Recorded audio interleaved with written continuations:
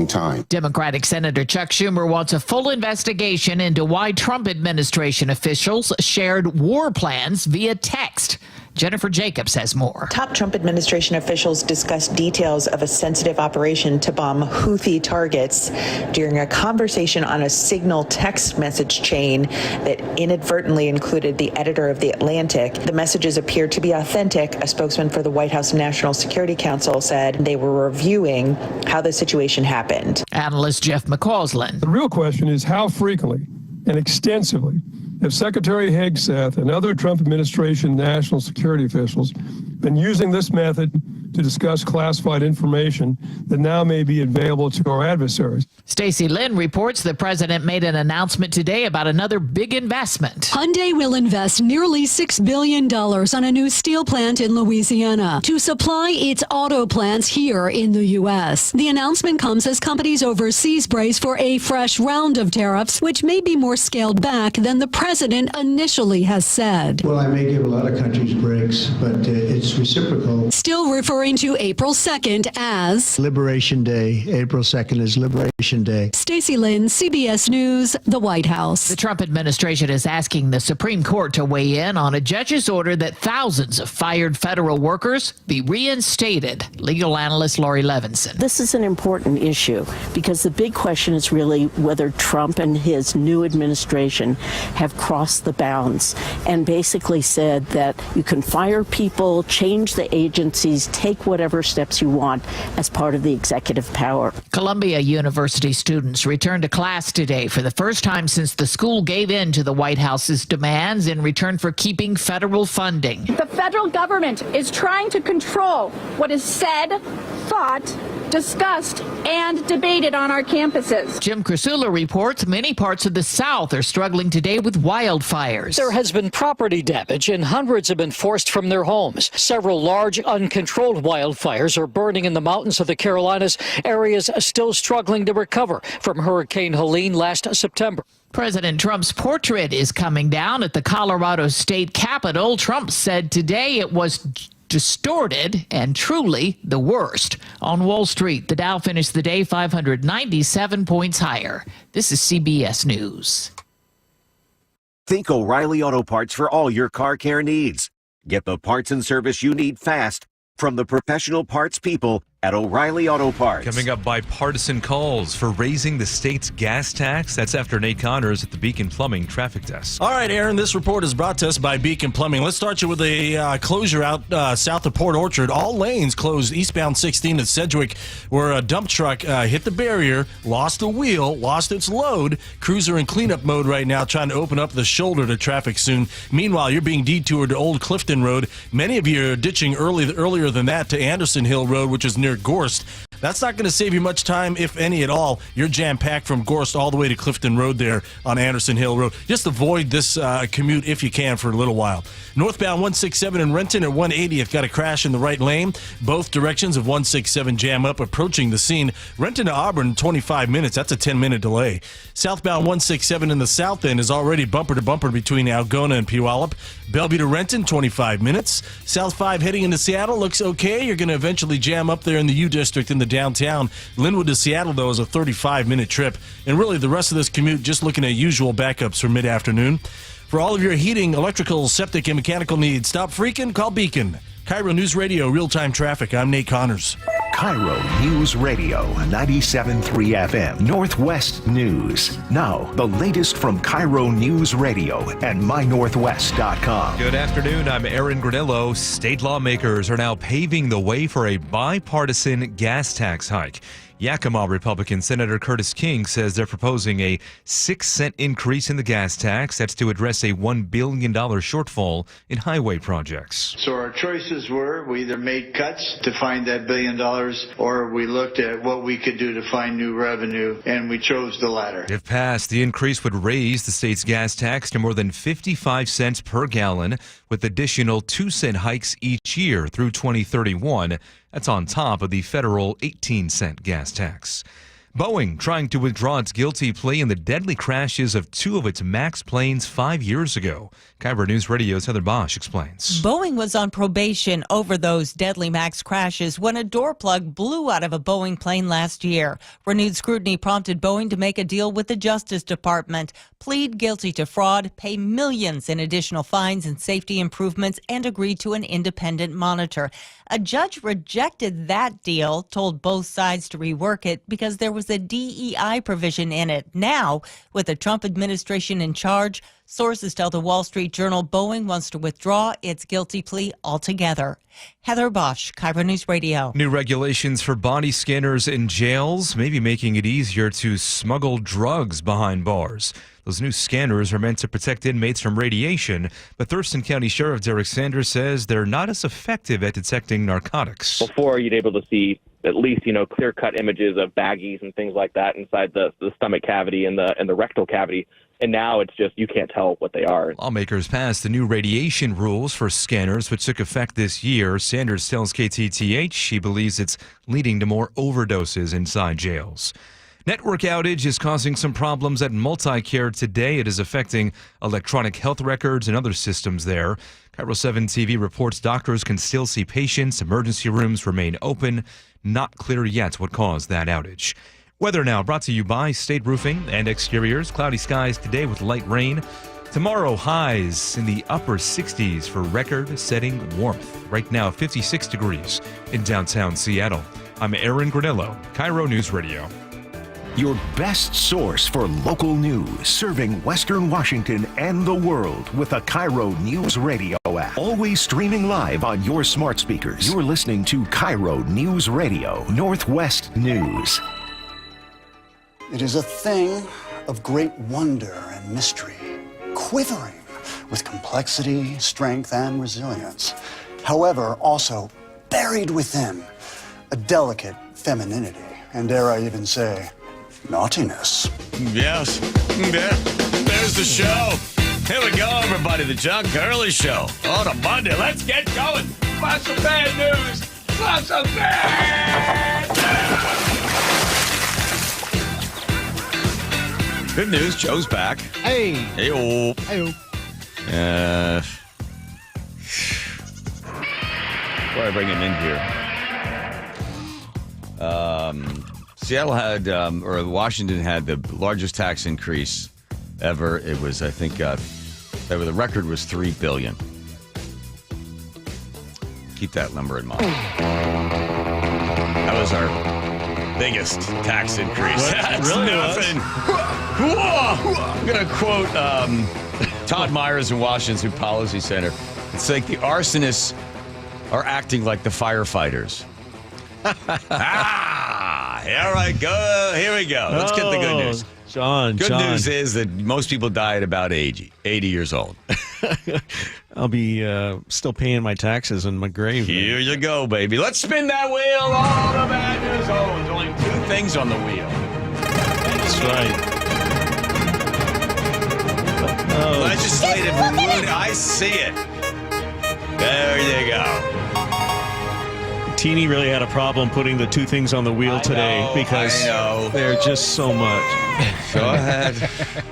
Gosh. So today was budget day. Big day. Big day. They've been waiting 11 weeks in the legislature for today. This is today when they announced how they're going to spend their money for the next 4 years. Whose money? I think it's whose money? How are they going to spend whose money? The taxpayers' money. Yeah, our money. And how they're going to raise the taxpayers' money. And let me just ask you a real question. Yes. Quick question. No, the answer is no. Go ahead. How do you budget? When do you go, and Joe, same question for you, because it kind of sets the table for what we're about to talk about here. Uh-huh. When you go into your yearly budget or your monthly budget, how do you look at it? Do you look at, we can only spend this amount of money because this is how much money I make and my wife makes, combined incomes? Mm-hmm. Or do you say, here's how much money we want to spend on and what we want to spend on, and then figure out how you're going to get the money? I mean, it's a good question, a great question. Yeah. What I do is I go over to my neighbor's house and I rob him. There you go. I tie him up and rob him. And then I spit on him as I'm leaving and I take whatever I want from him. And then I tell him it's good for him.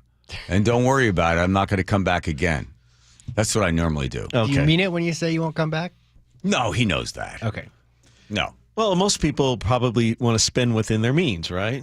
And because you're forced to do that because you can't create. Well, this is the just do it. Just do it. Finish us off. Stop torturing us. Seriously, you spun the wheel, Mac. Now do it. Finish us off. We're going to have the Senate Democrats propose $16 billion in tax increases today. Oh, $16 billion. You said the $3 billion was the largest one? That was a record, yeah. $16 billion, but they're offsetting that with $6.5 billion in cuts. I mean, it's a very complex thing. It's a lot for me to digest. So that's it's $10 billion. Yeah, so that's a lot, right? So, well, that's over the next 4 years. $16 billion are going to raise and all this stuff. But here's the deal. You thought we've been talking about this budget deficit? Deal? Yes, go ahead. 15. Well, the art of the deal here, right? Well, that's when we're going to talk about the next spin. $15 billion is what the tax deficit. People have been throwing that number. Both Democrats on both sides, the House and Senate, could not agree on what the deficit is. They cannot agree how much money we're spending too much of.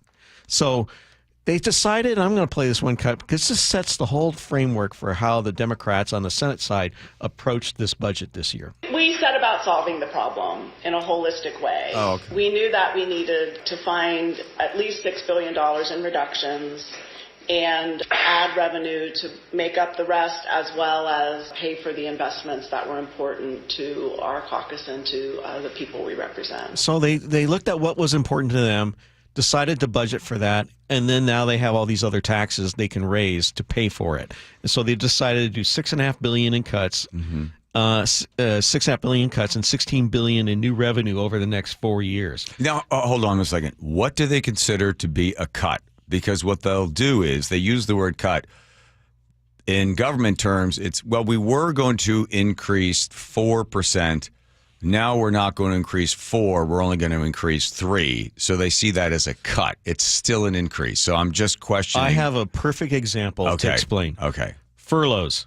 Okay. So today, you heard that Governor Ferguson had proposed 2 years of one day a month cuts for all state workers. So that's 12 days off, unpaid, for 2 years.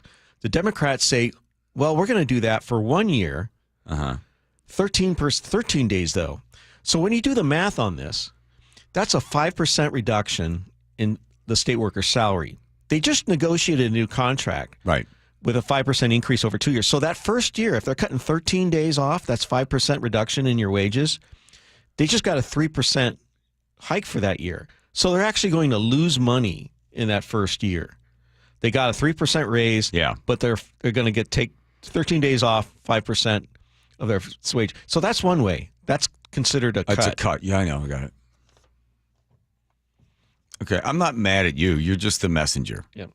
And we knew this was coming. We just didn't know to what extent they'd be doing this to us. Yeah. So what are they going to spend this extra money on? Please, investment. We don't call them. It's not expenses. It's revenues for investment.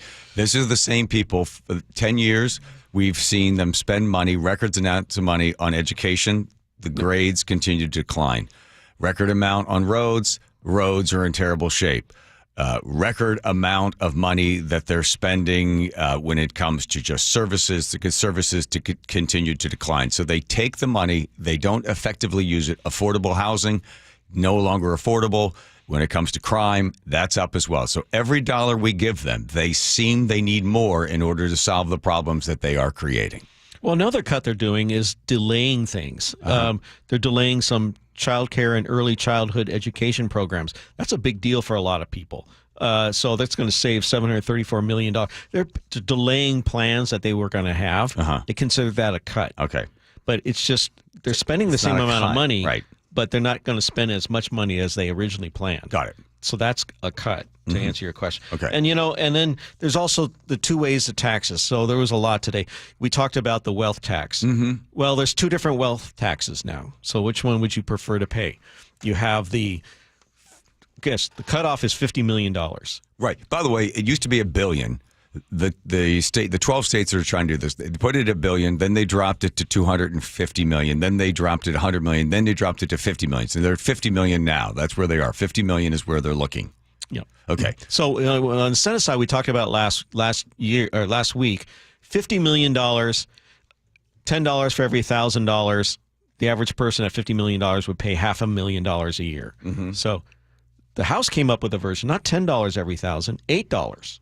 Okay. And instead of the first $50 million is exempt. So it's everything above $50 million. I see. So that would raise $2 billion, whereas the Senate version, which doesn't have that exemption, would raise $4 billion. Mm-hmm. So there's a difference right there. In terms and of part of the problem with the budgeting is they're assuming that revenue stream, and when it doesn't, and then they attach dollars to it for services or for buyouts to their friends. When the money doesn't show up, then they come back to us. Like, for instance, the capital gains tax. The first year it raised, I think, $986 million. The next year, because people are not idiots, it raised $433 billion because people held back, realizing the gains in capital gains. So when they start to attach budget lines to these projections, they find themselves in trouble. I'm just throwing that out there. That's just some facts. Also, how they're going to tax corporations. The Senate wants to have a head tax, kind of like what Seattle has. Yeah. Payroll tax, 5% for people making over $176,000. The employee doesn't pay that. The company does. Yeah. But on the House side, they want to just flat out raise the business and occupation tax. Of course the employee pays it. Because if you take it from the boss doesn't have it to either give to the employee that has earned it, to the shareholders that are expecting it for their investment, right? Or to the customers that'll pay the additional tax. The corporations don't pay these capital gains tax. These are the three places that pay. It doesn't come from the ABC Corporation. It either comes from out of the employee's salary or the shareholders or to the cost to the customer who buys the product. But anyway, again, it's amazing. These dumb people elect dumb people. Write that one down, Andrew. Well, I'm just to be clear.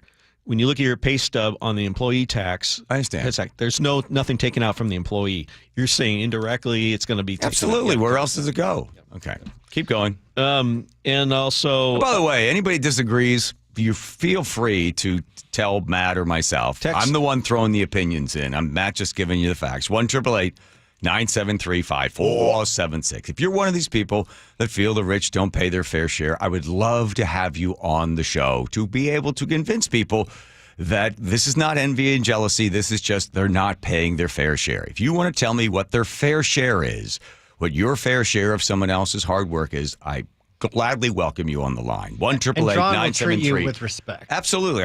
Convince me. Just explain why it's fair. 1-888-973-5476. That's dumb people elect dumb people. That's it. Nice. Go ahead. There we go. We have it already. Nick said to me, "Don't get all worked up today."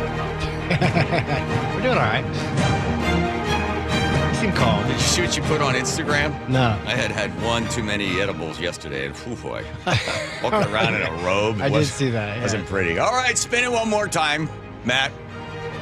No, Teeny spins it. I know, but you guys were all in it. You do not even wear pants. I don't know who she's talking to in there. Andrew, is that you? Here we go. It lands on more bad news.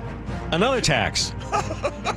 So, today the House and the Senate kind of unveiled their budgets. That's all we just talked about in a very broad sense. Yeah.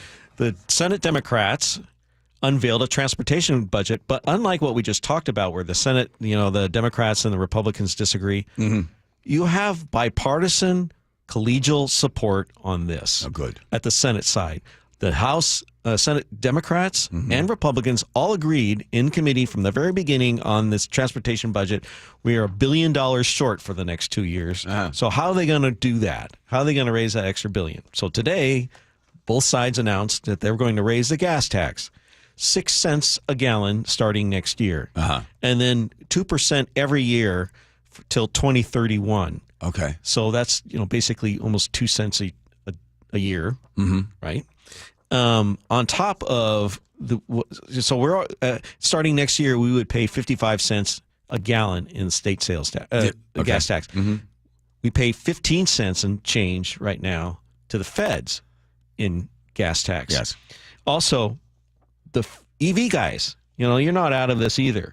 EV guys are going to have a fee assessed from $25 to $100 every year. There will be a 10% luxury vehicle tax on any car that's worth more than $100,000. Who's determining the value of the car? Are we doing the same thing? It's a portion of the sales price. So the sales price has to be over $100,000. Okay, so when I buy the car, they're going to whack me another whatever. It's not going to be an annual thing like they did before when it came to the car tab fees, where they somehow determined that this car with 75,000 miles on it, Blue Book value was $12,000, but somehow the state said the value was like $28,000. So this is a one-time fee, one-time tax on top of luxury vehicles. Yeah, so $100,000. Yeah, on top of the sales tax, you're also going to pay. Right, I get it. Yeah. But it has to be a new car, correct? No, it just says the sales price of a $100,000 car. It doesn't say new or used? It doesn't say new or used. Okay. And if you go to any event that's more than 20,000 people, they're going to slap on a $1 per person tax to pay for the roads. So the Seahawks and anything that's over 20,000 people, Husky game, they're all going to pay an extra $1 just to go to the game in tax to pay for that. Oh, my God. Let's see what else. Oh, my God. I think I hear the truck backing up and everybody moving out. Yeah. Oh, then they're... And by the way, where's the money going? Is it going to, like, bike lanes and stuff and scooters for rich people? Yeah. Or was it going to roads? It's going to roads. It's going to the roads. Yeah, going to the roads. And, they're going to do some funny money stuff. We talked about the fish passages, all that court ordered stuff. Well, they're going to move. We owe billions on that, or cost billions on the transportation. They're going to move that to the capital budget and have somebody else deal with it. Okay. Okay, good. But also, there's more. Go ahead. A $10 assessment People on moving out. $10 assessment on all traffic infractions. All traffic infractions. So it's going to cost $10 more across the board. And an infraction is traffic is moving vehicle or parked? Or no, is it just no? I'm assuming it's moving vehicle. Okay. Okay, because I haven't read that closely, but they're saying a $10 assessment on all traffic infractions. And a $125 fine, this is a new one, for speeding through work zones. So these are all little things that are going to add up. Or not, because people change their behavior depending. So if you attach a line to a spending and then you assume the revenue under static analysis is I will stand here and allow you to beat me over the head with a club, okay, and I won't move. Dynamic analysis, I will get out of the way of the club, right? These are static analysis. They determine that the person will continue to buy a $100,000 car. They won't. What you'll see is the aftermarket for luxury cars will go up. The taxes won't be there for that.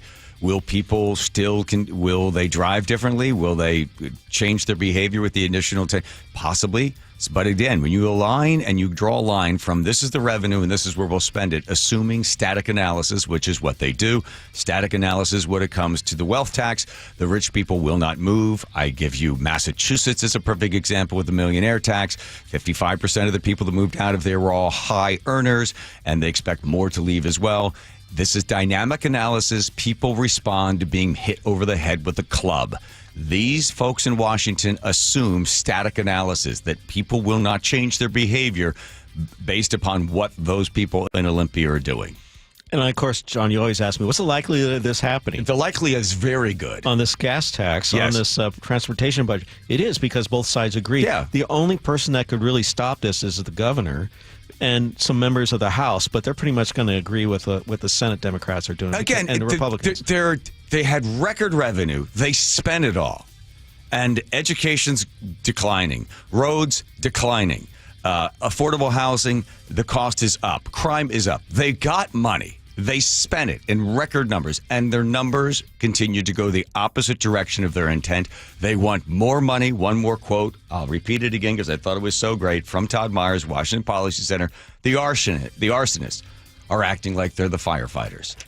There you go. Here's your big out. All right. Are you finished? You got any more good news? Oh, not for today.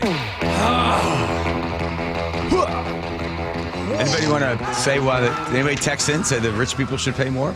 Anybody? Not exactly, but something close to that. They going to come on? Working on it.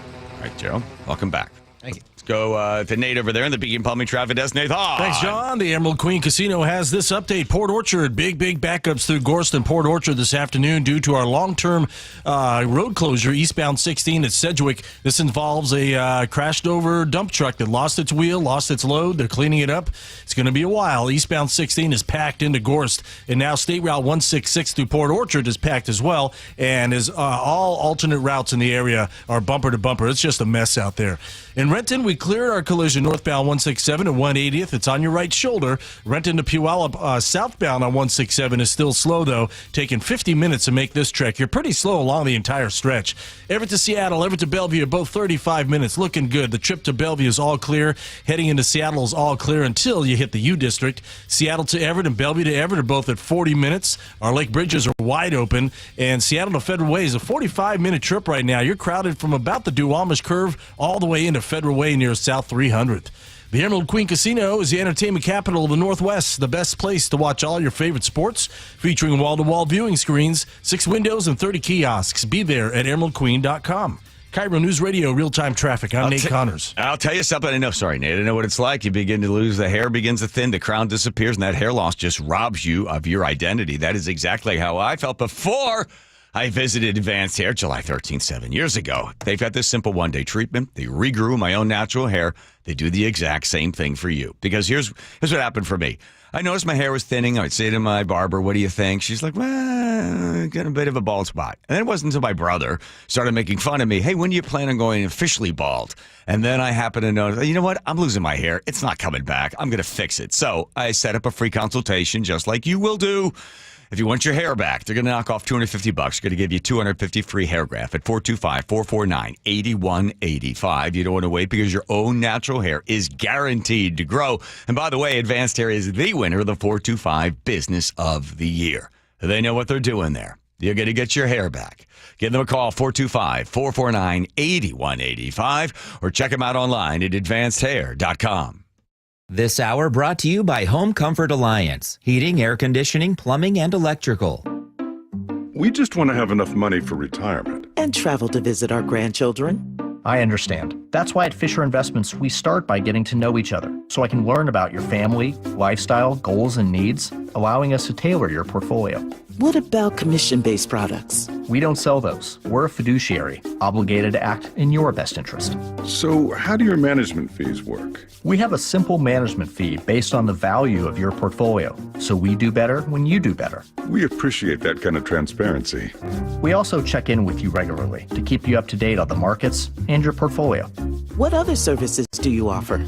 As a client, you have access to resources on investing, financial planning, estate planning, Social Security, Medicare, and more. Wow, it sounds like Fisher Investments has everything we need. At Fisher Investments, we're clearly different. Learn more at FisherInvestments.com. Investing in securities involves the risk of loss. If you love to travel, Capital One has a rewards credit card that's perfect for you. With the Capital One Venture X card, you earn unlimited double miles on everything you buy. Plus, you get premium benefits at a collection of luxury hotels when you book on Capital One Travel. And with Venture X, you get access to over 1,000 airport lounges worldwide.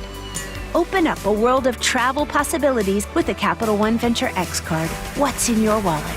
Terms apply. Lounge access is subject to change. See CapitalOne.com for details. Seems everything costs more these days. Gas, groceries, and when's the last time you checked your wireless bill? Yikes. When it comes to big wireless, if you're staying, you may be overpaying. Here's how to get the same fast, reliable nationwide coverage without the big wireless bill. Switch to Consumer Cellular. Plans start at just $20 a month, and that's not a short-term promo. Our U.S.-based experts will get you switched and saving in about 20 minutes.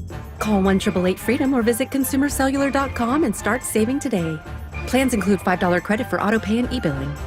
At Kornfeld Law, we understand that recovering from an injury is one of the most challenging times in your life. The uncertainty, paperwork, the phone calls. I'm personal injury attorney Neil Lindquist, and at my firm, our representation philosophy is simple.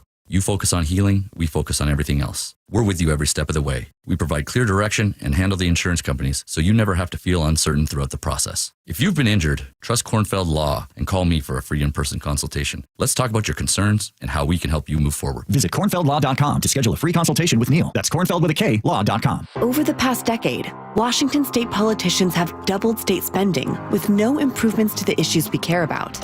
Instead, we now have the third highest cost of living in the nation and a $12 billion deficit. It's time to tell legislators we need better results, not bigger taxes.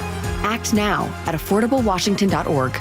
Paid for by people for an affordable Washington and Olympia, Washington. Top 5 donors are Washington Alliance for Competitive Economy, Microsoft, Madrona, T-Mobile, and Alaska Air. It's clogged again. Your drain? Just had it cleared. You didn't call Apollo Plumbing. How can you tell? Because your drain's clogged again. So frustrating. We can clear that drain. That's what the last guy said. We'll clear it, guaranteed. He said that too. Apollo Plumbing will clear your drain, or it's free. Wait, what? Apollo Plumbing clears your drain. Or it's free? Yep. What's the catch? No catch. Fine print? Apollo Plumbing clears your main drain for $83. $83 or it's free? And we'll even give you a camera inspection. Because? It's the best way to find what's causing your clog. But that's extra. Nope. Included. No extra charge? Not 1 cent. $83 or it's free. All it takes is an accessible outside cleanout. And an Apollo plumber. No clog is safe from Apollo Plumbing. And just like that, my main drain is... draining again. How can you... Apollo plumbers are that good. $83 or it's free. You call, we come. My drain's draining again. Guaranteed. $83 or it's free. As it should be. Apollo Plumbing. ApolloPlumbing.com.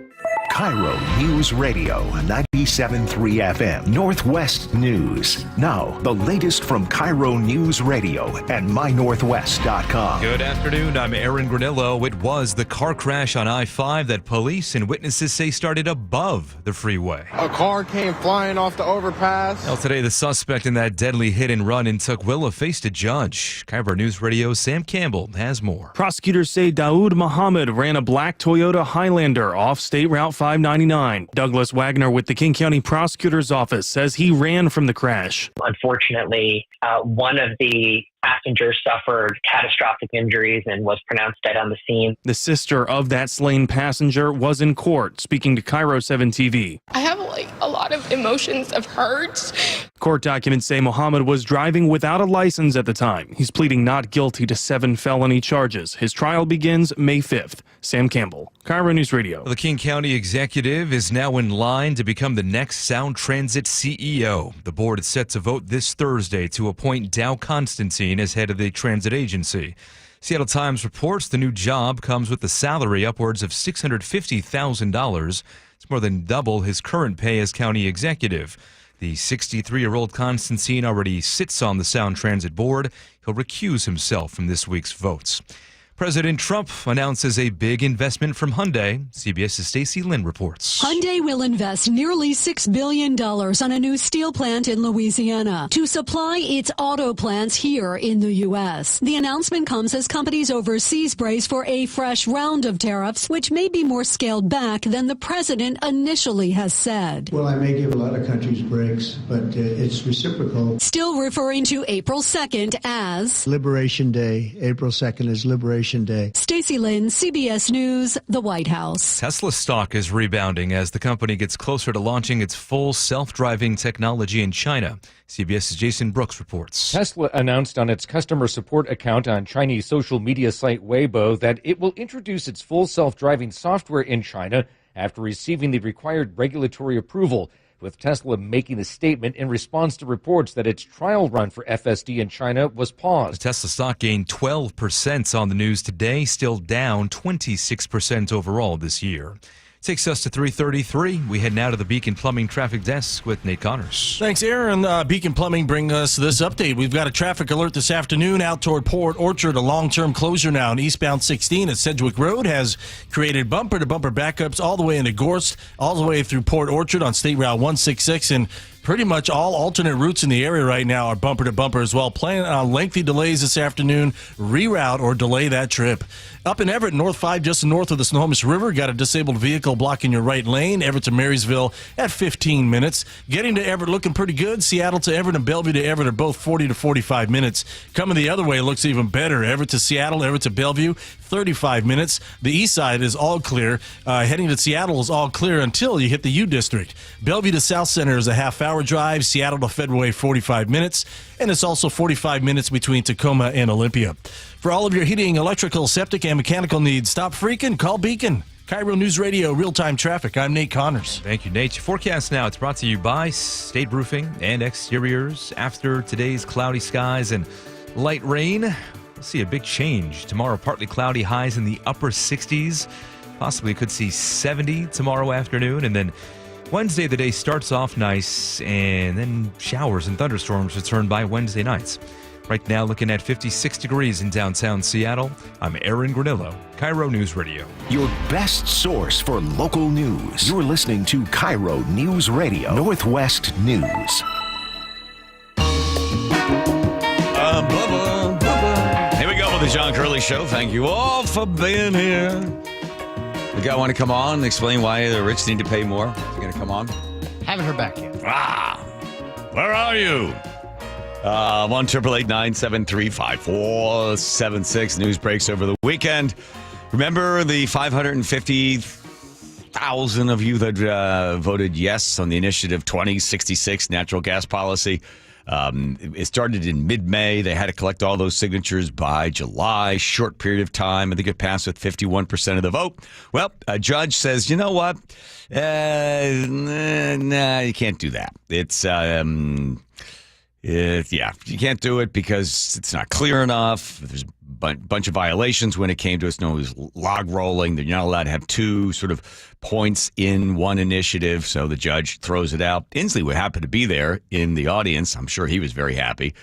And the guys that were behind this whole thing, along with Brian Hayward, is the fact that the Building Industry Association of Washington, Greg Lane, you must be licking your wounds right now because you guys worked hard to get this thing out there. You thought for sure the people would realize, hey, I'd like to have the choice of whether I want natural gas in my house.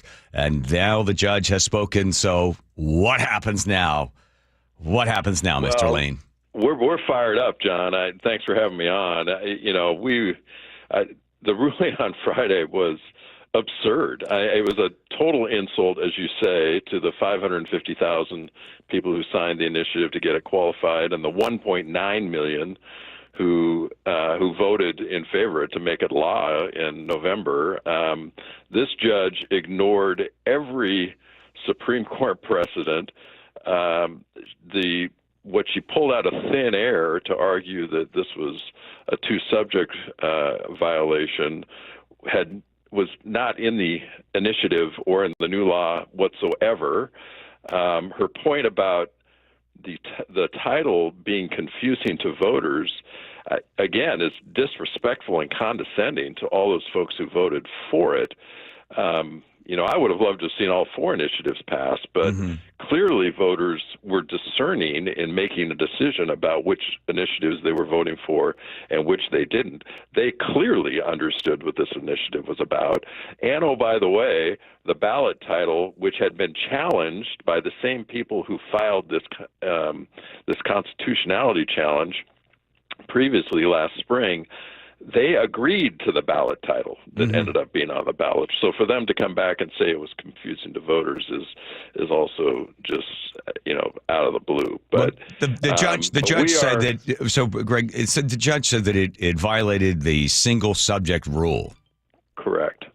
And what she said was that the first subject was that it would permit the use of natural gas. Of course, right. That's what the whole initiative was about. The second subject, she said, that it would restrict the state's ability to address air pollution. Yeah. There was nothing in the initiative that talked about that. So for her to just pull that out of the air being the second subject is completely incorrect and not an accurate reading of the new law. But they could argue, which they did, that, okay, yes, I want to have the choice to have natural gas. Okay, do you realize by having that choice of having natural gas, there's going to be an increase in CO2? Do you realize an increase of CO2 goes directly against our climate pledge that we'd made in, was it 2000, whatever the year was, that we're going to start to reduce CO2? So yes, you want natural gas. okay, are you aware that CO2 will increase if you get natural gas? So it was this sort of chain reaction. But it's a convoluted connection, right? There was no direct connection in the initiative that made that a second subject. The single subject of the initiative was protecting natural gas access and energy choice for consumers. For her to pull that out and say, yes, that's a consequence, but that's also a second subject of the initiative, and that's why she's ruling it unconstitutional, is a total misread and inaccurate description of what the initiative was. So, again, what she was doing was making a policy decision, not a legal decision. She is a judge who was appointed by Governor Inslee. As you said, Governor Inslee attended the hearing. Yes. And there was a very interesting exchange between the two of them when he walked in, her giving him kind of a knowing nod that I've got this for you. We knew at that point that this thing was a done deal, and that's exactly what she was going to rule in. I mean, there was no even pretense of objectivity or impartiality by this judge. Did Inslee also have a black robe on? Just to, did he have one in his bag just in case? He might as well have. He's appointed so many Superior Court judges now, during his 12 years that, and again, including this judge, that he might as well wear a black robe now. But let's get to worst case scenario. Ready? Worst case scenario, utility costs go up 85 to 120%. Cost to build a home will increase anywhere between 35 to 85,000. The rate burden to those people that can't afford it, it's about 40% of people. They'll pay the additional cost. Cost to the housing, affordable housing, that's out the window. So this is the worst case scenario, right? To convert your house is going to be anywhere between $40,000 and $70,000. There's no help for anybody on that. If all of this goes through, these are the costs. This will be the effect of this ruling. So what is your move at this point? So we are appealing, and we are doing direct appeal to the state Supreme Court. And right now we are co-defendants. So it is the Attorney General is the lead defendant, and we are co-defendants with it, and we are both in agreement that we are appealing directly to the Supreme Court. We will be filing that motion in the next 2 weeks. We hope that the Supreme Court will hear the case sometime. They will accept review. I mean, there's no question that they will. Right. So when they hear the case will be determined by them, but we're hoping that it'll be May or June that they hear the case and we can get a ruling from them sometime by the end of the summer. So this does delay, and it means the House Bill 1589 that you alluded to that has all of those consequences for consumers is now the law unless we can get a reversal from the Supreme Court in our appeal. If I were a betting man and you were giving me advice, Mr. Lane? Well, we believe we've got a much better shot at the Supreme Court level. Okay. And the good news about it is the way the Supreme Court operates is it's basically a blank slate. We both make our case again at the Supreme Court. They do not consider the judge's ruling other than its appeal of her ruling that it's unconstitutional. But the reasoning that she came to is completely thrown out, and they start anew, looking at the arguments fresh. So we think we'll get a much fairer hearing at the Supreme Court. Now, our Supreme Court is what it is. But we think we'll have a much better chance than a King County judge appointed by Jay Inslee, who was, as I say, had no objectivity or impartiality at all in this case. Well, everybody knows which side your bread is buttered on over there with the solar panel folks. I see they're all celebrating. Well, Mr. Lane, I wish you the best, and for the taxpayers and for the people, the 550,000 Washingtonians that wanted the choices where they want to have natural gas, I hope you prevail there in the Washington Supreme Court. Thanks for spending some time with us. You bet, John. Thanks for having me on. Sure. Appreciate it. Yep, bye-bye. There's your Nate over there in the Beacon Plumbing Traffic Desk. Nate. All right, John, Seattle Sports brings us this update. We've got a traffic alert this afternoon in Port Orchard. A long-term closure on eastbound 16 at Sedgwick Road has created bumper-to-bumper backups into Gorse on 16, 166 through Port Orchard, and all of your alternate routes in the area now are just jam-packed. No estimated time of reopening yet. Everett, North 5, just north of the Snohomish River, a disabled vehicle is on that right lane. Everett to Marysville, still about 15 minutes, which isn't bad. Seattle to Everett and Bellevue to Everett have inched up to just 45 minutes. North 405 slows through Kirkland and Totem Lake. North 5 has scattered slowing from the U District into Linwood with plenty of open spaces in between. Linwood to Seattle is a 25-minute drive. You're packed from Northeast 50th in the U District to I-90, which is on the lighter side. North 5 has a typical backup starting as you approach the West Seattle Bridge in the downtown. And Federal Way to Tacoma will take you 20 minutes. Again, a usual backup here starting at Highway 18 through Fife. Download the Seattle Sports app to stay in the know with the latest news, scores, and opinions about your favorite teams. KIRO Newsradio, real-time traffic. I'm Nate Connors. Back in 2009, I went to Longevity Medical Clinic because it just wasn't feeling right. I wasn't able to gain any muscle, was gaining weight, wasn't sleeping well, stress, all sorts of problems.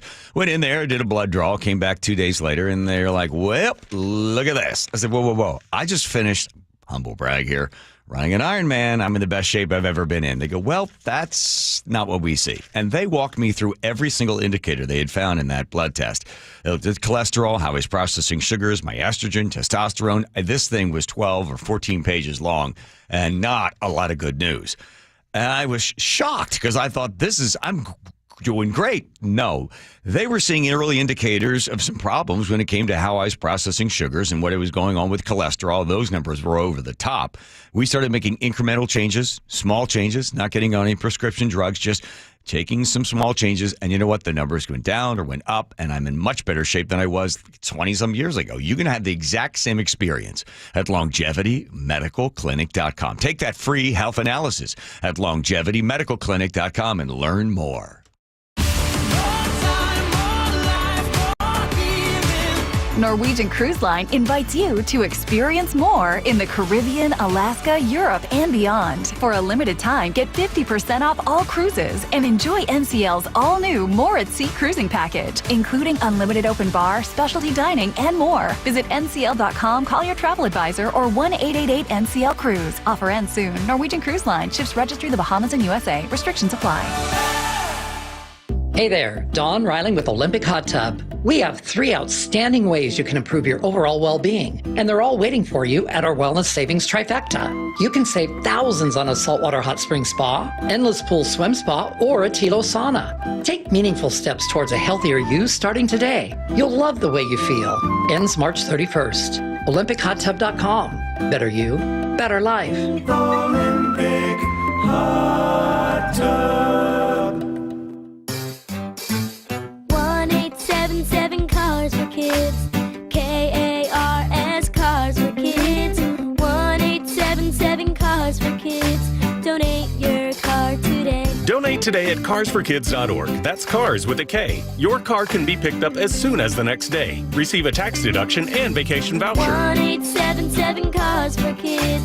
Donate your car today. Now accepting donations of land, homes, buildings, or any kind of real estate. From whiplash to herniated discs, there are a few car accident injuries we've all heard of. JP Pendergast with Pendergast Law explains that even the most common injuries differ from one another. Pre-existing conditions, health history, beginning of treatment. There are hundreds of factors that make every person and every injury unique.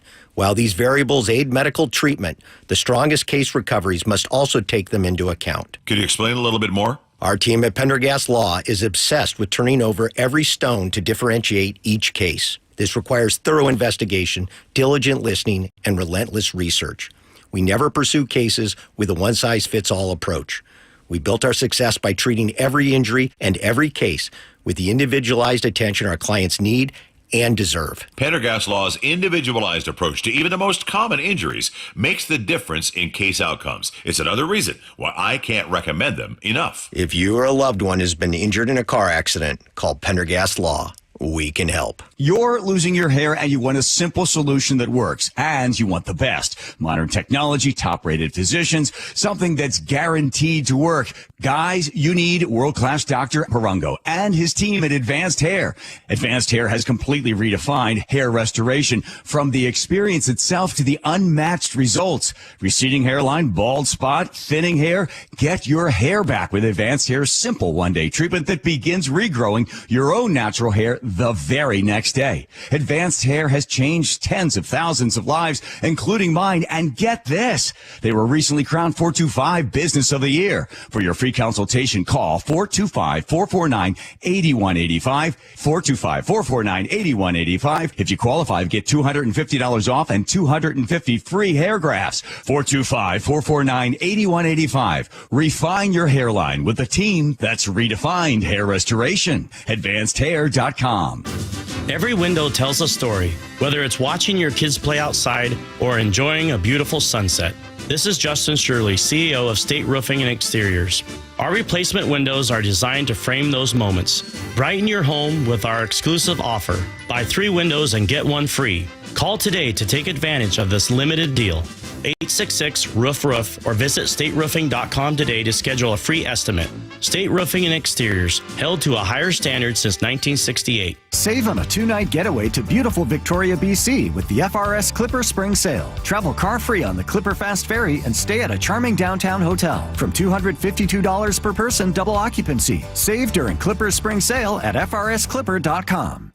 John here with Happy Hauler. We want to help get your unwanted items to those in need. Furniture and household items you plan on throwing away? We'll take them and prioritize donating and recycling, keeping items out of the landfill, and giving useful items a second happy home. Happy Hauler is Seattle's eco-friendly junk removal.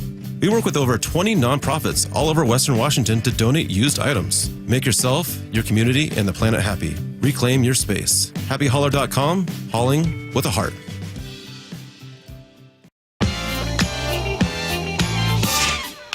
Here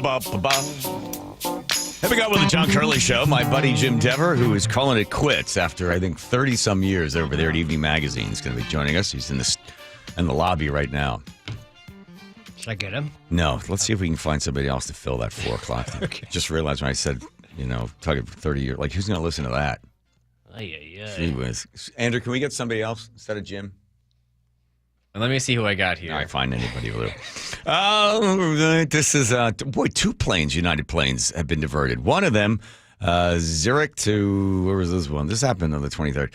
Zurich to Chicago. Get this. The guy drops his laptop down, I guess, between the seats or something. They can't get to it because it's sort of stuck in there. And they're like, oh, well, what about the battery, the lithium battery? It could set the whole plane on fire. So then they turn the plane around. What? Here's a better one. This guy's sitting in there, Kansas City to Phoenix, divert when a passenger refuses to stop flicking his bick. This is your last chance. You will get the lighter back, get to Phoenix, but at this point in time, if you do not give up the lighter, I will divert the aircraft to Denver. Why the guy flick it? Why was he flicking his bick? I don't know. He was just having fun, I guess. But he didn't want to let him He wouldn't give it up. The flight attendant tried to confiscate it. Why give us Barabbas? The crowd should be yelling at this point. I would think if you know you're going to get diverted, at that point is the pilot like, hey, everybody, we're going to divert this unless you can convince that guy, i.e. I would have snatched it right out of his hand.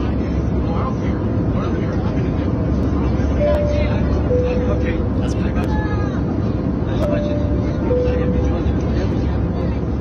Wow, dramatic ending. Yeah. What happened? They diverted? They diverted, yeah. How about that? I had a pilot. I helped to do an imitation of him. He got up on the good-looking guy. This is before we take off.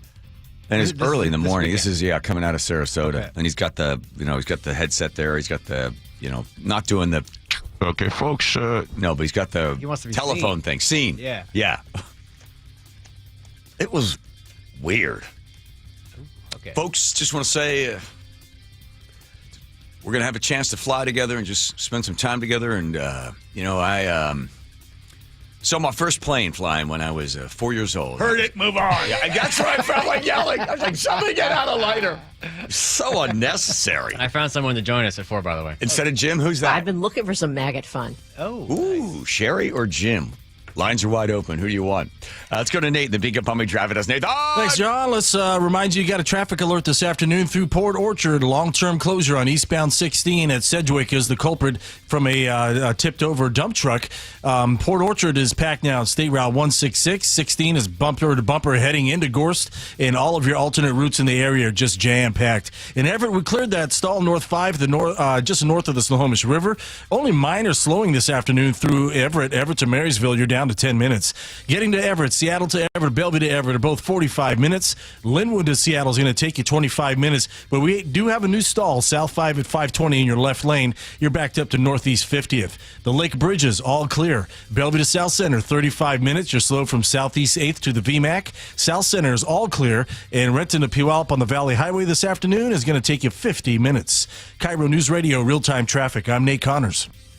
KIRO News Radio, your home for Seattle's morning news with Charlie Harger. Accusations Mayor Bruce Harrell allowed a sexist and toxic work environment. Our Luke Ducey spoke to the mayor about it. Are you prepared to answer any questions about allegations against you from your former deputy mayor concerning sexism in the office? I'm not going to take that right now because I don't really comment on, former employees. Seattle's morning news with Charlie Harger. Weekday mornings 6 to 9. Considering selling your home or downsizing? Visit themadronagroup.com for no obligation counsel. The Madrona Group's team of John L. Scott experts makes it easy, guiding you to best pricing and timing, maximizing your profit with smart technology and unparalleled integrity. 5-star reviews and industry best according to Zillow, Google, Yelp, Facebook, and Redfin. This Saturday, hear the Madrona Group's Jason Fox on KIRO News Radio's Home Matters. Maximize your home sale. Visit themadronagroup.com. Cold is leaking and rats are moving and mold is creeping and water's seeping in. It's hard to be a homeowner, we know. Without American Crawl Space and Pest Services, it is hard to be a homeowner. Dave Ross here. American Crawl are the heroes to call for insulation and pest issues because in addition to their great reviews and decades of experience, they also give out the most PSE insulation rebates of any insulation company in the state. American Crawl, the heroes you call. Get your free inspection at AmericanCrawl.com. If you love to travel, Capital One has a rewards credit card that's perfect for you. With the Capital One Venture X card, you earn unlimited double miles on everything you buy. Plus, you get premium benefits at a collection of luxury hotels when you book on Capital One Travel. And with Venture X, you get access to over 1,000 airport lounges worldwide. Open up a world of travel possibilities with the Capital One Venture X card. What's in your wallet? Terms apply. Lounge access is subject to change. See CapitalOne.com for details. Seems everything costs more these days. Gas, groceries, and when's the last time you checked your wireless bill? Yikes. When it comes to big wireless, if you're staying, you may be overpaying. Here's how to get the same fast, reliable nationwide coverage without the big wireless bill. Switch to Consumer Cellular. Plans start at just $20 a month, and that's not a short-term promo. Our U.S.-based experts will get you switched and saving in about 20 minutes. Call 1-888-FREEDOM or visit ConsumerCellular.com and start saving today. Plans include $5 credit for auto-pay and e-billing. She and Ursula agreed to disagree. This is happening until we do a better job at addressing affordable housing. We're spending more money on homelessness, and yet it does keep getting worse. Weekday mornings at 11:06 on KIRO News Radio.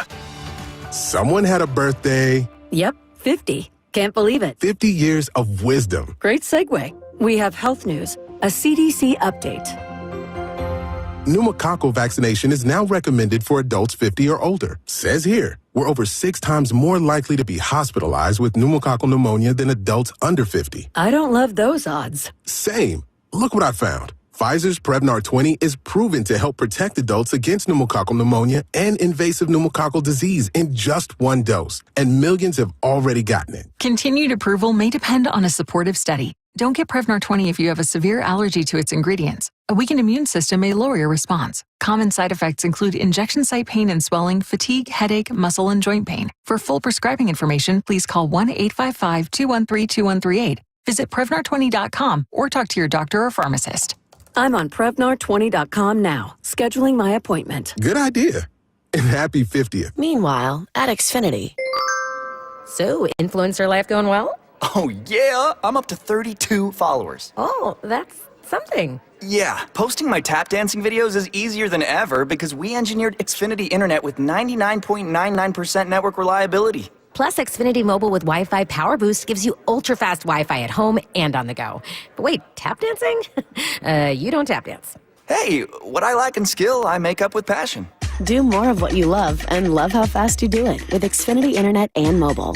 And now through April 21st, get 300 megabit Xfinity Internet and one unlimited mobile line together for $25 a month for 1 year and save $1,000 in your first year over Verizon and AT&T. Learn more at Xfinity.com. Requires paperless billing and autopay with stored bank account. Restrictions apply. Equipment, taxes, and fees extra. After promo, regular rates apply. Savings compared to Verizon 5G Internet plus one unlimited welcome line and AT&T Internet 300 plus one unlimited starter SL line. Xfinity Internet required. Actual speeds vary. Reduced speeds after 30 gigabits of usage per line. Data thresholds and actual savings vary. From office supplies to IT essentials, Amazon Business provides tools that help you save costs and make insight-based decisions. Learn how to bring your visions to life at AmazonBusiness.com. Your best source for local news. KIRO Newsradio, KIRO FM, and HD1, Tacoma, Seattle, Northwest News. U.S. war plans texted to journalist. This is one of the most stunning breaches of military intelligence. Korean automaker investing in the U.S. There are no tariffs if you make your product in America. Appeals court hears deportation case. The Department of Justice basically said they still believe that he has sweeping presidential authority. This is the CBS World News Roundup Late Edition. I'm Jennifer Kuiper. Top national security officials for President Trump, including his defense secretary, texted war plans for upcoming military strikes in Yemen to a group chat that included the editor-in-chief for The Atlantic, who responds, I've never heard of anything quite like this. The 18-person chat was on the messaging app Signal. On it, the vice president, the defense secretary, and other top Trump administration officials, as was apparently inadvertently Jeffrey Goldberg, the editor-in-chief of The Atlantic. President Trump asked about it hours after it was reported. I don't know anything about it. You're telling me about it for the first time. Details of an attack on Yemen were in the chat, which is not classified and can be hacked. Military analyst retired Colonel Jeff McCausland. From my 50 years of military experience and national security experience, if this had been done by a senior uniformed military person in the chain of command, they would be relieved of their duties immediately. Matt Piper, CBS News. Senate Minority Leader Chuck Schumer wants an immediate investigation. Every single senator, Republican and Democrat, and independent, must demand accountability. President Trump announces an almost $6 billion steel manufacturing project in Louisiana. This will be Hyundai's first ever steel mill in the United States, one of the largest companies in the world, by the way, supplying steel for its auto parts and auto plants in Alabama and Georgia, which will soon produce more than 1 million American-made cars every single year. The Trump administration asks the U.S. Supreme Court to stop a judge's order to rehire probationary federal workers. The administration argues the rulings should be put on hold because the judge did not have the authority to order some 16,000 probationary employees to be hired back.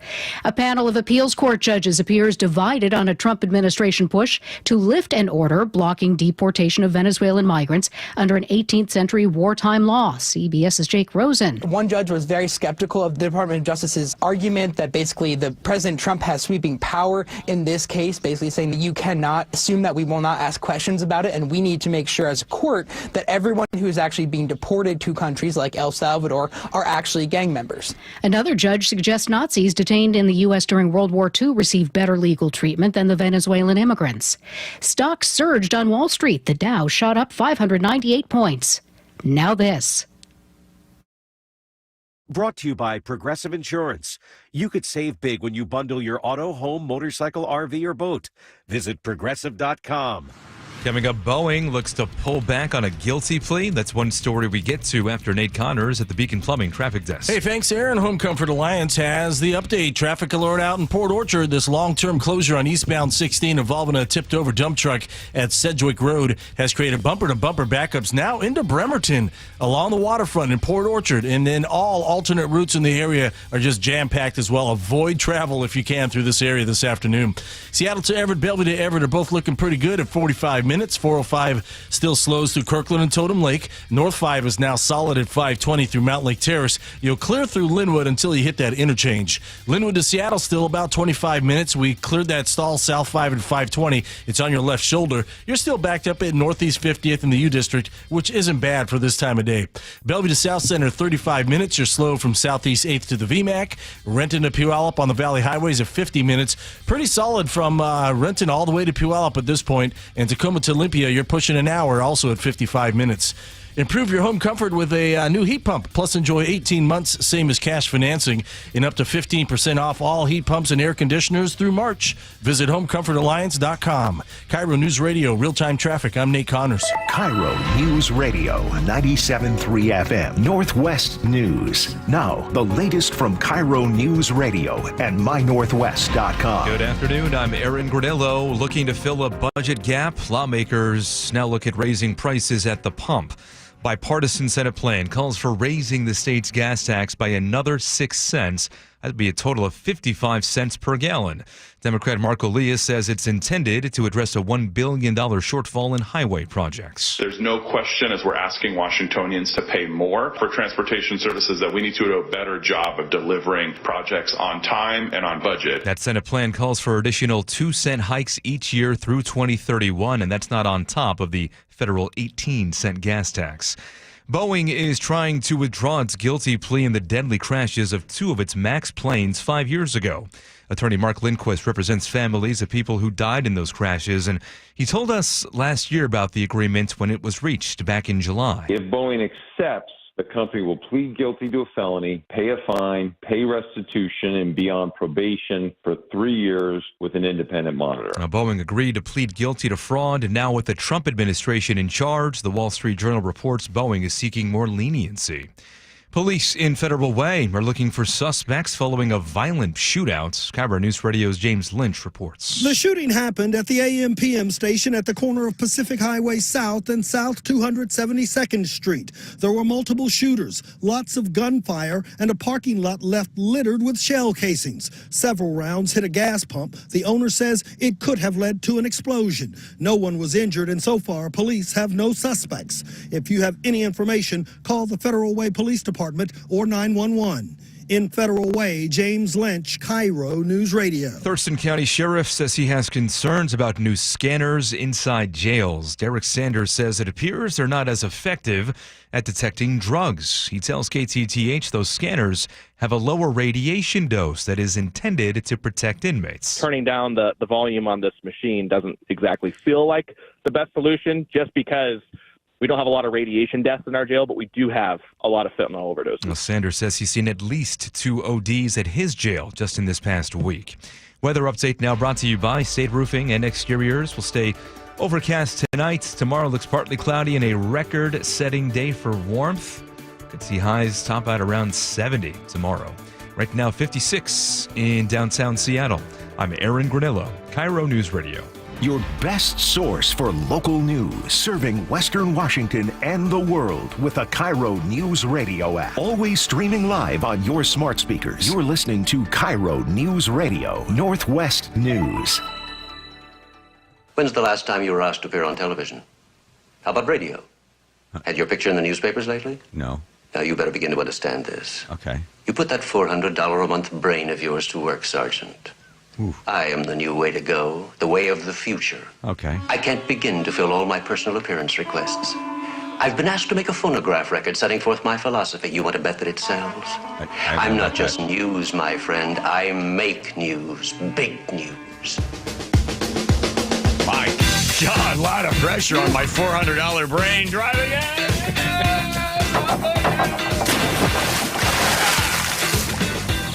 All right.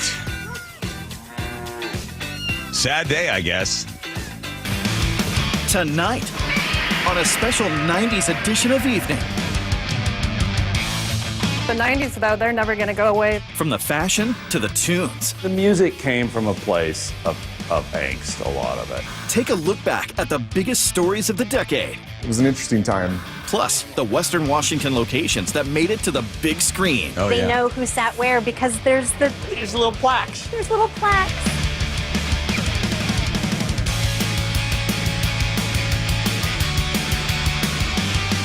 corporate music. Hey everybody, Jim Dever in the King 5 studios with a special show celebrating the 1990s. For the next half hour, let's wax nostalgic about that grungy, grainy, growing pains of a decade. What a time it was. Talk about grungy and grainy. After 30 years and dusty and old and crickety, Jim Dever decides to hang it up. Can you hear me okay? Turn up your turn up your hearing aids. Let me crank this, Mother John. Yeah, all right there, Jimmy. Now, so, I saw it on Instagram. You'd been there for 30 years, and then you decide, well, that's it. Well, 34, but who's counting? Was it 34? 34 in 2 months. Yep. But don't you think if eventually you've done what it is you set out to do, you might as well see what else is out there. What was that, Chip? If you could answer it. Was it this when you went to the Tacoma Septicon? What? Hey there, Jim Dever in Tacoma at an unconventional convention all about number 1 and number 2. Oh, okay. What is Septicon? Septicon is really about the industry working together, the septic industry. It's okay if I touch it? Go right ahead. Ooh. We're one of the first original green products. Now, I hope everyone washed their hands, right? You know, the poop jokes are never ending. Hey, everyone. So great to be here today. Thank you all for coming out.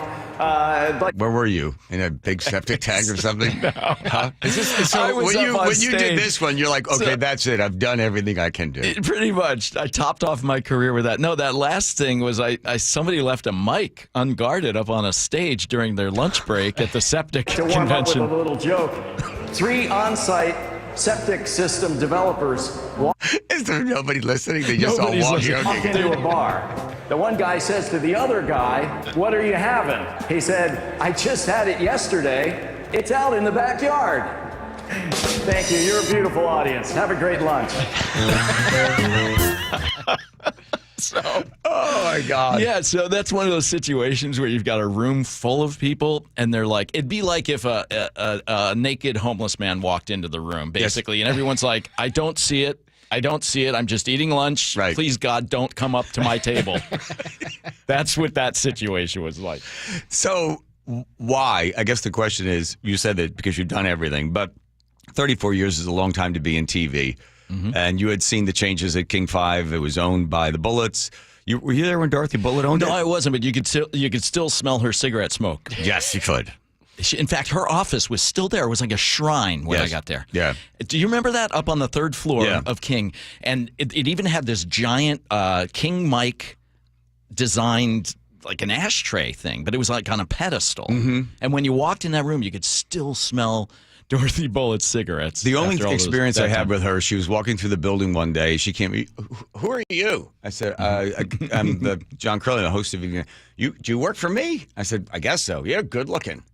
It's like, and then she just walked away. And of course, I ran right upstairs to Human Resources and told Patty Cummings, if that is her real name. Anyway, so you decide that's it. Patty Cummings used to work up on the 5th floor. Yes, she did. There's the old good old. I'd been up there only once. Oh, you were up there every day. You were. I go to gym. I'm like, I got to go upstairs. Why? What happened? And then I come down. How'd it go? I was like, I don't know. Whatever. What are they going to do? Fire me? Yeah. Eventually they did. Yes, that's true. Anyway, but for you, all the years of doing all the stories, the great thing about Evening Magazine is that it's that local show, doing the local stories, going places. It's a big deal to be on Evening Magazine. You'd show up there with the van, come out there. It was crazy that you would tell somebody's story. To us, it was another great story, but for the person that was on, it was like they had been on TV, right? Right. It was amazing. A big deal. Yeah, it was a very big deal. Now TV's like radio. Not a big deal. Oh, sorry, everyone in the room. Oh, there it goes. Way to kill the crowd. I do it every time. No, we're well aware of this. We're well aware of it, yeah. Right. But for you, is it bittersweet to look back and to say, well, sure. I'm finished and this is it? Yeah, I mean, because I still love it. I was thinking about what is it that I love to do? What do I want to do next? Yeah. I like making TV shows. Yeah. That's so much fun. Right. Radio shows are fun, too. But a TV show, you get to make these little movies with your friends every day. It's really been a pleasure. And But I was thinking, okay, because these little moments, these little exit ramps come up, and you can take them or you can keep going. And the exit ramp said, do you want to stay another 2 years, sign another 2-year contract, hang out and see what's happening 2 years from now? 2 years from now, I will be 2 years older. And the show will be, I don't know, it's a show I've done for 34 years. I'm probably not going to get too surprised. So I figure, let's go see what can still surprise me out there. It's a good time.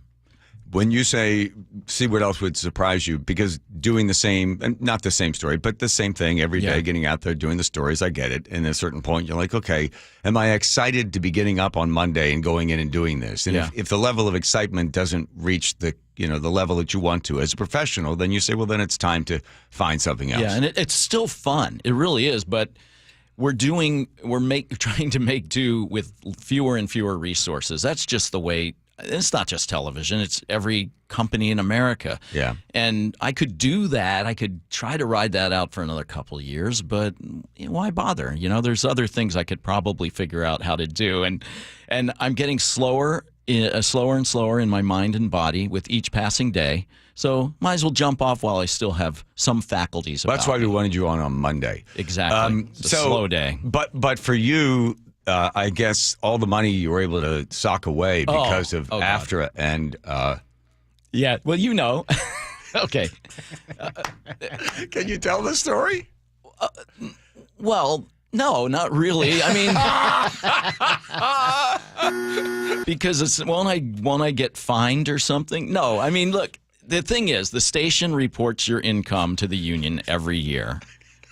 But for some reason, they kept sending us these sheets to fill out, and it was annoying me.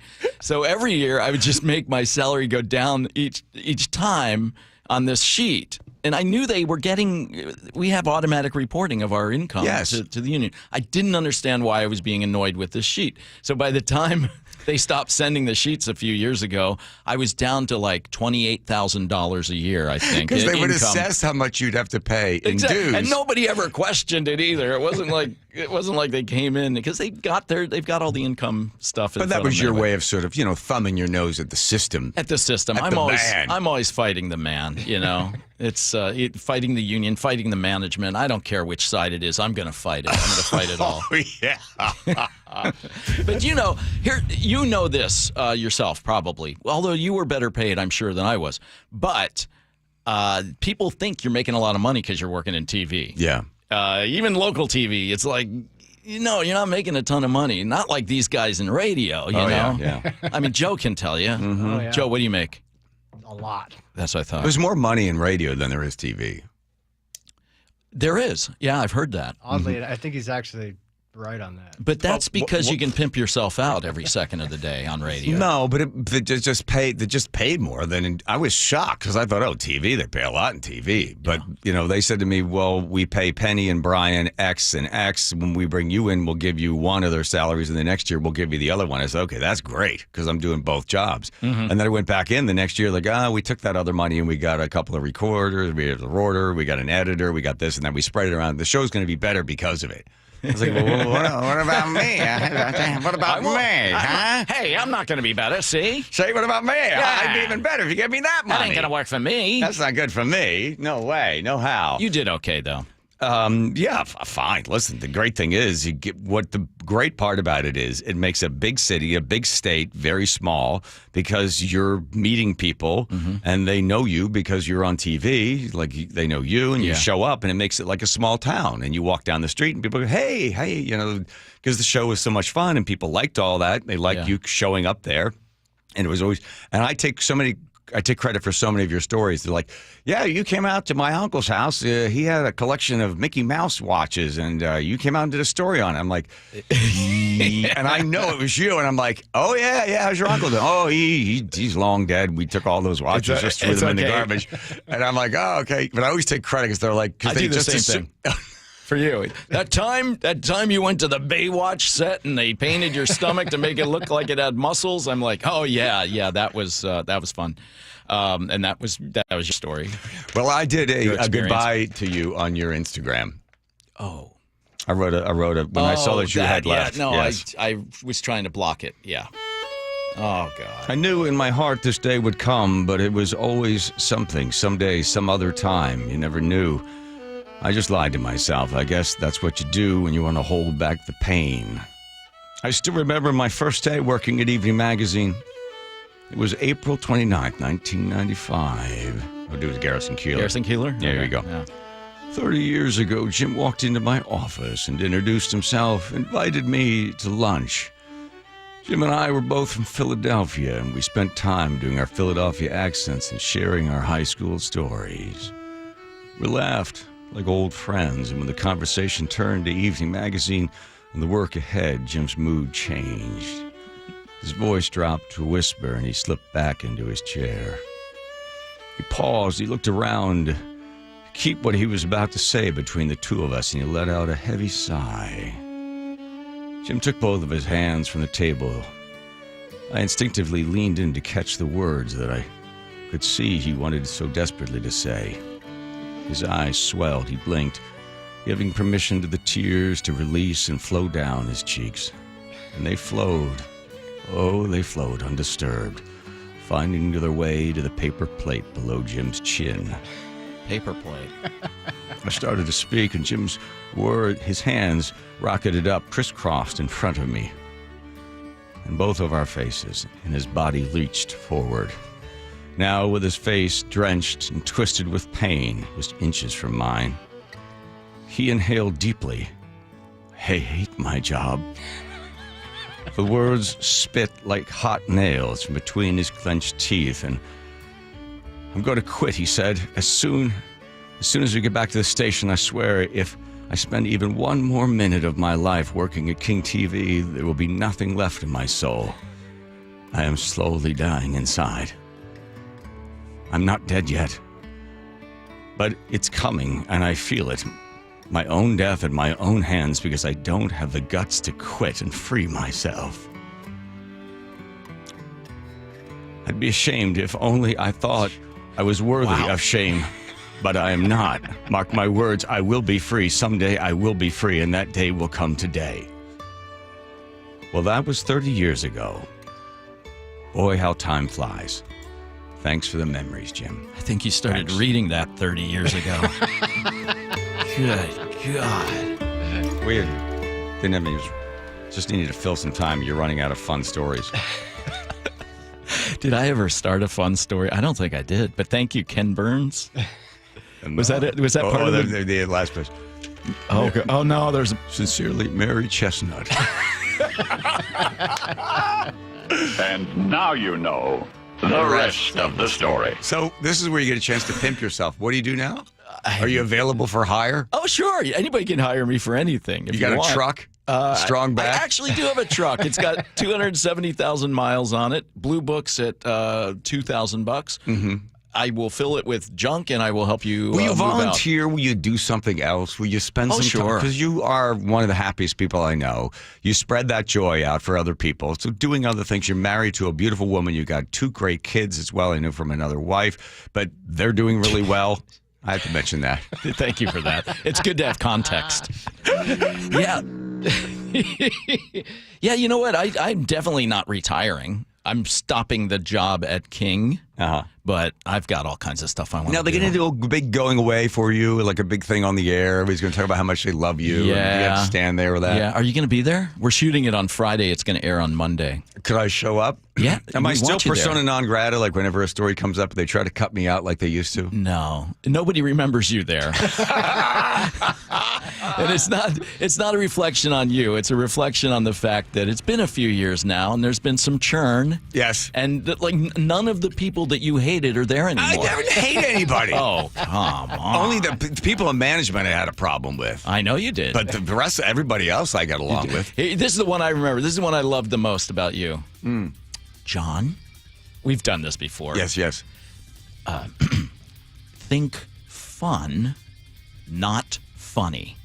Think fun, not funny. Do you understand what I'm saying? Yeah, and then I said, let me ask you something. If we were to line up 100 of your friends, where would they say you have a sense of humor? Like you are funny, or you are smart, or you are kind? Like where does funny, like you being funny, on the list? Is it top 1, 2, 3? Where is it on the list? Yeah, well, we're not here to talk about Well, that's what I'm talking John. about. That's what I want to know. Because if you're going to judge what's funny, I want to know, do people think you're funny? Are you a good judge of funny? Because if you're not a good judge of funny, then don't touch my stuff. That's exactly. Then don't make edits to things that you think are funny or not funny, because you're not funny. This is the reenactment. We've established that you're not funny. This is exactly so don't how it happened. edit stuff out that you don't understand. Oh, John. No, John, you're not funny. please. So you can't judge funny. Let's so try to don't lecture me control about our funny. temper, John. Remember, I am the executive to whom you report.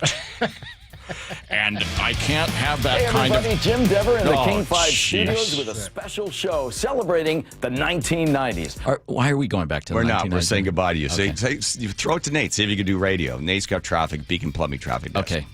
Let's listen into Nate with Beacon Traffic.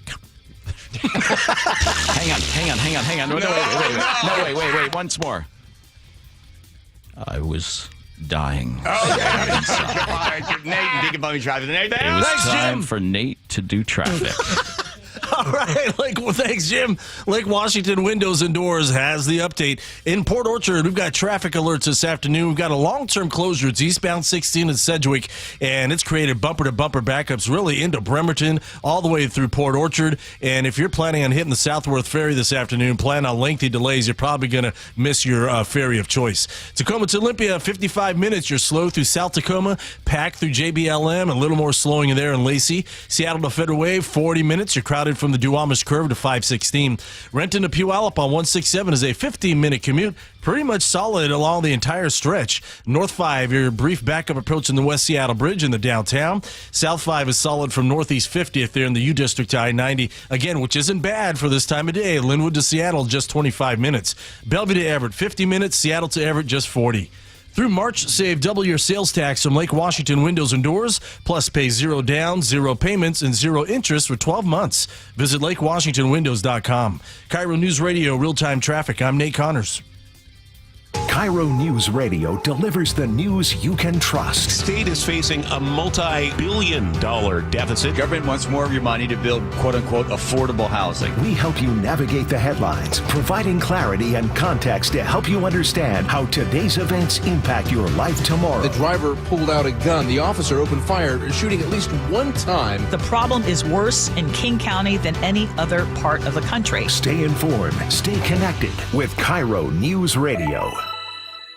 You're losing your hair and you want a simple solution guaranteed to work. A world-class team with modern technology. That's exactly what you get with Dr. Perungo at Advanced Hair. Their quick one-day treatment begins regrowing your own natural hair the very next day. Myself and tens of thousands of others have trusted Advanced Hair, recently crowned 425 Business of the Year. For your free consultation, $250 off and 250 free hair grafts. Call 425-449-8185, advancedhair.com. Let's talk insulation rebates. Hi, Dave Ross for American Crawl Space and Pest Services. Last year, I told you that they had given out over $1 million in PSC rebates on insulation. A few months later, the American Crawl team hit the $2 million mark, and in the final days of December of 2024, the American Crawl Space and Pest Services team gave out over $3 million in PSC rebates on insulation.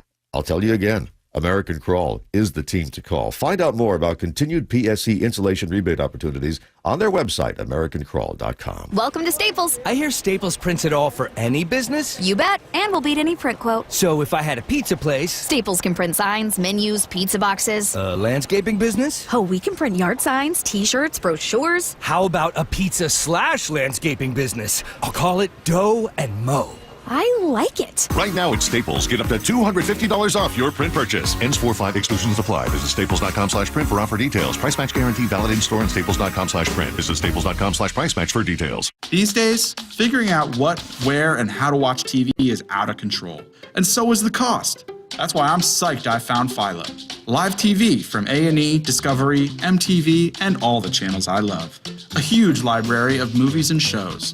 And an unlimited DVR to save them. I also get AMC Plus and all their blockbuster hits. All this for just $28 a month when you sign up at philo.tv. Give it a try, risk-free at philo.tv. Check engine light on? Take the guesswork out of your check engine light with O'Reilly Veriscan. It's free. Ask for O'Reilly Veriscan today. O'Reilly Auto Parts.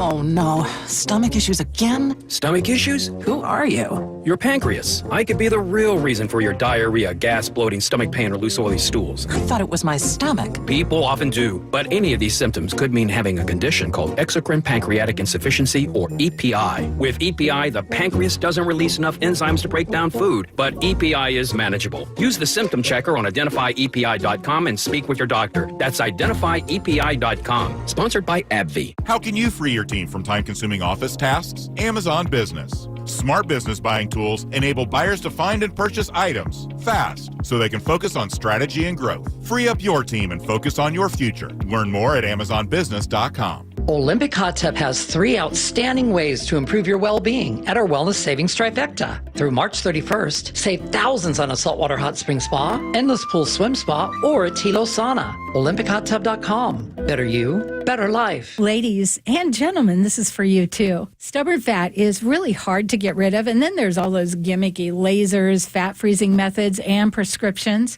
Imagine a simple solution that takes just 1 day and provides immediate noticeable results. Introducing ProSculpt. ProSculpt uses air-assisted technology that's safe and gentle yet powerful, delivering instant fat-reducing and skin-tightening results. Performed by board-certified plastic surgeons while fully awake, ProSculpt contours your body with minimal downtime. It's designed to target those problem areas: waistline, neck, face, arms, thighs. ProSculpt gently removes unwanted fat and tightens loose skin with FDA-cleared plasma technology, all in a simple, guaranteed 1-day procedure. ProSculpt is one and done. Schedule your free consultation at ProSculpt.com for $250 off. For powerful permanent fat removal and skin tightening that works for ladies and you men, it's ProSculpt.com.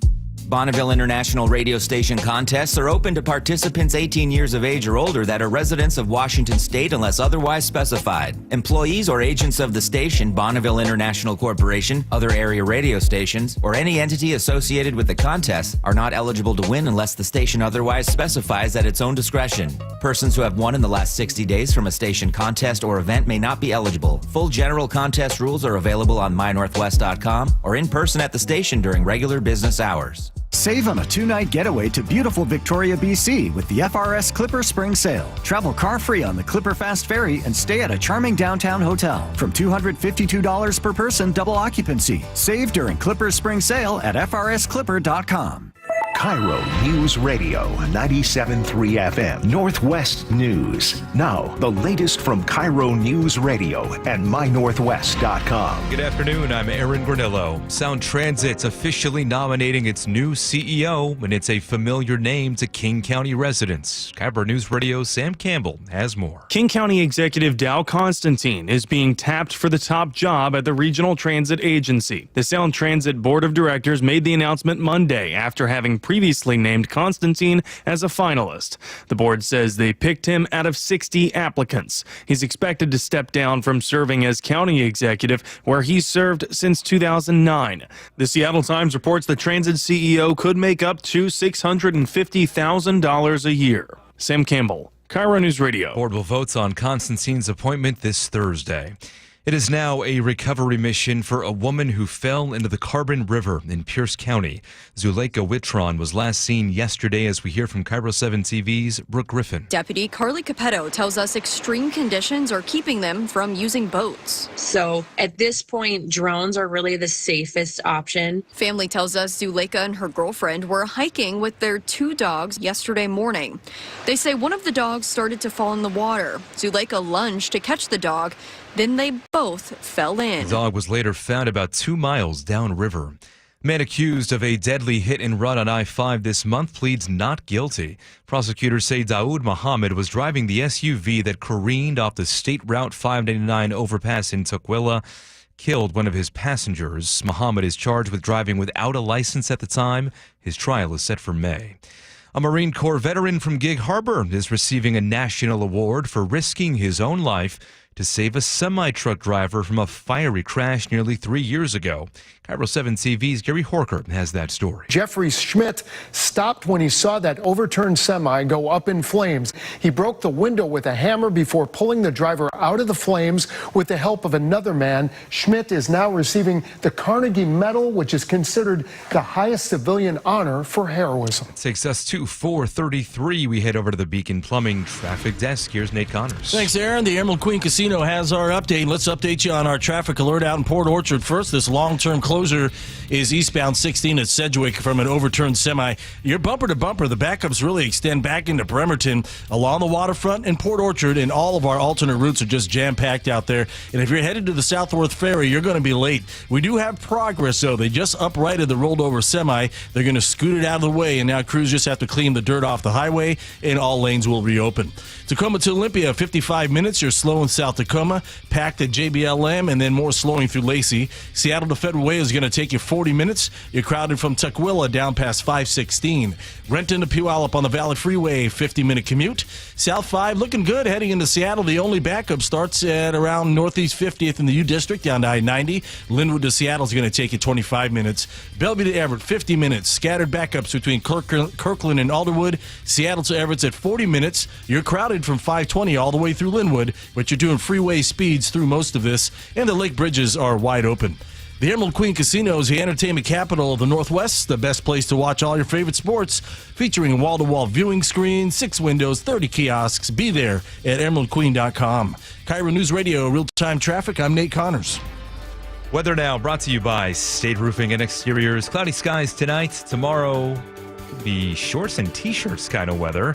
Partly cloudy, highs in the upper 60s, could be seeing 70. Right now, 56 in downtown Seattle. I'm Aaron Granillo, KIRO News Radio. Your best source for local news. You're listening to KIRO News Radio, Northwest News. KIRO 7 TV's Pinpoint Alert Days. It's your advance notice to stay safe. When weather threatens to damage and disrupt your daily life, KIRO 7 sounds the alarm, preparing you days in advance. Stay informed, stay prepared with KIRO 7 Pinpoint Alert Days only on KIRO 7 News.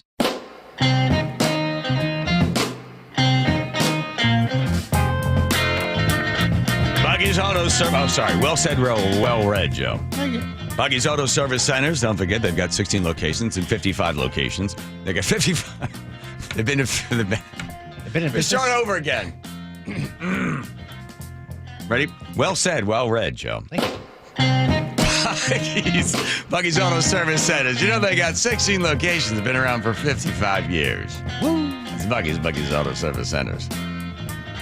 So all flustered by having trying to get Jim out of here. Yeah. Anybody can hire me for anything. Yeah, that's right. We'll save that. Jim Dever, after 34 years, hanging it up at EV Magazine.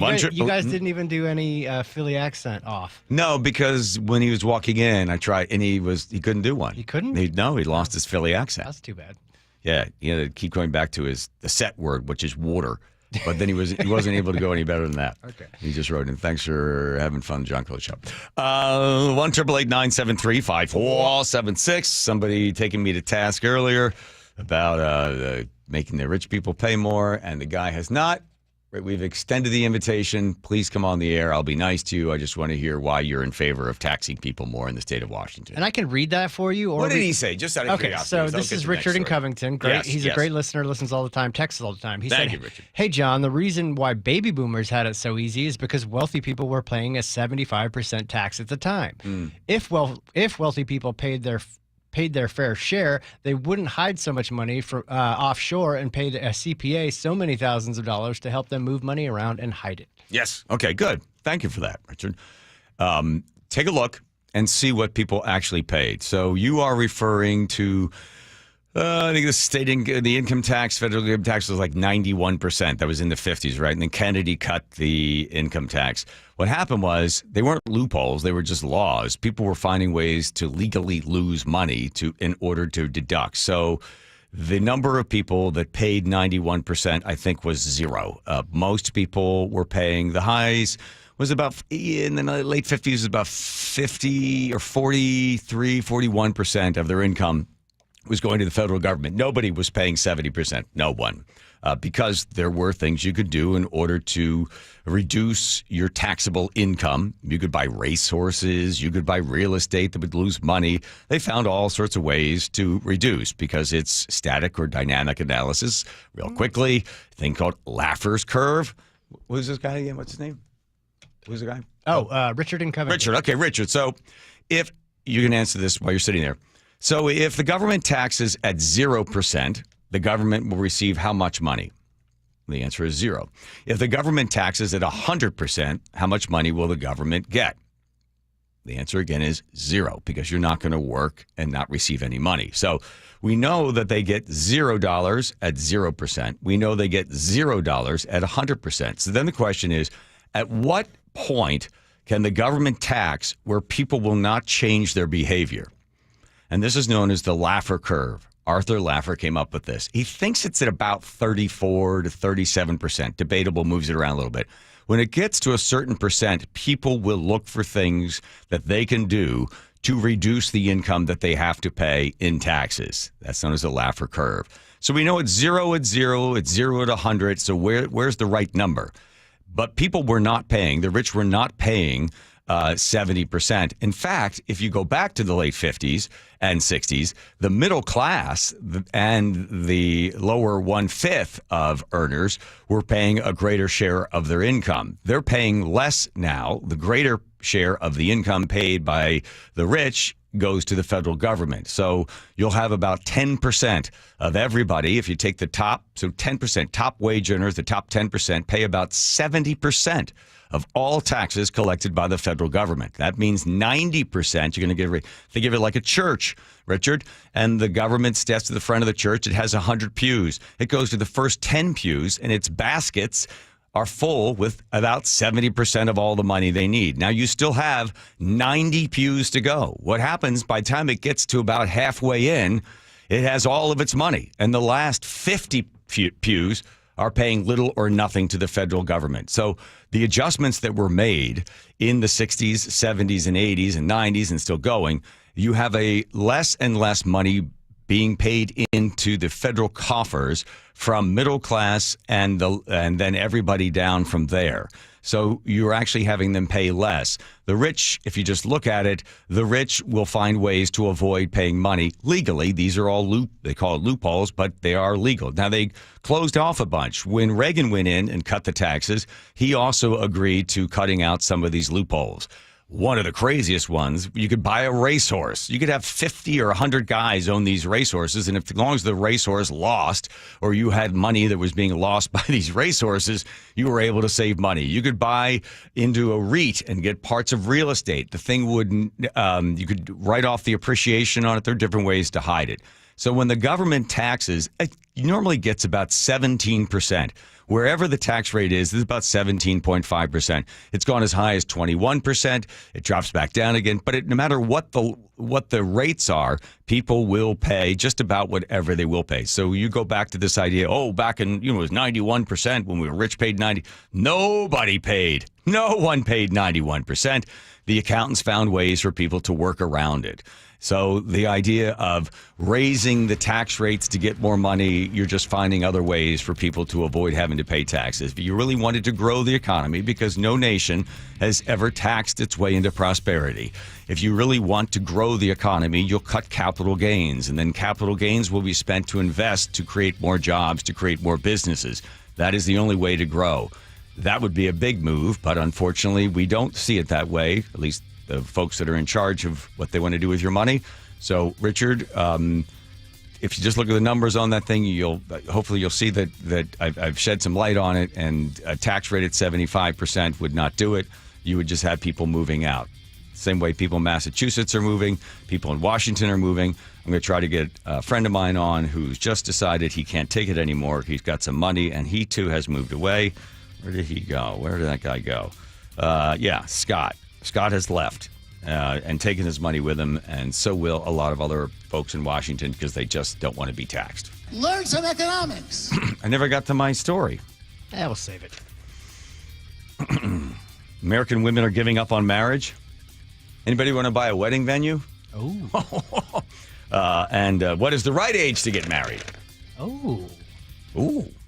What's a wedding cost? Ooh, let's go to Nate over there in the Beacon Plumbing Traffic Desk. Nathan. Thanks, John. Seattle Sports brings us our update. Traffic alert continues out in Port Orchard. A long-term closure eastbound 16 at Sedgwick Road involving a tipped-over dump truck has got big backups stretching really back into Bremerton along the waterfront in Port Orchard, and all big alternate routes in the area just jam-packed. If you're headed to the Southworth Ferry this afternoon, you're going to be delayed getting there.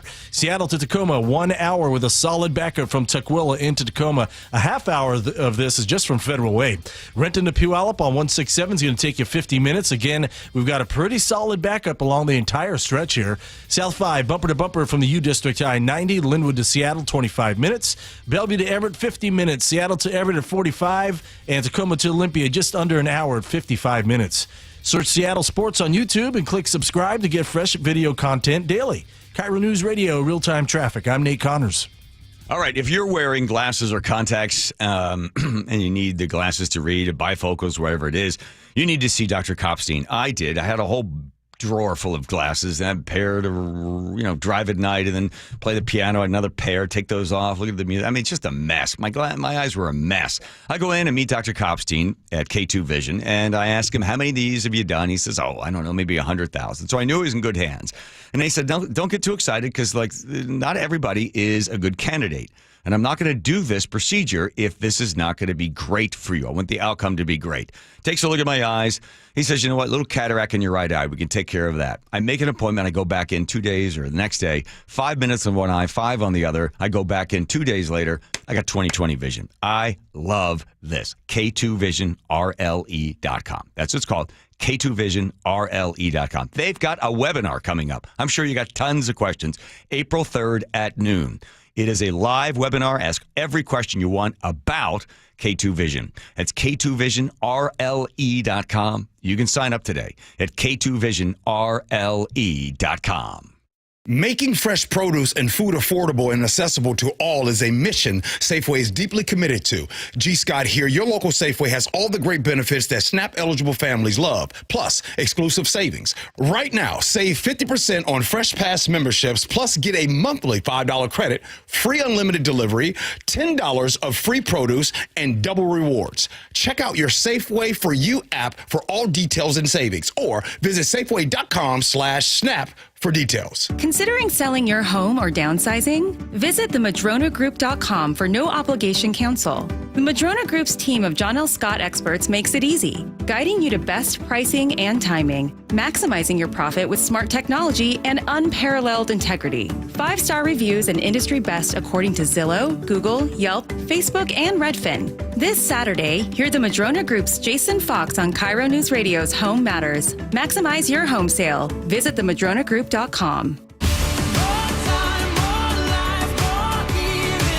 Norwegian Cruise Line invites you to experience more in the Caribbean, Alaska, Europe, and beyond. For a limited time, get 50% off all cruises and enjoy NCL's all-new More at Sea cruising package, including unlimited open bar, specialty dining, and more. Visit ncl.com, call your travel advisor, or 1-888-NCL-CRUISE. Offer ends soon. Norwegian Cruise Line. Ships registry the Bahamas and USA. Restrictions apply.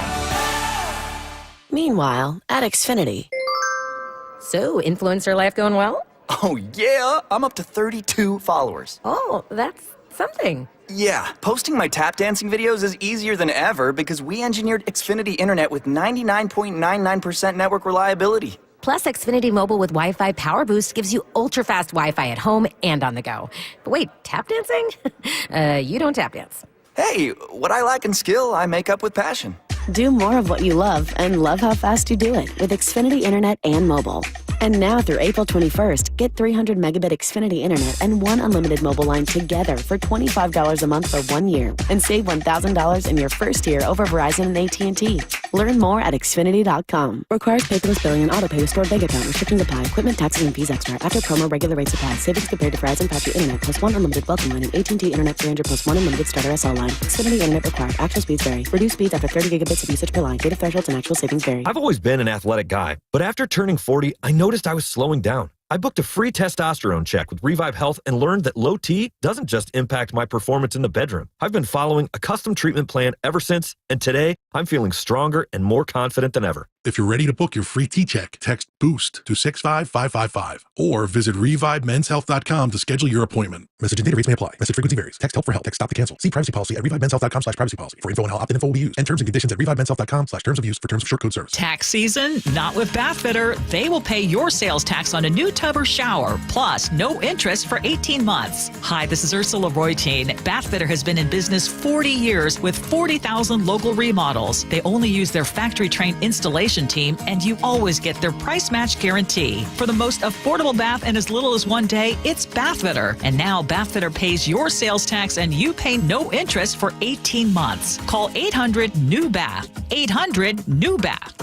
Safety comes first. When money is tight, don't neglect maintenance on your vehicle. Keep it safe. At Bucky's Complete Auto, we have you covered with available financing. For over 50 years, Bucky's Complete Auto has been servicing and repairing cars and trucks with modern-day technology and good old-fashioned customer service. There's a Bucky's just about everywhere for oil changes, wiper blades, brakes, tire rotation, tune-ups, and factory maintenance. No appointment necessary and financing's available. Check Bucky's.com for the location near you. Window Nation customers have been singing our praises for years. With fast, local service and an industry-leading 96% customer satisfaction rating, it's no wonder. I researched window companies for the last year to see what the average prices were and the quality of work. Window Nation nailed both. Get 2 windows free with every 2 you buy. Pay no interest for 2 full years. Hurry, this offer ends soon. Schedule a free estimate now. Call 866-90-NATION or visit windownation.com. That's 866-90-NATION. Hey, Bill! Southwest Plumbing, Heating, Air, and Electric is here for all your home needs. So call today and experience top-notch service. OneToCall.com. Southwest Plumbing, the one to call.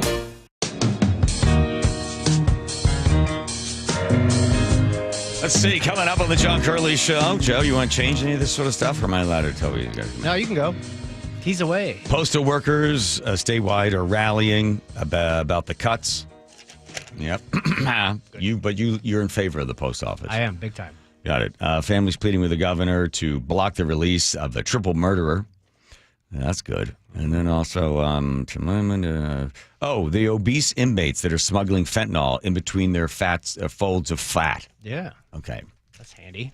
And then a whole bunch of other stuff as well. 1-888-973-5476. Oh, welcome. This guy, do we have any sound of this guy doing the kooky stuff? So here's the thing. It's too hard to explain. It is a dance. It's a dance. There's two Celine Dion songs that have inspired it. It's millions and millions of views. This guy goes, he doesn't play the music while he's doing it, but he's a great dancer, and he goes to public places, mostly at airports, and he does really great dances. He jumps over chairs and does splits and spins and stuff. This Celine Dion music. It's fun to watch. And then he did behind the scenes, and other people sent in video of how he does them. That's really fun because he doesn't care what anybody does around them. They all watch him do these really great dances.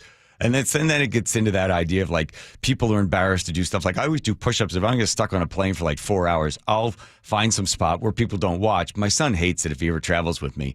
Dad, you have to do that. I go, yeah, I just want to do some push-ups. I want to feel like I'm getting some exercise before I just sort of sit on the plane for a long time. Right. Or try to do 100 air squats or something off the side. And I think to myself, I'm not going to go look for some weird corner. I'm just going to do them right here. And then you realize, and Riser said, God, Dad, it's so embarrassing. I said, who cares? Besides, I'm never going to see these people again, and it gives them a story or something to look at. People are not going to jump over and, punch you for doing push-ups or air squats. I would hope not. Yeah. What's this world coming to? Right. So I kind of was hoping that we could try to recreate this thing, not now, but maybe after the show or during the next break. You like me to go and do a dance? I would like you to. Oh, I could do that. Okay. Yeah, I was thinking after watching some of his.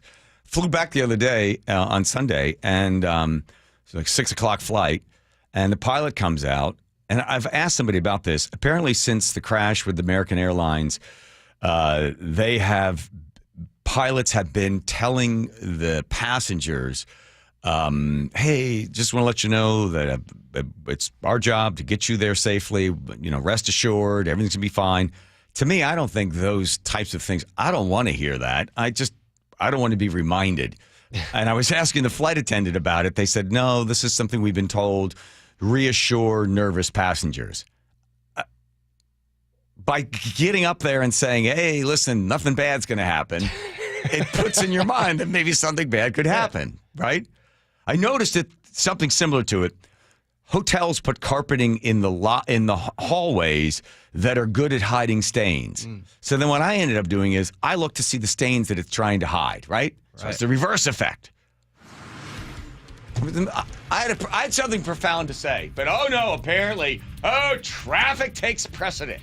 Oh, Nate's got to get in there with his traffic report. Come on, Nate. Well, Come on, Nate. I know. I was on a roll. Let's listen into Nate with Beacon Traffic. Thank you, Jimmy. Traffic alert out in Port Orchard. Got this long-term closure still, eastbound 16 at Sedgwick. With a little luck, this could be opening here in the next 15, 20 minutes. They got the semi uprighted. It was this all stems from a tipped-over dump truck. Lost its load, lost a couple wheels. It was quite a mess. This has got big backups. In fact, State Route 16 is stretching all the way back into Bremerton along the waterfront in Port Orchard, and this is going to delay your trip to the Southworth Ferry. Seattle to Tacoma is a 1-hour drive. Renton to Puyallup on 167 is down to 45 minutes. Linwood to Seattle, just 20 minutes. Your only backup is at 45th in the U District, I-90. Bellevue to Everett, 50. Seattle to Everett, 40. Tacoma to Olympia is another 50-minute drive, slowly improving here. KIRO News Radio, real-time traffic. I'm Nate Connors. KIRO News Radio, your home for G and Ursula, 9 to noon. Superintendent of Public Instruction, Chris Rakedahl, joins us. The U.S. Department of Education, what they do is they enforce civil rights laws. That's why we should care. I worry about if they go away, but you're going to get state-by-state differences that are radical, just like we had post-Civil War. I don't think that we are really prepared for something abrupt like this where the Department of Education goes away. Streaming live on your smart speaker. If you've been thinking about surgery or even joint replacement, here's something to consider. Hi, it's Dave Ross. I've talked to over 100 patients of Dr. Mark Wagner, MD, and many of them have told me about life-changing results. Their words, after treatment at Seattle Sports and Regenerative Medicine. These are people with severe osteoarthritis, even bone-on-bone, and they're back to hiking, jogging, playing tennis, skiing, golfing, walking up and down stairs, playing with the kids and the grandkids, and they're doing it without pain and without surgery. Dr. Wagner's 60-minute outpatient procedure uses your own stem cells, and because they're your own stem cells, they can help regenerate your own cartilage in your own joints. Dr. Wagner is a board-certified Seattle physician. He has over 30 years of experience, and he's performed over 20,000 stem cell procedures. And he's one of the few doing it the right way. So, listen to his patients, and remember, whether it's a shoulder, hip, elbow, ankle, wrist, or knee, before you choose surgery, first see Dr. Mark Wagner, MD. Get the facts, then get back in the game at drmarkwagnermd.com. Seems everything costs more these days. Gas, groceries, and when's the last time you checked your wireless bill? Yikes. When it comes to big wireless, if you're staying, you may be overpaying. Here's how to get the same fast, reliable nationwide coverage without the big wireless bill. Switch to Consumer Cellular. Plans start at just $20 a month, and that's not a short-term promo. Our U.S.-based experts will get you switched and saving in about 20 minutes. Call 1-888-FREEDOM or visit consumercellular.com and start saving today. Plans include $5 credit for autopay and e-billing. Progressive knows if you have to choose between everyday life and your boat, boat wins. What are you going to do? Take the boat out for a spin or go mail something? Boat wins! Are we cleaning the patio or taking the boat out fishing? Boat wins! Are we skipping that eye exam to go sailing? Boat wins! Rescheduling eye exams can be a nightmare. All right, fine. Eye exam, then boat. Yeah! With Progressive, you can bundle your boat with your home or auto and save with a discount and spend more time enjoying those savings on your boat. Progressive Casualty Insurance Company, affiliates, and other insurers. Not available in all states and situations. Free consultations, no fee guarantees, 5-star reviews. JP Pendergast with Pendergast Law explains the importance of going beyond these familiar offerings. Accident victims want an attorney, Tom, that satisfies their needs. Someone who handles those needs with the highest degree of care. Pendergast Law offers the no-fee guarantees and free consultations, but these only scratch the surface. Okay, explain more. We make sure that every member of our team is genuinely passionate about helping others. Customer service and communication are our top priority. It's how we take care of our clients so they always feel one step ahead of the insurance companies. Our strong reputation for high standards provides comfort and confidence when it's needed most. Pendergast Law offers the free consultations, the no-fee guarantees, and of course, they are 5-star rated. But what really makes them different is their genuine passion for helping others. I can't recommend them enough. If you or a loved one has been injured in a car accident, call Pendergast Law. we can help. That's PenderGastLaw.com. Your best source for local news. KIRO Newsradio, Northwest News. Your local volunteer fire department routinely answers the call, whether it be a fire, traffic accident, or a cat stuck in a tree. But because of declines in memberships, departments have become understaffed. Your local volunteer fire department desperately needs you. Can you direct traffic, install a smoke alarm, help at a fundraiser? No matter what skills you have, you can make a difference. You don't have to fight fire to be a volunteer. Will you answer the call? For more information on how you can help, visit the Volunteer Firefighter Alliance at supportvfa.org. Bath Center of Seattle's showroom lets you see, touch, and feel products and designs before you remodel. Charlie Harger for Bath Center of Seattle. Whether it's a simple makeover or a full remodel, this company has over 25 years of experience. Enjoy your new bathroom fast, featuring antimicrobial, easy-to-clean surfaces. Save 20 to 40% on materials this month only. Visit their Redmond showroom or luxurybathofseattle.com. Stay informed and entertained with Jake Skorheim and Spike O'Neill. There's going to be a lot of audio. We're going to laugh at most of it because if you have you seen The World lately? Well, if you did anything else, you'd be crying. Jake and Spike, weekdays noon to 3 on KIRO News Radio. Tune in to The Money Professor with Chris Longworth. Having some certainty about your plan is definitely going to give you all the advantages. Chris has the heart of an educator. If you really want to do this correctly, then you get to enjoy every day of retirement like it's a Saturday. And if you don't, it's a Monday for the rest of your life. Tune in to The Money Professor with Chris Longworth, Saturdays at 8 a.m. right here on KIRO Newsradio 97.3 FM. Hi, Justin Shirley, CEO of State Roofing and Exteriors. For over 55 years, you've trusted us for roofing, siding, windows, decking, and gutters. Call 866-ROOF-ROOF or visit stateroofing.com today to schedule a free estimate. State Roofing and Exteriors. Your best source for local news. KIRO News Radio, KIRO FM and HD1, Tacoma, Seattle, Northwest News. This is CBS News on the Hour, sponsored by O'Reilly Auto Parts. I'm Jennifer Kuiper. The Atlantic editor-in-chief Jeffrey Goldberg says Trump officials added him to a text chain discussing plans to strike Houthis. Defense Secretary Pete Hegseth slams Goldberg as a deceitful and highly discredited so-called journalist who peddles hoaxes and then insisted nobody was texting war plans, and that's all I have to say about that. The National Security Council stated that the messages seemed to be authentic in a statement to CBS News after the story was published.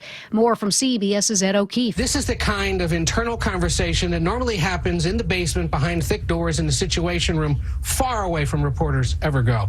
And the reason they happen in a room like that is so that they can be protected from foreign interference or spies. And that's what has Democrats, Republicans, and intelligence officials in this town and across the country concerned, that if they're discussing this kind of information in an unclassified setting, what else might they be discussing? The White House says the president continues to have the utmost confidence in his national security team. The Trump administration has officially notified Judge Boasberg that no further information will be provided to his request for details of the 2 flights containing alleged Venezuelan gang members. Attorney General Pam Bondi, Department of Homeland Security Secretary Kristi Noem, and Secretary of State Marco Rubio have all submitted sworn declarations saying they are satisfied with the assertion of the state secrets privilege. A Korean car maker will build a nearly $6 billion steel mill in Louisiana to supply its auto plants in the U.S. WWL's Chris Miller has details. Hyundai is building the steel plant between New Orleans and Baton Rouge to supply its factories in Alabama and Georgia. Louisiana Governor Jeff Landry crediting the president's trade policies for making this happen. This is a message for all America that this president and their governors out there care about the American worker. The plant, which Hyundai says will employ 1,300 full-time workers once it's complete, has been in the works since late last year.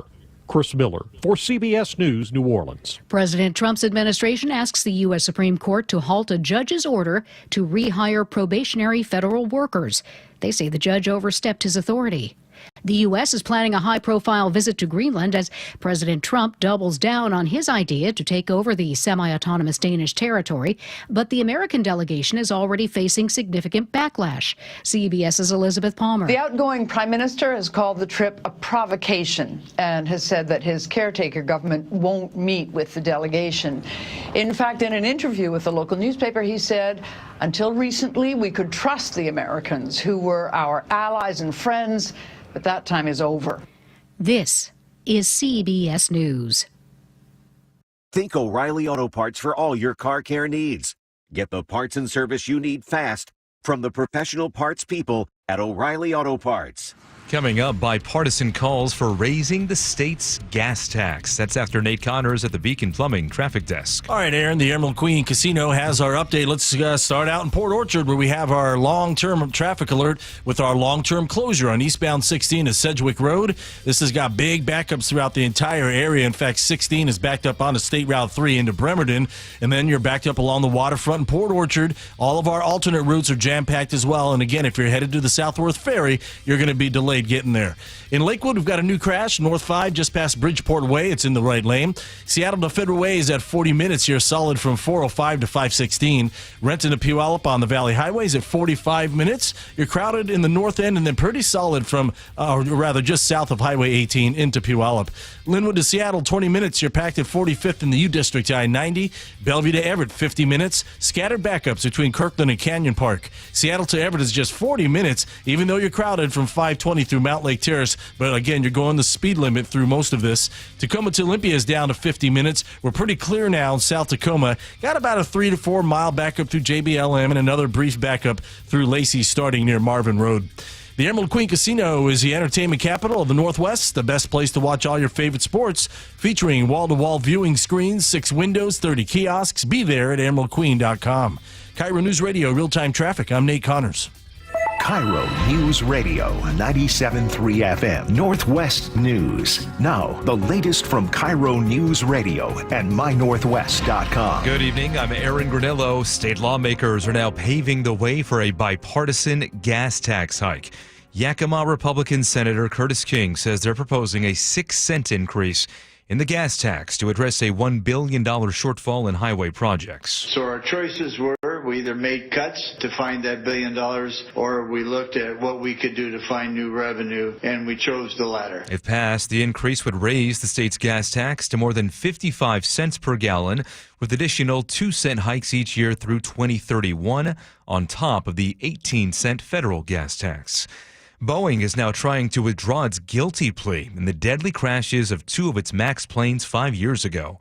KIRO News Radio's Heather Bosch explains. Boeing was on probation over those deadly MAX crashes when a door plug blew out of a Boeing plane last year. Renewed scrutiny prompted Boeing to make a deal with the Justice Department, plead guilty to fraud, pay millions in additional fines and safety improvements, and agree to an independent monitor.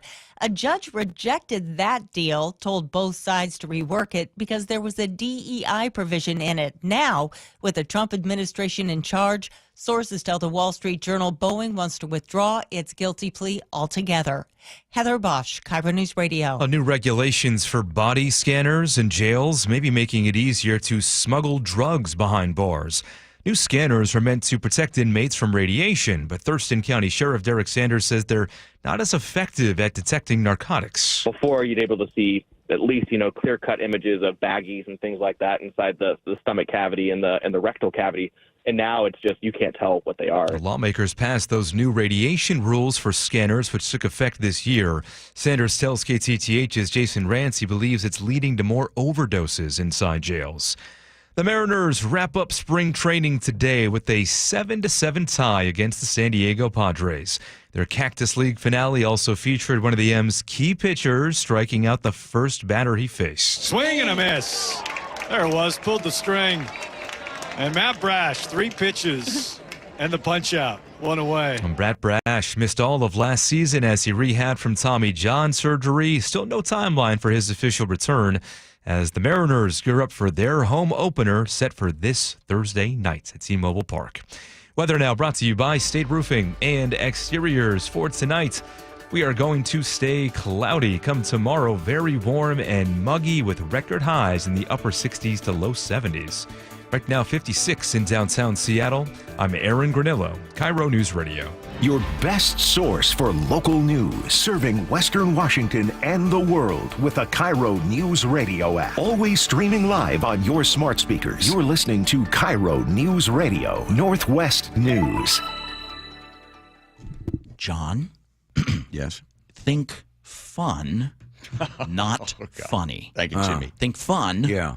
not funny. Do you understand what I'm saying? Yeah. Let me ask you something. If No, we were to line no, up you're not- 100 no, of your you're not friends, gonna play this whole where thing. Would they, where would they say you have a sense of humor? Like, you I'm are not gonna let you do funny, this. or you are smart, or you are kind. Like, where does funny, like you being funny, on the list? Is it top 1, 2, 3? Where is it on the list? Yeah, well, that's not. We're not here to talk Well, that's about what I'm me, talking John. about. That's what I want to know. Because if you're going to judge what's funny, I want to know, do people think you're funny? Are you a good judge of funny? Because if you're not a good judge of funny, then don't touch my stuff! Good times. Good times had by all. Yeah, Jim Dever, my buddy from AB Magazine, came in and made the big announcement that he's leaving after 34 years, and we were just reminiscing about the good times. Joe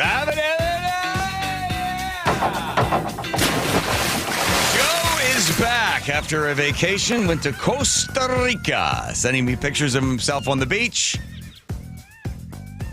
I was jealous. I don't like vacations, but I was jealous of you and your little getaway. You'd love this one. Why is that?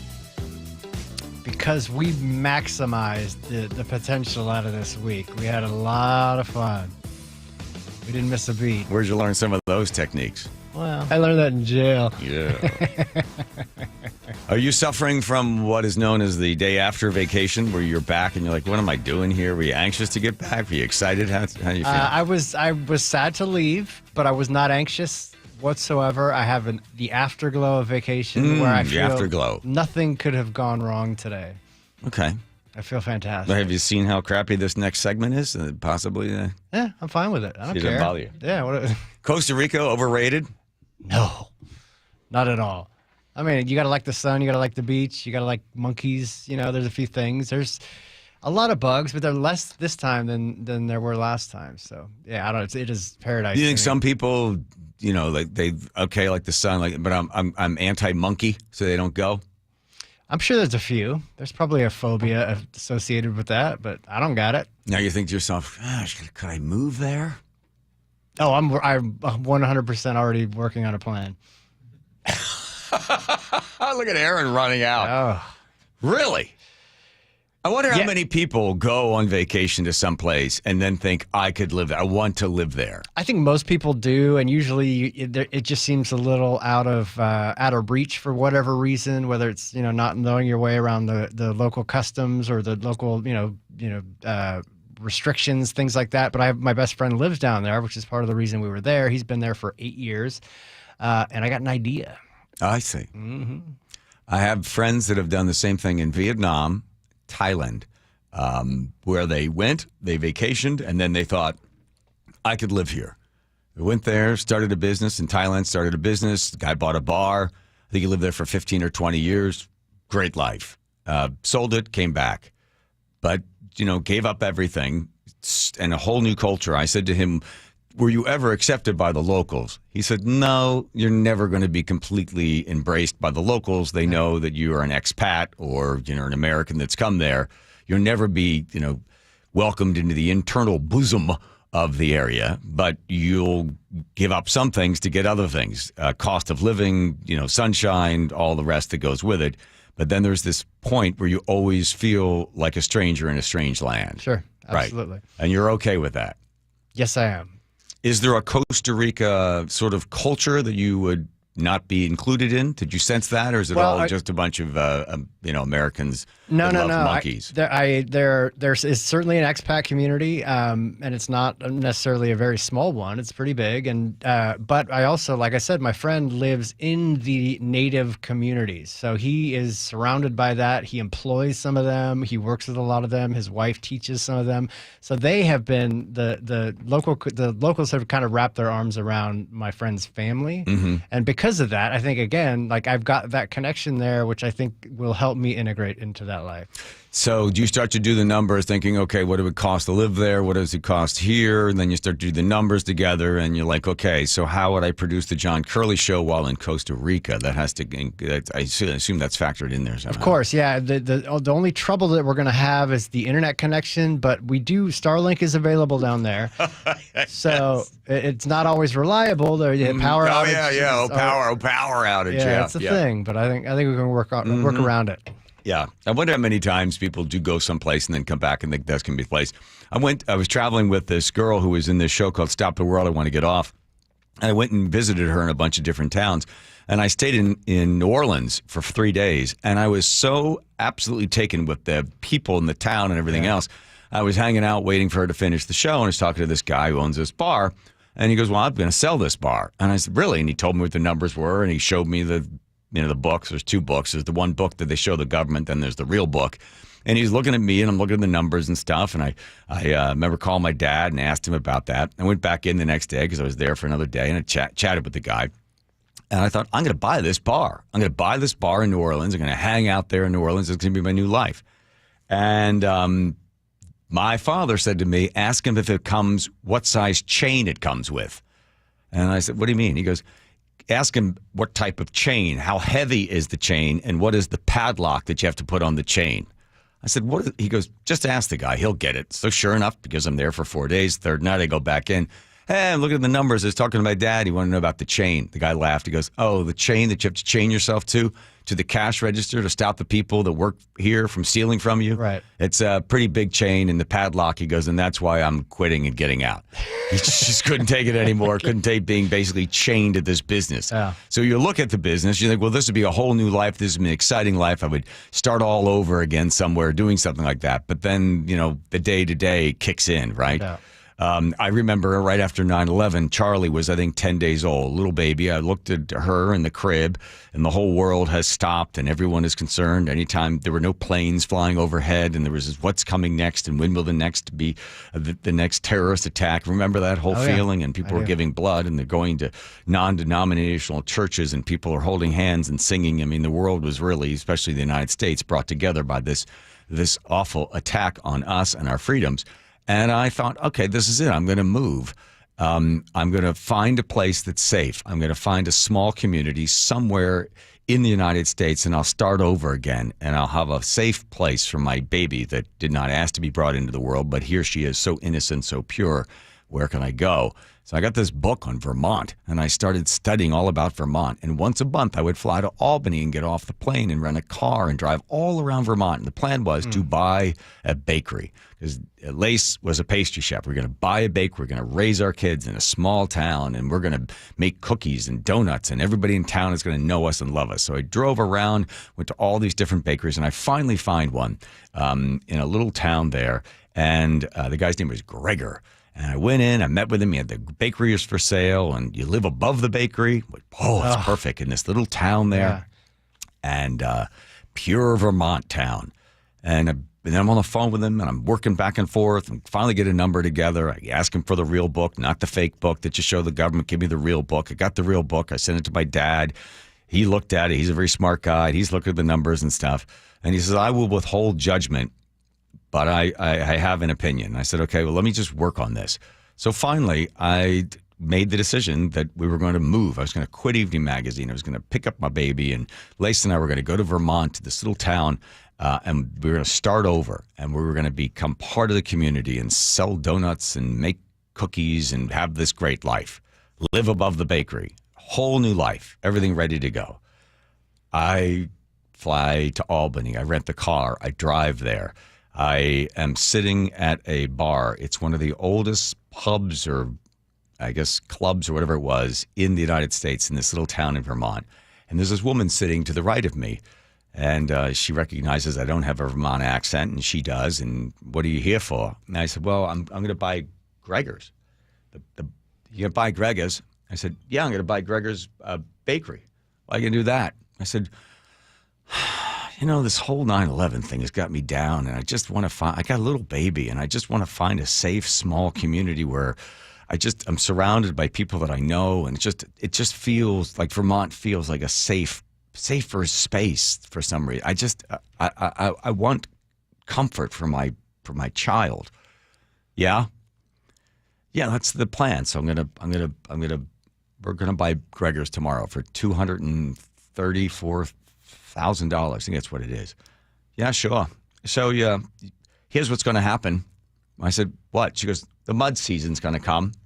For the first couple of weeks, people are going to be coming in to meet the new people in town. Somebody from like you, from some other place that wanted to start a whole new life and think it's better here in Vermont.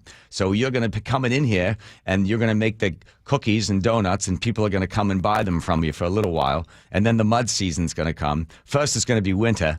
And there are a few people going to be coming in, and then the mud season, the tourists won't be coming, and you'll throw out the donuts and throw out the coffee, throw out the cookies because they're not fresh.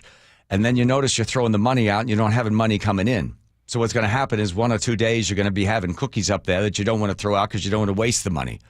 And then what's going to happen is it's going to be a sunny day and people are going to want to come into the bakery and they're going to want to have a cookie or a donut, but the cookies and donuts aren't fresh because you didn't throw them out. And then word spreads that you're selling crappy donuts and crappy cookies because they weren't fresh. And then everybody's going to know that. And then this business, you're going to be looking for another sucker much like yourself that's going to come in here and want to have a whole new life and start all over again in Vermont. And you're going to realize how hard it is. And you're going to wish you never did it in the first place. It's the stupidest idea you could possibly come up with. I was like, I with the local Chamber of Commerce. This old, crunchy, rusty lady just laid it out. She said there's some other guy with a dream. You're going to be hoping for another guy with a dream to come along like your dream and think that somehow this is going to be the answer to all your problems.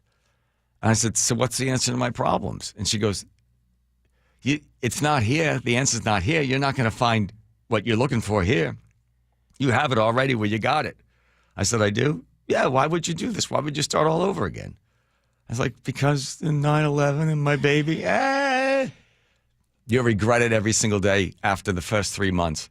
You should never do it. And I finished up my scotch and I went home, went to bed there in the little hotel we were staying in, the little Airbnb. And I called Lace the next day. I said, we're not doing it. We're not going to move to Vermont. Then I had to go over to Gregor. I know. I said I wanted to buy it. I'm going to buy it. So what had your dad's opinion been? Same thing. Yeah? Yeah. He said, how many donuts, how many bagels, how many donuts a day do you sell? And he just did the numbers. He goes, so you're open. So you're going to wake up at 3 a.m. You're going to make the cookies.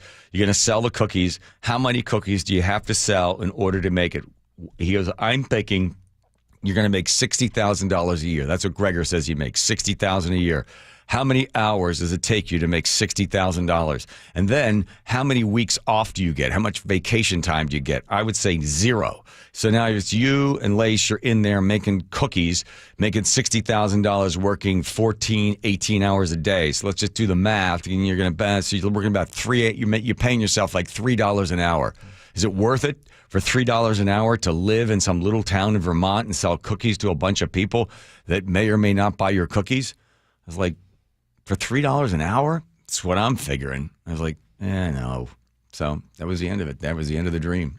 There it went. I didn't even know if Gregor's was still around. I mean, he was, man, that guy, you should have seen his face. He was shocked. He thought he had somebody else with a dream. Someone else with a dream to be able to get in there. It was a great little town. Super cute little town. I'll bet. Yeah. I mean, they had all the little total Vermont, place, and all the people seemed somewhat friendly. But, yep, there you go. So I'm just telling you right now, you're going to move to, where is it again? Costa Rica? Costa Rica. See, but the difference is you were moving because you were afraid. I'm moving because there is a need that I believe that I can fill. That's true. Never make a decision out of fear. No. And what I was looking for was a sense of community and peace and a safe place. I could create that anywhere. Sure. I didn't have to move somewhere and make cookies and stuff like that. So God bless Lace. She was like, okay, all right. I thought we were going to do that, but I guess not. So no of that. By the way, the people have been texting in. If you have heard, there will be a tax increase. Imagine that. You're going to pay more for gas. And somebody wrote in, hey, ask Jim Walsh from the 19th why he voted yes on the tax increase for gas. And Jim wrote in 3 question marks and said, I didn't. So I don't know where that news is coming from regarding the tax. It must have been just their assumption. Gas taxes, it's 6 cents on top. I think for the first year, right? For the first year. So they have to fill the budget deficit. So they're going to increase the cost of gas, which will increase the cost of living for everyone in the state of Washington, which will increase the cost of everything that you buy that is transported from point A to point B with the use of diesel or gas. So it's an additional cost of living on top in order to close the budget deficit from the money that they've taken from us, record amount of tax revenue, but apparently they have way too much spending on that side. So they're coming back to everybody to be able to get more of your money so they can continue to provide services. We almost got through that without you getting mad. I'm fine. I'm moving to Costa Rica with you. That's Nate, the Big Obama drives it. I'm Nate. Home Comfort Alliance has our update, and it's a good one. We cleared that long-term crash eastbound 16 at Sedgwick Road. We have big backups to get through, but they're starting to thin out pretty quickly now that we opened up all lanes. In Lakewood, we also cleared our crash North 5 just past Bridgeport Way. It's left with about a 2-mile backup. Coming the other way, Tacoma to Olympia is a 50-minute drive. You've got about a 3-mile backup through JBLM and another backup between Lacey and Olympia. Federal Way to Tacoma, 20 minutes. You're going to slow at South 320th, and that doesn't let up till you cross the Puyallup River Bridge. Renton to Puyallup on the Valley Highway has improved to just 35 minutes. Really heavy still south of Highway 18. Bellevue to Renton, 25 minutes. You're slow at Southeast 8th and Bellevue to the VMAC. The Lake Bridges are both wide open. Bellevue to Everett, 45 minutes. Seattle to Everett, even better at 35 minutes. Improve your home comfort with a new heat pump, plus enjoy 18 months, same as cash financing, and up to 15% off all heat pumps and air conditioners through March. Visit HomeComfortAlliance.com. KIRO News Radio, real-time traffic. I'm Nate Connors. Let's face it, nobody ages gracefully. Here's what happens. You hit your 50s, like, well, aches and pains, and you just generally start to gain weight. You can't put on muscle. You're not exactly the dynamo in the bedroom anymore. You just sort of accept all this sort of stuff. This just comes from getting older. Really? How about if I told you you could actually hold the big bad stuff away, all the basic aches and pains and all the other stuff of getting older, if you could push that off longer and longer, further away. Longevity Medical Clinic, that's exactly what they've been doing for 25 years. I've been a patient since 2009, and they're proactive. Here's the way it works. You get assigned a doctor. You're going to love working with your doctor. 4 times a year, a blood draw. And then they hold you accountable. Your doctor's working with you to make small incremental changes so the big bad stuff stays away as long as possible. Heart disease, diabetes, and cancer, stuff like that. They make the small changes because they're working extensively to make small incremental changes that allows you to extend your life. It's very, very simple, and it is amazing. I'm going to tell you to get in touch with them by getting in touch with LongevityMedicalClinic.com. Take that free health analysis at LongevityMedicalClinic.com. KIRO News Radio doesn't just report the news. We help you make sense of it. People in this area, they have us. We can keep this guy honest. That's our job. New media is leaving the old guard behind. Yes. We provide the analysis and context you need to stay ahead in these fast-paced times. That man is still on the loose, and Everett police are searching for him. Seattle Public Schools look to boost graduation rates by 10% over the next 5 years. Stay tuned with KIRO News Radio, where you'll find out why. Hey, I want to tell you a sellwithwes.com success story. Wes Jones knows how important your home sale can be for your future plans. So when he got a call from Susan in Federal Way, he was eager to step up and help her sell her home of 25 years. Her house was her biggest asset, and this home sale was super meaningful for her. So she's like, I know that I'm leaving money on the table in the condition that it's in. Like, what can we do? I told him up front that I did not have the time or finances to do what needed to be done. And he immediately jumped in with, well, I do. He told her about their Listing Boost concierge service. We identified probably 4 or 5 major things. It just was all so fast. They did everything. I'm a son of a builder, and I've done a lot of flips over the years. So this is work that we actually like to do. We are seeking this out. And I would just tell anybody, here's his phone number, give him a call. He'll take care of it. So if you're in the market to sell your home, do what Susan did. Check out Wes Jones and his team at sellwithwes.com. Sell with Wes, a better way to sell your home. I'm Macy House with Baird Global Investment Banking. In today's markets, global financial capabilities aren't worth much without personal attention to your priorities. Baird Banking, Research, and Private Equity professionals are located across 3 continents, sharing more than investment expertise. As employee owners of our firm, we all have a personal stake in your success, here in the Pacific Northwest and around the world. Discover the Baird difference. Visit rwbaird.com/Seattle. Every success you've had began with a great opportunity. Now there's another one. At University of Maryland Global Campus, we provide no-cost digital resources in place of textbooks and most courses. And that's not all. You'll receive your accredited online education at an affordable tuition with a choice from more than 135 degree and certificate programs. With online and hybrid courses, get everything you need to succeed again. Learn more at umgc.edu. Certified to operate in Virginia by Chev. Febreze. It's a classic odor tale. You fried fish for dinner, cleaned up, but the smell is still in the house. And the neighbors are coming over for game night. They're on their way. And then you spray Febreze Air Mist. Febreze Air starts working instantly to fight even your toughest odors, so you go from fish to fresh like that. Now all you have to worry about is Pam cheating at charades. Breathe happy, Febreze, la la la la la.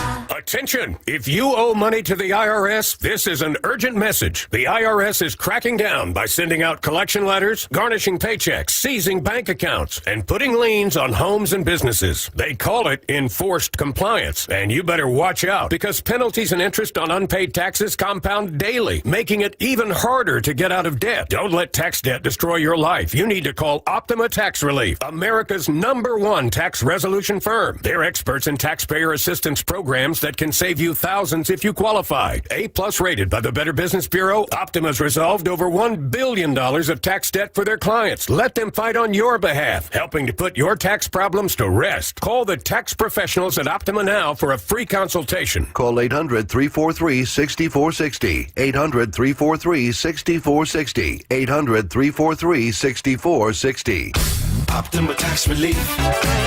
Some restrictions apply. For complete details, please visit OptimaTaxRelief.com. Making fresh produce and food affordable and accessible to all is a mission Safeway is deeply committed to. G. Scott here. Your local Safeway has all the great benefits that SNAP-eligible families love, plus exclusive savings. Right now, save 50% on Fresh Pass memberships, plus get a monthly $5 credit, free unlimited delivery, $10 of free produce, and double rewards. Check out your Safeway For You app for all details and savings, or visit Safeway.com/snap for details. KIRO News Radio, 97.3 FM, Northwest News. Now, the latest from KIRO News Radio and mynorthwest.com. Good evening. I'm Aaron Granillo. Tonight, the White House confirms a major breach of security involving top government officials and plans for military strikes.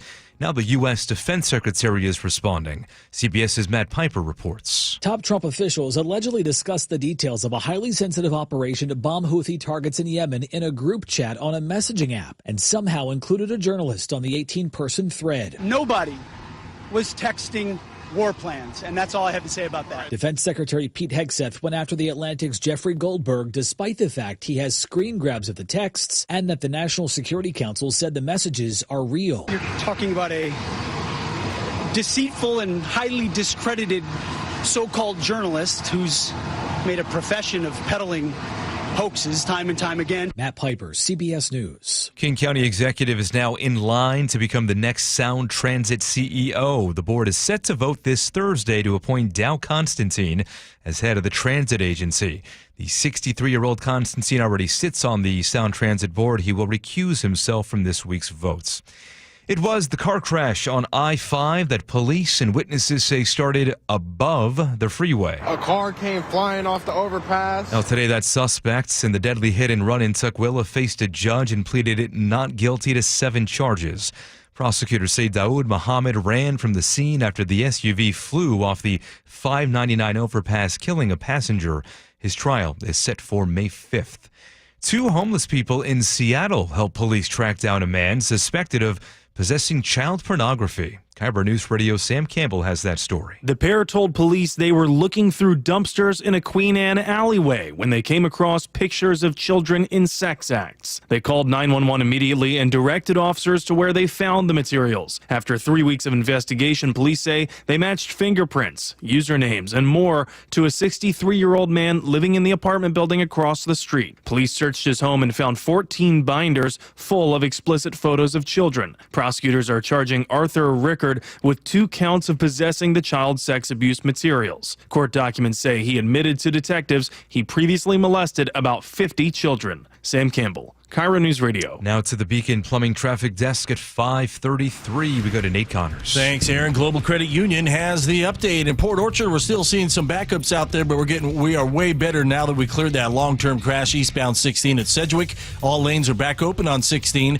That happened about 20 minutes ago, so we still have a backup on State Route 3 southbound heading into Gorst, and then still heavy on eastbound 166 along the water in Port Orchard. Tacoma to Olympia is still around 50 minutes. You're jammed up from the Tacoma Dome to the mall from an earlier collision. Another 3 mile or so back up through JBLM, and then scattered backups now between Lacey and Olympia. Seattle to Federal Way is a half-hour commute. Renton to Puyallup on the Valley Highway is 35 minutes. Still pretty heavy south of Highway 18.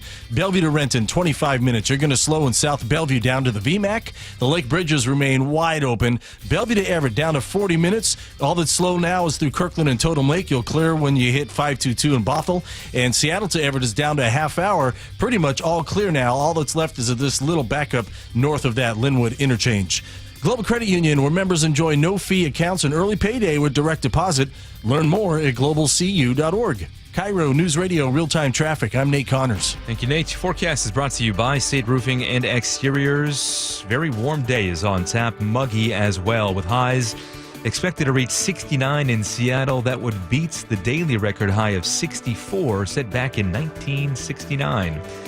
And then showers return on Wednesday, along with thunderstorms. Right now, 55 degrees in downtown Seattle. I'm Aaron Granillo, KIRO News Radio. Your best source for local news. You're listening to KIRO News Radio, Northwest News. Alrighty, with the John Curley Show and you coming along, Teeny right over there. She got a bunch of stuff she has to do. Find letter of the day. Plus, got to spin the wheel for Wilcox Silly Farm Eggs recipe. And spin that wheel. All the names of all the characters that are in the studio now are on that wheel, and now the wheel spins. Red, green, yellow. Lights are illuminating, and we don't know where it's going to stop on the Wilcox Family Farm Eggs recipe wheel. It stops on, what do you know? Joe, back from vacation. Oh, my. I got to tell you, I had a spectacular Wilcox Family Farm eggs, which I was surprised to find in Costa Rica. But Well, there they were. sure, they're everywhere. A fantastic egg and these Costa Rican bean omelet. With this salsa they make down there. Just incredible. Again, shocking to find Wilcox Family Farm eggs there. But Yum! Thank you. Thank you, Joe. That's your Wilcox Family Farm Eggs recipe. All right, this day in history, kind of fun. We had 3 choices. Let's see, we had the Stamp Act, which I was really into. I kind of want, can we maybe do that tomorrow? Well, it won't be the official day of history. That's okay, we'll find it. Elvis Presley is inducted into the U.S. Army. And we skipped that one. Martin Luther King begins his march to Selma. And then Francis Ford Coppola's The Godfather. And then the Exxon Valdez spill. And we went with... You can feel the tension in the air. The Godfather. It was on this day. I think it nominated for 2 awards. I don't know how many it got nominated for, but it won 2 3. wins. 3. 175 minutes. Francis Ford Coppola almost went completely broke doing the movie. They were going to fire him. The whole thing was a mess because the cost was so incredibly high. Of course, Marlon Brando in some of his scenes. He's famous for a variety of things. One, the fact that he didn't memorize any of his lines. That's right. So everything's on teleprompter. Or not teleprompter, cue cards. The actors had to, at least there's one James Caan scene where he had under his suit all of Brando's lines written on him. Yes. And so he's sitting there reading off of James Caan's chest. I went to do an interview with, who's the really good-looking guy, used to be on ER, George Clooney? No, it wasn't George Clooney. The younger guy. Hey, Joey, or what the guy's name is. I can't remember his name. That's fine. Anyway, whatever. He couldn't remember any of his lines either. And they had a doctor that would sit on the set and make sure you're doing all the things properly. Right. So I forget the actor's name. He'd go, is this guy, what's the shot on this? Is it a side shot? It's a B camera? Okay. He would then take out a black Sharpie and write down all of his lines on the extras' foreheads. So you always knew the extra would be sitting there like waiting for their shot because he had written the lines down. I guess he didn't have many lines. Well, just like, 147 stat, would have it all written out. Like I said. All right, so Marlon Brando was reading off of cue cards that were written down on the actors' bodies, or they were on a piece of paper. One of his famous scenes, Marlon Brando's scenes, was the wedding scene. By the way, Marlon Brando's only in the movie for a short period of time, but he's always known for this opening scene. But let's be frank here.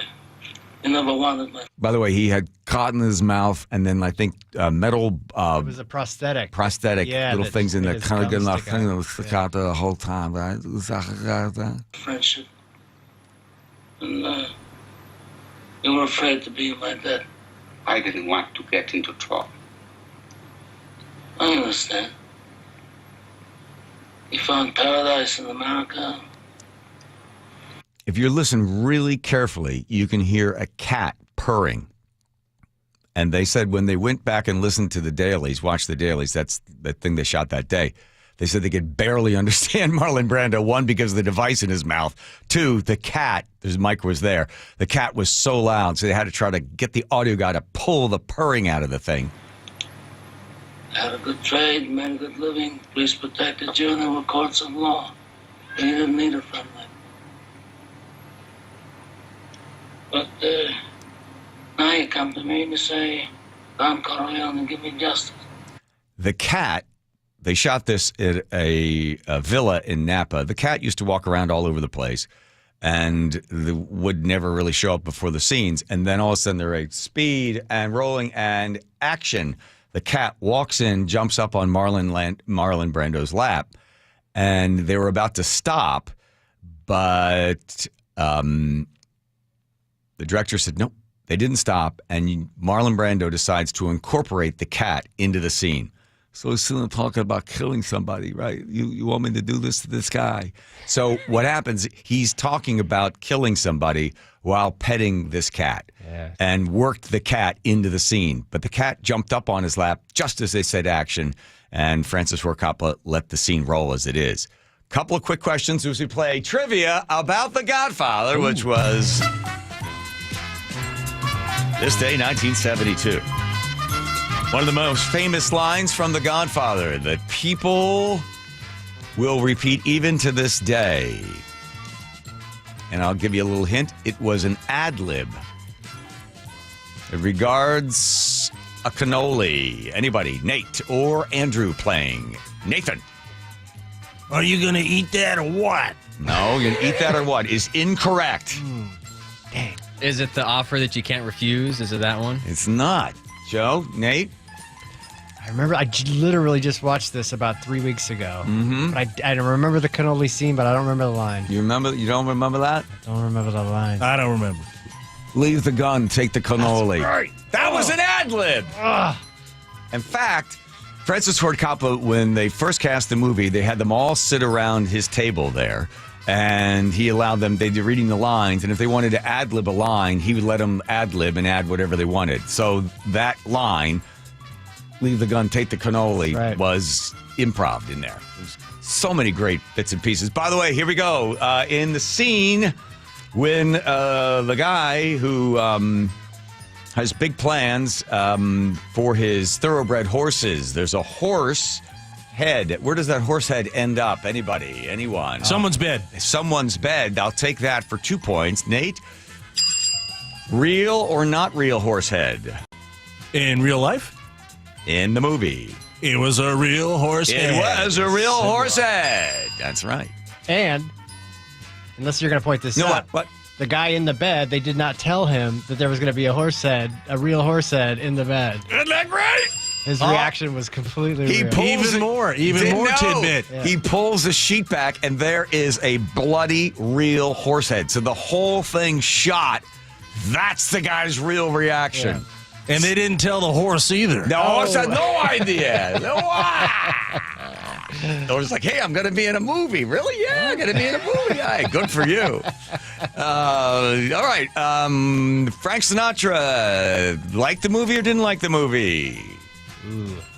Knowing Frank, he didn't like it. Why? Good. 2 points for you. Why didn't he like the movie? Because he thought the Italian singer that gets into trouble with The Godfather was based on him. Exactly. Mario Puzo, who wrote The Godfather, said it. Well, it's not really. And Frank walks up to Mario in a restaurant and goes at it with him, explaining, I don't want to be in the movie. Don't write this about me. Change the character. And they hated one another. Yeah. And the last part is Jack Nicholson was supposed to play. I understand you turned down The Godfather and The Sting. Yes, that's true. And I think I had enough business acumen. I know I had enough business acumen by then to know that that both The Sting and The Godfather were going to be huge hits. Yeah.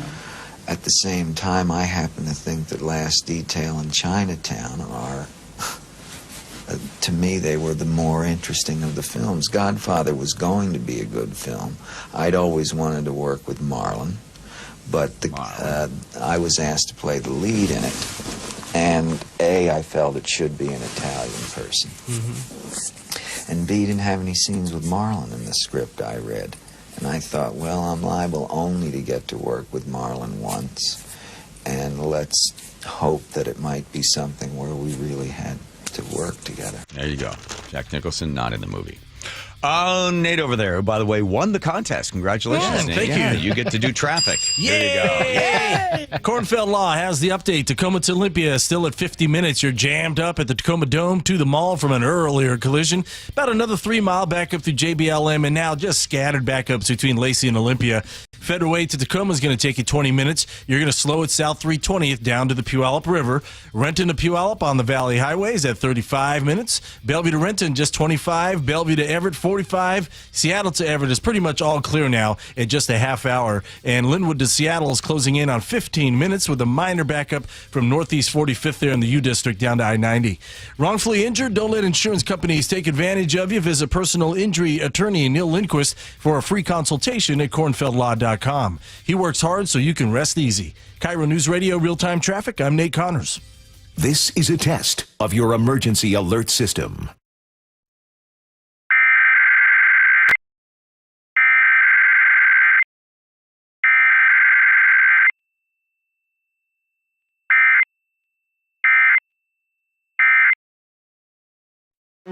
State officials say there's a $12 billion hole in the budget, and fixing it is an emergency. But just a few years ago, the state had a budget surplus just as large. And only a few months ago, state government added billions more in spending. Tax collections are at record high. Some state officials say tax revenues are below average. Not quite adding up. To see the numbers for yourself and learn more about the state budget, visit budgetbreakdown.org. That's budgetbreakdown.org. Right now at Les Schwab, it's the deal you've been waiting for. The Afford More sales event. Save $60 instantly on a wide selection of 4 of our most affordable tires. Plus, every tire is covered by America's best tire warranty. 60-day satisfaction guarantee, no hassle road hazard protection, and free maintenance for the life of your tires. Just one more way you'll get more from less. Find the right tires for you at leschwab.com. Limited time offer while supplies last. See leschwab.com/sale for details. Hey, Bill! Southwest Plumbing, Heating, Air, and Electric is here for all your home needs. So call today and experience top-notch service. OneToCall.com. Southwest Plumbing, the one to call. If you love to travel, Capital One has a rewards credit card that's perfect for you. With the Capital One Venture X card, you earn unlimited double miles on everything you buy. Plus, you get premium benefits at a collection of luxury hotels when you book on Capital One Travel. And with Venture X, you get access to over 1,000 airport lounges worldwide. Open up a world of travel possibilities with the Capital One Venture X card. What's in your wallet? Terms apply. Lounge access is subject to change. See CapitalOne.com for details. Every success you've had began with a great opportunity. Now there's another one. At University of Maryland Global Campus, we provide no-cost digital resources in place of textbooks and most courses. And that's not all. You'll receive your accredited online education at an affordable tuition with a choice from more than 135 degree and certificate programs. With online and hybrid courses, get everything you need to succeed again. Learn more at umgc.edu, certified to operate in Virginia by Chev. The markets and the economy will change, but you should always know what you can rely on from your financial advisor. I'm John Ramsire with Baird Private Wealth Management in Seattle. With deep planning and investment expertise, Baird's financial advisors have guided individuals and families through changing markets for more than 100 years. And in all that time, our guiding principle has never changed. Our clients come first, always. Discover the Baird difference at rwbaird.com/Seattle. Well, this is pretty fun for me. Normally, Shannon O'Kelly and I are talking physical therapy, but today we are talking First Mark Insurance. You made the call to First Mark. You took the challenge. Why? Brock, I was looking for a local agency that I could align with similar values, and they've helped us here at IRG. They shop different plans. They find the best plan for you, the best price, the best coverage, great customer service, and great connectivity. Did they save you any money along the way? Absolutely, they saved us money. Obviously, here at IRG, I have several needs in the insurance industry, and they look at those needs A to Z, and they find out what kind of coverage you need, what is the best coverage, at what cost, and they're always looking to save money. And again, it's all about providing my company, IRG, great customer service. Well, Shannon and IRG, they took the challenge. Molly and I, we took the challenge. Are you confident that your business is getting the very best when it comes to your insurance needs? If not, take the First Mark Challenge today, and it's totally free. Just go to firstmarkinsurance.com, your teammate that goes to work for you. firstmarkinsurance.com. Join Doctors Kopstein and King from K2 Vision RLE to learn about refractive lens exchange at their free K2 Vision RLE live webinar Thursday, April 3rd. Why is K2 Vision RLE a permanent solution to glasses, contacts, and readers? How is it that you'll never develop a cataract after K2 Vision RLE? And how is RLE different from LASIK? We'll answer these questions and more at our upcoming K2 Vision free live webinar. Andy, what are some of the other questions you hear? How long is the procedure and recovery? Or who's a good candidate for RLE? And we'll also answer, how much does RLE cost? Is there financing available? Does insurance pay for RLE? Find out how K2 Vision RLE is the permanent solution to glasses, contacts, and readers. And cataracts too. Right, no more cataracts. Join the K2 Vision RLE free webinar Thursday, April 3rd. Space is limited. Register now at k2visionrle.com. k2visionrle.com. Guys, thinking about testosterone replacement therapy? Revive Men's Health can help you get started if you're ready to book your free T-check. Visit revivemenshealth.com. That's Revive, REVIBE, menshealth.com. Save on a 2-night getaway to beautiful Victoria, BC with the FRS Clipper Spring Sale. Travel car-free on the Clipper Fast Ferry and stay at a charming downtown hotel. From $252 per person, double occupancy. Save during Clipper Spring Sale at frsclipper.com. The John Curley Show mailbag is brought to you by Pendergast Law.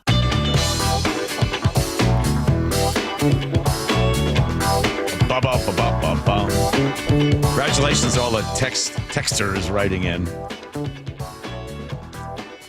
Leave the gun, take the cannoli. They got that one right. Yeah, tons of them. Need more of that one. All right, let's get the letter of the day, but first take care of all the rest. Here comes the mailman now. Mailman. Oh, mailman. I'm the mailman. As you can see, I'm the mailman. Don't nobody mess with me. I'm the mailman. If you didn't know, I'm the mailman. I bring the mail to your door. Back to your door. Thank you, Hudson. Get the letter of the day. First take care of the rest. Here we go. Joe. Cheryl in the 253 says, now there is a handsome guy. John, you really do look good in that greenish color. Thank you. I got this at the J. Crew outlet for $62. Thank you very much.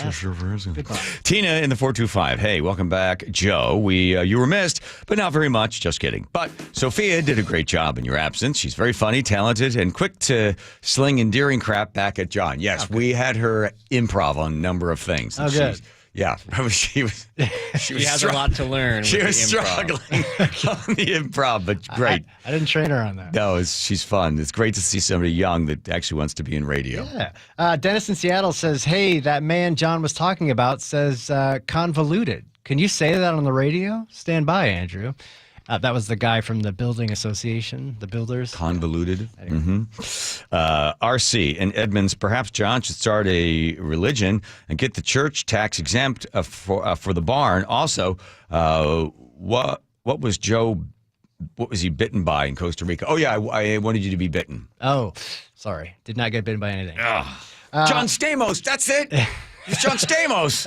That's the guy who can remember the lines. He used to write them on people's faces. John Stamos. That's what Braden and Snohomish is pointing out. True. That's it. Oh, I feel so much better. Mike in Portland says, John, the medical term for the giant fat fold belly is a panis. Jim Dever, talking about Jim Dever.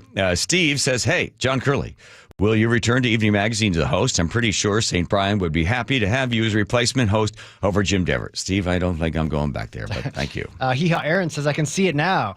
The Jim and John Evening Podcast. No, you can't. I'd subscribe. I don't know what you're seeing. Or how about the Jim, John, and Joe show? No, I don't know what you're seeing. Anybody can hire me for anything. Okay, we'll keep that in mind, Joe. 253, the Jim and John show. A show of hands. No, that's not happening.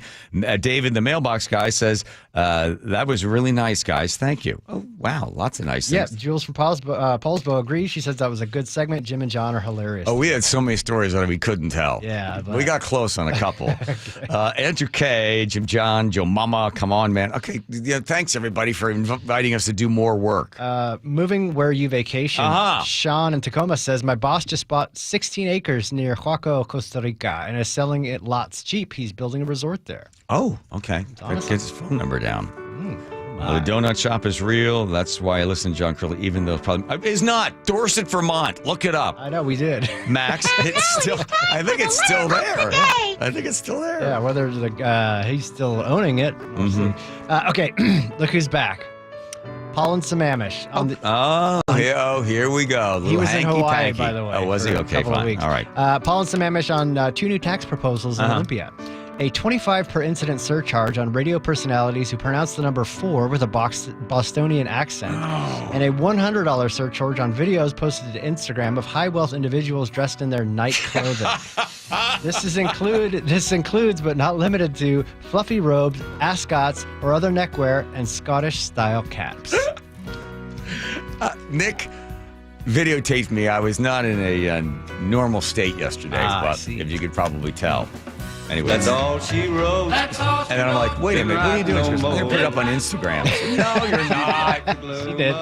Check it out. Yeah, getting a tire before retiring. All right, there's Nate, the Beacon Plumbing traffic. That's Nathan. Thanks, John. Beacon Plumbing has our update. We are quickly clearing out at this point. In fact, Tacoma to Olympia has improved a 45-minute drive. Still got about a 2 to 3 mile backup there through JBLM, and then another thin backup between Lacey and Olympia. Federal Way to Tacoma, 20 minutes. Scattered backups between South 320th through the Fife Curve. Renton to Puyallup on the Valley Highway, 35 minutes. Bellevue to Linwood, 25. All that's left here is a little slowing through Totem Lake. Seattle to Linwood, 20 minutes. You're all clear until you hit that interchange in Linwood. Then there's about a mile back up north of that. Linwood to Seattle is at 15 minutes. Minor backup now from the north end of the Ship Canal Bridge to I-90. Bellevue to Renton's at 20 minutes. Scattered backups through Factoria, down through Newcastle. For all of your heating, electrical, septic, and mechanical needs, stop freaking, call Beacon. KIRO News Radio, real-time traffic. I'm Nate Connors. Jake and Spike, noon to 3. There was a sloth 90 feet up in a tree up in Bellingham.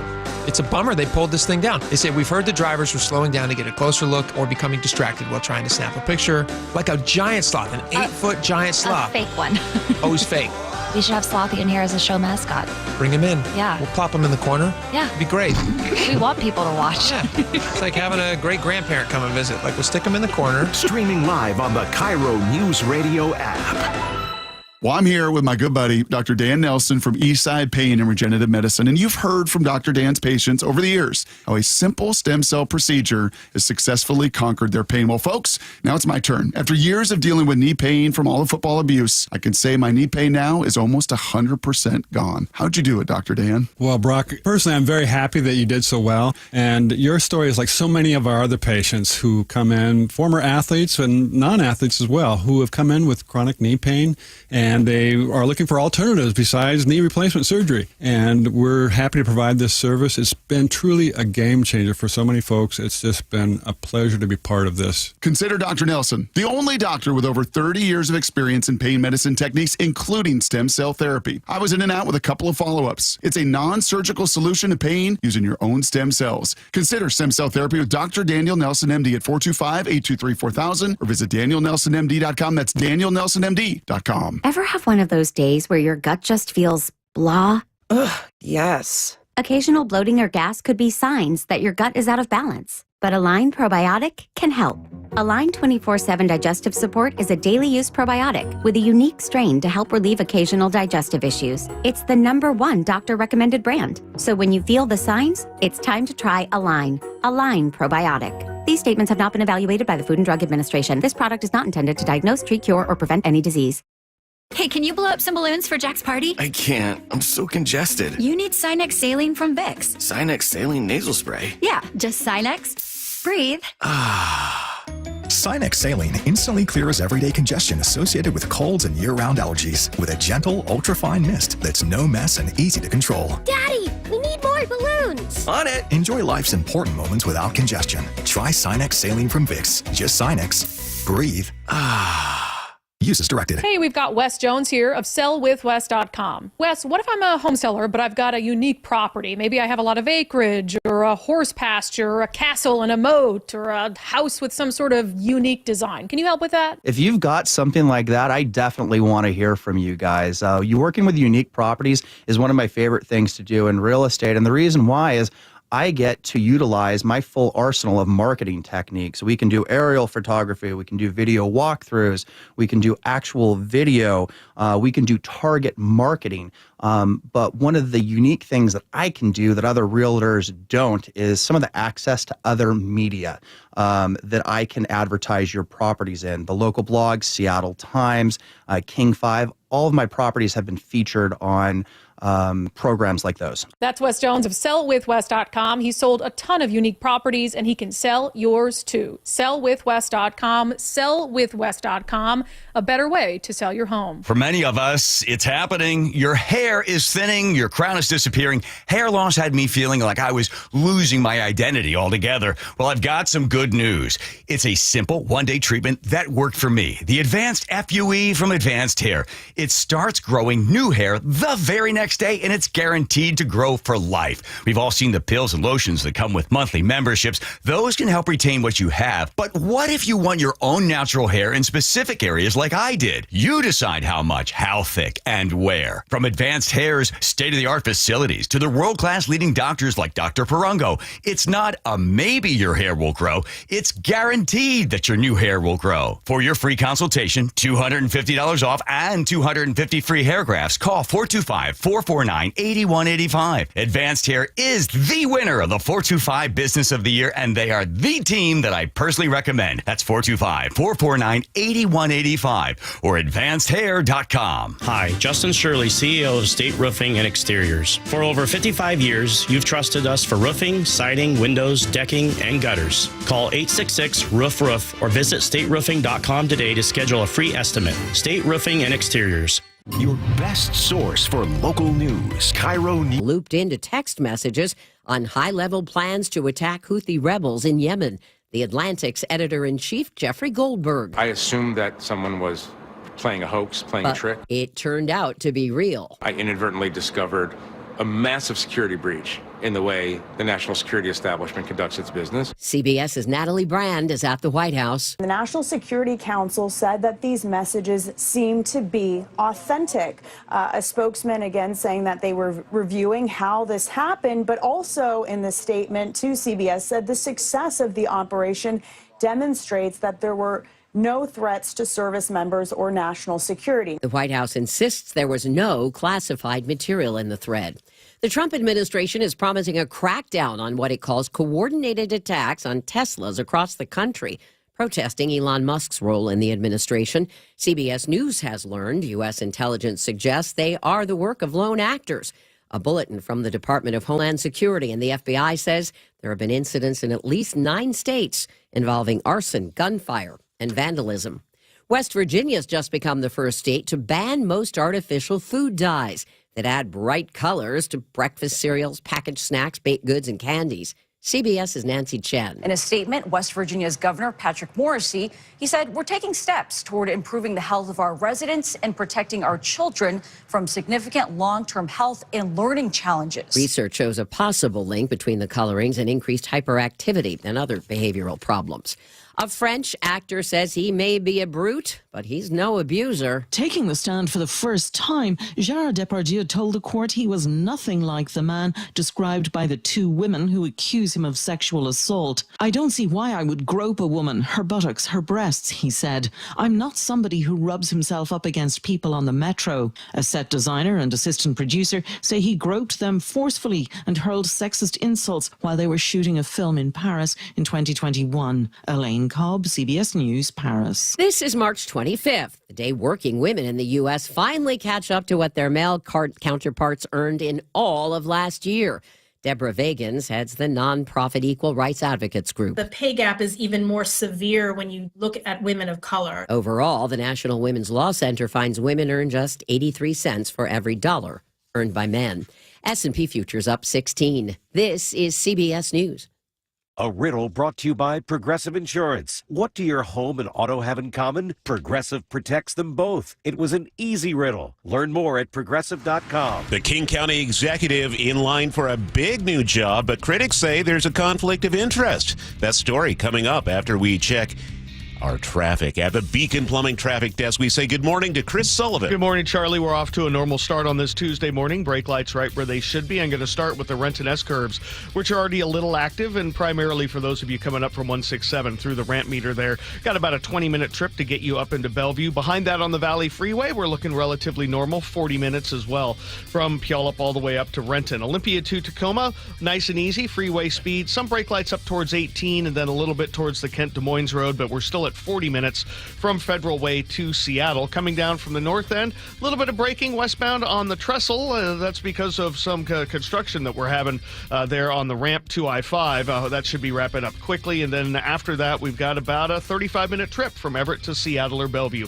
This report brought to you by Beacon Plumbing. For all your heating, electrical, septic, mechanical needs, stop freaking. Call Beacon.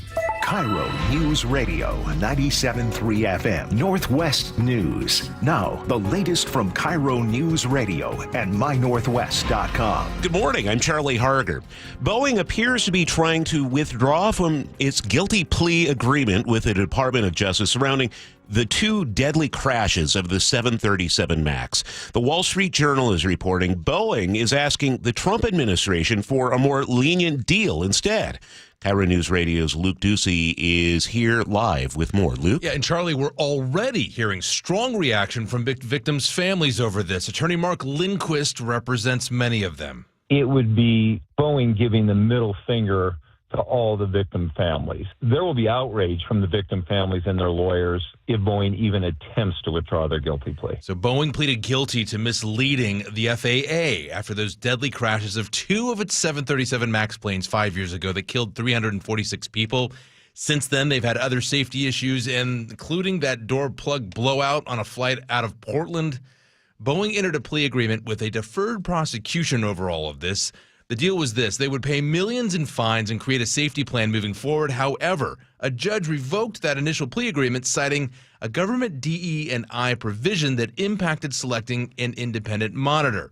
Most aviation analysts call this agreement that Boeing had initially a sweetheart deal. And now, according to multiple sources, they want to go all the way back to the drawing board and cut a more lenient deal. It makes Boeing's initial willingness to take responsibility look totally phony. You can't plead guilty and then say, I changed my mind, and still appear to be taking responsibility. You'll remember, though, the Trump administration just awarded Boeing a contract to build the Air Force's next-generation stealth fighter jet. 1 week later, here we are, the news that Boeing will ask the administration to also renegotiate their plea deal. All right, Luke, thank you. Sound Transit officially nominating a new CEO is a familiar name to many King County residents. KIRO News Radio Sam Campbell has more. King County Executive Dow Constantine is being tapped for the top job at the Regional Transit Agency. The Sound Transit Board of Directors made the announcement Monday after having previously named Constantine as a finalist. The board says they picked him out of 60 applicants. He's expected to step down from serving as county executive, where he's served since 2009. The Seattle Times reports the transit CEO could make up to $650,000 a year. Sam Campbell, KIRO News Radio. Keep in mind, critics call the selection process a conflict of interest since Constantine appointed some of the board members, now hiring him into that high-paying job. That final board vote is set for this Thursday. Growing alarm over a wave of attacks targeting Tesla vehicles across the country, including multiple incidents right here in Western Washington. CBS News reports the FBI and Homeland Security are investigating coordinated vandalism, arson, and shootings against Teslas, mostly carried out at night by what they think are lone offenders. Federal officials now promise a crackdown. They say these politically driven attacks could escalate, potentially putting the public at risk. Seattle's Morning News on KIRO News Radio. And here's your host, Charlie Harger. Happy Tuesday. It's March 25th. I hope you had a great day yesterday. And Sully, we are looking for highs pushing 70 today. That's going to be fantastic. That's why I'm wearing shorts. I'm ushering in the warmest day of the year with shorts. Okay, you do you. It's going to be great. Yeah, it's going to be amazing. We're going to have Nick Allard on with us in just a couple minutes because tomorrow's looking kind of dicey. So we'll keep an eye on that. We'll get some details from him. Jonah Oakleaf, our producer this morning, and Katrina Gashard keeping us updated with local and national headlines. This hour of Seattle's Morning News, sponsored by American Crawl Space and Pest Control. Coming up this hour, you have a choke point, Sully? Yeah, I do. Going to look at some new license plate readers that have gone active in the city of Stanwood and why that community believes they think they need them. Some are calling him Big Brother, though. A lot. Well, they do take a picture of every single car that goes underneath them. Okay. All right. Well, we'll get some details in just a few from Sully. More of the day's top stories in Olympia. Washington lawmakers debating how to fix the state's massive budget shortfall. Democrats have two very different plans. The Senate wants big taxes on the wealthy and corporations, along with temporary furloughs for state workers using the rainy day fund. The House agrees new taxes are needed, but avoids furloughs and tapping reserves while also spending less on schools. Both sides admit they don't have the votes locked in. They'll be negotiating over the next few weeks. Governor Ferguson says any final deal must fund law enforcement hiring, something neither chamber fully included. Republican leaders say the Democratic proposals are bad for Washington families. Senator Chris Gilden of Puyallup criticized Senate Democrats for proposing $21 billion in new taxes while cutting child care support and cutting college or making that raising college tuition. Republicans claim their own budget plan can balance the books without raising taxes or cutting services. Microsoft President Brad Smith says these new tax proposals could seriously harm the state's tech industry. GeekWire reports the taxes that target wealthy individuals and large companies like Microsoft. Smith warns this could force companies and jobs out of the state, damaging Washington's economy long term. Meantime, Washington drivers could see the first increase in the state gas tax since 2016 under a bipartisan transportation funding plan. KIRO 7 TV's Jake Chapman breaks down each proposal. The state Senate proposed a 6 cents per gallon increase, whereas the House is proposing a 9 cents per gallon increase. Well, there's no doubt that they are just on a tax hiking rampage down here. Senate lawmakers argue this increase would bring in over $1.5 billion within the next 6 years and help address the projected $1 billion shortfall over the next 2. Some lawmakers argue without any new funding. It would mean a pause in final phases of Snoqualmie Pass. It would also mean not starting the Highway 18 projects. Now, if either of these plans pass, they're expected to take effect first thing in July. That's Jake Chapman reporting. New regulations for body scanners in jails may be making it easier to smuggle drugs behind bars. The new scanners are meant to protect inmates from radiation, but Thurston County Sheriff Derek Sanders says they're not as effective at detecting narcotics, including fentanyl. Before, you'd able to see at least, clear-cut images of baggies and things like that inside the stomach cavity and the rectal cavity. And now it's just you can't tell what they are. Lawmakers passed the new radiation rules for scanners, which took effect this year. Sanders tells KTTH's Jason Rance he believes it's leading to more overdoses inside jails. There have been at least 2 ODs at the Thurston County Jail in the last week. King County Metro will restart its fare enforcement next week. KIRO 7 TV's Ranji Sinha is outside the Renton Transit Center. The Metro Transit estimates that about 1/3 of riders aren't paying their fare. Metro is starting with 30 fare enforcement officers pulled from the 175-member security team. They'll be very noticeable wearing neon yellow uniforms, and after that verbal warning, riders who don't pay get a written warning. Then it's a $20 fine or a load $20 onto an Orca card. You can also choose to perform 2 hours of community service instead. All right, at 6:12, we get a check on weather brought to you by State Roofing and Exteriors. Nick, I was driving in from Auburn this morning, and I live on top of the hill, nice and clear. Come down the hill, it was so thick, that fog, I could barely see merging onto really 167. It was kind of dicey. All areas, from about SEA and about Renton south, it is very foggy right now. And really from Port Townsend all the way south through Chehalis, Olympia, also very, very foggy. Visibility is at like a half a mile. It's mild. There's a lot of low-level moisture. And so with that, yes, you are going to run into some fog. It'll be kind of muggy out there, and expect that to continue throughout the day. But you are going to see some breaks. I do think it will turn partly cloudy, especially this afternoon. It's just going to take a little while to get there, but we will turn partly cloudy with some sun breaks. And then, I think we're going to talk about the warmest day of the year so far, with highs in the upper 60s and lower 70s. It looks really, really nice. But again, you're going to find some fog and just cloudy and tricky conditions when you head outside right now in the low 50s. And don't forget, it will feel muggy. And then tomorrow's a pinpoint alert day. Most of your day, you're just going to feel muggy and warm, but late in the day, some showers and thunderstorms, possibly stronger than average or possibly even severe, will increase. So I do think we'll see widespread thunderstorms tomorrow night. They could occasionally be a severe thunderstorm, which would indicate, the size of the hail, specific kind of wind, hail, and lightning and rain, and also the potential for rotation, which could lead to something I don't want to mention. So it does look like a very active night tomorrow night. And then Thursday and Friday, back to showers and blustery weather, but normal stuff in the 50s. But you got to be prepared. If you have plans outside tomorrow night, I would plan on just not having them in or outside at all. Okay, Nick, thanks for the update, and let's enjoy the sunshine today. In Seattle right now, it's 50 and partly cloudy at 6:14. Over to the Beacon Plumbing traffic desk now with Sully. And we're experiencing relatively normal conditions out there, seeing a little bit more action on northbound 167 right there at Highway 18 in Auburn. All in all, we're a little over 40 minutes now from Puyallup to Renton. Also building at the north end part of that drive. Getting through the ramp meters, you're going to see a little bit of slowing there, but then Renton to Bellevue is under 20 minutes. Northbound I-5 from Olympia to Tacoma, freeway speed. Some brake lights up the hill to 18.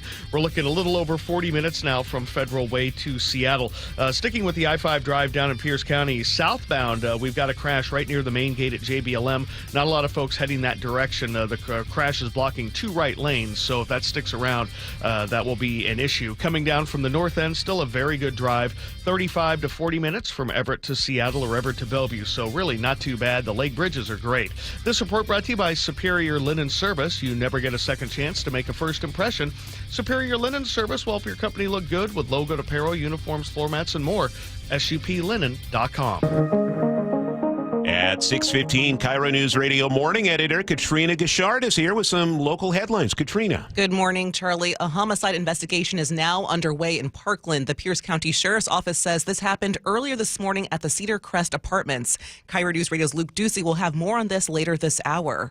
Seattle native Amanda Knox is out with a new memoir today. Knox and her Italian ex-boyfriend were convicted and acquitted in flip-flop verdicts in 21-year-old Meredith Kirscher's murder before being exonerated back in 2015. Knox spoke with Good Morning America on Monday. Whatever people say about me out in the world doesn't define who I am. I am not boxed in by their narratives. I can stand up on that box and tell my own story. Earlier this year, Italy's highest court upheld its slander conviction against Knox. We'll have an interview with her Friday on Seattle's Morning News. Katrina, thank you. 6:16 now. Seattle's Morning News with Charlie Harder. Now, Choke Points with Chris Sullivan Presented by Carter Subaru. And whenever cameras go up, people start getting fired up, whether they're speed cameras, red light cameras, any public surveillance system. Small town in Snohomish County just installed a bunch of cameras. Sully is here to explain why. Because I received an email from Jerry in Stanwood last week, and he was fired up for sure. He wrote me, "The city council put up 14 cams around the town to check speed, tab, warrants, etc. The people are irate." Exclamation, exclamation, exclamation. I got 3 of them. So I was intrigued. So I rolled up to Stanwood to take a peek and meet with Police Chief Jason Toner. Stanwood has indeed installed 14 new cameras. They are on the main roads in and out of the city, but they are not speed cameras or red light cameras. They are part of what's called the Flock Safety System. That's a private entity, a company that provides these services to cities. And this Flock system reads every license plate of every car that passes under them. It gets pictures of, say, the back or front bumper, other identifying features like make and model of the car. Doesn't take a picture of the driver, though. Sounds kind of ominous, but more than 70 cities in the state use this same system. But the big brother concern isn't lost on Chief Toner. I mean, that's a legitimate concern, right? Is it too much big brother, too much kind of, just government watching you all the time? That's not what we want. Stanwood installed the cameras to make up for having a small department. There are only 10 officers, including the chief on the force, and only one of them works the night shift. It's a way to use technology to make the community safer. Most of the property crime that is committed in Stanwood is done by people that come from outside of our community. So it was just a way to kind of build maybe a visible fence, so we know when somebody's coming into our community that's up to no good, that we're have a little bit of notification. So how does the system work? It's not video surveillance. It's basically a camera taking a bunch of still photos of vehicles on the road. With machine learning, it categorizes those vehicles by license plate, make, model, a bumper sticker. And it can even get things like a bumper sticker and put that into the database. So if another car that's a suspect car, potentially with a similar make and model and bumper sticker pops up, you get an alert on that. But again, it's no live video feed, so there's no constant surveillance that someone could tap into, no tracking. So, for example, say a stolen car gets picked up on the camera. Our officers working on the west side of town, and somebody comes in on the east side of town with a stolen vehicle. Then they're alerted of that, and they can, go to that area and hopefully, either catch or deter any future crime. So it's a way to just kind of know who's coming into town, and it's already working.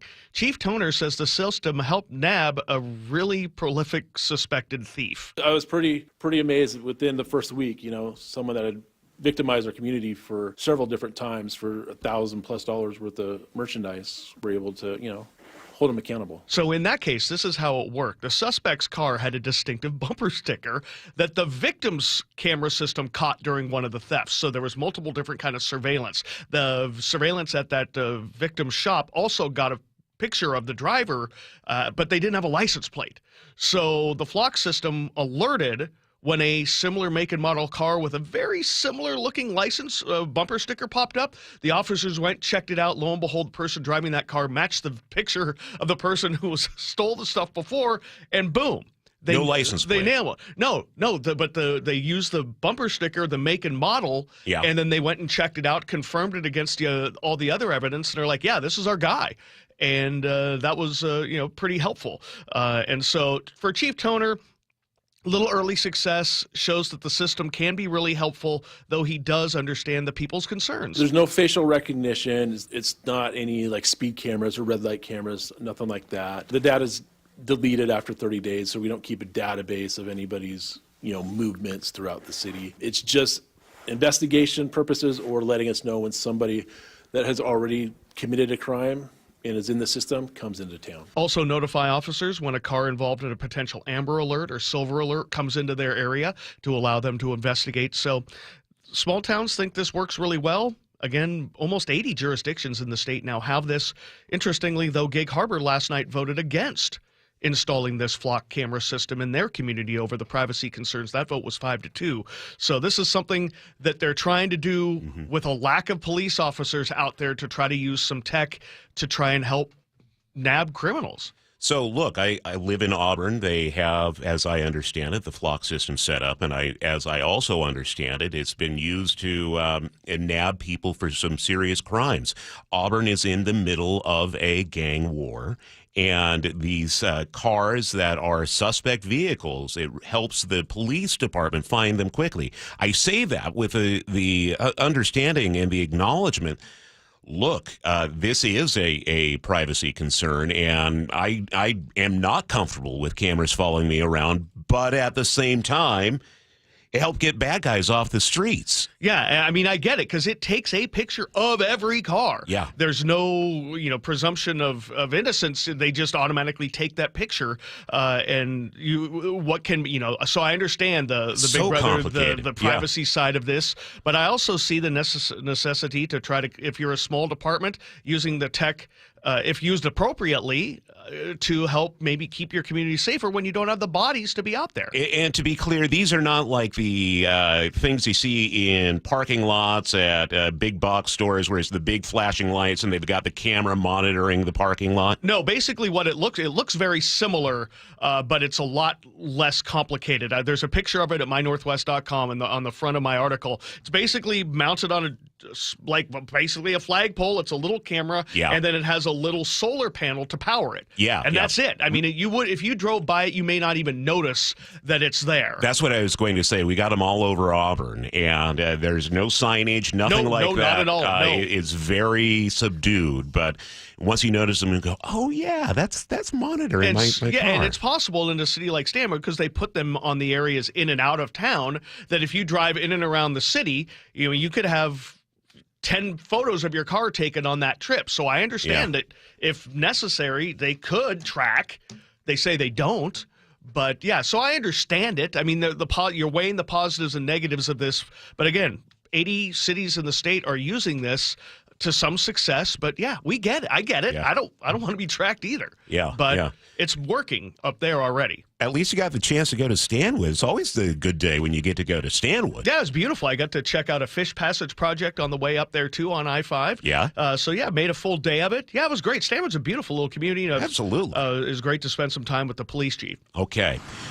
At 6:23, we switch over and have you check traffic at the Beacon Plumbing Traffic Desk. And so far, so good. I mean, we do have brake lights here and there. One of the spots, eastbound 512, trying to get down the hill into Puyallup. That appears to just be volume. Also looking at very heavy traffic on westbound 410, getting through the Sumner area, and then kind of continuing on to northbound 167 there. A little over 40 minutes to make the drive now from Puyallup up into the Renton area. We're heavy by Highway 18 as well. Renton to Bellevue, looking at 22 minutes as you make the drive there. Olympia to Tacoma, no issues. However, going southbound past the main gate at JBLM, we do have a crash blocking 2 right lanes, but not a lot of action there. Some brake lights up the hill to 18, and then Federal Way to Seattle's a little over 40 minutes. Coming down from the north end, definitely 40 now from Everett to Seattle or Bellevue as we see the brake lights pulling away from Linwood. The Lake Bridges are fine.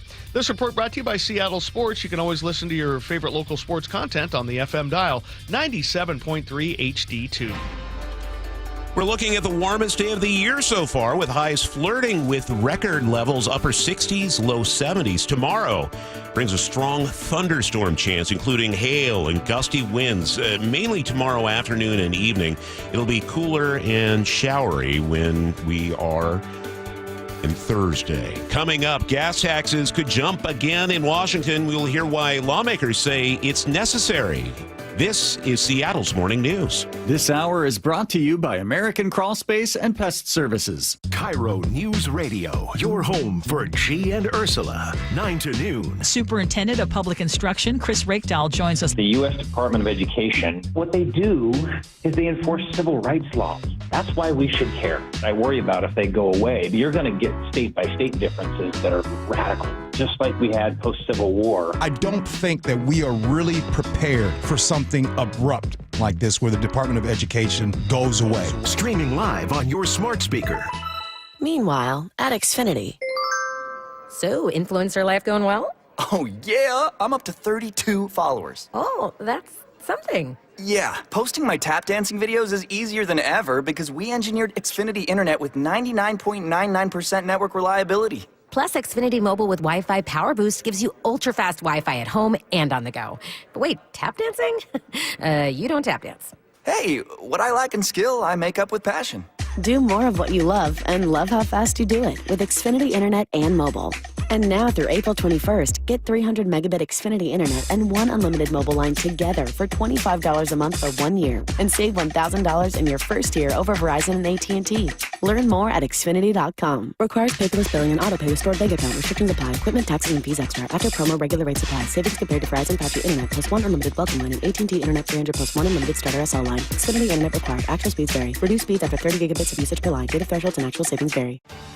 Someone had a birthday. Yep, 50. Can't believe it. 50 years of wisdom. Great segue. We have health news, a CDC update. Pneumococcal vaccination is now recommended for adults 50 or older. Says here, we're over 6 times more likely to be hospitalized with pneumococcal pneumonia than adults under 50. I don't love those odds. Same. Look what I found. Pfizer's Prevnar 20 is proven to help protect adults against pneumococcal pneumonia and invasive pneumococcal disease in just 1 dose. And millions have already gotten it. Continued approval may depend on a supportive study. Don't get Prevnar 20 if you have a severe allergy to its ingredients. A weakened immune system may lower your response. Common side effects include injection site pain and swelling, fatigue, headache, muscle, and joint pain. For full prescribing information, please call 1-855-213-2138. Visit Prevnar20.com or talk to your doctor or pharmacist. I'm on Prevnar20.com now, scheduling my appointment. Good idea.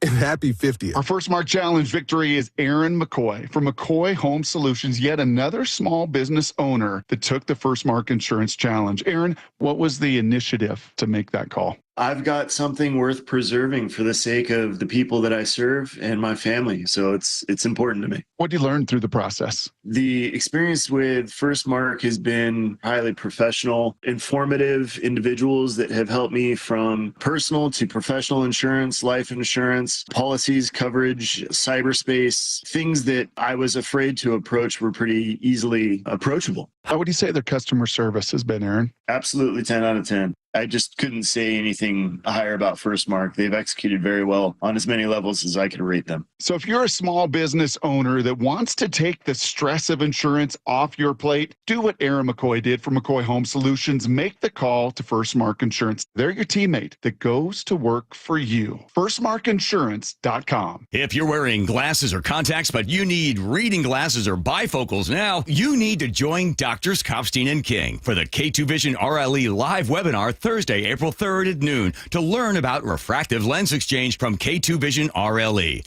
This free webinar is a perfect opportunity to meet the doctors and have them answer all your questions about K2 Vision RLE. Questions like, what is K2 Vision RLE? How is refractive lens exchange different from LASIK and EVO ICL? Who's a good candidate for RLE? These questions and lots more will be covered Thursday, April 3rd at noon during the K2 Vision RLE free live webinar. K2 Vision surgeons have performed over 150,000 procedures. They know when RLE is right for you. K2 Vision RLE. No glasses, no contacts, no readers. Plus, no more cataracts. So don't miss this free live webinar Thursday, April 3rd at noon. Register at K2VisionRLE.com. That's K2VisionRLE.com.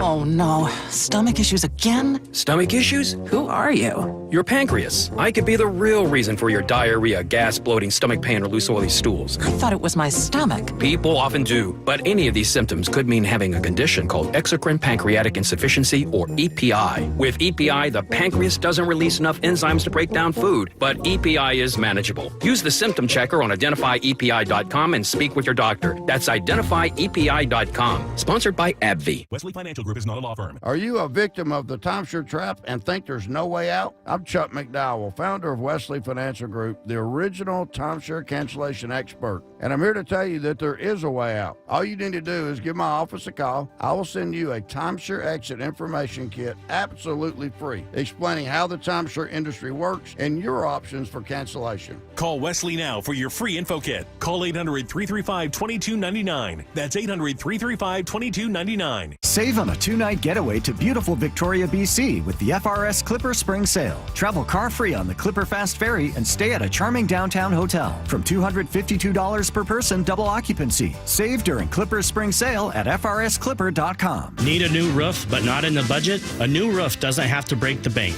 Justin Shirley, CEO of State Roofing and Exteriors here. Right now, State Roofing and Exteriors is offering 0 down, 0 payments, and 0 interest for up to 24 months. That's 2 years with no payments while getting the protection your home deserves. But this offer won't last forever. Call 866-ROOF-ROOF or visit stateroofing.com today to get on our summer schedule now. State Roofing and Exteriors, held to a higher standard since 1968. KIRO News Radio, breaking news. Thanks for joining us. I'm Charlie Harger, and new in the newsroom, Pierce County deputies are searching for a suspect in a deadly shooting that just happened in Parkland. Luke Ducey is here with all the details being released right now. Luke? Charlie, deputies tell me one man is dead after being shot early this morning at an apartment complex. The area where this happened is just north of Highway 512. They found the victim on 108th Street, which is really just kind of like a street over from 512. This is near the Pierce County Housing Authority, if you know where that building is. We just heard from Deputy Carly Capetto. She tells us they are calling this a homicide, and they are actively searching for at least one suspect. Now, because 512 is right there, I mean, you might be able to see the crime scene and all the police lights, deputy lights right now if you're on 512. It would be more difficult for a suspect to run across that highway, especially during the morning commute. But according to deputies, that suspect is still somewhere in the area. I'm going to have more details for you as soon as I get them in. All right, Luke, thank you. Keep us updated. 2 homeless people helped cops track down a man suspected of possessing child pornography. KIRO Newsradio Sam Campbell reports. The pair told police they were looking through dumpsters in a Queen Anne alleyway when they came across pictures of children in sex acts. They called 911 immediately and directed officers to where they found the materials. After 3 weeks of investigation, police say they matched fingerprints, usernames, and more to a 63-year-old man living in the apartment building across the street. Police searched his home and found 14 binders full of explicit photos of children. Prosecutors are charging Arthur Rickard with 2 counts of possessing the child sex abuse materials. Court documents say he admitted to detectives he previously molested about 50 children. Sam Campbell, KIRO News Radio.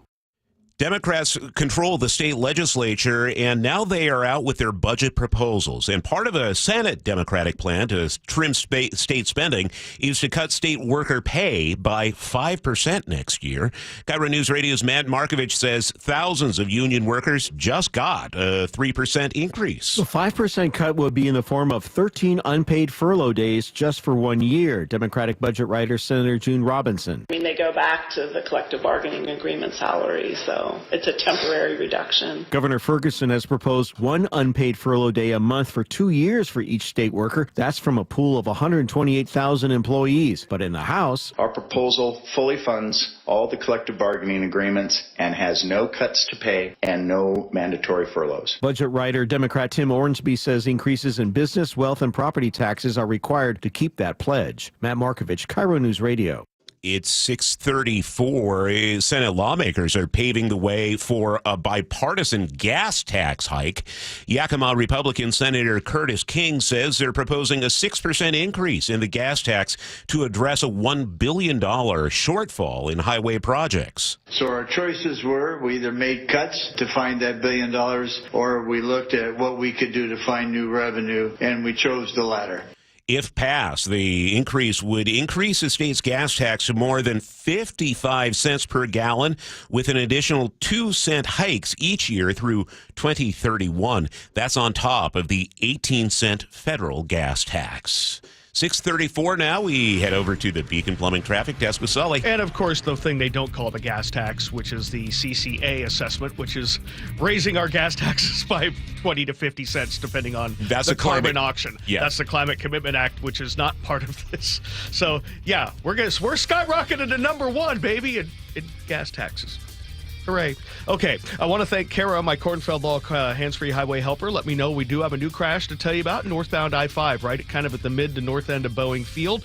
It is blocking the left lane. Not a lot of action right around it. Haven't gotten the first responders there either. But 45 minutes from Federal Way to Seattle. Looking at the Renton Drive, it's already really heavy. I'm looking for something past SR 900. We've got about a 25 to 28-minute trip already to make the drive to Bellevue. And behind that, 45 minutes from Federal Way to Seattle. Olympia to Tacoma is not too bad at 35 minutes, and coming down from the north end, still about a 40 to 45-minute trip, Everett to Seattle or Bellevue. This report brought to you by Beacon Plumbing. For all your heating, electrical, septic, mechanical needs, stop freaking. Call Beacon. Patchy fog this morning makes way for the year's warmest day yet, topping out near 70 in Seattle. Tomorrow's storms could be intense, producing lightning, hail, and strong winds. So keep an eye on rapidly changing conditions. Nick Allard says this really starts to kick up tomorrow evening, then much cooler and rainy on Thursday. 50 and partly cloudy at 6:36. The opening bell brought to you by Legacy Group Capital Family of Funds. Today is Equal Pay Day, highlighting the wage gap between women and men. CBS News correspondent Jennifer Kuiper has more. Today is the equal pay day for all women combined as compared to when you look at the salary difference with all men combined.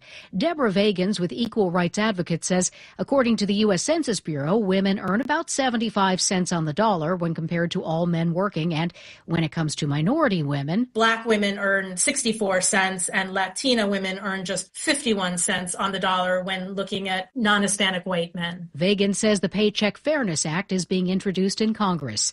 Jennifer Kuiper, CBS News. Markets were up yesterday, and that rally seems to be continuing today, with the S&P 500 up by 2 points, at Dow Jones Industrial Average up by 38, and the NASDAQ ahead by 6.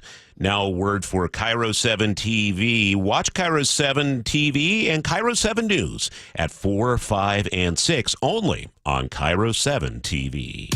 Seattle's morning news. Watch the show live on mynorthwest.com. Now here's Charlie Harger. Some good news for car owners in Washington. Car thefts have dropped by nearly a third last year. That is the biggest decline of any state in the nation. National Insurance Crime Bureau says vehicle thefts fell by 32% statewide from 2023 to 2024.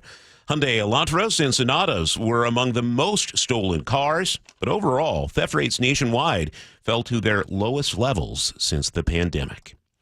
The nation's infrastructure report card is out, and it highlights the need for major improvements.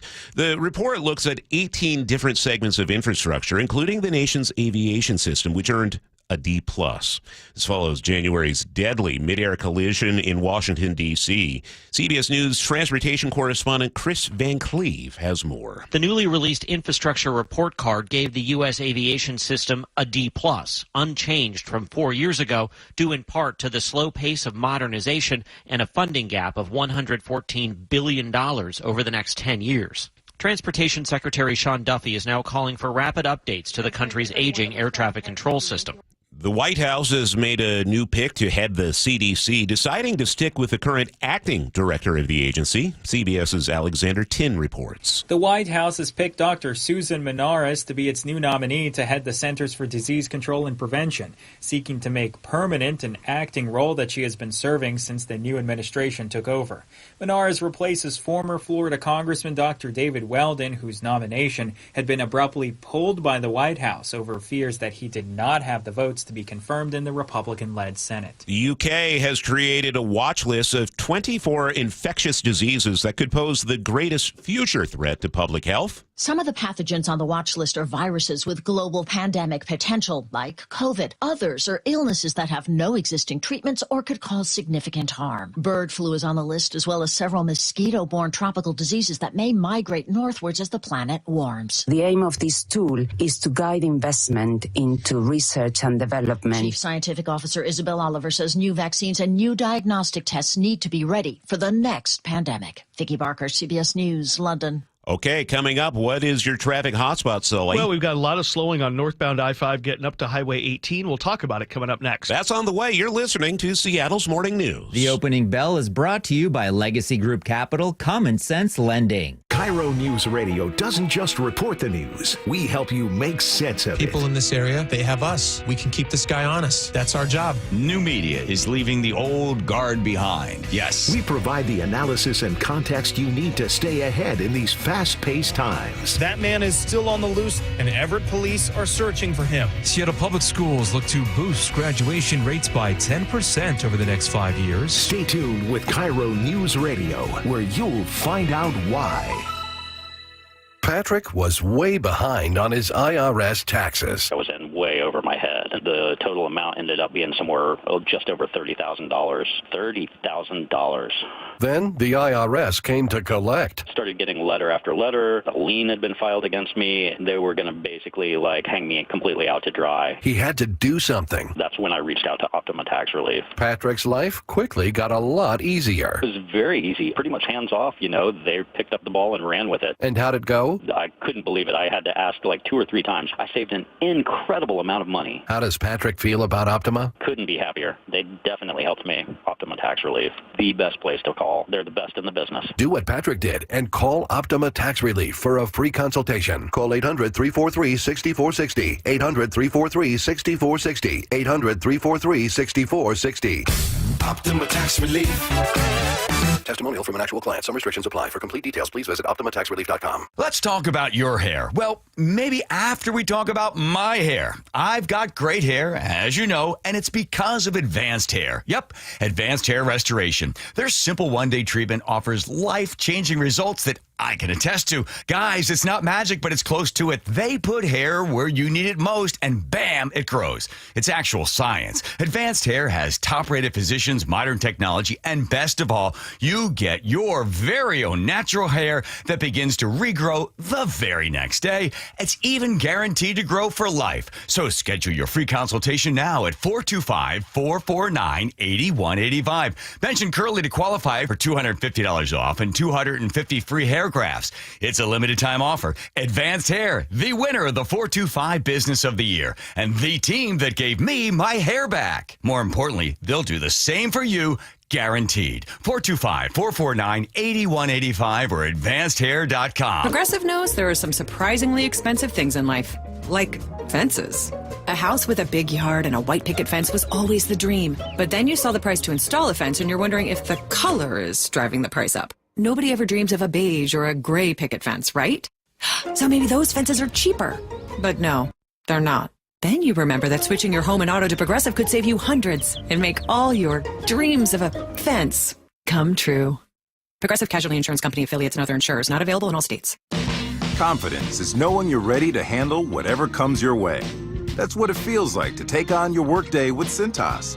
They make sure your AEDs are up to date, your fire extinguishers are tested and inspected, your floor mats are cleaned and delivered, and your workwear looks good, feels good, and is freshly laundered with a Cintas Apparel Plus program.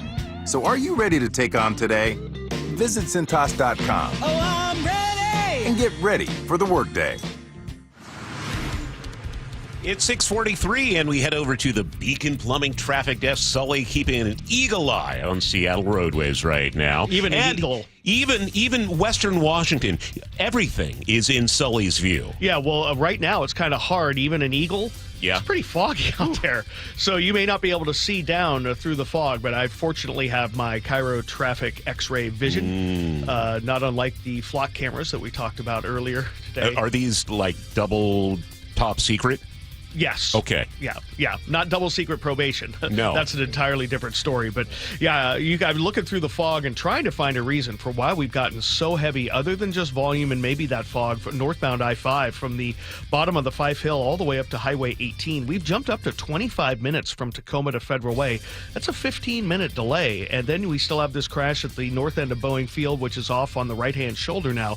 And we have 50 minutes from Federal Way to Seattle. Renton to Bellevue is getting closer to a half an hour. hour. It's foggy there up too. By the time you get to about 30th, though, it eases off. The Valley Freeway, 45 to 50 minutes already, so pretty heavy up the valley there. Coming down from the north end, 45 to 50 minutes from Everett to Seattle or Everett to Bellevue, and also seeing some very heavy brake lights across the trestle and down 204. I'm looking to see if we might have some construction-related slowing on the far west end as you get over the Snohomish River. This report brought to you by Kornfeld Law. Don't let insurance companies take advantage of you. Visit personal injury attorney Neil Lindquist for a free consultation, kornfeldlaw.com. Yeah, fortunately, starting to get light out. When I was driving earlier this morning, Sully, I was going from Highway 18 to 167 in Auburn. Super thick fog there. And the street lights, that line where you make that curve on the freeway, they were completely out. So it was total blackness and fog. It was that's not good. White knuckling it for sure.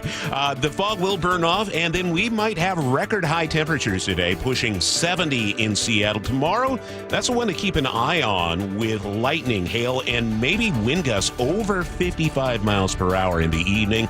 Thursday, the storms move out, and we'll just be back to rain with 50s. Right now in Seattle, it's partly cloudy and 50 at 6:45.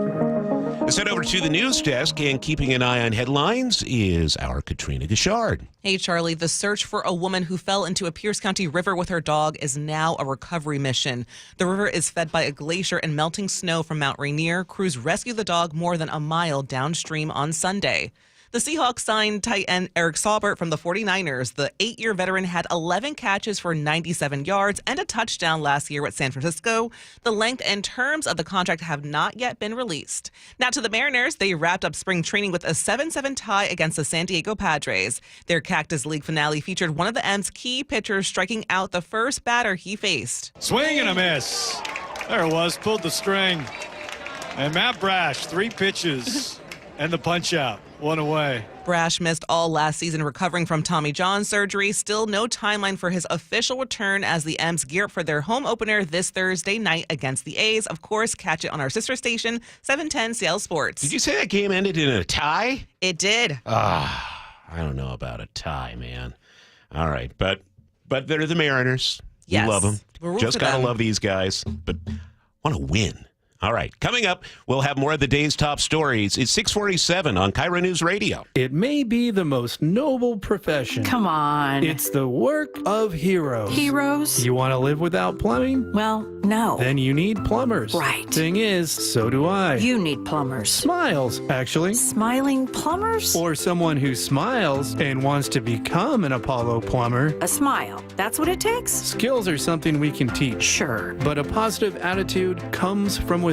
That's a big part of being an Apollo plumber. The biggest part. What else? A desire to learn and serve. Just like every Apollo plumber. As they learn, so shall they earn. Earn? Apollo plumbers can earn 6 figures. Enough to make me smile. We believe you get what you give. Give a smile. And Apollo service. Get a smile. A well-paid smile. Driving one of those big blue Apollo trucks. That's the goal. Does seem pretty noble. It's important, satisfying work. And you're looking now? There's always room for another smile around here. On the Apollo Plumbing team. Apply at apolloplumbing.com. Ladies, and you guys too, have you noticed visible signs of aging, those deep wrinkles, fine lines, and facial creases stealing your youthful glow? Sagging skin, crow's feet, and loss of facial contour are all natural effects of aging, but you no longer have to let them define your appearance. Introducing the New Skin Lift, the groundbreaking facelift led by Dr. Brian Scott. The advanced New Skin Lift addresses key signs of facial aging for women and men, restoring natural youthful contours. Whether it's replenishing volume lost over time or lifting the skin to smooth out those creases, the New Skin Lift can help you look 10 to 20 years younger with both surgical and non-surgical options. It's Hollywood's best kept secret and now available to you. Get a free consultation and save $250 off your New Skin facelift. Schedule at newskinlift.com or 206-222-1225. Look 10 to 20 years younger and restore your youthful appearance with the New Skin facelift. newskinlift.com. At Uline, they know going the extra mile takes hard work. For companies pushing to go further, Uline will go the distance with you. 24/7, they answer the phone to get you the shipping and industrial supplies you need. Business can move fast.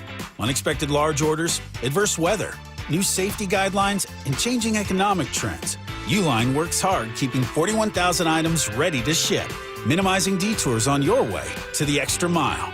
Visit uline.com. This is Seattle's Morning News on KIRO Newsradio, and here's your host, Charlie Harder. 6:50 on a Tuesday morning. David Jers, the first tugboat captain to respond to the deadly collapse of the Francis Scott Key Bridge in Baltimore, is sharing his account of the incident 1 year after the disaster. CBS News' Nicole Skanga has more. If it comes through the port of Baltimore, chances are tugboat captain David Jers has pushed it or pulled it. The whole bridge just collapsed. But on the morning of March 26th, the unthinkable happened. Of course, as we got out there, you realized there was no bridge left. The bridge had fallen. As the sun rose above the wreckage, reality set in for the 43-year veteran of the Chesapeake Bay. What was it like the first time you saw that bridge clean off? It was a surreal feeling. I mean, it was like an out-of-body experience. It really was. Your mind wouldn't let you accept that it was gone, after all these years. It was this tugboat that helped guide the Dolly out of its berth here in Baltimore, then raced back after the container ship lost power. Some days you do no job, sometimes you do 15. And some days? Some days something like this happens, which are far and few between. But just how few and far between is the subject of a new study just miles away from Captain Jers' pier.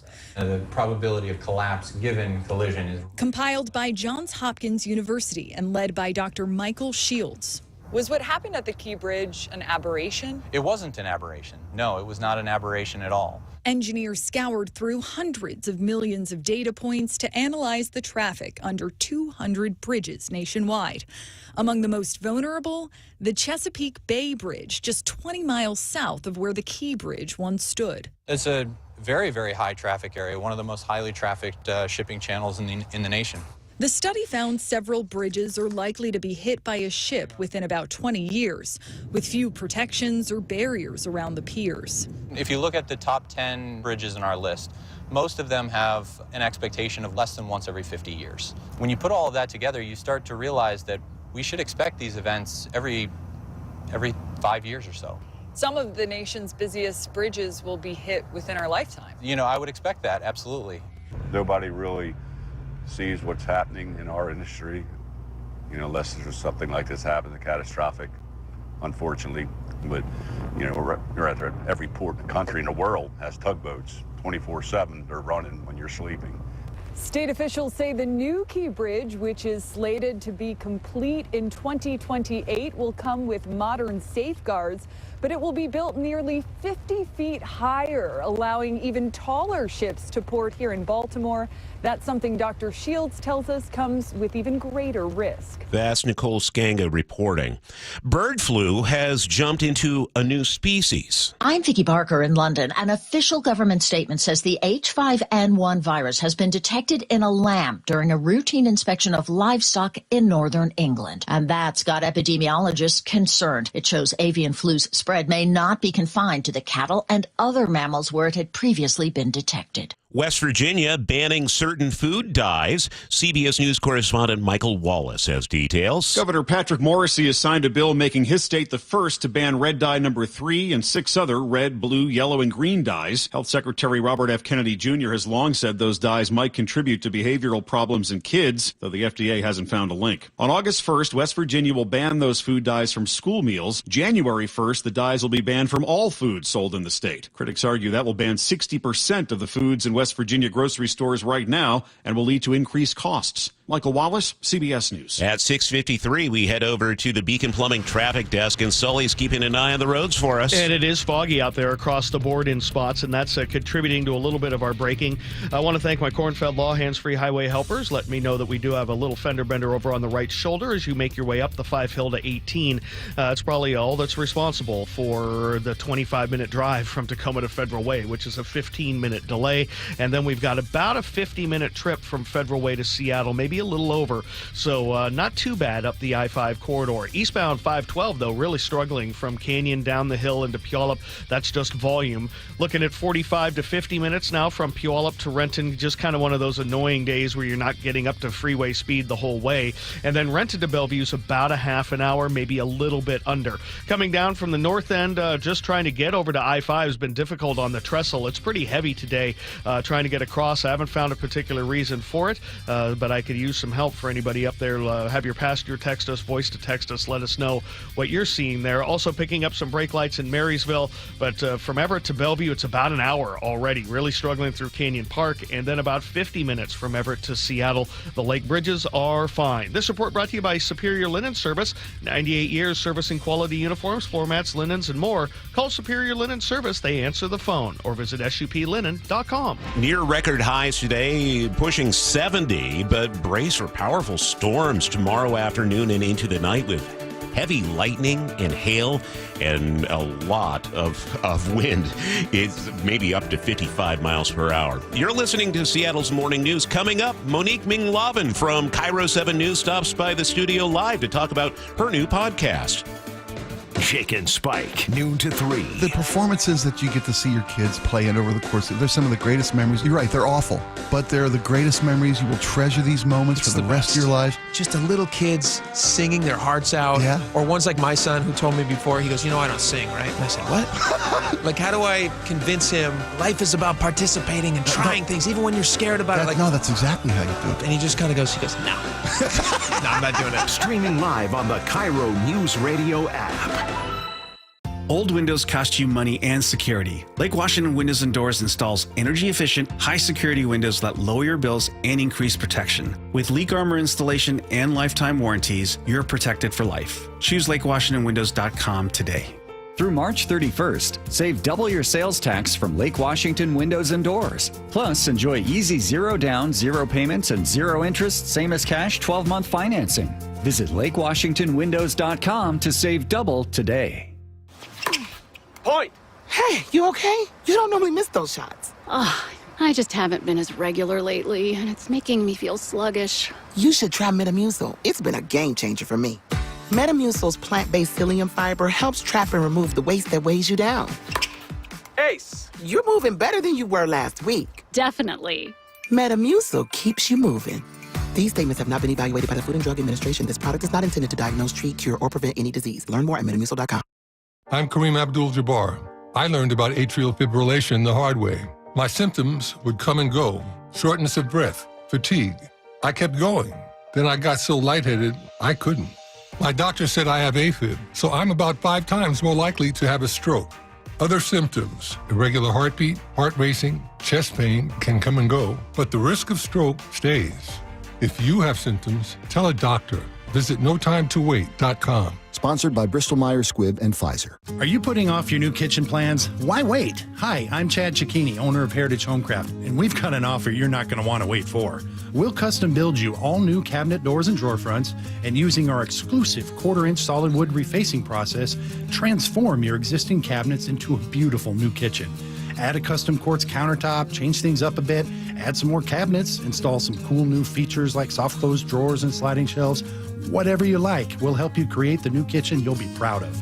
All in about a week, and all with way less mess, hassle, and expense than a tear-out. Stop waiting. We're having a trade-in sale. You'll save $30 per door and drawer front off the cost of your new kitchen. Count them up and see how much you'll save. Years of experience, thousands of happy customers. Call today and let one of our pros come out and show you how easy and comfortable it'll be to get going on your new kitchen. Heritage Homecraft, 425-485-1600, 425-485-1600, or heritagehomecraft.com. Meanwhile, at Xfinity.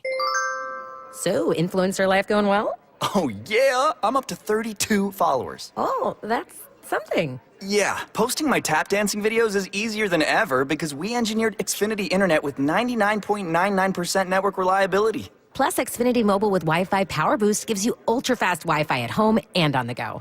But wait, tap dancing? You don't tap dance. Hey, what I lack in skill, I make up with passion.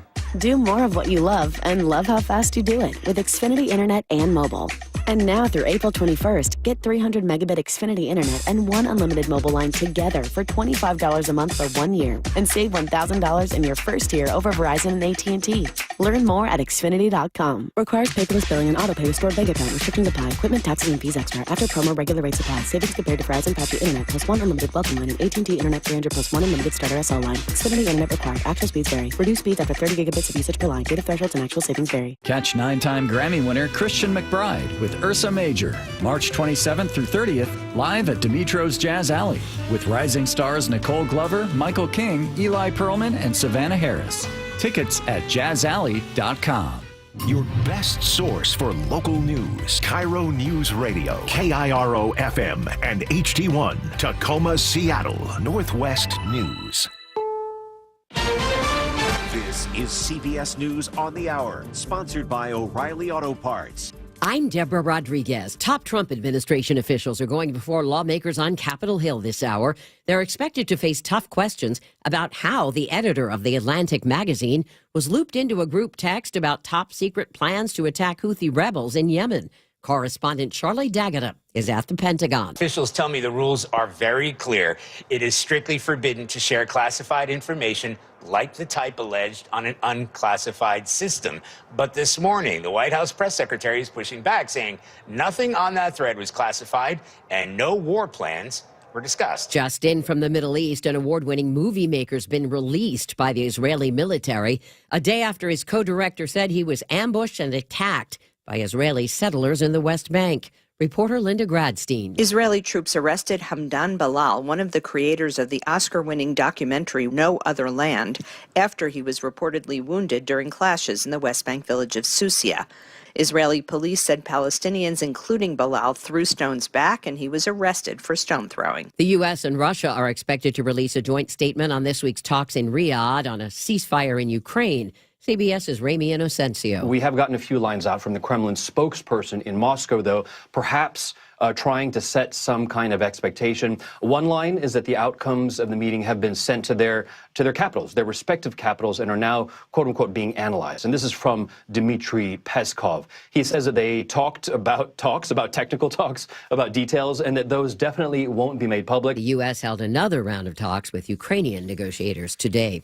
A new report card on the nation's infrastructure gives it a C, and that's an improvement from past grades of C- and D.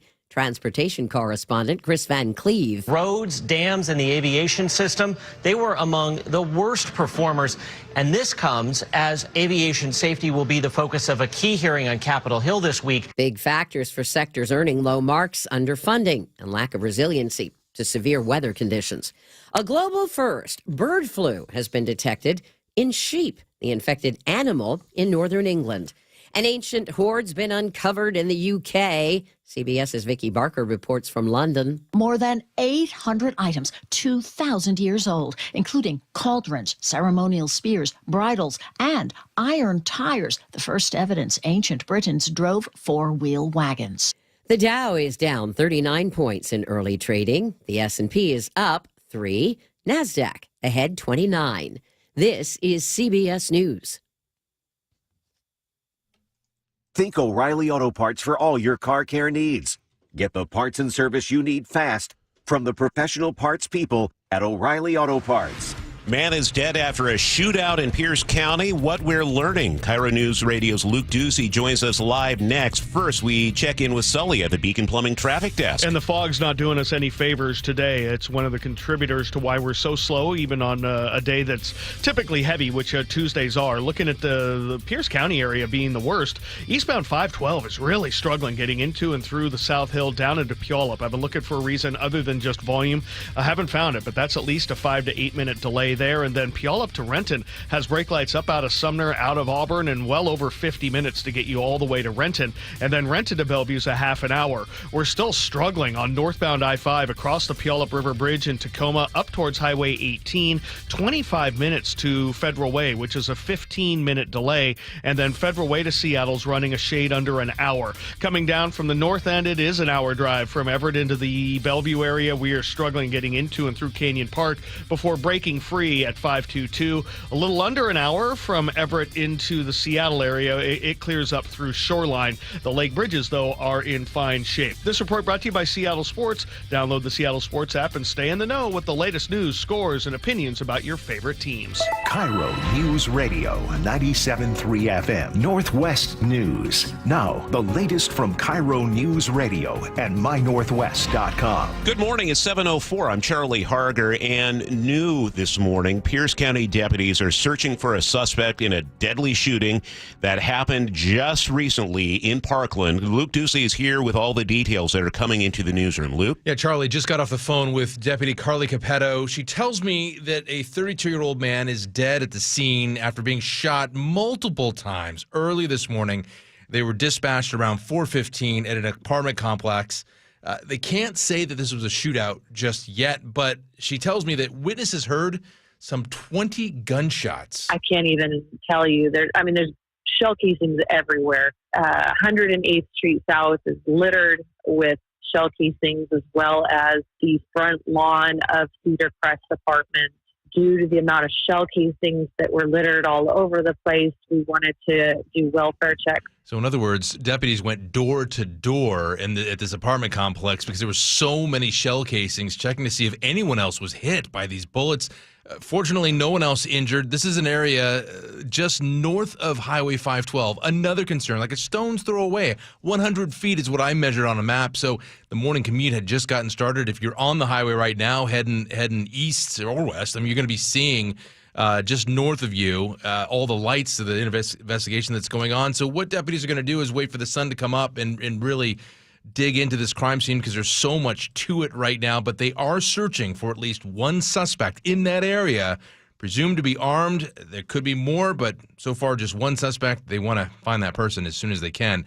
More details into the newsroom, and we will share them as soon as they come in. All right, Luke, thank you. King County Executive Dow Constantine is the pick to become Sound Transit's new CEO, and not everyone's happy about it. Sound Transit Board chose Constantine, praising his experience managing big projects. But critics called the selection process a conflict of interest, since Constantine appointed some of the board members, now hiring him into that high-paying job. A final board vote is set for Thursday. CBS News reports the Trump administration is promising a crackdown on attacks targeting Tesla cars, including several right here in Western Washington. Since January, Teslas have been hit by vandalism, arson, even gunfire nationwide. Federal authorities say attackers may see Teslas as symbols of political opposition or even racism. Attorney General Pam Bondi calls the crimes acts of domestic terrorism and vows severe punishment. In Pierce County, newly released body cam video shows a vandalized gas station and an intoxicated man accused of the damage. KIRO 7 TV's Elle Thomas has more.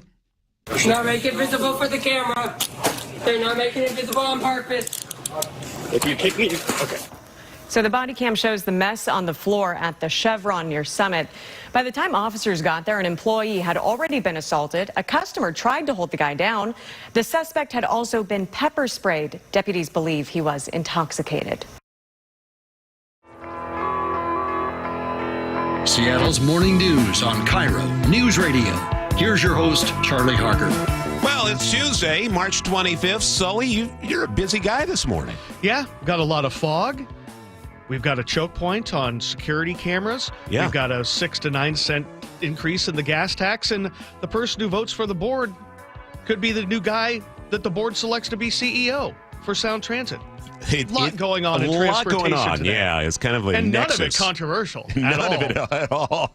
So we have Sully here. Jonah Oakleaf is our producer. Katrina Gashard is keeping us on top of local and national headlines throughout the show. This hour, Seattle's Morning News, sponsored by American Crawl Space and Pest Control. Coming up this hour, KIRO 7 TV evening anchor and Seattle staple Monique Minglovin will join us to chat about her new podcast. She will be here live. Also on the way, News Nation correspondent Tom Dempsey with his insights into a comment made by U.S. Circuit Court Judge Patricia Millett, who compared the treatment of alleged gang members with the way Nazis were treated after World War II. But more of the day's top stories. Democrats in Olympia are divided over how to solve the state's budget crisis. Both the House and Senate propose billions in new taxes, especially on wealthy residents and large companies. But the Senate would furlough state workers and empty reserves, while the House avoids those controversial moves. Those negotiations continue through April, and Republicans are slamming those proposed budgets. State Republican leader John Braun says the plans would dramatically increase property taxes, college tuition, and fees. Republicans insist Washington state can fund essential services without burdening taxpayers and having billions in new taxes. Washington lawmakers have also proposed a gas tax hike as part of their transportation budget. KIRO 7 TV's Jake Chapman has more. It isn't cheap these days to fill up at the pump in Western Washington. How much you think you spend in gas? Close to $100 per day. The state Senate proposed a 6 cents per gallon increase, whereas the House is proposing a 9 cents per gallon increase. Well, there's no doubt that they are just on a tax hiking rampage down here. Senate lawmakers argue this increase would bring in over $1.5 billion within the next 6 years and help address the projected $1 billion shortfall over the next 2. That's Jake Chapman reporting. New tax proposals are getting pushback from Microsoft. GeekWire reports Microsoft President Brad Smith believes a new payroll tax on large companies would hurt tech sector jobs. Smith says while Microsoft has supported higher taxes in the past, these proposed increases are excessive and could drive businesses away. We'll have more on this with KIRO Newsradio's analyst Matt Markovich. He joins us at 8:15 to talk about all these new proposals. Other stories we're following. Washington Attorney General Nick Brown joined a group of states suing to stop President Trump's attempt to dismantle the education department.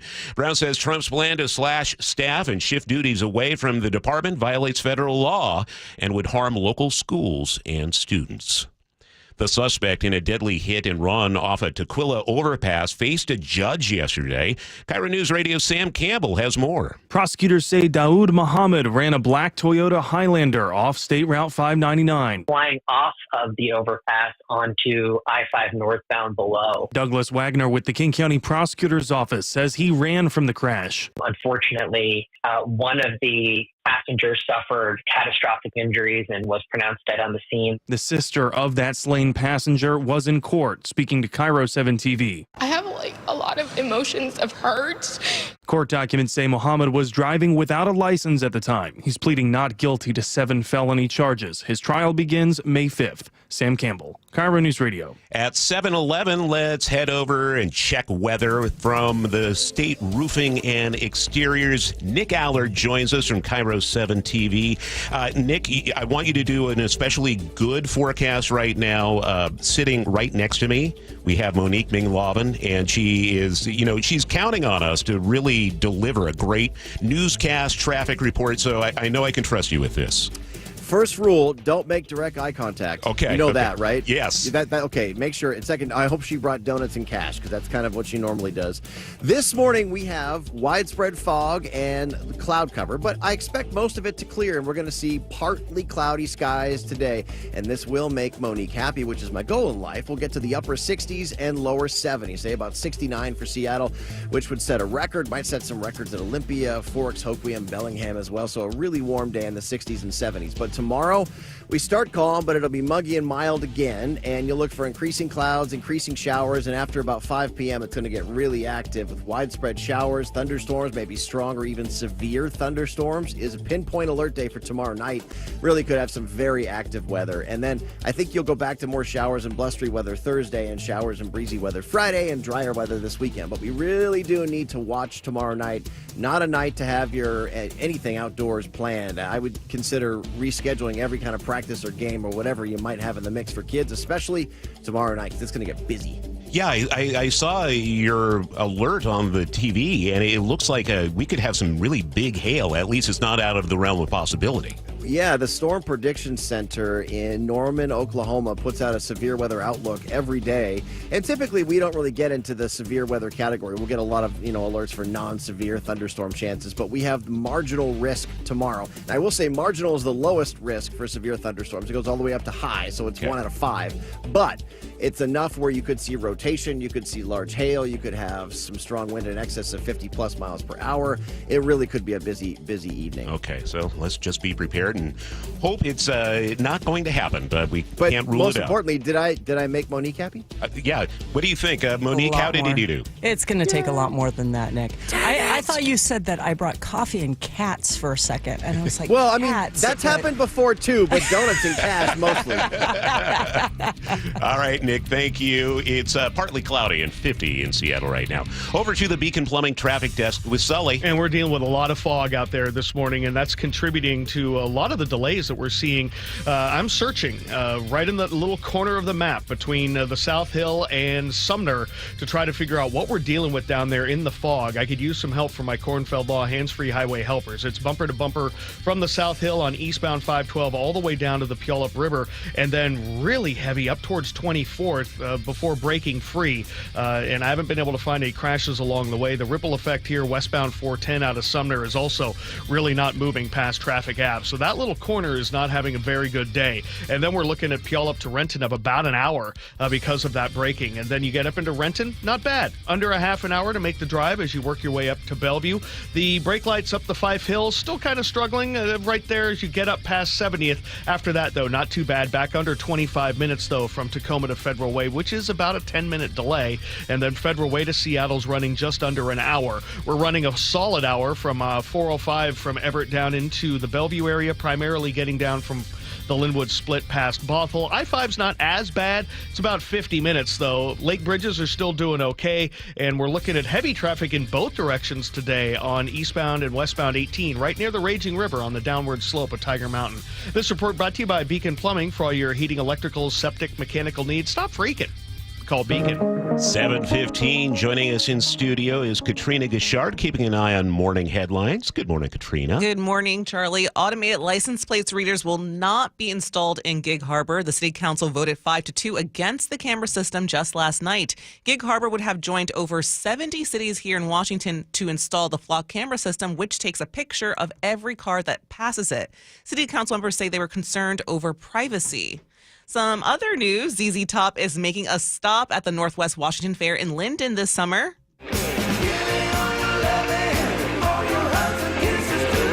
I got approval from Sully, so my morning is made. They'll be performing on Saturday, August 16th. Tickets go on sale this Friday at 9 o'clock. ZZ Top. Sully is a sharp-dressed man, by the way. He's got his shorts on today. Yeah, but my beard game is nowhere near Billy Gibbons. Nowhere near. It's 7:16. This is Seattle's morning news on KIRO Newsradio. And here's your host, Charlie Harker. And it's great to have KIRO 7 TV evening news anchor Monique Minglaven stop by the studio. Monique, good morning. Good morning. Good morning. It is so great to see you. Thank you. You're here to talk about your new podcast. Tell us a little bit about it. Well, first, I just have to thank you because a couple of minutes ago, you called me a Seattle staple. Yeah. That's right in that sweet zone of maybe saying you've done something with your life, but you're not walking with a cane yet. Right. So I really appreciate that. Didn't call you an icon quite yet. Okay. Well, thanks so much for having me on here. I've got to tell you that this project has really fed my soul for the last couple of months. And that's primarily because I think all of us right now, these are really anxious times, right? And we're looking for things that we can listen to, think about, all of that aren't going to stress us out. This was one of those things. But at the same time, we're living in a time where everything is buffed and polished to be perfect, and things aren't perfect. And this covers both of that. I talk to really successful people about their mistakes and their screw-ups. And not only is that entertaining, but it also informs and it strengthens their path to success because you learn so much more from when you really screw up and pay attention to how that actually influences you. And so I've been able to talk to really, really amazing people from our area. These are all local stories. Everybody from Rick Steves to Lulu Yang to Tom Douglas to Kenji Lopez Alt to a bunch of people whom you would recognize by name, like a Rick Steves, who you might recognize their work, like Lulu Yang, whose designs are right downtown and you drive by them all the time, to people whose names perhaps you wouldn't recognize, but whose success is undeniable. And when I say that, I think of somebody like Daniel Lyon. He was the lone survivor of the Twist wildfire from 2015, and he had to lone survivor out of his engine of guys. And he was covered with burns over 70% of his body. And he is an undeniable success story. Amazing person. Yeah. Fantastic. One of the first, in fact, the first episode you have, there's a big mural on a building across the street from us here on East Lake Avenue. Yeah. These are the boys on the boat. Yes. And talk to us about Daniel James Brown. We'll play a clip from this. Oh, thank you so much. He is such a lovely, wonderful person. I have to admit that our connection, I think the reason why he agreed to talk to me for this was actually not because of UW, but because we both went to UC Berkeley. And so we had that connection first. But he just talked to me about how the book came to be and all of these mistakes on the way, and including how, he got basically manipulated at an HOA meeting into talking to Joe Rance in the first place, the central figure of Boys in the Boat. And that's how the book came to be. And from there, he was down in the Bay Area at the time, wasn't planning, earlier, he wasn't planning on leaving because he wanted to be a writer down there. But then he got lured up to this area by a little company called Microsoft. And he thought maybe he was giving up his writing aspirations to work for a tech company. And that was all part of his journey. So, and that also includes, when he wrote this book, he thought it was going to be made into a movie right away. It took 10 years. Oh, wow. Yeah. And that had something to do with a guy named Harvey Weinstein. Okay, let's play this clip. Okay. And I very quickly realized that it was going to be somebody wanted to make it into a film. Unfortunately, the person that wanted to make it into a film was Harvey Weinstein. And so... Oh, boy. So I got on the phone.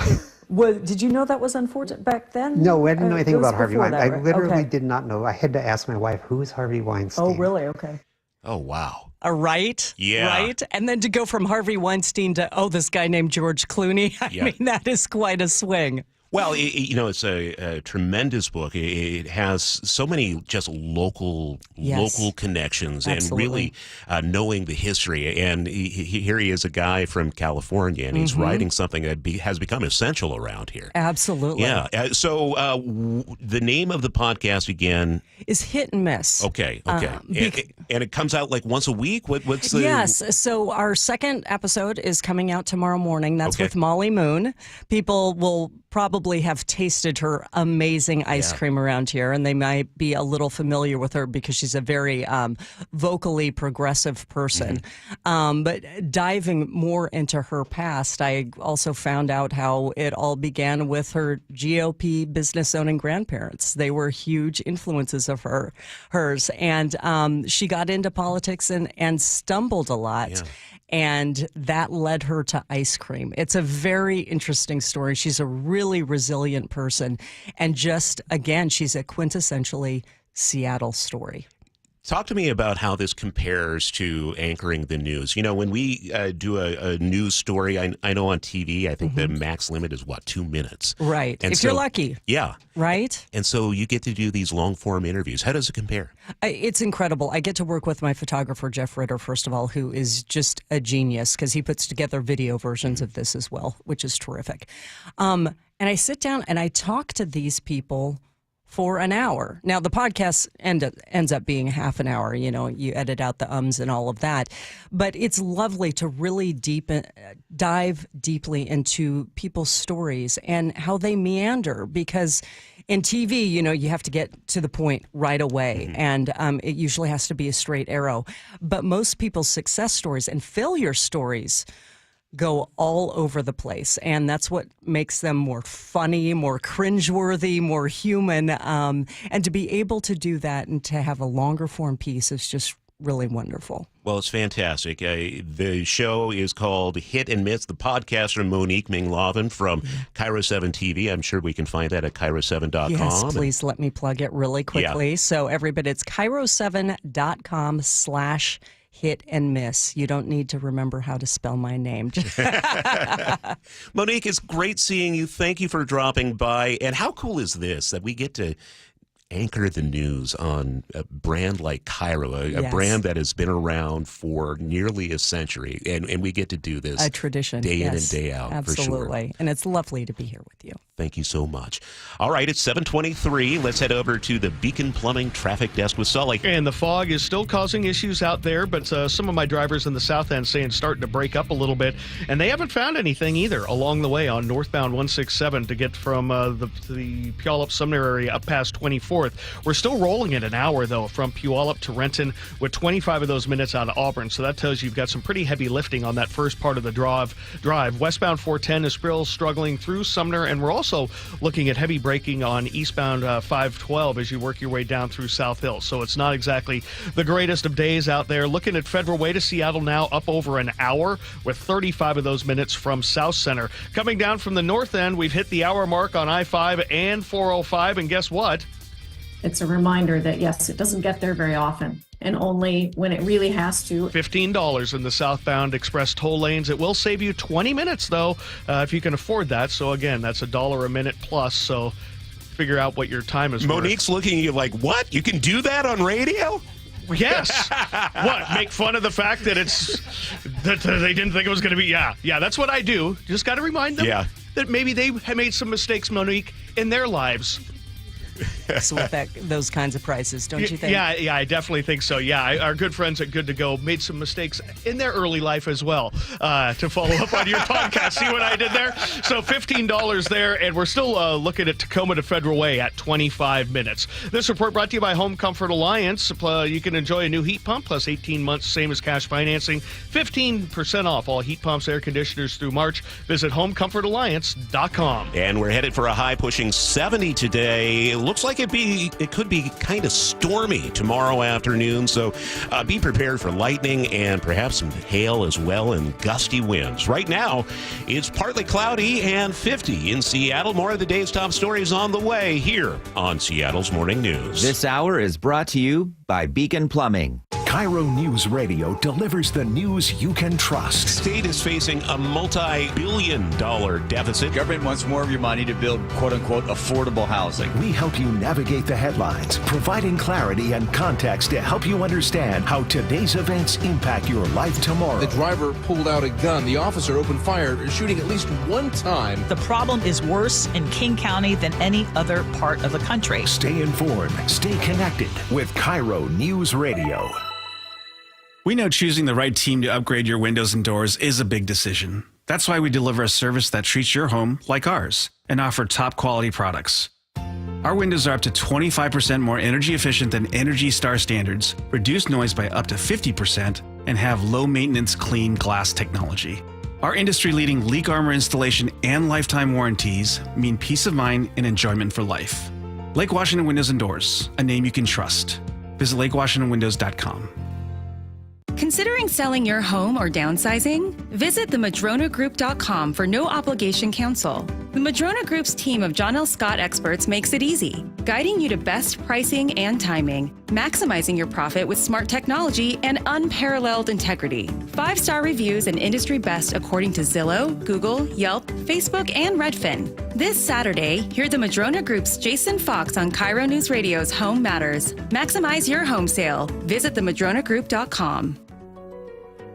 So I formed Davis Law Group about 30 years ago, and I would get, the same questions from people about what to do in the case of an accident. Do you need a lawyer? To the point where I decided that I would at least write a book which would answer the common questions that I would receive as a lawyer. Once I wrote my first book, it proved to be hugely popular. I decided to write then a series of books in different accident cases so that we could really teach people about their rights, how to protect them, and how to decide on whether they need a lawyer and what lawyer to hire. I've found in my career that having a client that is educated and knowledgeable about their particular type of case really helps the client and also usually ends up making the case or the claim more successful. To get your free copy of any of my Washington accident books, visit WashingtonAccidentBooks.com. Hi, I'm Smokey Bear, and I made an assistant to help you out, because only you can prevent wildfires. Hey, Assistant Smokey Bear, call me Papa Bear, because I'm grilling up dinner.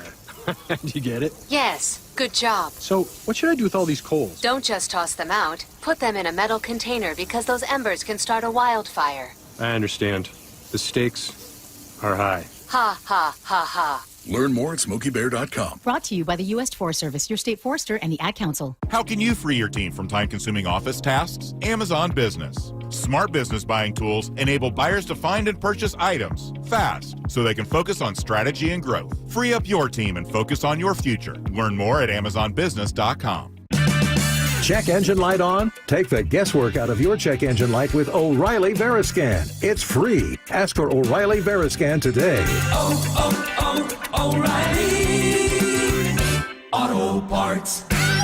Seems everything costs more these days. Gas, groceries, and when's the last time you checked your wireless bill? Yikes. When it comes to big wireless, if you're staying, you may be overpaying. Here's how to get the same fast, reliable nationwide coverage without the big wireless bill. Switch to Consumer Cellular. Plans start at just $20 a month, and that's not a short-term promo. Our U.S.-based experts will get you switched and saving in about 20 minutes.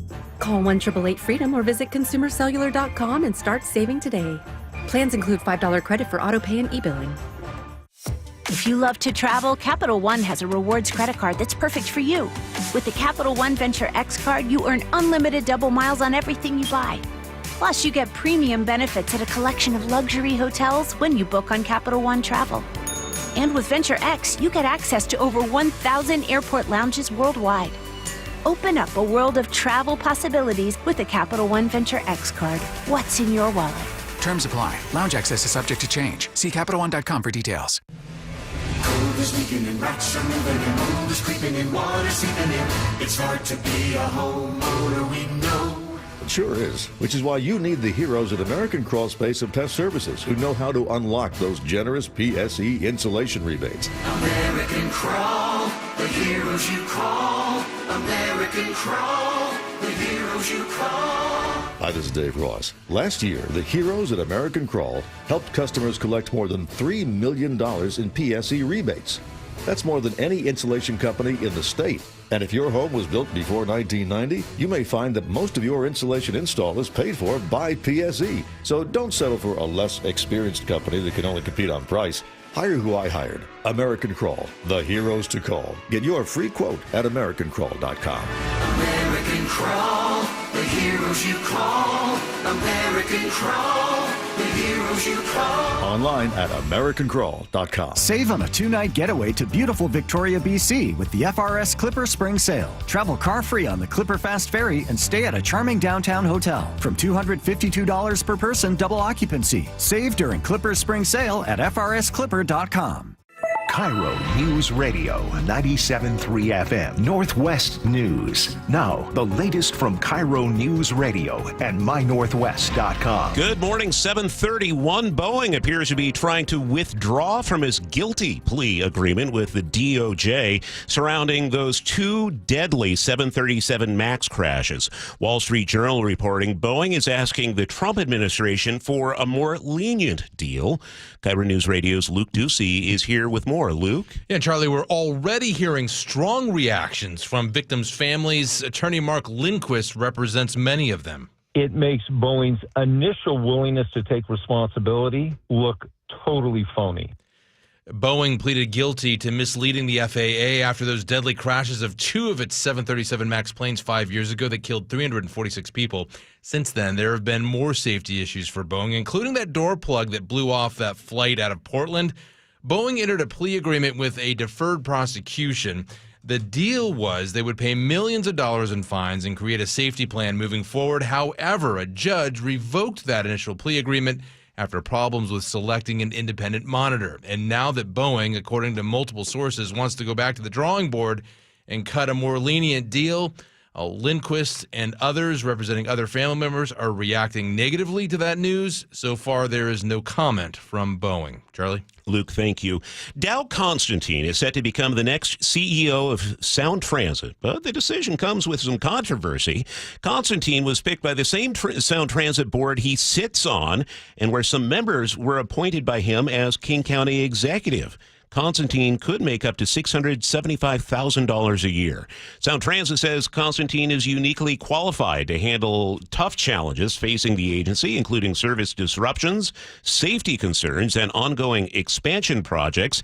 The final vote to officially name Constantine CEO is expected Thursday. Sully, do we know yet when he would start that role if he's voted in? Well, I believe, he would have to resign from the King County executive position, but they need a CEO right now. I mean, they are going through again long problems of overruns, over budgets, big time delays, while they're also ramping up East Side service. So I mean, they need someone in that seat pretty quickly. He appointed 9 members of the 18-member board. Because as the King County executive, each county gets a certain amount of people, and the executive gets to board. So I can understand why people would be upset, considering he's been on this board since 2009. Okay. Just not the CEO, and they don't have the greatest track record with him on the board, so I'm not sure why he would do any better in the CEO's job. But okay, that's what I'm hearing on from it critics. Thursday. Yeah. It's 7:34. Let's head over to the Beacon Plumbing traffic desk now. And where do we start, Sully? Down in that little corner there from South Hill through Sumner up to about 24th. Not only is eastbound 512 jammed up, but northbound 167 is as well, as is westbound 410 just getting through Sumner. If you're at the top of South Hill, you've got about 5 miles worth of slowing to deal with before you break free before 24th coming up out of Sumner. So that's a big time delay. All my drivers have been able to tell me is that it's foggy there, but they haven't found any crashes or stalls. So that's by far the most unusual and heavy braking. You've got about an hour drive from Puyallup up into Renton. And then Renton to Bellevue's over 35 minutes. Federal Way to Seattle, we've got about an hour and 5-minute trip. Well over an hour from Everett to Seattle or Bellevue. Really starting to bog down away from Linwood. 18 is heavy over the top of Tiger Mountain. And we have our second crash of the morning now, southbound I-5 as you get past the main gate at JBLM. This one is in the right-hand lane, and we're really backing up out of Tillicum. This report brought to you by Kornfeld Law. Don't let insurance companies take advantage of you. Visit personal injury attorney Neil Lindquist for a free consult. Kornfeldlaw.com. Looks like we'll be nice and warm today. Kind of muggy, high near 70, which would be the warmest day of the year so far. Tomorrow, it'll be warm and then stormy by the afternoon and evening. Nick Allard is suggesting you not have any outdoor plans tomorrow. Winds up to 55-mile-an-hour gusts and lightning and a potential for hail as well. So something to be aware of. Tomorrow we return to just plain old rain on Thursday, high in the mid-50s. Right now in Seattle, we have a couple sun breaks. It is 51 at 7:36. Seattle's Morning News on KIRO Newsradio. And now, here's your host, Charlie Harger. To Olympia, both House and Senate Democrats made good on a promise to raise taxes to cover increases in spending over the next 4 years. KIRO News Radio's Matt Markovich says the tax increase would be record amounts. Democrats control both the House and Senate, and each came up with their highest proposed budgets ever, with cuts in some programs and record tax increases to cover new spending, especially in education. Democratic budget writer Senator June Robinson. We set about solving the problem in a holistic way. Senator Noel Frame says a cuts-only budget to make up a $16 billion deficit was a non-starter. If we did that only with cuts, the impacts would just be too deep and too catastrophic for our communities and our kids. Republicans say their no cuts, no new taxes proposal is being ignored. Matt Markovich, KIRO News Radio. Senate Republican leader John Braun says the plans would dramatically increase property taxes, college tuition, and fees. Republicans insist Washington can can fund essential services without burdening taxpayers with billions in new taxes. Looking to fill a transportation budget gap, lawmakers look to the gas pump. A bipartisan Senate plan calls for raising the state's gas tax by another 6 cents for a total of 55 cents per gallon.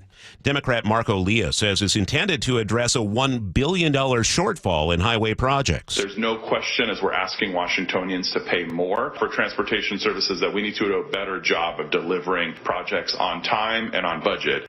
Senate plan calls for additional 2-cent hikes each year through 2031, and that's not including the federal 18-cent gas tax. $1 billion, Sully.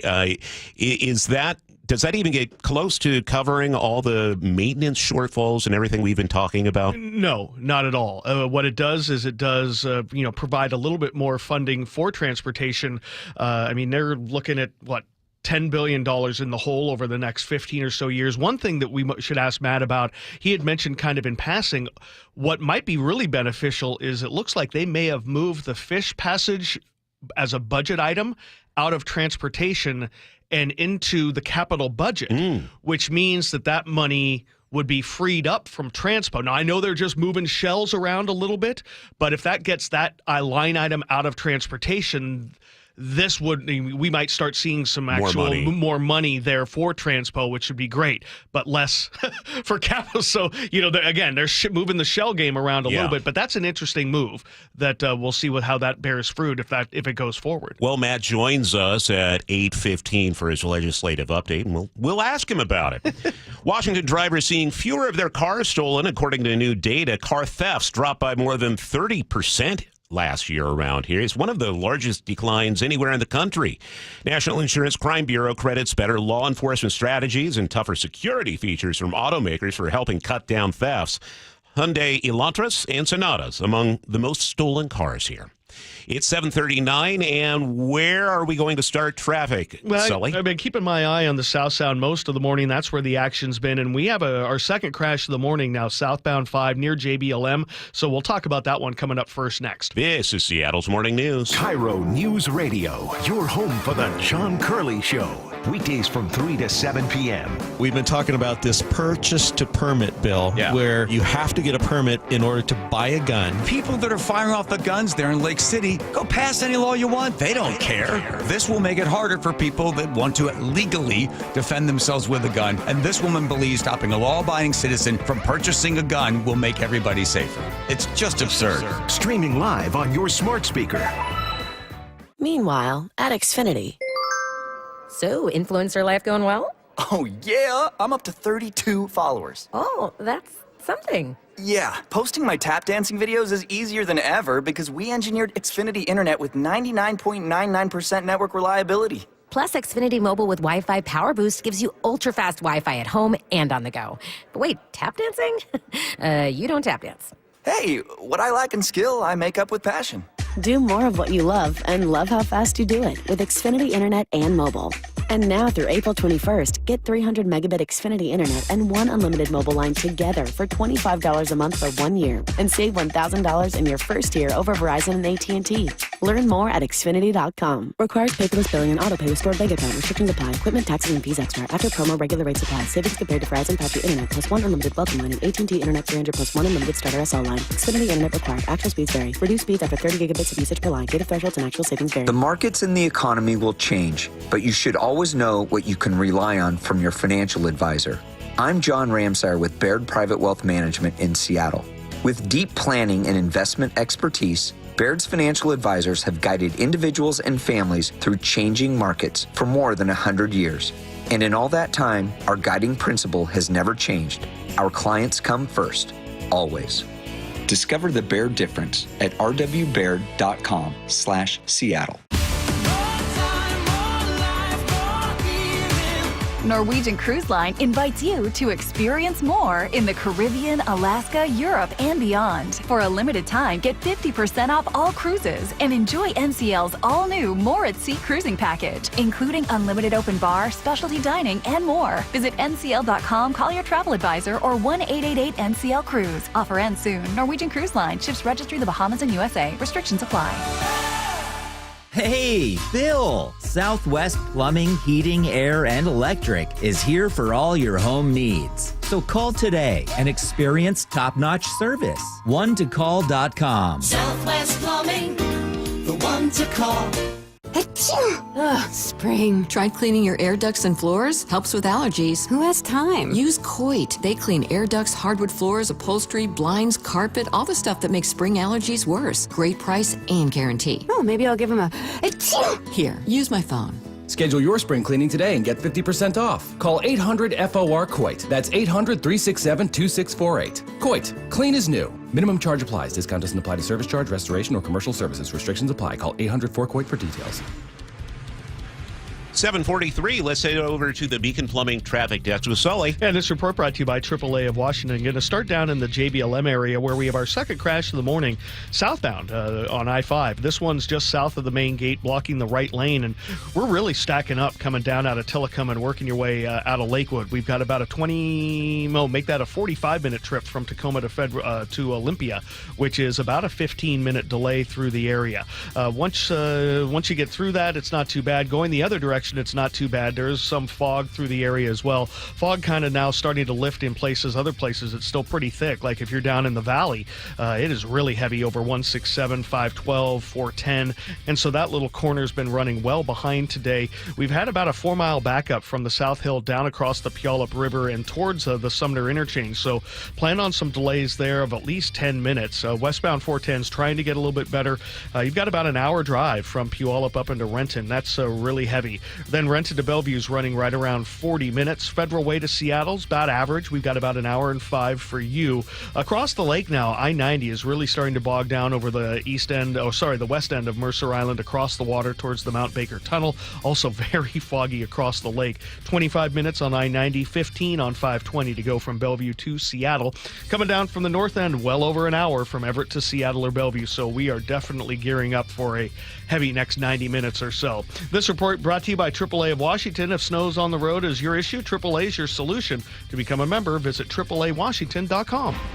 And I just want to share with you this headline from Nick Allard, meteorologist for KIRO 7 TV. He says this will be the warmest day of the year so far with records possible. We're talking near 70. Tomorrow starts calm, but later in the day, widespread storms that could be strong or even severe. It will be, in his words, he says, it will be busy tomorrow night. So just be prepared for that. A lot of lightning, wind, and maybe even some hail. Right now in Seattle, it is cloudy and 51 at 7:45. KIRO News Radio morning editor Katrina Gishard joins us with some local headlines. Hey, Charlie. Washington's Attorney General Nick Brown is joining a lawsuit to stop the White House from shutting down the Department of Education. The lawsuit calls the move illegal and unconstitutional, saying only Congress has the authority to direct federal funding for schools. The Attorney General also says the mass layoffs violate the Administrative Procedures Act. Seattle native Amanda Knox is out with a new memoir today. She was jailed, then later acquitted of the 2007 murder of her roommate Meredith Kirscher in Italy. But this past January, the country's highest court upheld its slander conviction against Knox. She spoke with Good Morning America on Monday. I've had to learn to grieve for my 20-year-old self because, in a way, she did not survive her study abroad experience. We'll have an interview with Knox Friday on Seattle's Morning News. Okay, Katrina, thank you. Coming up, just that bizarre story out of the nation's capital where a group of our nation's leaders shared war plans and whatnot against Houthi rebels on a phone app and inadvertently added a journalist to this chat. We'll have the latest on that from CBS News. It's 7:46. Need a new roof now? With State Roofing and Exteriors, you can get started with 0 down, 0 payments, and 0 interest for up to 24 months. That's right. Protect your home now and pay later. Call 866-ROOF-ROOF or visit stateroofing.com today. Seems everything costs more these days. Gas, groceries, and when's the last time you checked your wireless bill? Yikes. When it comes to big wireless, if you're staying, you may be overpaying. Here's how to get the same fast, reliable nationwide coverage without the big wireless bill. Switch to Consumer Cellular. Plans start at just $20 a month, and that's not a short-term promo. Our U.S.-based experts will get you switched and saving in about 20 minutes. Call 1-888-FREEDOM or visit consumercellular.com and start saving today. Plans include $5 credit for auto pay and e-billing. With Progressive, renters can save on protection for the things that make your place yours, even things that don't make sense to everyone. People always wonder why I don't get rid of my guitar since I never play. But it's like, what if I actually end up taking lessons? Sure, I've had it for 8 years, but if I get rid of it, then what will my New Year's resolution be next January? Exactly. So bundle your renters and auto and save with Progressive and protect the things that make sense to you. Progressive Casualty Insurance Company and affiliates and other insurers not available in all states or situations. Covered subject to policy terms and conditions. Kurt was a firefighter who retired after a meniscus tear and osteoarthritis in his knee, and then he had stem cell therapy with Dr. Mark Wagner, MD. So, Kurt, how'd it go? It was a life changer for me to be able to play golf and be able to ski. I mean, when I retired, I wanted to ski, fish, and play golf, and those are the three things I love doing, and Mark took care of me. Well, now, if you retired because of the knee, you must be thinking about signing back up again. No, I'm done. You've done your part, huh? I've done my part. 27 years in the fire service, that's enough. Sounds like Dr. Wagner put you on a pretty good retirement plan. He's a great guy, and he knows his stuff, so happy to be walking around and playing golf and all that. I'm 100% now. It's awesome. Retiring at 100%. That's a pretty good place to start the rest of your life. So whether it's a shoulder, hip, or knee, before you choose surgery, consider stem cell therapy with Dr. Mark Wagner, MD at Seattle Sports and Regenerative Medicine. Get the facts, hear from the patients, and schedule your consultation at drmarkwagnermd.com. At Les Schwab, we've been changing the tire game for more than 70 years. Our Go the Extra Mile service means more hustle, less hassle. We design our own exclusive tires to give you more tires made for the road you drive, less compromise. All backed by America's best tire warranty included with every tire we sell. We're talking more unbeatable tire warranty, less charging you extra, like the other guys. It's why you get more from less. Book an appointment at leschwab.com. This is Seattle's Morning News on KIRO Newsradio. And here's your host, Charlie Harger. Unusually strong language from a federal judge about the deportation of alleged Tren de Aragua gang members to El Salvador earlier this month, that it followed President Trump's invocation of wartime powers. U.S. Circuit Court Judge Patricia Millett compared the treatment of the deportees to that of Nazis after World War II, saying deportees received worse treatment than Nazis. Joining us from thehill.com is Zach Schofield. Zach, thanks for joining us this morning. It's really unusual to hear a judge go on full blast like this. Yeah, quite unusual indeed. And I think this speaks to just how unusual this statute is that the Trump administration is trying to invoke here to deport these hundreds of migrants. The very last time that this Alien Enemies Act law was used was during World War II. And the comment from the judge there was referring to the fact that at the time when the federal government was trying to deport Nazis, there was a process in place for people to go into court to try to get a hearing and say, I don't have sympathies with Nazi Germany and you should let me remain in the country. Compare that to what you've seen now, where the Trump administration very quickly after invoking this law has deported hundreds of migrants to El Salvador on planes. So that's the comment that the judge is getting out there now, raising concerns that there's no due process here. Is the bottom line here, people are concerned about due process rights and the way things normally work when it comes to deportations. That has been kind of short-circuited by the invocation of this Alien Act of 1798. That's right. The real central issue in this case is what due process do these migrants get, if any? I do think it was notable that at yesterday's appeals court argument, we did actually see the Justice Department attorney acknowledge that these migrants do have some rights to due process, saying that there is some sort of a process. Now the question, of course, though, is exactly what does that look like and what is their pathway to attempt, if any, to be able to challenge their removals before they have to board these flights and are deported to Central America. So this is a question, like we said, I've been talking about this law has only been invoked a few times in American history. So there's really not a lot of case law on this subject, and it's a question that courts are now having to grapple with. And let's be honest, these are not the most sympathetic figures. These are tatted up bad guys who are in a severe criminal gang. How does the justice system view that compared to, somebody else? I mean, is this truly that she is saying this is equal justice, or what's the argument you're hearing there?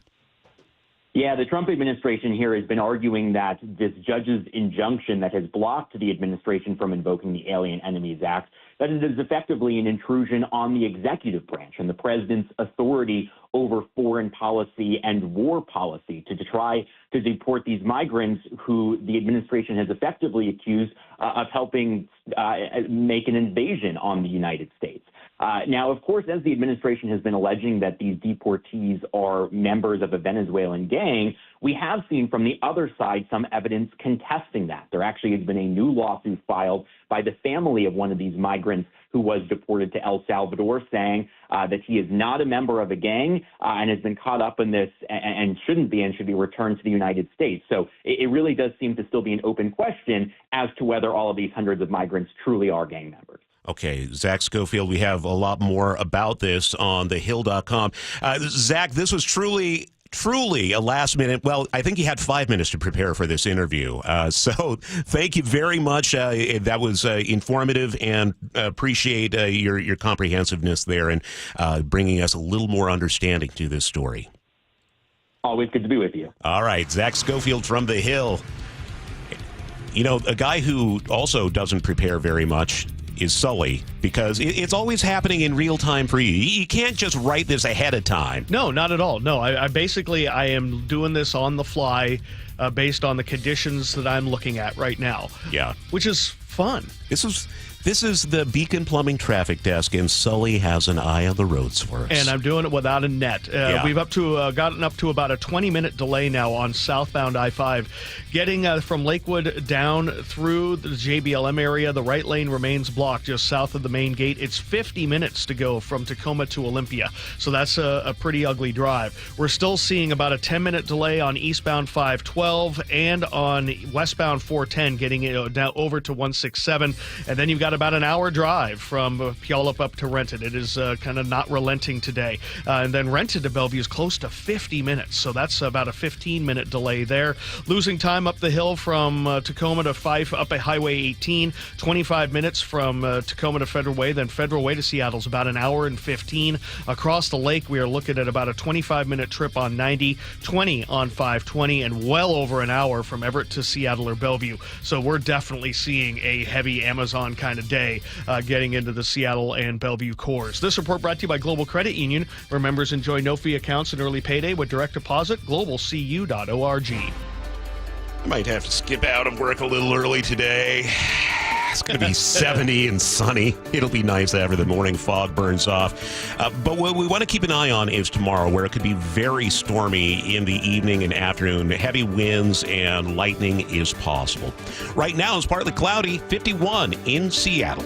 If you're wearing glasses or contacts, but you need reading glasses or bifocals now, you need to join Drs. Kopstein and King for the K2 Vision RLE live webinar Thursday, April 3rd at noon to learn about refractive lens exchange from K2 Vision RLE. This free webinar is a perfect opportunity to meet the doctors and have them answer all your questions about K2 Vision RLE. Questions like, what is K2 Vision RLE? How is refractive lens exchange different from LASIK? And EVO ICL? Who's a good candidate for RLE? These questions and lots more will be covered Thursday, April 3rd at noon during the K2 Vision RLE free live webinar. K2 Vision surgeons have performed over 150,000 procedures. They know when RLE is right for you. K2 Vision RLE. No glasses, no contacts, no readers. Plus, no more cataracts. So don't miss this free live webinar Thursday, April 3rd at noon. Register at K2VisionRLE.com. That's K2VisionRLE.com.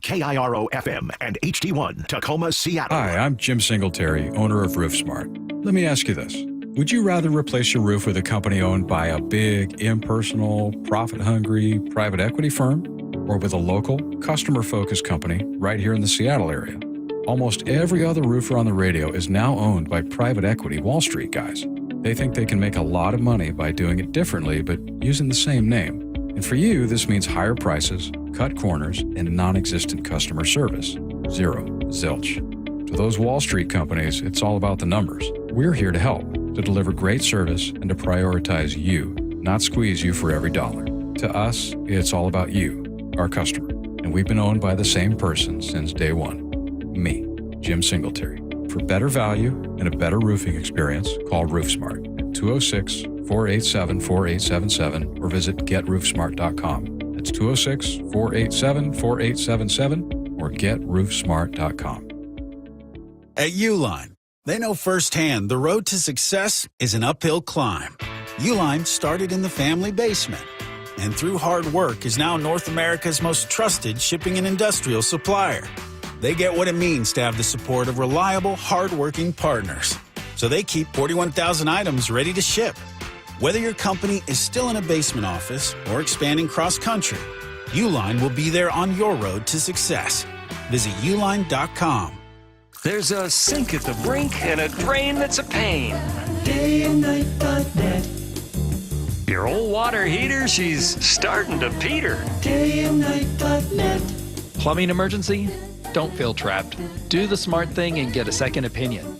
Hi, I'm Bruce with Day and Night Plumbing and Heating.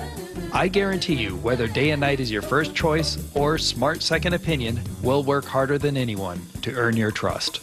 DayandNight.net. What's up, everyone? It's me, the Mariners Gatorade Cooler, and I wouldn't trade my view from the dugout for anything. Watching Logan Gilbert mid-shutout, taking a breather right beside me, he is calm, collected, and fully locked in. Keep it coming, Walter. Swing and a miss! Logan Gilbert, 6 straight strikeouts. And Victor Robles, running by me with the trident in hand. I'm getting chills just thinking about it. And that's not just because I'm filled with ice. How about Victor Robles? It landed all the way to the second deck. And when Cal walks it off, oh, you know what time it is. A walk-off grand slam for Cal Raleigh. It's celebration time, and they never see me coming. Mariners baseball, Trident Sun. Mariners opening day at T-Mobile Park is this Thursday, March 27th. Don't miss the festivities, including a ceremonial first pitch from Ichiro. Plus, check out everything on deck for the first homestand, like Randy Arozarena Crossed Arm Hoodie Night this Friday, March 28th. The best seats are going fast, so get yours today at mariners.com. Safeway is deeply committed to making fresh food affordable to all. Right now, SNAP-eligible families can save 50% on Fresh Pass memberships, get free unlimited delivery, receive $10 of free produce, and much more. Visit Safeway.com/SNAP. Your best source for local news. KIRO Newsradio. KIRO FM and HD1. Tacoma, Seattle. Northwest News. This is CBS News on the Hour, sponsored by Progressive Insurance. I'm Steve Kathan. Senate Democrats at a hearing pressed the Director of National Intelligence, Tulsi Gabbard, about the leak of U.S. war plans. I'm not going to get into the specifics. So you refuse to acknowledge whether you were on this group chat? Senator, I'm not going to get into the specifics. Why are you going to get into the specifics? Is it because it's all classified? Because this is currently under review. There are calls for accountability after a journalist reported being looped in on U.S. attack plans in a group chat just before they were carried out in Yemen earlier this month. CBS's Aaron Navarro. We here at CBS News have been hearing some chatter amongst those who were already critics of Mike Waltz in the White House start to get in the president's ear, potentially about releasing him, asking him to resign, firing him. But White House Press Secretary Caroline Leavitt reiterated that Trump continues to have confidence in Waltz, who is reportedly the person that added this Atlantic reporter to the Signal group chat. H.R. McMaster is a former Trump national security advisor and CBS News contributor. These kinds of classified conversations, they should be held in a specially compartmented intelligence facility like the Situation Room of the White House. And then if you have somebody traveling, you connect them via secure communications. The Trump administration alleges Mahmoud Khalil, the former Columbia grad student and pro-Palestinian activist who was arrested by ICE, failed to disclose work with a Palestinian aid group. Illinois Democrat Delia Ramirez is among those calling for his release. We must not be silent to protect our constitutional rights, to protect each other, to protect our multiracial, multicultural democracy. With some improvement noted in a new report card on the nation's infrastructure. CBS's Chris Van Cleve has more on one key part of the analysis. The newly released infrastructure report card gave the U.S. aviation system a D+, unchanged from 4 years ago, due in part to the slow pace of modernization and a funding gap of $114 billion over the next 10 years. Transportation Secretary Sean Duffy is now calling for rapid updates to the country's aging air traffic control system. On the Health Watch today, for the first time, bird flu has been detected in sheep. I'm Vicki Barker in London. An official government statement says the H5N1 virus has been detected in a lamb during a routine inspection of livestock in northern England. And that's got epidemiologists concerned. It shows avian flu's spread may not be confined to the cattle and other mammals where it had previously been detected. A closely watched private report on consumer confidence finds it has fallen for the fourth straight month and has hit a 12-year low. Wall Street, right now the Dow is up 85 points, the S&P up 16. This is CBS News. Brought to you by Progressive Insurance. You could save big when you bundle your auto, home, motorcycle, RV, or boat. Visit Progressive.com. New details on an early morning homicide in Pierce County. That's on the way. But first, we check in with Sully at the Beacon Plumbing Traffic Desk. And we continue to deal with fog that has added a couple extra minutes to just about all of our drives, especially in the south end. But I'm going to start with the drive on southbound I-5, getting through the JBLM area. Our second crash of the morning there has cleared, finally. The right lane had been blocked just south of the main gate. So we are still seeing about a 20-minute delay through the area, but that should be getting better. It's 50 minutes from Tacoma down to Olympia. Going the other direction, it's about a 40-minute trip, and then brake lights up Highway 18 out of 5. 25 minutes from Tacoma to Federal Way, and then Federal Way to Seattle's about an hour and 15. So that gets us pretty close to 90 minutes to go from Tacoma into Seattle, so not exactly a great drive. We are thinning out, though, on eastbound 512 and northbound 167 and westbound 410 right around Puyallup and Sumner, so that's good. Still have about a 55-minute trip, though, from Puyallup to Renton. Renton to Bellevue's at 50. Looking at the lake bridges, westbound, both of the lake bridges are starting to get into the act. We did have a crash on eastbound 90 at Island Crest Way. Coming down from the north end, you're going to be in an hour, 10-minute trip from both Everett to Seattle or Bellevue. This report brought to you by Superior Linen Service. You never get a second chance to make a first impression. Superior Linen Service will help your company look good. SUPLinen.com.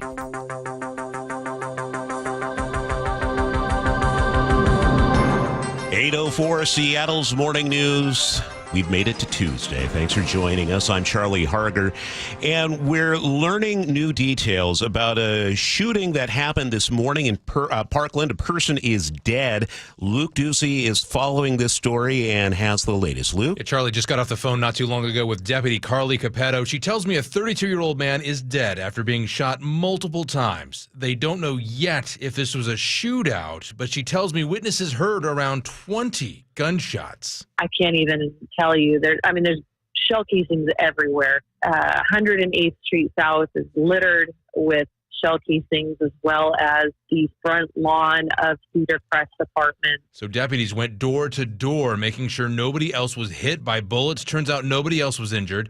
This happened just before 4 a.m. at the Cedar Crest Apartments in Parkland. This is on 108th Street South, just a stone's throw from the highway, Highway 512.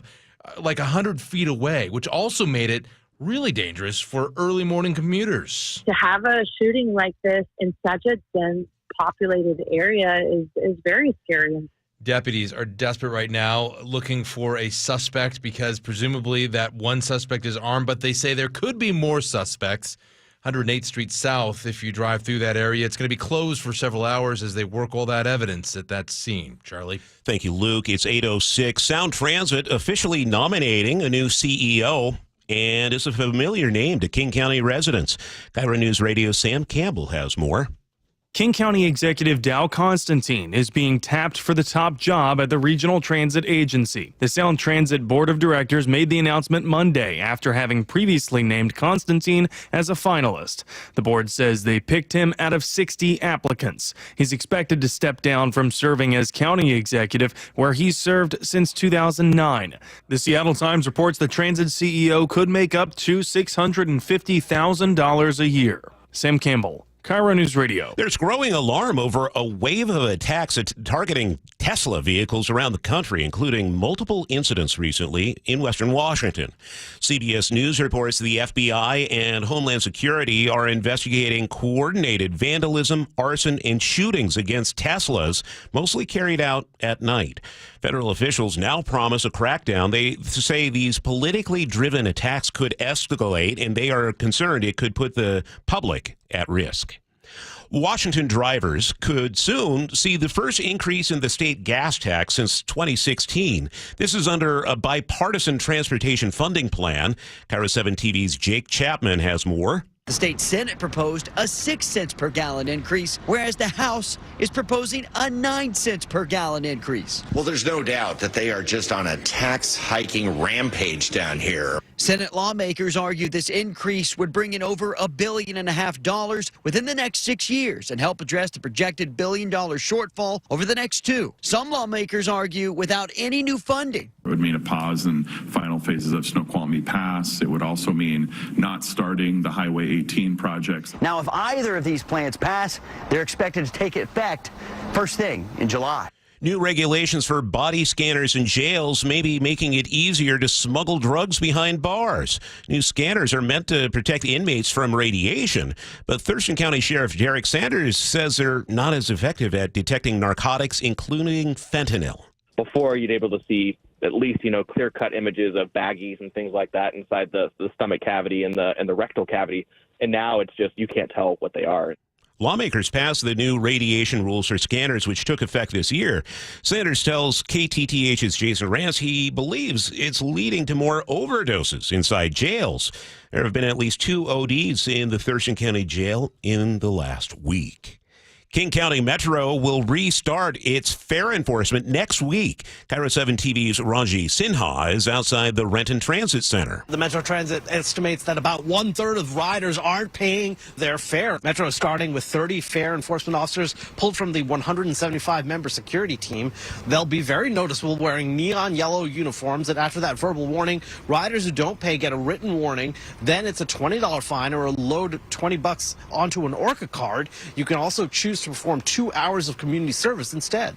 Seattle police arrested a 63-year-old man after 2 homeless people found disturbing child pornography in a dumpster. Investigators say Arthur Rickard had meticulously organized binders with explicit images. Rickard reportedly admitted to molesting dozens of children decades ago, but claims he stopped in the 1980s. He now faces multiple felony charges. Police in Federal Way are looking for suspects following a violent shootout Sunday morning. KIRO Newsradio's James Lynch with details. The shooting happened at the AM/PM station at the corner of Pacific Highway South and South 272nd Street. There were multiple shooters, lots of gunfire, and a parking lot left littered with shell casings. Several rounds hit a gas pump. The owner says it could have led to an explosion. No one was injured, and so far, police have no suspects. If you have any information, call the Federal Way Police Department or 911. In Federal Way, James Lynch, KIRO News Radio. A charter fishing captain from Westward admitted he's been illegally collecting disability benefits for years. Federal prosecutors say Derek Gauknauer took more than $126,000 in Social Security payments, even though he was physically able to run fishing trips. He's now agreed to repay double that amount and faces jail time. Shelton Company's former controller headed to prison for embezzling more than $600,000. Federal prosecutors say Jesse Sherman spent years secretly stealing company money, then failed to pay taxes on it. He's sentenced to just over a year behind bars, and not only does he have to repay the $600,000, he also has to repay the taxes, which adds up to nearly $900,000. The widow of a Yakima man who died in immigration custody is now suing ICE, demanding records about his detention. KIRO 7 TV reports Jose Manuel Sanchez Castro died last October at the Northwest ICE facility in Tacoma. His family claims he did not get proper medical care. ICE so far has refused to hand over the records about his death, which has prompted the lawsuit. 2025 could be one of the best seasons ever for Emerald Downs, but its 2026 season might not happen at all. Horse Racing Integrity and Safety Authority fees are nearly doubling, according to the Seattle Times. That group develops anti-doping, medication control, and racetrack safety rules. Right now, the fees are based on the number of horses competing and the amount of money paid out. But next year, they'll be based only on the number of horses competing. That's an advantage for racetracks that offer the biggest purses, but it will hurt those with smaller purses like Emerald Downs.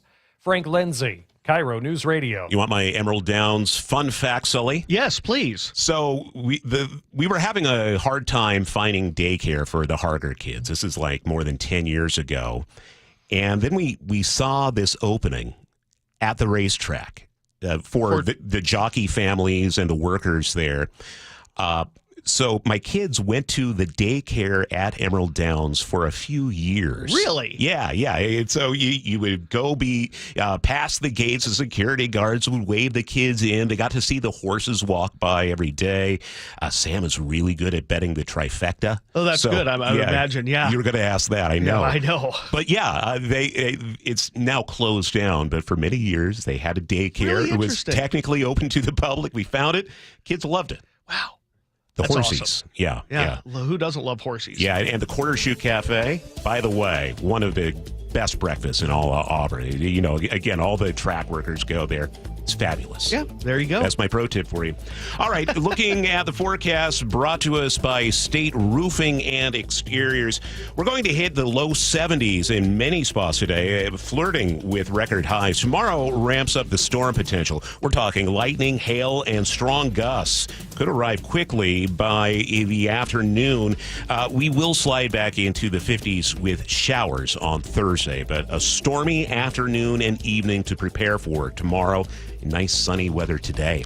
Right now, I see fog has rolled in across East Lake here. It's 51 downtown at 8:13. We head over to the Beacon Plumbing Traffic Desk with Sully. Yeah, and that fog has been off and on throughout our drive today, depending on where you hit it. Definitely over the Valley Freeway, definitely over I-5 down in Tacoma and here. There's some spots, though, where you're breaking out of it and you're getting sun glare if you're driving eastbound, like if you're on the trestle or on the lake bridges, you're staring the sun in the face. So kind of a mixed bag out there. I'm going to start down in Pierce County, where we still have a pretty sizable backup on southbound I-5 getting from Lakewood down through JBLM. A crash there just south of the main gate in the right-hand lane has cleared, but we're still looking at a 20-minute delay, 50 minutes from Tacoma to Olympia. Tacoma to Federal Way is still very slow there. 25 minutes there is a 15-minute delay, driving through a lot of fog in that area. We're definitely still seeing things on eastbound 512 and westbound 410 and northbound 167 right in that Puyallup-Sumner triangle. But then from Puyallup to Renton, we're back under an hour, which is actually pretty good. Renton to Bellevue, though, 50 minutes. The S-curves are not moving. Looking at northbound I-5, an hour and 10-minute trip for you guys, with most of that coming from South Center to downtown. Northbound 509 is also really heavy out of Burien, backed up from 128. This is definitely one of those Tuesdays where a lot more people are heading to work. Westbound across the lake, 25 minutes. Eastbound on I-90, we continue to work with an earlier stall on Mercer Island that has us backed up all the way across the island. And coming down from the north end, hour and 15 minutes. This report brought to you by Bucky's Complete Auto Repair. Safety first, comes with no credit financing. For oil changes, brakes, tune-ups, and more, check for the Bucky's nearest you at buckys.com. Now we head over to the news desk, where KIRO News Radio morning editor Katrina Hishard is keeping an eye on headlines for us. Hey, Charlie. The Senate Finance Committee is set to vote today on Dr. Mehmet Oz's nomination to lead the Centers for Medicare and Medicaid Services. Washington Democrat Maria Cantwell will vote no. She says Dr. Oz won't commit to opposing cuts to Medicaid. With this tsunami of cuts that we're looking at, I cannot support this nomination. If confirmed, Oz would be in charge of the nearly $1.5 trillion the federal government spends on Medicare and Medicaid. ZZ Top is making a stop at the Northwest Washington Fair in Linden this summer.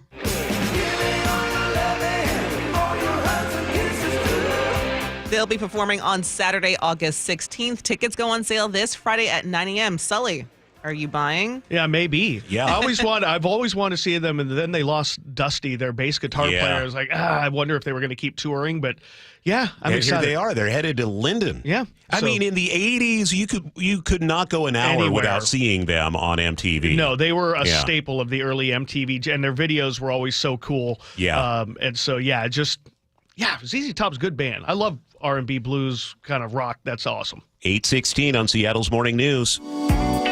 Seattle's Morning News with your host, Charlie Harger. This legislative update brought to us by WaFd Bank. Democrats in the House and Senate have released competing budgets for the next 4 years, and both include record tax increases. KIRO News Radio's Matt Markovich is here with details. Good morning, Matt. Good morning, Charlie. Day 72, 33 days left in the legislative session. And yes, yesterday was the big budget release day for everybody, especially on the Democrats, because they're the ones in charge, and so they're dictating the terms here. And despite the overall goals of protecting, core services and vulnerable populations, the two chambers have slightly different approaches on how to pay for billions of dollars of new investments, while we even have a budget deficit which is a highly debated figure. The governor now says it's $16 billion. The Republicans say it's more like $7 billion. They still couldn't even agree yesterday on what that figure was going to be. Still, nobody can agree on how big that budget deficit is. And for example, Senator June Robinson, she's the chief budget writer for the Senate Democrats. She was asked what figure her team used, and she just said they didn't have one. We set about solving the problem in a holistic way. We knew that we needed to find at least $6 billion in reductions and add revenue to make up the rest, as well as pay for the investments that were important to our caucus and to the people we represent. So the Democrats in the House proposed a $77.8 billion budget. Senate Democrats had a larger one by $700 million at $78.5. Each one had cuts to many programs, but at the same time, each one proposed billions of dollars in new taxes. For example, the Senate version had $6.5 billion in cuts to existing spending, but then proposed $16 billion in new taxes to pay for new investments for a variety of programs, especially in education. Now, Republicans have proposed a no cuts, no new taxes budget, but they say they're being ignored. Senator Noel Frame says they really didn't consider the cuts a cuts-only budget. We did look for cuts first. If we did that only with cuts, the impacts would just be too deep and too catastrophic for our communities and our kids. And on the House side, it was the same thing. They rejected a cuts-only budget. Here's Representative April Berg. Currently, our state's working families and lowest income residents are paying nearly 4 times more in taxes as a share of their income than the state's highest income households. This includes some of the wealthiest individuals in the world, and this is simply unsustainable. So as expected, both sides are going to tax the rich in their plans. They have a wealth tax for people who have assets over $50 million in investments. The Senate has proposed a large payroll tax on large corporations. The House, instead of that, went for a increase in the business and occupation tax. The one that affects everybody, every property owner, that is, on both sides, is the lifting of a local property tax portion to raise money for cities and counties. And that way, cities and counties won't be asking for as much money from the state for their needs. Now, one way the Senate is looking to save billions is cutting state employee wages by 5% next year, and that would come in the form of 13 unpaid furlough days. Now, currently, there are 126,000 state employees. Tens of thousands of them are union workers who just got a 3% wage increase for next year. But so if you factor in this 5% cut, they're actually going to be decreasing their wages by 2% in the next year. On the House side, Democratic budget writer Tim Ornsby says that's not the case. Our proposal fully funds all the collective bargaining agreements and has no cuts to pay and no mandatory furloughs. That does not mean, however, that we did not find areas to reduce, because we did, and it's reflected in this budget at the agency level. So that's a quick overview of what the House and the Senate budgets are. But now we're going to get to a topic that is near and dear to Sully's heart, which is the transportation budget. And that was released yesterday on both the House and Senate sides. And the House Democrats have proposed a 9-cent increase in the gas tax to pay for $1 billion shortfall in highway projects. The Senate side, it's a 6 cent per gallon gas tax. And on that Senate side, that would make it 55.4 cents a gallon. And currently the federal gas tax is 18.4 cents a gallon. You would add that on top of that, and the gas tax would be indexed to rise 2% annually through 2031 to keep up with inflation and construction costs. That's basically a penny to 2 pennies a gallon per year. And there are cuts, and the idea of a cuts-only budget for the transportation wasn't even considered. Here's Senate Transportation Committee Chair Marco Elias.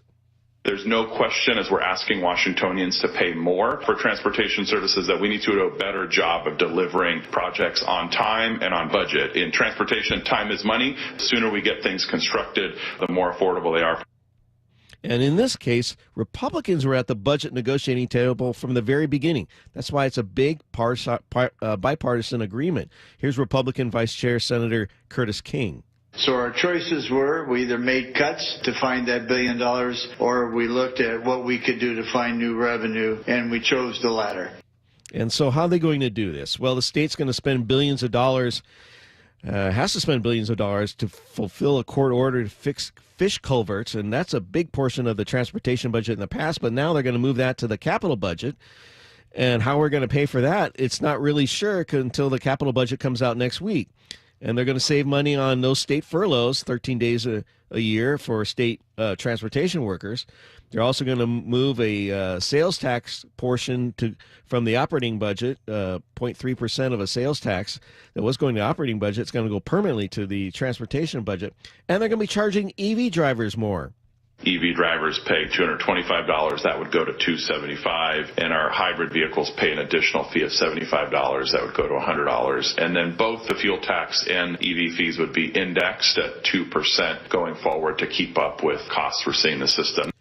And there's more. The proposal includes a 10% luxury vehicle tax on the sale price of vehicles over $100,000, a $1 per attendee assessment fee on venues that hold large events with more than 20,000 attendees, a $10 assessment on all traffic infractions, all traffic infractions, another $10, increased car rental taxes, and a brand new fine, $125 for speeding in work zones. Now, the House is also proposing a highway usage charge like they have in Virginia. So if your car gets more than 25 miles a gallon, you'll pay the charge, such as $25. And that mile per gallon fee is based on the federal standards for your car. Okay, Matt, we're out of time. You can hear Matt's legislative update every day at 8:15 here on KIRO News Radio. Sully is at the Beacon Plumbing traffic desk. I know you got a lot to unpack there, but let's focus on what's happening in traffic. And right now, I got to focus on Mercer Island, where both directions of I-90 are pretty heavy in both directions. Westbound, it's just the normal traffic getting into downtown. It's going to take you 25 minutes to go to Bellevue to Seattle, about 20 on 520. But in the eastbound direction, we did have a crash right before you got to 405, right on the eastern tip of Mercer Island. That has cleared, but that's why we're at 30 minutes going from Seattle to Bellevue. So not exactly the greatest of drives there. Plus, we've also got a lot of fog there. Northbound I-5 struggling from the beginnings of Boeing Field all the way past I-90. We've got about a 40-minute trip from South Center and an hour and 15 all the way. 509's also really jammed up from 128th out of Burien into downtown. Valley Freeway trying to get better, but it's not going to get there yet. We still have heavy brake lights past Emerald Downs. We've got about a 55-minute trip for you. Up the hill from 5 to 18 is losing time. Coming down from the north end, hour and 10-minute trips from Everett to Seattle or Bellevue. Kind of ugly out there. The good news is we are starting to see things break up. Southbound 5 past JBLM. 2 crashes there this morning, back under 50 minutes. This report brought to you by the Emerald Queen Casino, which of course is the best place to watch your favorite sports. Featuring wall-to-wall viewing screens, 6 windows, 30 kiosks. Be there. EmeraldQueen.com. Patchy morning fog burns off. Afternoon highs upper 60s to low 70s. Stormy tomorrow afternoon. Right now 51 with fog here on East Lake Avenue. Coming up, more of the day's top local stories. It's 8:25. This hour is brought to you by WaFd Bank. KIRO News Radio, your home for G and Ursula, 9 to noon. Over 1/3 of couples cannot correctly say what their partner's salary is within $25,000. I mean, make sure your partner knows ish. ISH, around-ish. What would be the incentive to keep your partner in the dark about all your income sources? You know, he sees what I make, I see what he makes, and it's all in there. Streaming live on your smart speaker. Take your business to the next level in 2025 and get ready for growth with tools and services to make running your business smooth and easy. Tell us more, Brad. Dave, WaFd Bank is here to make that dream a reality. WaFd has partnered with FinSync to offer services to efficiently run your business, like projection programs for income and expenses, so you can focus on the heart of your business, your customers. WaFd can also help you get paid on invoices in hours, not weeks. I like that. Cash flow can be a big issue for small businesses. So how does it work? With FinSync, you don't wait weeks to get your invoices paid, which helps improve your cash flow. This user-friendly platform works with just about any invoicing software, so you don't have to make a big change. Simply create an invoice, drag or drop it into FinSync, and funds get deposited into your WaFed account, so you can use that cash for whatever your business needs. Thanks, Brad. And if you're looking to grow in 2025, check out wafedbank.com or visit your local branch. Discover why they were awarded Best Bank by Newsweek 3 years in a row. WaFed Bank. Member FDIC. Well, this week's First Mark Challenge victory goes to Roger. Roger, why did you call First Mark Insurance? Over the last several years, my homeowner's insurance policies just kept on going up and up and up. For years, it was $1,100. Last year, it was $2,500. And this year, $5,000. That's what got me to call First Mark Insurance. Were they able to save you any money? Absolutely. Within a couple of days, came up with a proposal that blew my socks off. It was an amazing amount of reduction in cost. Did they improve your coverage while saving you all that money? They did both. The coverage is better and the cost is substantially less. It's half as much as I was paying last year. I recommend First Mark to anyone who is looking to get better coverage at less cost. Well, Roger did it, my family did it, and you got to do it, and it's totally free. Take the First Mark Challenge and see how much they can save you and how much better your coverage will get. Maybe you will be our next First Mark Challenge victory. Just go to firstmarkinsurance.com. First Mark Insurance. They work for you. Welcome to Staples. I hear Staples prints it all for any business. You bet. And we'll beat any print quote. So if I had a pizza place... Staples can print signs, menus, pizza boxes. A landscaping business? Oh, we can print yard signs, t-shirts, brochures. How about a pizza/landscaping business? I'll call it Dough and Mo. I like it. Right now at Staples, get up to $250 off your print purchase. Ends 4/5 exclusions apply. Visit staples.com/print for offer details. Price match guarantee valid in store and staples.com/print. Visit staples.com/price match for details. For more than 75 years, University of Maryland Global Campus has given you the opportunity to build your next success. Choose from more than 135 degree and certificate programs in career-relevant fields like business, healthcare, data analytics, cybersecurity, and more. Plus, we offer 100% online and hybrid courses, personalized advising, and lifetime career services. Learn more at umgc.edu. Certified to operate in Virginia by Chev.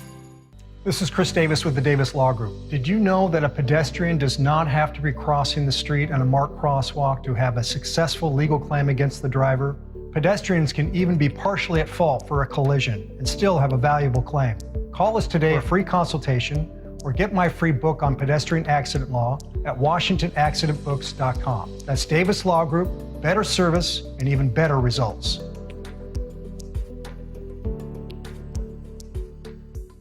Let's talk insulation rebates. Hi, Dave Ross for American Crawl Space and Pest Services. Last year, I told you that they had given out over $1 million in PSC rebates on insulation. A few months later, the American Crawl team hit the $2 million mark, and in the final days of December of 2024, the American Crawl Space and Pest Services team gave out over $3 million in PSC rebates on insulation.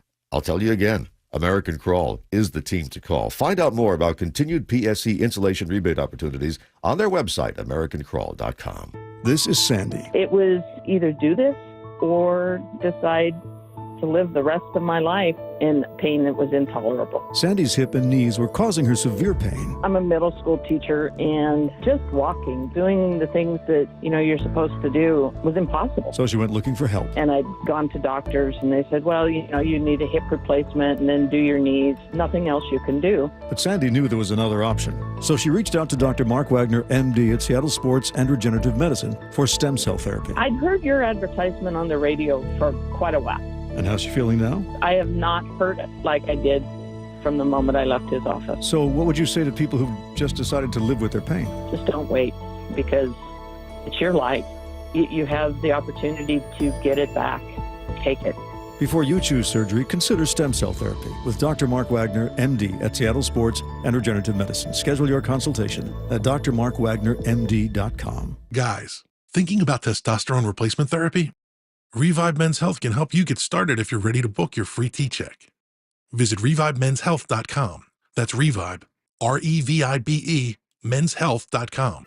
KIRO Newsradio, 97.3 FM, Northwest News. Now, the latest from KIRO Newsradio and mynorthwest.com. Good morning, it's 8:31. I'm Charlie Harger. Boeing appears to be trying to withdraw its guilty plea agreement with the Department of Justice surrounding those two deadly crashes of the 737 MAX. The Wall Street Journal is reporting Boeing has asked the Trump administration for a more lenient deal instead. KIRO News Radio's Luke Ducey is following the story. Yeah, and Charlie, we're already hearing strong reaction from victims' families. Attorney Mark Lindquist represents many of them. It would be Boeing giving the middle finger to all the victim families. There will be outrage from the victim families and their lawyers if Boeing even attempts to withdraw their guilty plea. Boeing pleaded guilty to misleading the FAA after those deadly crashes of two of its 737 MAX planes 5 years ago that killed 346 people. Since then, there have been more safety issues, including that door plug that blew off that flight out of Portland.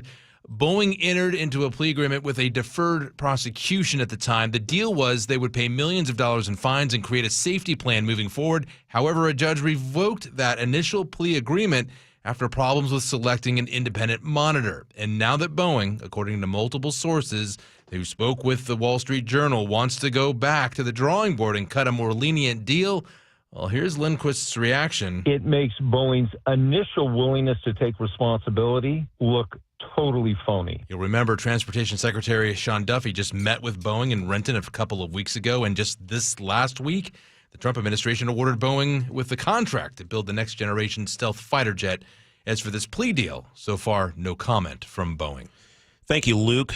Two homeless people helped cops track down a man suspected of possessing child pornography. KIRO News Radio Sam Campbell with the story. The pair told police they were looking through dumpsters in a Queen Anne alleyway when they came across pictures of children in sex acts. They called 911 immediately and directed officers to where they found the materials. After 3 weeks of investigation, police say they matched fingerprints, usernames, and more to a 63-year-old man living in the apartment building across the street. Police searched his home and found 14 binders full of explicit photos of children. Prosecutors are charging Arthur Rickard with 2 counts of possessing the child sex abuse materials. Court documents say he admitted to detectives he previously molested about 50 children. Sam Campbell, KIRO News Radio. King County Executive Dow Constantine is the pick to become Sound Transit's new CEO. Not everyone's happy about it. Sound Transit Board chose Constantine, praising his experience managing big projects. But critics call the selection process a conflict of interest since Constantine appointed some of the board members, now hiring him into this high-paying job. A final board vote is set for Thursday. 8:34 now. We head over to the Beacon Plumbing Traffic Desk. Here's Chris Sullivan. And of course, you can always submit public comment on that if you'd like before the board meeting, or go and attend yourself if you want to get involved on that discussion. Hey, if you're going to get a $650,000, $675,000, depending on who's doing the math there, yeah, you're going to probably need to at least endure a little interrogation from the public. Yeah, considering we didn't get to see any of it behind the scenes. Anyway, I digress. I'm going to go with the drive right now, really heavy one. We're 20 minutes behind schedule for those of you trying to go from Seattle to Bellevue on I-90. This crash we had right before 405 really set us behind, so we're looking at 40 minutes to get across the lake in the eastbound direction. It's about 25 minutes in the westbound direction. Continuing to struggle across the board today because of the fog and some crashes. We're looking at about an hour and 15-minute trip from Federal Way to Seattle with the heaviest brake lights there from the middle of Boeing Field. It's at least 45 minutes to go from South Center. Renton to Bellevue has been a 50-minute trip all morning long. That's minus 15, or plus 15, I should say. Valley Freeway struggling as you head up all the way. It's a 50-minute trip, though, isn't bad. Eastbound 18, though, is really heavy approaching the Green River. That might actually be sun glare. Coming down from the north end, you can bank on at least an hour and 15-minute trip. This report brought to you by Seattle Sports. Search Seattle Sports on YouTube. Click subscribe. Get fresh video content daily. If your employer is pretty flexible in terms of time off, you have my permission to take the afternoon off, because we're talking about the warmest conditions of the year. Sunny and a high pushing 70 in Seattle. Tomorrow's a different story. We'll be warm, but by the afternoon, a storm rolls in. We could be talking about lightning, hail, and just all sorts of windy conditions as well. So Nick Allard is saying just be ready for some windy conditions tomorrow afternoon and evening, hitting a high tomorrow of 68. Right now, 51 in Seattle. You're listening to Seattle's Morning News on KIRO Newsradio. Here's Charlie Harper. As of today, there are more places to go when you're on the Seattle waterfront and need to go. There are 6 new all-gender restroom stalls on the Seattle waterfront's new promenade, according to the Seattle Times. They're near the Great Wheel between Union and University Streets. This is all part of the $800 million waterfront overhaul that started when the Alaskan Way Viaduct was torn down 6 years ago. Frank Lindsay, KIRO News Radio. A Marine Corps veteran from Gig Harbor receiving a national award for risking his life to save a semi-truck driver from a fiery crash nearly 3 years ago. KIRO 7 TV's Gary Horker with the story.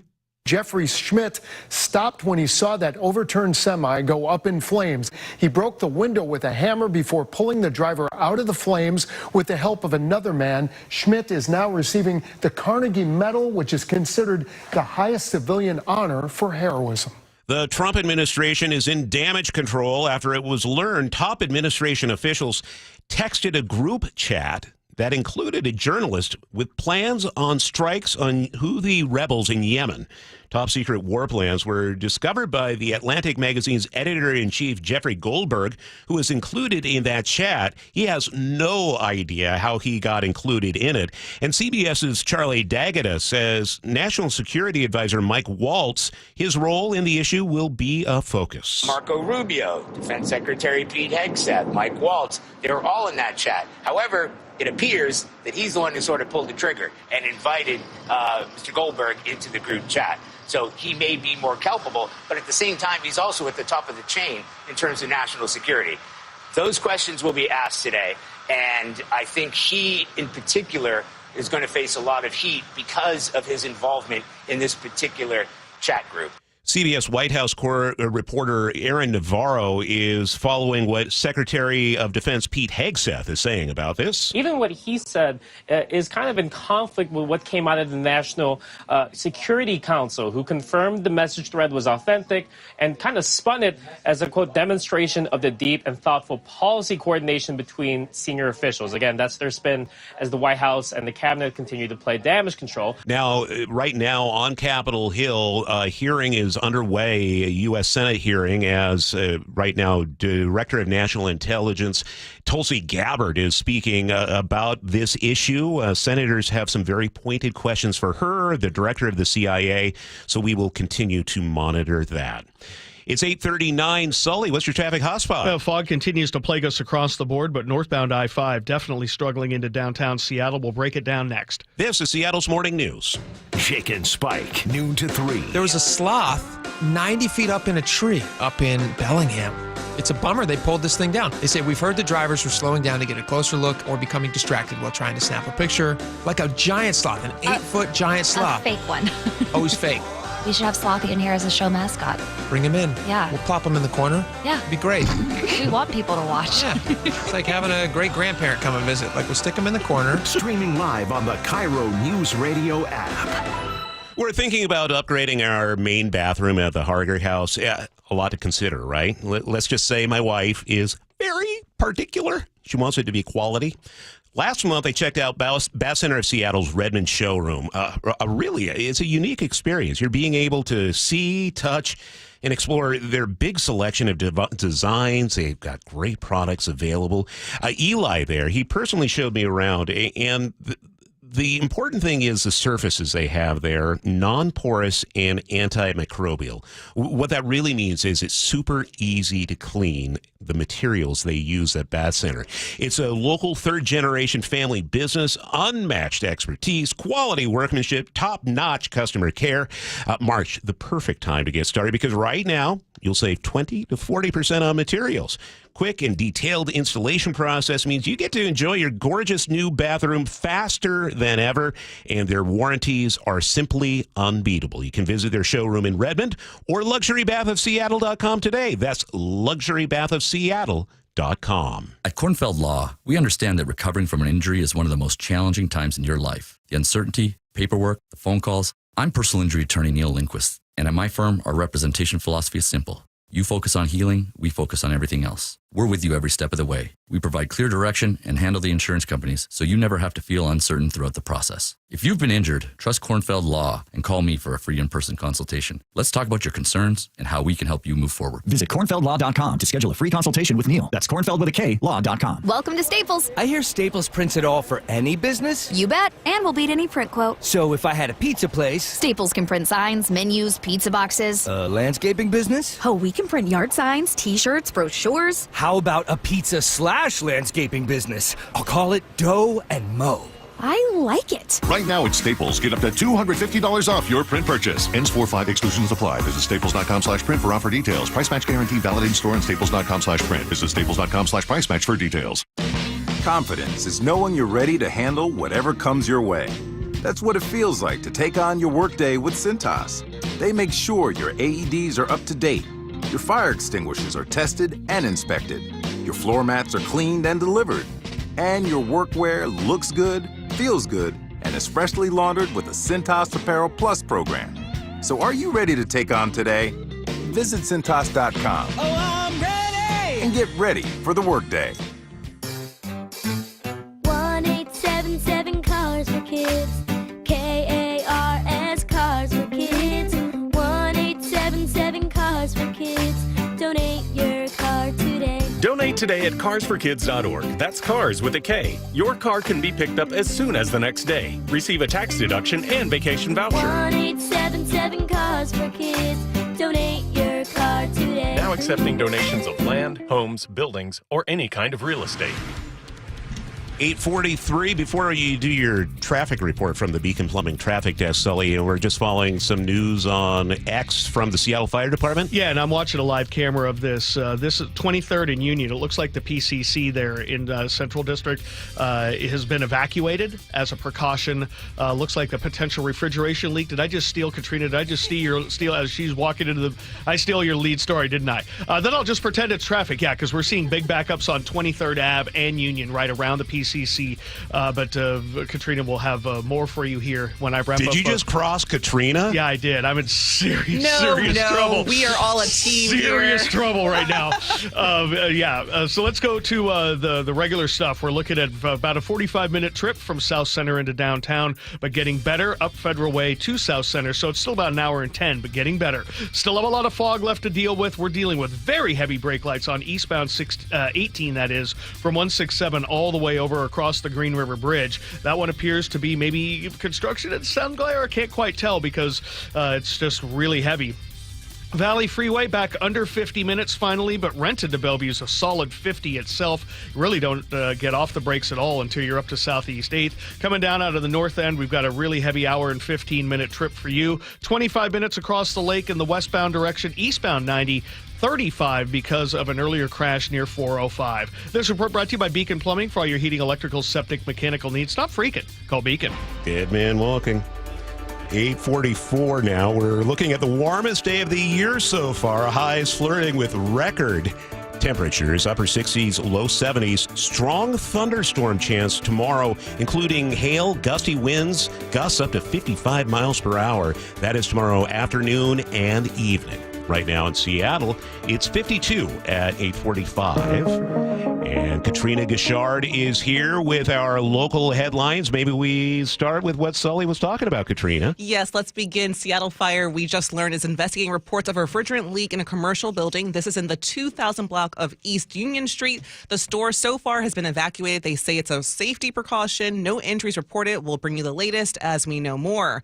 And we're following this homicide investigation out of Pierce County where deputies are searching for a suspect right now in Parkland. We know a 32-year-old man was shot multiple times. Deputy Carly Capetto says they don't know yet if this was a shootout, but witnesses say they heard around 20 gunshots. 108th Street South is littered with shell casings as well as the front lawn of Cedar Crest Apartments. The street will be closed for several hours while they work all the evidence at the scene. Katrina, if you want, you could do a choke point and really just annoy Sully. What do you think? Maybe. I just need to be trained on that. I'm not ready yet. Okay. I've got one coming up if you want to read it. Oh. What is your choke point? We're going to look at the a camera system that went up in Stanwood. Got a lot of people asking questions, so I decided to go check it out. That's on the way here on Seattle's Morning News. Meanwhile, at Xfinity. So, influencer life going well? Oh, yeah. I'm up to 32 followers. Oh, that's something. Yeah, posting my tap dancing videos is easier than ever because we engineered Xfinity Internet with 99.99% network reliability. Plus, Xfinity Mobile with Wi-Fi Power Boost gives you ultra-fast Wi-Fi at home and on the go. But wait, tap dancing? You don't tap dance. Hey, what I lack in skill, I make up with passion. Do more of what you love and love how fast you do it with Xfinity Internet and mobile. And now through April 21st, get 300 megabit Xfinity Internet and one unlimited mobile line together for $25 a month for 1 year and save $1,000 in your first year over Verizon and AT&T. Learn more at Xfinity.com. Requires paperless billing and autopay with stored bank account. Restrictions apply. Equipment, taxes, and fees extra. After promo, regular rates apply. Savings compared to Verizon 5G Internet plus one unlimited welcome line and AT&T Internet 300 plus one unlimited starter SL line. Xfinity Internet required. Actual speeds vary. Reduced speeds after 30 gigabits of usage per line. Data thresholds and actual savings vary. Over the past decade, Washington state politicians have doubled state spending with no improvements to the issues we care about. Instead, we now have the third highest cost of living in the nation and a $12 billion deficit. It's time to tell legislators we need better results, not bigger taxes. Act now at affordablewashington.org. Paid for by people for an affordable Washington and Olympia, Washington. Top 5 donors are Washington Alliance for Competitive Economy, Microsoft, Madrona, T-Mobile, and Alaska Air.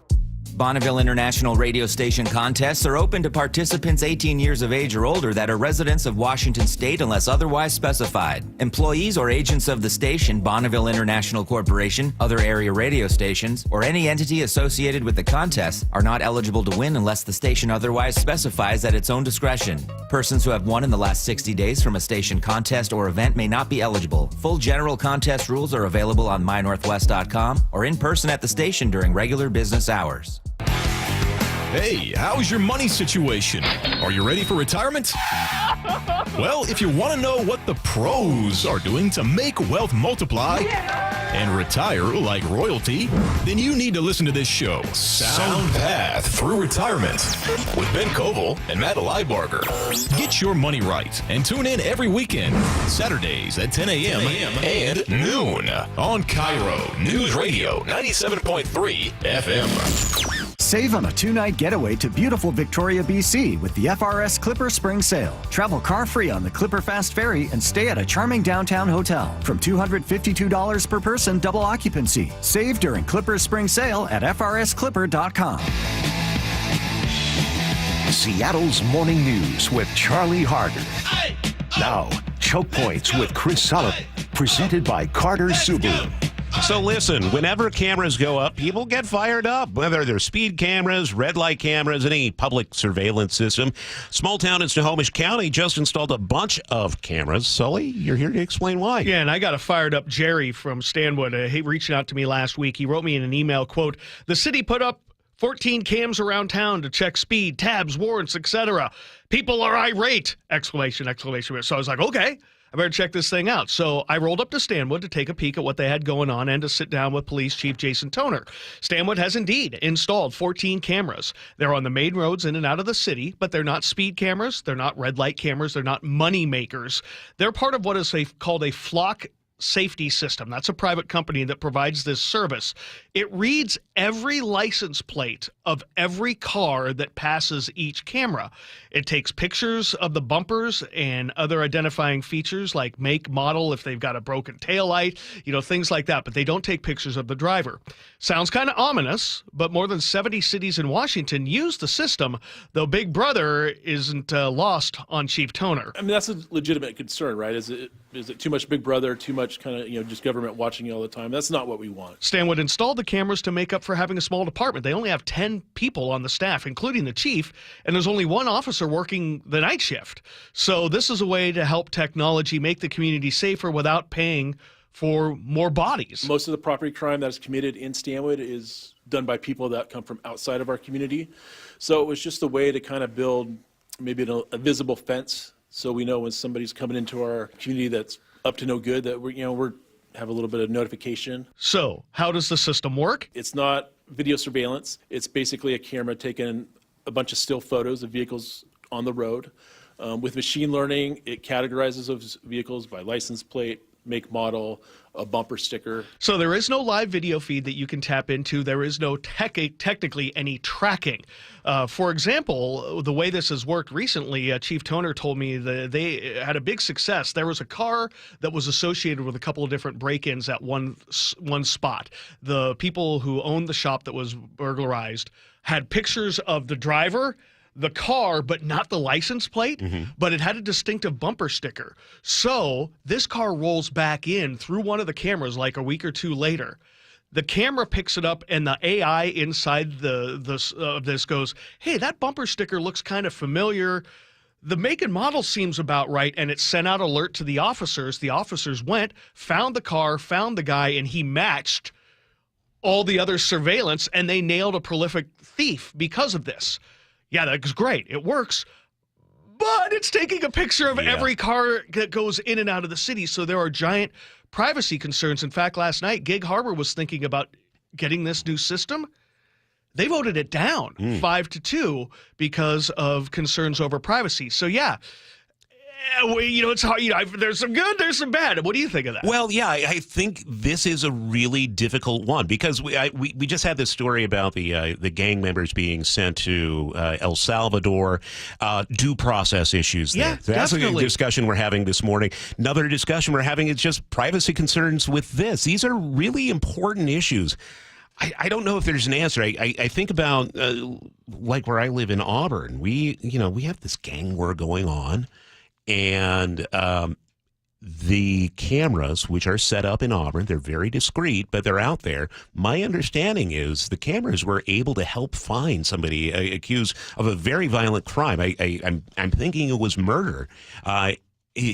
So you got to weigh that with those privacy concerns. There's no easy answer. Especially when we have record low police officers on our streets out there, and not the money maybe to fill in. So you use technology, but you're right. How far down the slope do we want to go? Just because they say there's no tracking, at some point, there's something in there. Sure, the data goes away in 30 days, but yeah, it's a big concern, and I know there was an op-ed in the News Tribune from one of the council members in Gig Harbor who was very concerned about what this might lead to. Now, on a positive side, if the license plate comes in from, say, an Amber Alert or a Silver Alert or a Missing Indigenous Alert or something like that, they'll get an alert right away, and maybe we'll be able to find somebody a lot faster because of the way the system works, tied to the AI in the machine and the computer recognizing that license plate. So, yeah. We'll have the write-up on mynorthwest.com. Oh, yeah, definitely. Plus, I got pictures of the cameras and things like that. It was great to sit down with the chief, the folks up in Stanwood. Great little community if you don't get up there very often. It's a wonderful little community. Okay. You are also watching things at the Beacon Plumbing traffic desk. Yeah, and I'm still looking for a reason for why we are just so slow on eastbound 18 getting into and through the Green River area. My best guess is probably construction. I think they may have a lane block there again, but it's pretty foggy through that area, and it's pretty heavy on northbound 167 through that core. About a 50-minute trip from Puyallup to Renton, and then a matching 50 from Renton to Bellevue. Just not a good day there. I-5's trying to get better, about an hour and 10-minute trip. Across the lake in the westbound direction, we've got 25 minutes. We're definitely getting better on eastbound across Mercer Island after a long-term crash near 405. Coming down from the north end, if you're leaving right now, the Everett area right now, you're not going to make it to Seattle or Bellevue till about 10:15. This report brought to you by the Emerald Queen Casino, the best place to watch your favorite sports, featuring wall-to-wall viewing screens, 6 windows, 30 kiosks. Be there, emeraldqueen.com. Text line, polar opposite opinions we're seeing on there. So, hot button issue. Yeah. All right. We are going to have afternoon sun, perhaps the warmest day of the year so far. Highs in the upper 60s to low 70s. Right now in Seattle, sun breaks where it's 51 at 8:55. KIRO Newsradio, your home for the John Curley Show. Weekdays from 3 to 7 p.m. I think the earbuds are breaking the human connection that we so desperately need. Everybody has them in. Nobody says hello. They've done studies. Just even the shortest conversation with somebody in an elevator, which is the weirdest place, right? We're stuck in this box with a complete stranger. We act like we're not even looking at them. I don't know what it is, but a brief conversation makes you feel better. Streaming live on your smart speaker. KIRO FM and HD1, Tacoma, Seattle. You've seen the headlines. Budget crisis, government emergency, billions of dollars short. No, not the federal government. It's happening here in Washington State. State tax revenues are at record highs. Over the next 4 years, tax revenue is on pace to grow by $10 billion. But current spending will outpace that revenue growth by $12 billion. Want to learn more about the growth of state taxes and spending over the last decade? Visit budgetbreakdown.org. For 70 years, we've been known as the Humane Society of the United States. But as the challenges animals face have grown, so have we. We are now called Humane World for Animals. And with you on our side, we are going to end animal cruelty around the globe. Join us.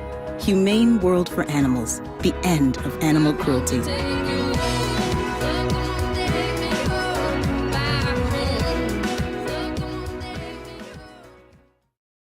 Something amazing is happening. Technology is working harder, faster, and more reliably. It's delivering results that work. But who makes technology work? CDW. We're a full-service technology solutions provider, advising our clients and designing customized solutions so they can reach their goals and do amazing things. CDW. Make amazing happen. Find out more at cdw.com. When an 18-wheeler ran a red light and took the life of a Tacoma man in 2021, his family trusted Davis Law Group to fight for them.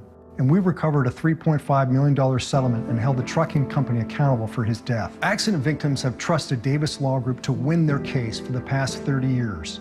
And hundreds of 5-star reviews from real clients are proof that we've earned that trust. Call Davis Law Group today for a free consultation or get my free book on trucking accident law at WashingtonAccidentBooks.com. I'm Macy House with Baird Global Investment Banking. In today's markets, global financial capabilities aren't worth much without personal attention to your priorities. Baird Banking, Research, and Private Equity professionals are located across 3 continents, sharing more than investment expertise. As employee owners of our firm, we all have a personal stake in your success, here in the Pacific Northwest and around the world.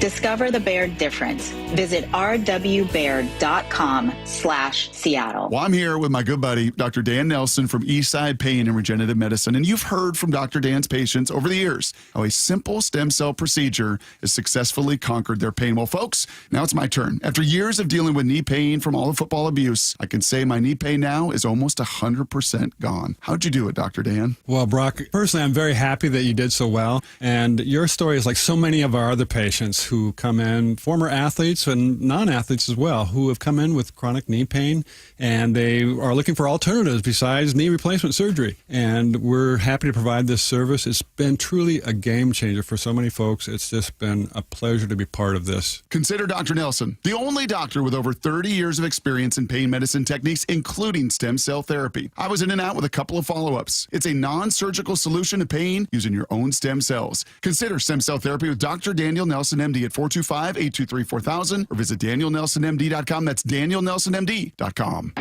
Hey, this is Pete from Home Matters. Tune in this weekend when we'll talk with local business owners about everything in and around your home. Join us on Saturdays from 2 to 3 right here on KIRO Newsradio or listen to the podcast on mine. The March 15th attack was bad enough, says Virginia Democratic Senator Mark Warner. But the fact that the Atlantic magazine's editor-in-chief was included is beyond comprehension. I think this is one more example of the kind of sloppy, careless, incompetent behavior, particularly towards classified information. CIA Director John Ratcliffe disagreed. The use of signal message end-to-end encryption applications is permissible and was, in this case, used permissibly, at least to my understanding. Some senators are calling for resignations or firings.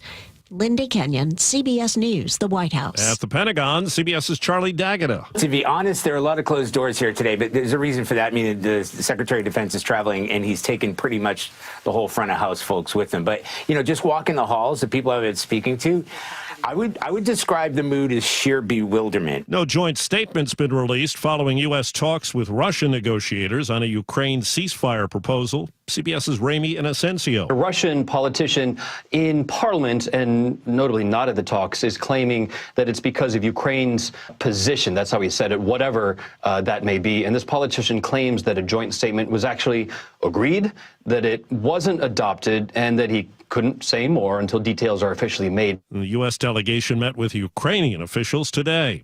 West Virginia is the first state in the nation to ban most artificial dyes in foods, as we hear from CBS's Nancy Chen. Starting August 1st, the new law prohibits any products that have the 7 listed artificial food dyes from being served in schools. Starting January 1st, 2028, though, West Virginia's ban will also include 2 more preservatives that will no longer be allowed in food or drugs in the state. Crews are struggling to make progress in the wildfire fight in several states in the southeast. Pierce Womack, an emergency official in Greenville County, South Carolina, says some of it is dealing with downed trees and debris from Hurricane Helene. Working through a lot of that Helene debris, which is slowing the process down. As we go into the next day or two, crews are working as much as they can. A closely watched private report on consumer confidence finds it has fallen for the 4th straight month and has hit a 12-year low. Wall Street right now, the Dow is down 26 points. NASDAQ and S&P are trading higher. This is CBS News. Think O'Reilly Auto Parts for all your car care needs. Get the parts and service you need fast from the professional parts people at O'Reilly Auto Parts. A manhunt underway in Pierce County. The latest coming up at first from the Beacon Plumbing Traffic Desk. We're still trying to pick up speed after morning fog. In Auburn, you're jammed up around the State Route 167, State Route 18 interchange. You have construction eastbound 18 contributing to that. You jam up again on 167 north of Kent up to I-405 and on 405 on and off up through Bothell. Travel time South Center to Alderwood, 70 minutes, 10 more than typical. You're slow really up and down I-5 Seattle to Linwood. Travel time Federal Way to Seattle, 66 minutes, again add 10. Traffic brought to you by Seattle Sports. You can always listen to your favorite local sports content on the FM dial on 97.3 HD2. KIRO Newsradio, 97.3 FM, Northwest News. Now, the latest from KIRO Newsradio and MyNorthwest.com. Good morning, I'm Heather Babosh. A manhunt is underway after a deadly shooting in Parkland this morning. Deputy Carly Capetto says witnesses heard 20 gunshots outside the Cedar Crest Apartments on 108th Street South. I can't even tell you. There's shell casings everywhere. Deputies say a 32-year-old man shot multiple times around 4 a.m., died at the scene. They're looking for at least one suspect. Detectives expect 108th will be closed for several hours while they collect evidence. Luke Ducey, KIRO News Radio. A not guilty plea from the man accused of causing a crash that pushed his SUV off an overpass and onto I-5 in Tukwila earlier this month. The crash killed one person, whose sister tells KIRO 7 TV. I have a lot of emotions of hurt, and I'm confused. Daoud Mohammed's trial is set for May 5th. There is strong reaction from the families of people who died in 2 deadly Boeing MAX crashes 5 years ago. At word Boeing may withdraw its guilty plea in the case. Attorney Mark Lindquist represents many of those families. It would be Boeing giving the middle finger to all the victim families. Boeing agreed to plead guilty to fraud for misleading government regulators about the safety of the plane. Now, with a Trump administration in charge, the Wall Street Journal reports Boeing is seeking a more lenient deal. The King County executive is now in line to become the next Sound Transit CEO, a job that could net him $650,000 a year. The board is set to vote Thursday to appoint Dow Constantine as head of the transit agency, but critics call the selection process a conflict of interest since Constantine appointed some of the board members now hiring him into that high-paying job.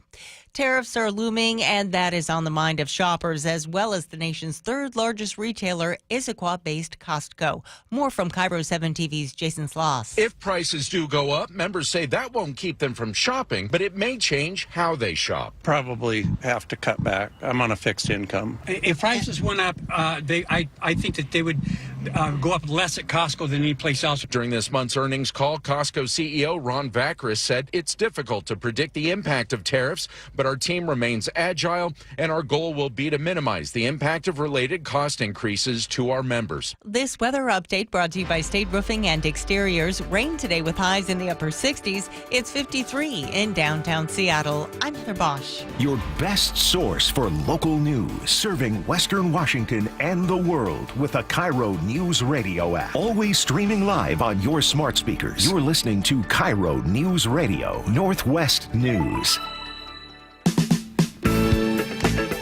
This is the G and Ursula Show with G. Scott and Ursula Reutin. Good morning, everybody. Happy Tuesday to all of you. It is March 25th. G. Scott is out and Greg Tomlin is in. Good morning, Greg. Ursula, thrilled to be back. Thanks for having me. Thank you for coming back. We had fun the first time around, and we're going to have fun the next couple of days. Hey, you've heard a bit about it by now. It was a jaw-dropping national security blunder. A journalist accidentally added to a group text where national security leaders discussed war plans for military strikes in Yemen. What should happen to those involved? Any security professional, military, government, or otherwise, would be fired on the spot for this type of conduct and criminally prosecuted for being so reckless with this kind of information. Well, that is Defense Secretary Peter Hegseth speaking about former Secretary of State Hillary Clinton's email scandal. So what is he saying today about this group chat and his role in it? We're going to have all the latest coming up at 9:30 when retired U.S. Army General Barry McCaffrey will join us live. We have a super packed show for all of you. As always, we invite you to join us on the text line, 888-973-5476, 888-973-KIRO. Let's get to it. Our top stories brought to you by Bathfitter Northwest. If you think it is bad now, Greg, you could be paying even more at the gas pump starting next year. A bipartisan group of state Senate leaders unveiled their transportation budget, and it includes a 6-cent per gallon gas tax increase. Without new revenue, the transportation budget faces a $1 billion shortfall over the next 2 years, and they're saying it could grow to $8 billion over 6 years. Democrat Marco Lea says this gas tax is intended to address a $1 billion shortfall in highway projects. There's no question, as we're asking Washingtonians to pay more for transportation services, that we need to do a better job of delivering projects on time and on budget. So what are the Republicans saying? Well, Yakima Republican Senator Curtis King says this increase is needed at this point. So our choices were, we either made cuts to find that $1 billion, or we looked at what we could do to find new revenue, and we chose the latter. So if passed, the proposed budget would bring the state gas tax to more than 55 cents per gallon, and the federal gas tax is another 18 cents. Yeah, and I think Washington State ranks third or fourth in terms of highest gas tax rate per state in the country, which is not a bronze medal that you really want as a citizenry. Ursula, budget shortfall seems to be the phrase that pays when it comes to governance in Washington State. Republicans, for more or less, I think are somewhat irrelevant when it comes to governing here, but I was surprised to see that there is some consensus here that this 6% gas tax is the way to make up for some of this budget shortfall. But I was at least a little bit surprised that there wasn't just a knee-jerk reaction, sort of a default posture from the right to say no, heck no, not another tax. Maybe that's because there's bigger fish to fry in terms of the proposed budget, in terms of the business tax, the proposed removal of the 1% cap on property tax and the wealth tax. But what do you make of that? I was surprised as well. I mean, I was surprised to see that this was bipartisan, and you heard the Republican from Yakima saying, well, you know, it was basically picking from two evils, and they're figuring out this is the lesser of the evils. Tim Eyman, I know, has weighed in and said this is not what people want, and I'm sure that people listening right now are going, "Oh my God, enough!" Yes. I mean, I feel like we're just being taxed here, taxed there, taxed here. On and on and on and on it goes. It's every single day. It's like where is the relief? But there's no one pointing out, well, this is one thing that I did hear in the conversations, and I didn't have a sound cut that said this, but essentially they're saying, yeah, and we'll be doing a better job trying to make sure that these projects come in on time and on budget. We'll take their word for it. Yeah, well, why haven't you been doing that already? Exactly and maybe we right. wouldn't be in this predicament and have this kind of hole that we're talking about if we had been putting that kind of emphasis prior to all of this. Well, and I would just respond by saying promises made, promises never kept. And the common refrain by officials in Washington state is always, we need more revenue, and not we need to spend better, no matter what sphere or sector we're talking about here. And that's what's frustrating for people like me is it's just always looking for more and new and creative ways to reach deeper into people's pockets here in the Northwest. Yeah. Time and time again. And I'll just add my name to the list, too, that it does get frustrating, especially for those who live in the city of Seattle. It seems like everywhere you turn, it's another tax, another tax, another tax. Well, and let's be honest. I mean, the situation is nuanced. It is complex. I mean, the boom of electric cars that have been sold here in Washington state over the past few years has led to a decrease in revenue, right? And maybe that'll change with the backlash against Tesla. Or do you think people in the Northwest, Ursula, are just going to turn to different electric car makers, or will they go back to their fossil fuel guzzling motor vehicles in light of what Elon's doing with Doge and the Trump administration? I'm curious. I don't know, because it's still not the majority of people driving electric vehicles. I don't have an electric vehicle.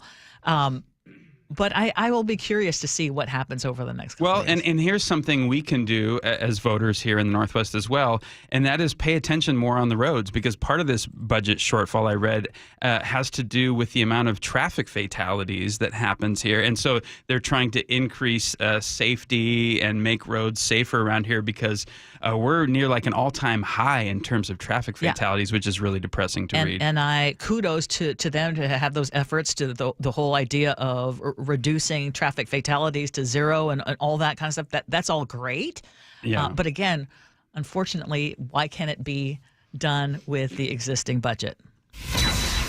Car thefts are back in the news, but this time it's because they have dropped by 32% here in Washington, which is the biggest decrease of any state in the country. Let's take the win. The National Insurance Crime Bureau also says after 4 years of surging vehicle thefts, the number of stolen vehicles in the U.S. fell to pre-pandemic levels in 2024. Thefts nationwide decreased 17%, dropping below the 1 million mark for the first time since 2021. And this actually is the largest annual decrease in stolen vehicles in the last 40 years. A positive sign, but let's also put it in perspective. I looked this up before the show, and Washington was about fourth in the nation in terms of per capita car thefts. So you have to take into consideration the population of the state. So we were right near the top of the list. We're making the top of a lot of bad lists this morning in this first segment here. So in terms of a decrease in percentage, let's celebrate it. And let's also consider the historical context and the environment up here in Washington state in terms of how we treat cops and how we've empowered them or disempowered them from pursuing the bad guys, and the sort of waffling and going back and forth about police pursuits. I really think that probably plays a factor here in the numbers, wouldn't you say? I would say. So what you're referring to is when in 2021 the state law changed so that police would have to basically meet a higher threshold before they could do a chase. It was a lot harder to chase the bad guys. Yeah, and essentially it was, according to law enforcement, basically giving the thieves carte blanche and saying, hey, we're not going to pursue you. Car thieves would actually say, I know I'm not going to get chased, so I can do this. And I think there was enough of a backlash. And I'm still going to look at this as a win. Sure. Because, it was ridiculous. It was an overcorrection that actually created an even bigger problem and gave the wrong messaging. And in 2024, in June of 2024, so it wasn't the full year of 2024 where we see these results, Initiative 2113 rolled back those restrictions because there was such an outcry. And I think we are seeing the positive effects of that. And from one perspective, we were talking with Andrew, producer, before the show about this, and you can make an argument that this is the system working, right? You try something, it works, it doesn't work. I think what's frustrating for people like me, who had been making the argument for years and years, if you roll back empowering the police to pursue the bad guys, you're going to see such negative consequences. It's going to have a far more harmful effect on the community. And so then there's a lot of collateral damage and just straight up explicit damage done in the process of people waking up to this fact that didn't need to happen. Yeah. You know what I mean? I also think that there was either unintended difficulties or intended difficulties interpreting the changes that were made. Sure. If you know what I'm saying. Like, I think that there were cases where let's make a point about how bad this law is. Yeah. And so we're just not going to chase anything, even though it's like an ATM was stolen and you can see it in front of you and you're going to let it, continue because, I think that there were some excesses. And Sure. I think we're on the right path. We're headed in the right direction. We can both agree on that. Exactly. At some point, we did have among the highest car theft rates. Take the W. Take the W. Clearly, what we were doing was not working. Costco is among the many businesses that are worried now about how the U.S. tariff battles with Canada, Mexico, and China will affect their ability to keep prices down. During this month's earnings call, Costco's CEO, Ron Vacker, said it's difficult to predict the impact of the tariffs, but the company's goal will always be to minimize that impact of related cost increases to our members. KIRO 7 TV caught up with Costco shoppers to see how they would react to higher prices. Are you willing to give up Costco if the prices go up? Probably have to cut back. I'm on a fixed income, and so are my folks that I buy for. If prices went up, I think that they would go up less at Costco than any place else. And we love Costco. Costco execs also point out that only a third of their U.S. sales are imported from other countries, and less than half of those items come from Canada, Mexico, and China. And good for Costco. That number seemed actually kind of low for me, that only a third of their products on their shelves are imported. But this this tariff game is going to be a long game here. And there's going to be a lot of stories in the coming weeks, months, and years about the trees, but it's also important to see the forest in this discussion. And so while Costco might be bracing for the impact of higher cost for their consumers, I also read this week that Hyundai is unveiling a $21 billion U.S. investment, and a lot of Trump enthusiasts are saying this is in reaction to imposed tariffs and even the threat of tariffs, and on it goes. You can look for signs, pro or negative tariff, that abound. What I think is fascinating and is important to reconcile for informed citizens, Ursula, is that there's the very visible benefit of tariffs in the short term, but you have to also consider can you explain those? Yeah, you also have to consider the invisible cost of the long term, okay? So if America stops importing cars or steel from Canada, that doesn't just impact those industries specifically. And once those tariffs are in place, you might go, oh my gosh, we're going to start manufacturing more steel and more cars in America. That's a win, right? It's a win-win-win. Yes, but what you don't see, the invisible effect, is that means Canada has less money to spend in the United States. If we're buying less from them, they're going to buy less agricultural goods in Iowa. And so, but those are invisible effects. You don't see the people behind that. Yeah. You see the big press conference yesterday or the day before with Hyundai saying, we're going to pump in all this money to American manufacturing. And so the scales are slowly going to start to tilt, which is, we're going to be producing a lot more, but if we're importing a lot less, you've got to weigh those. It's a trade-off in the long run. And I still consistently make the argument that it's a more beneficial scenario for you to be importing more than you're producing. And I still think it's going to be way more inflationary for American consumers, even though you will see some of these stories that make it look like tariffs are the end-all, be-all and only have positive benefits. You've got to consider both. Yeah. You're making way too much sense. Uh-oh. And also and also remember that the tariff, it's the importer who pays that increase. It's the American company, right? Exactly. And either passes it on to the consumer or eats the cost that goes out of business. Exactly. Okay, heads up to all of the riders who've been skipping paying fares on metro buses and streetcars. Starting next week, the agency is going to crack down on the cheaters who aren't paying for the $2.75 ticket. King County Metro says they're going to have 30 fare enforcement officers on the rapid ride routes, the Seattle streetcar, and their other busy bus routes. And the agency says it's going to start with friendly verbal reminders, Greg. And then if the enforcement officers don't find that you've actually paid, they will give you a written warning. After 2 of those written warnings, you may be given a 3rd citation. I don't know. When I started reading through it, I'm like, wait a minute.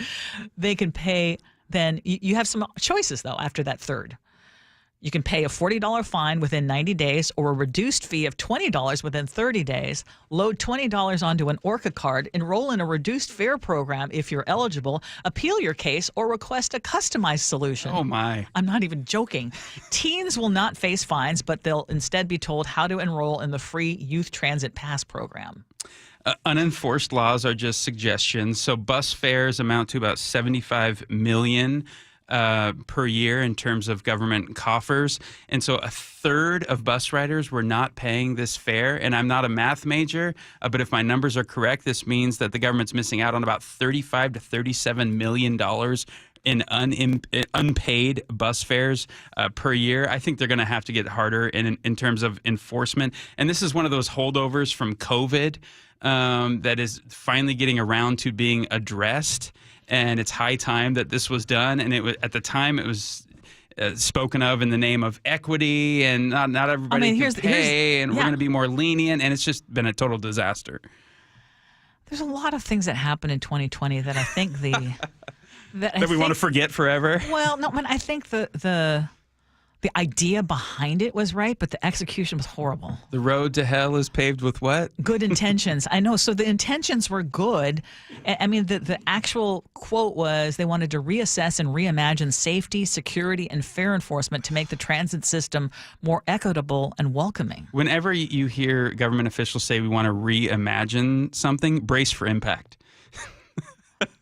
Correct. It sounds fluffy and flowery and full of rainbows and unicorns, but usually it's had extremely deleterious effects on the public when government starts reimagining. I'm just saying. Brace for impact 5 years from now. Yeah, exactly. There you go. Exactly. And just remember, even if you were approached, you will get a friendly verbal warning first, then you'll have another chance and another chance. I mean, do you think this is even going to be effective? No, I don't. Absolutely not. I rode Metro a few months ago. I had some business in the International District, parked my car on Mercer Island, took the Metro, and it's something I do rarely, so I didn't really know the protocol, the procedures when I got on the bus, and I only had a $10 bill. And I just said, can you break at 10? And no, do you read the sign? We can't break anything. And the guy goes, just get on.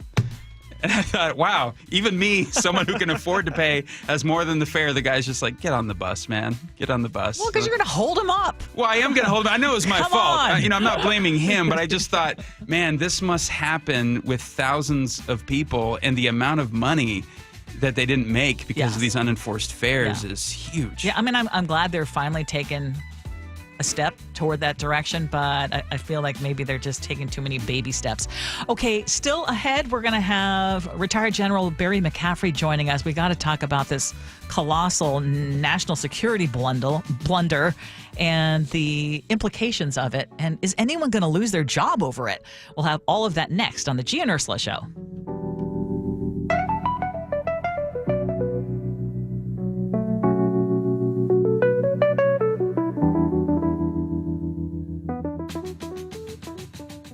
KIRO Newsradio delivers the news you can trust. State is facing a multi-billion-dollar deficit. Government wants more of your money to build quote-unquote affordable housing. We help you navigate the headlines, providing clarity and context to help you understand how today's events impact your life tomorrow. The driver pulled out a gun. The officer opened fire, shooting at least one time. The problem is worse in King County than any other part of the country. Stay informed, stay connected with KIRO Newsradio. Meanwhile, at Xfinity. So, influencer life going well? Oh, yeah. I'm up to 32 followers. Oh, that's something. Yeah, posting my tap dancing videos is easier than ever because we engineered Xfinity Internet with 99.99% network reliability. Plus, Xfinity Mobile with Wi-Fi Power Boost gives you ultra-fast Wi-Fi at home and on the go. But wait, tap dancing? You don't tap dance. Hey, what I lack in skill, I make up with passion. Do more of what you love and love how fast you do it with Xfinity Internet and mobile. And now through April 21st, get 300 megabit Xfinity Internet and one unlimited mobile line together for $25 a month for 1 year and save $1,000 in your first year over Verizon and AT&T.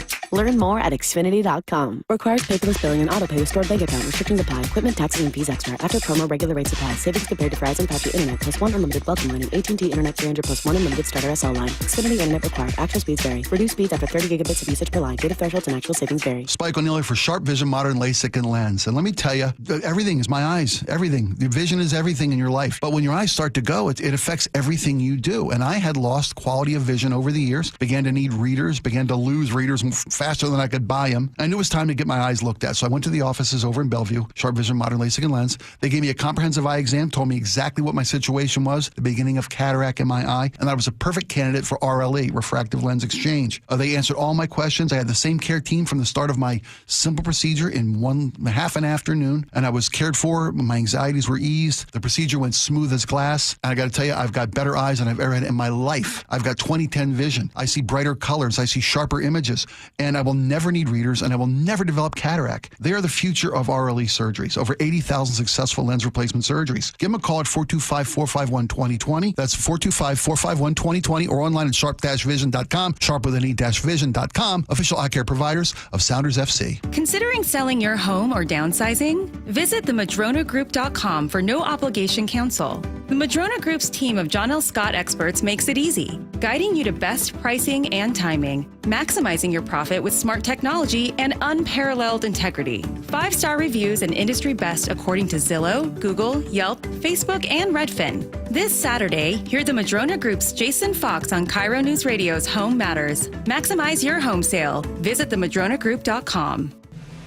Cold is leaking and rocks are moving and mold is creeping and water seeping in. It's hard to be a homeowner, we know. Without American Crawl Space and Pest Services, it is hard to be a homeowner. Dave Ross here. American Crawl are the heroes to call for insulation and pest issues because in addition to their great reviews and decades of experience, they also give out the most PSE insulation rebates of any insulation company in the state. American Crawl, the heroes you call. Get your free inspection at AmericanCrawl.com. Over the past decade, Washington state politicians have doubled state spending with no improvements to the issues we care about. Instead, we now have the third highest cost of living in the nation and a $12 billion deficit.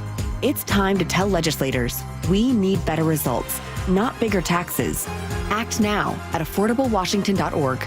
Paid for by people for an affordable Washington and Olympia, Washington. Top 5 donors are Washington Alliance for Competitive Economy, Microsoft, Madrona, T-Mobile, and Alaska Air. When the heat's an 11, cool AC would be heaven. Dayandnight.net. Beat the rush. Act now before summer, because that heat's a real bummer. Dayandnight.net. This is the time to plan ahead, so you stay cool this summer. Hi, I'm Bruce with Day and Night Plumbing and Heating. Call us about installing a high-efficiency cooling system or servicing your existing one so you're cool when you need it. Now save up to $4,600 on qualifying cooling equipment. Dayandnight.net. Catch 9-time Grammy winner Christian McBride with Ursa Major, March 27th through 30th, live at Dimitro's Jazz Alley, with rising stars Nicole Glover, Michael King, Eli Pearlman, and Savannah Harris. Tickets at jazzalley.com. At Lake Washington Windows and Doors, we offer premium windows that are 25% more energy efficient, reduce noise by 50%, and come with clean glass technology. And Leak Armor installation gives you a lifetime warranty to protect your home. Visit LakeWashingtonWindows.com. Through March 31st, save double on your sales tax from Lake Washington Windows and Doors. Plus, enjoy easy zero down, zero payments, and zero interest, same as cash 12-month financing. Visit LakeWashingtonWindows.com to save double today. Underestimating the trucking industry is one of the biggest mistakes I see victims and other lawyers make. Trucking companies have an army of lawyers and experts who act quickly after an accident to protect the company. Only an experienced trucking accident lawyer can navigate the complicated federal and state laws to protect your rights. If you or a loved one has been injured in a trucking accident, call Davis Law Group today for a free consultation or get my free book on trucking accident law at WashingtonAccidentBooks.com.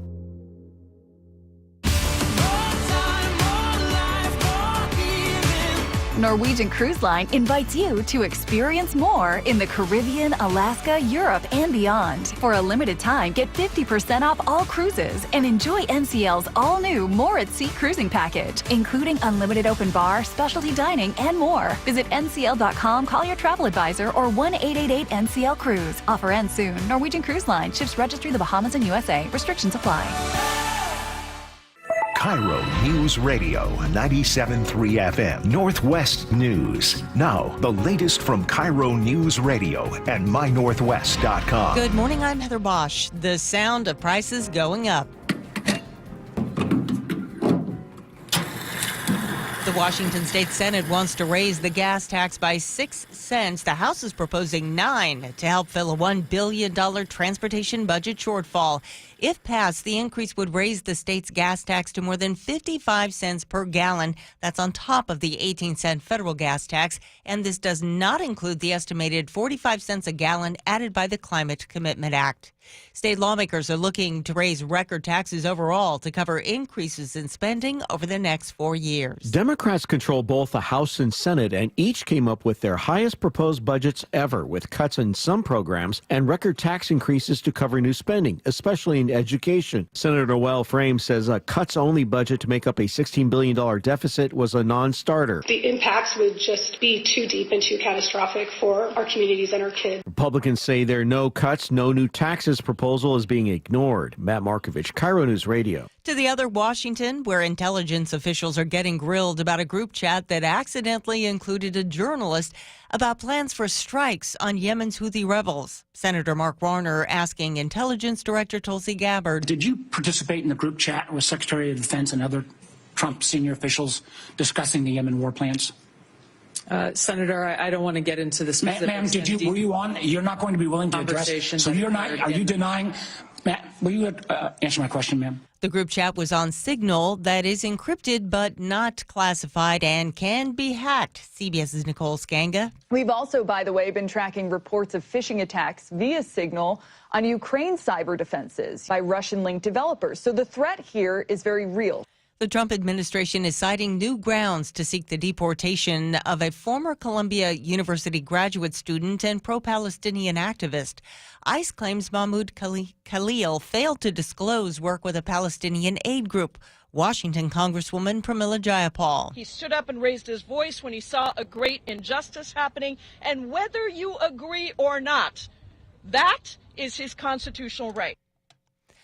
From the Beacon Plumbing Traffic Desk, we are still shaking off fog slowdowns in Auburn. You're jammed up around the State Route 167, State Route 18 interchange. You have construction eastbound 18 contributing to that. In Renton, you're pumping brakes on I-405 and State Route 167. Travel time Renton to Bellevue, 42 minutes. You are on and off heavy on I-5 Linwood through Seattle. Travel time Everett to Seattle, 54 minutes. That's 10 longer than usual. Traffic brought to you by Seattle Sports. Download the Seattle Sports app to stay in the know with the latest news, scores, and opinions about your favorite teams. On Wall Street, the Dow is down 66 points, NASDAQ up 27. This weather update brought to you by State Roofing and Exteriors. Rain today with highs in the upper 60s. It's 53 in downtown Seattle. I'm Heather Bosch. Your best source for local news. You're listening to KIRO News Radio, Northwest News.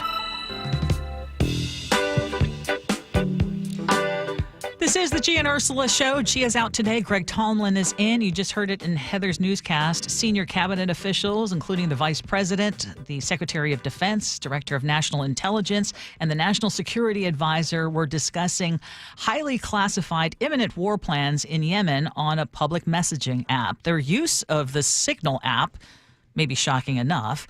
But to make things worse, an Atlantic reporter was accidentally included in that group chat.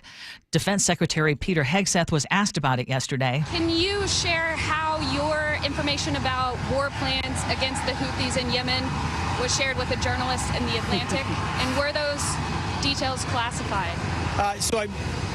You're talking about a deceitful and highly discredited so-called journalist who's made a profession of peddling hoaxes time and time again, to include the hoaxes of Russia, or the fine people on both sides hoax. or suckers and losers hoax. So this is the guy that peddles in garbage. But the National Security Council says the text chain appears to be authentic, and in just the last few minutes, there has been a hearing in front of the Senate Intelligence Committee, and we'll get into that in just a moment. But joining us right now is retired four-star General Barry McCaffrey. Good morning, General. Good to be with you. So let's just start with your reaction when you heard about this group chat and what was basically shared with an Atlantic reporter accidentally. Well, it's essentially breathtaking incompetence. It's an element of arrogance. I think, by the way, the big thing about this story isn't that they were so clumsy and uncoordinated that they put a first-class editor-in-chief of Atlantic Magazine on their chat group.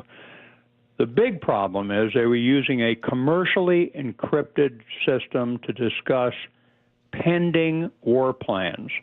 I would be astonished if many foreign intelligence services haven't been targeting this administration since they were sworn in, that they undoubtedly have hacked this commercial-grade encryption.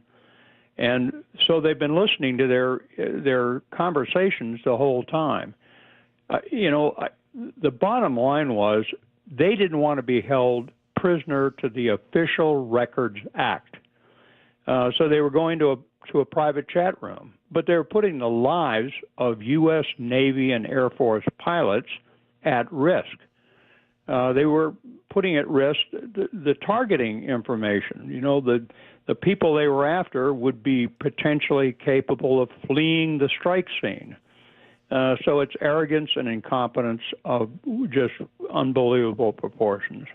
General McCaffrey, there's a lot of comparing and contrasting going on right now of how government officials have handled sensitive information now and in the past. Hillary's use of a private email server comes to mind. The handling of classified documents by Trump, Biden, and even Mike Pence comes to mind. Where does this story rank in terms of how serious this group chat is compared to those previous stories? And my second question is, what message does it send to lower-level government officials or even military personnel when they witness a lack of accountability in the careless or negligent handling of such information?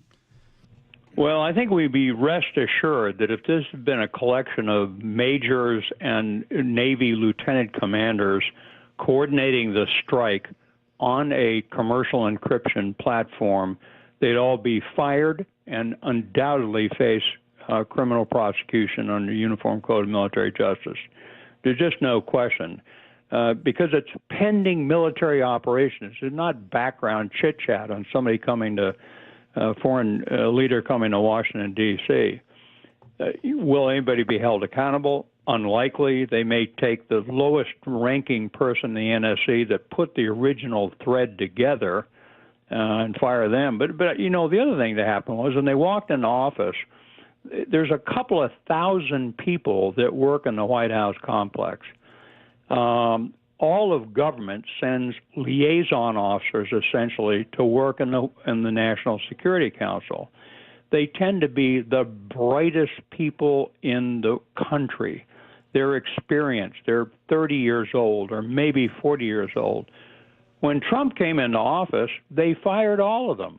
I mean, we're talking about, Army majors and Air Force lieutenant colonels and Foreign Service officers from State Department. So the group that's in the White House right now essentially doesn't know what they're doing, nor over in the Pentagon. The SecDef took office and fired his 3-star military assistant, a woman, as his first order of business. So they didn't have a team effort. They're not very capable people.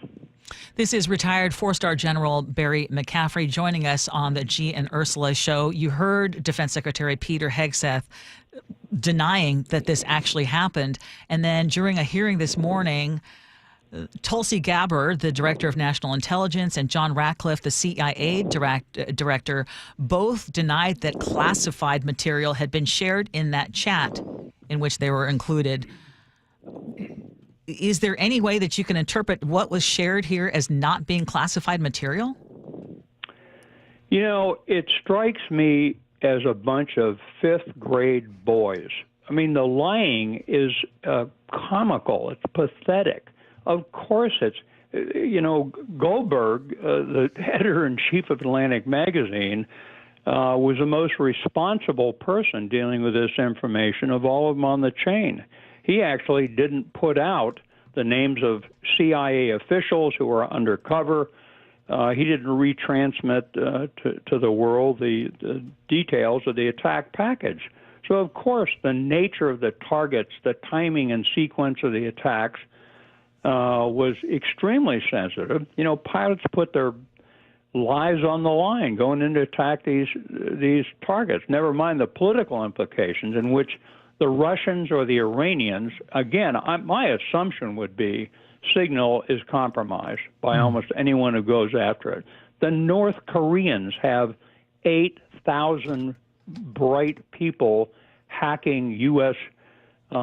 Communications and stealing crypto. So it's not as if it's likely that this didn't get out. I think it's being actively monitored by foreign intelligence services. The White House Press Secretary Carolyn Leavitt released a bullet point response to Jeffrey Goldberg's story in The Atlantic, and bullet point number 1 was no, quote, war plans were actually discussed. It almost seems like certain Trump administration officials are sort of goading Jeffrey Goldberg into releasing more information from the text messages because he purposefully left out information about time frames, logistics, missile delivery systems, information that would be particularly sensitive. And that's sort of giving the Trump administration leeway to say, oh, we weren't discussing anything that serious.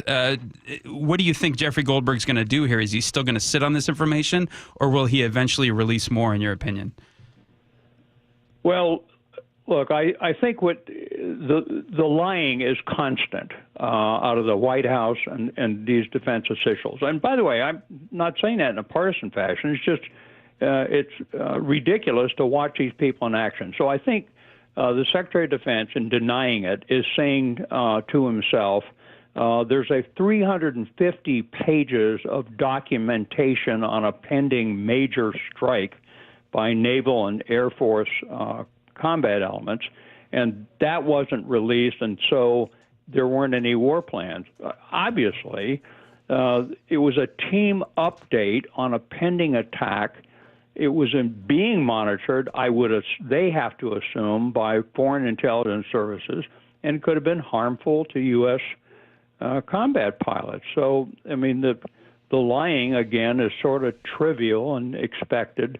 They immediately went after this Jeffrey Goldberg, the editor-in-chief of Atlantic Magazine, which is a first-class magazine with tremendous reporting. So It is. I mean, this anything. This particular journalist and the Atlantic has been especially critical of Trump, the Trump administration, and the idea that somehow he ended up getting on. I mean, that's another thing. That's like, of all the people to accidentally add to this chat, I mean, it was that particular reporter, which we're still trying to figure out how did that happen. So, General McCaffrey, normally this kind of thing would be investigated, but who would do the investigating of what happened here?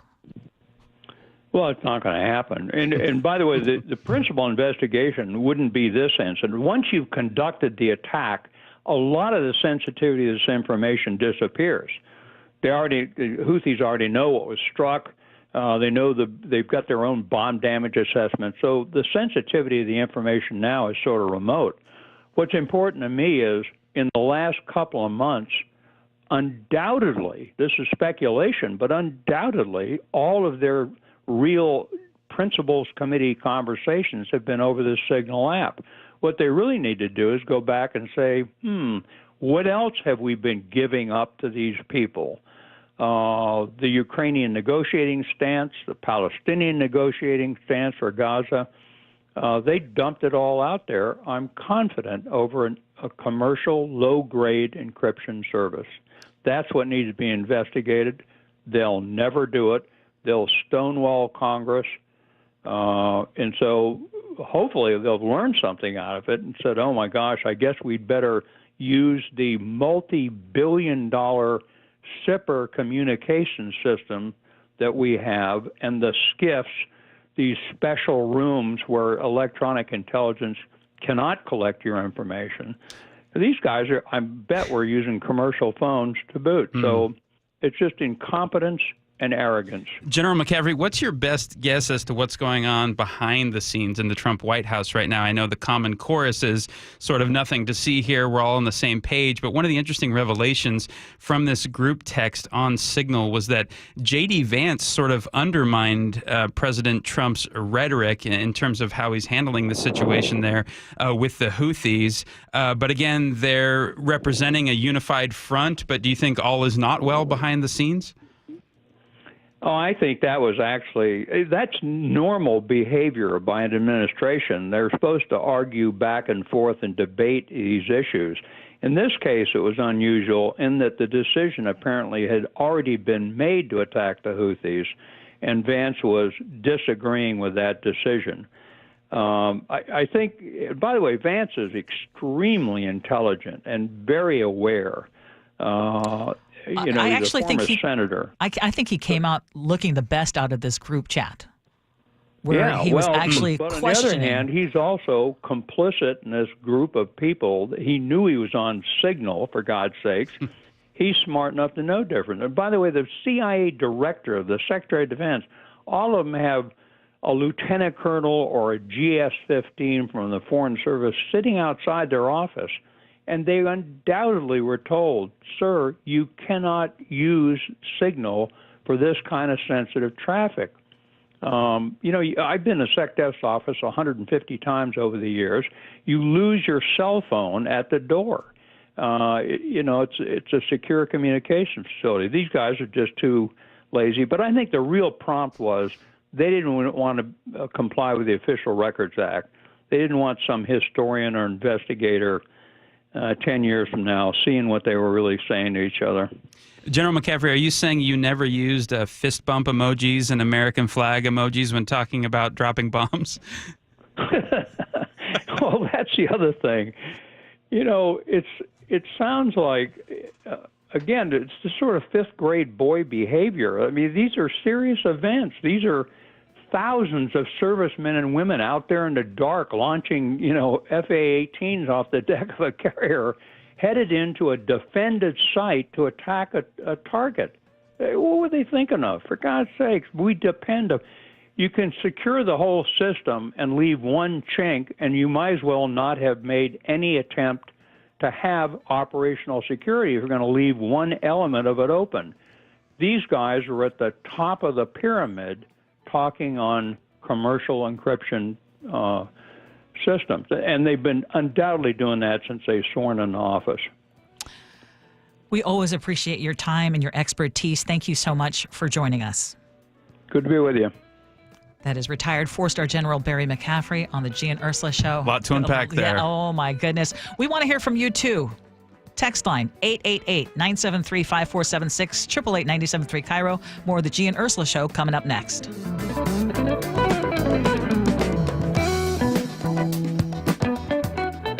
Chart your own adventure at Tulalip Resort Casino, Washington's premier AAA four-diamond destination. Enjoy award-winning dining, a rejuvenating spa, and world-class shopping. The 12-story hotel features elegant guest rooms with a 55-inch smart TV and room service. Savor exceptional dining, from casual bites to fine cuisine. Unwind at the Tea Spa, and then catch a show at Canoes Cabaret or the Orca Ballroom. Tulalip Resort Casino, when all you want is everything. Visit everythingtulalip.com. It is one of the big fears in life. You make a decision that you end up regretting. It's why buying a car can be such a stressful experience.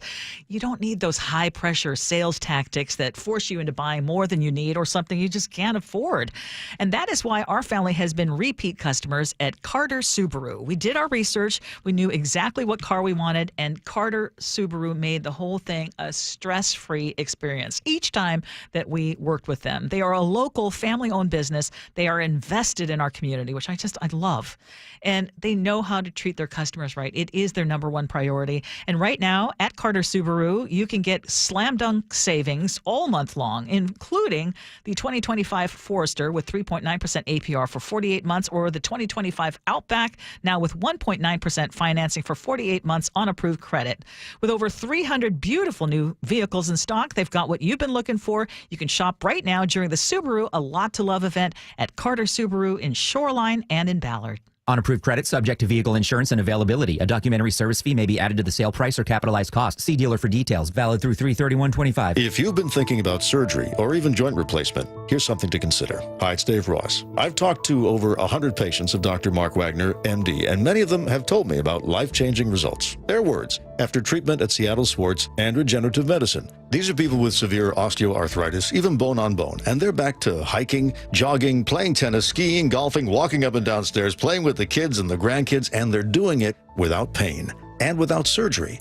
Dr. Wagner's 60-minute outpatient procedure uses your own stem cells, and because they're your own stem cells, they can help regenerate your own cartilage in your own joints. Dr. Wagner is a board-certified Seattle physician. He has over 30 years of experience, and he's performed over 20,000 stem cell procedures. And he's one of the few doing it the right way. So, listen to his patients, and remember, whether it's a shoulder, hip, elbow, ankle, wrist, or knee, before you choose surgery, first see Dr. Mark Wagner, MD. Get the facts, then get back in the game at drmarkwagnermd.com. Right now at Les Schwab, it's the deal you've been waiting for. The Afford More sales event. Save $60 instantly on a wide selection of 4 of our most affordable tires. Plus, every tire is covered by America's best tire warranty. 60-day satisfaction guarantee, no hassle road hazard protection, and free maintenance for the life of your tires. Just one more way you'll get more from less. Find the right tires for you at leschwab.com. Limited time offer while supplies last. See leschwab.com/sale for details. Go from daydreamer to industry leader with Amazon Business. From office supplies to IT essentials, Amazon Business provides tools that help you save costs and make insight-based decisions. Learn how to bring your visions to life at amazonbusiness.com. Get one free set of brake pads when you buy 2 brake rotors. Visit O'Reilly Auto Parts. Offer in-store only. Restrictions apply. See store for details.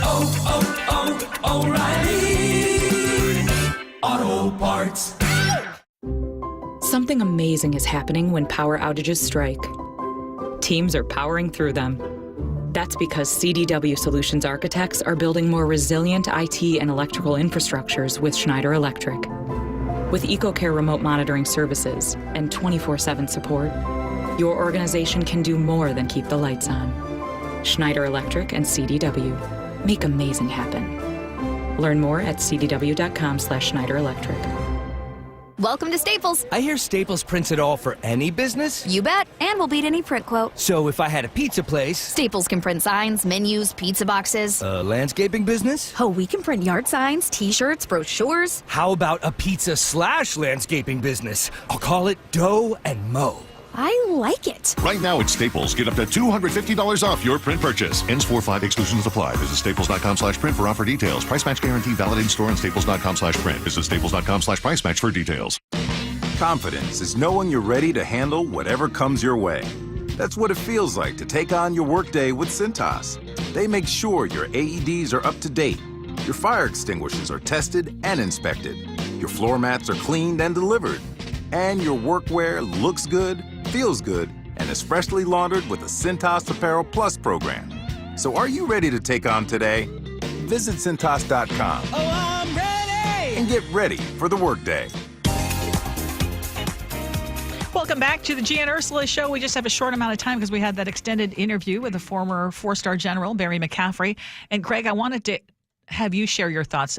As a lifelong conservative, seeing what is happening right now in the White House and what is going on. Yeah, no, thanks for that. I care more about integrity and taking the right position over the right party. So today I say congratulations if you criticized Hillary Clinton's use of an email server, if you condemned Trump, Biden, and Pence's handling of classified documents, and you think it's outrageous that Trump 2.0's cabinet was texting so carelessly and casually about sensitive war plans, you win the Integrity and Honesty Award today, right? But that's a difficult decision to make because I see conversely a lot of people who rebuked Hillary Clinton now support Hegseth and Mike Waltz in this group chat. And I also see people that either supported Hillary and her private email server but are now criticizing Trump's cabinet for this story. You can't have it both ways, right? Either we care about this stuff or we don't.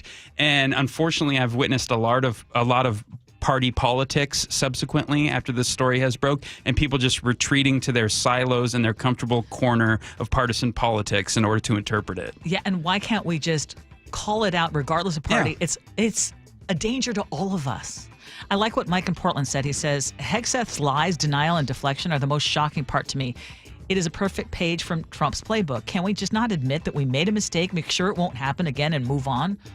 I mean, that shouldn't be hard, and yet it is. Somebody needs to be fired too, by the way. Yeah, hello? Probably Mike Waltz. Hello, but as of right now, they're saying, no, it was just a mistake. Okay, coming up next, we have What's New at 10, and we are going to be talking about how Republicans and Democrats agreeing to raise your gas taxes. How did that happen? Okay, we'll have that next on the Gia and Ursula Show. Hey, Bill! Southwest Plumbing, Heating, Air, and Electric is here for all your home needs. So call today and experience top-notch service. OneToCall.com. Southwest Plumbing, the one to call. Catch 9-time Grammy winner Christian McBride with Ursa Major, March 27th through 30th, live at Dimitro's Jazz Alley, with rising stars Nicole Glover, Michael King, Eli Pearlman, and Savannah Harris. Tickets at jazzalley.com. What's better than a cool home all summer long? A cool home with hot savings on your new AC. This month only, take 20% off air conditioners, heat pumps, and ductless systems during the Bob's Heating Preseason AC sale. Call the team at Bob's. Voted best in the Pacific Northwest. With free estimates and free financing, Bob's makes your AC installation simple and affordable. Hurry, discounts reduced to 15% off in April. Bob's Heating and Air Conditioning. Call Bob. Progressive knows if you have to choose between everyday life and your RV wins. What, are you going to take the RV to the lake or clean out your closet? RV wins! Putting the dishes away or taking the RV camping? RV wins! Cleaning the fridge or taking a trip to the beach? RV wins! You might want to clean the fridge real quick because, mold. We clean out the fridge, then take the RV out. With Progressive, you can bundle your RV with your home or auto and save with a discount and spend more time enjoying those savings in your RV. Progressive Casualty Insurance Company, affiliates, and other insurers. Not available in all states and situations. Taxes was feeling so stuck. Sitting in traffic, squeezing into a parking spot, all to squeeze in getting tax help during your lunch break.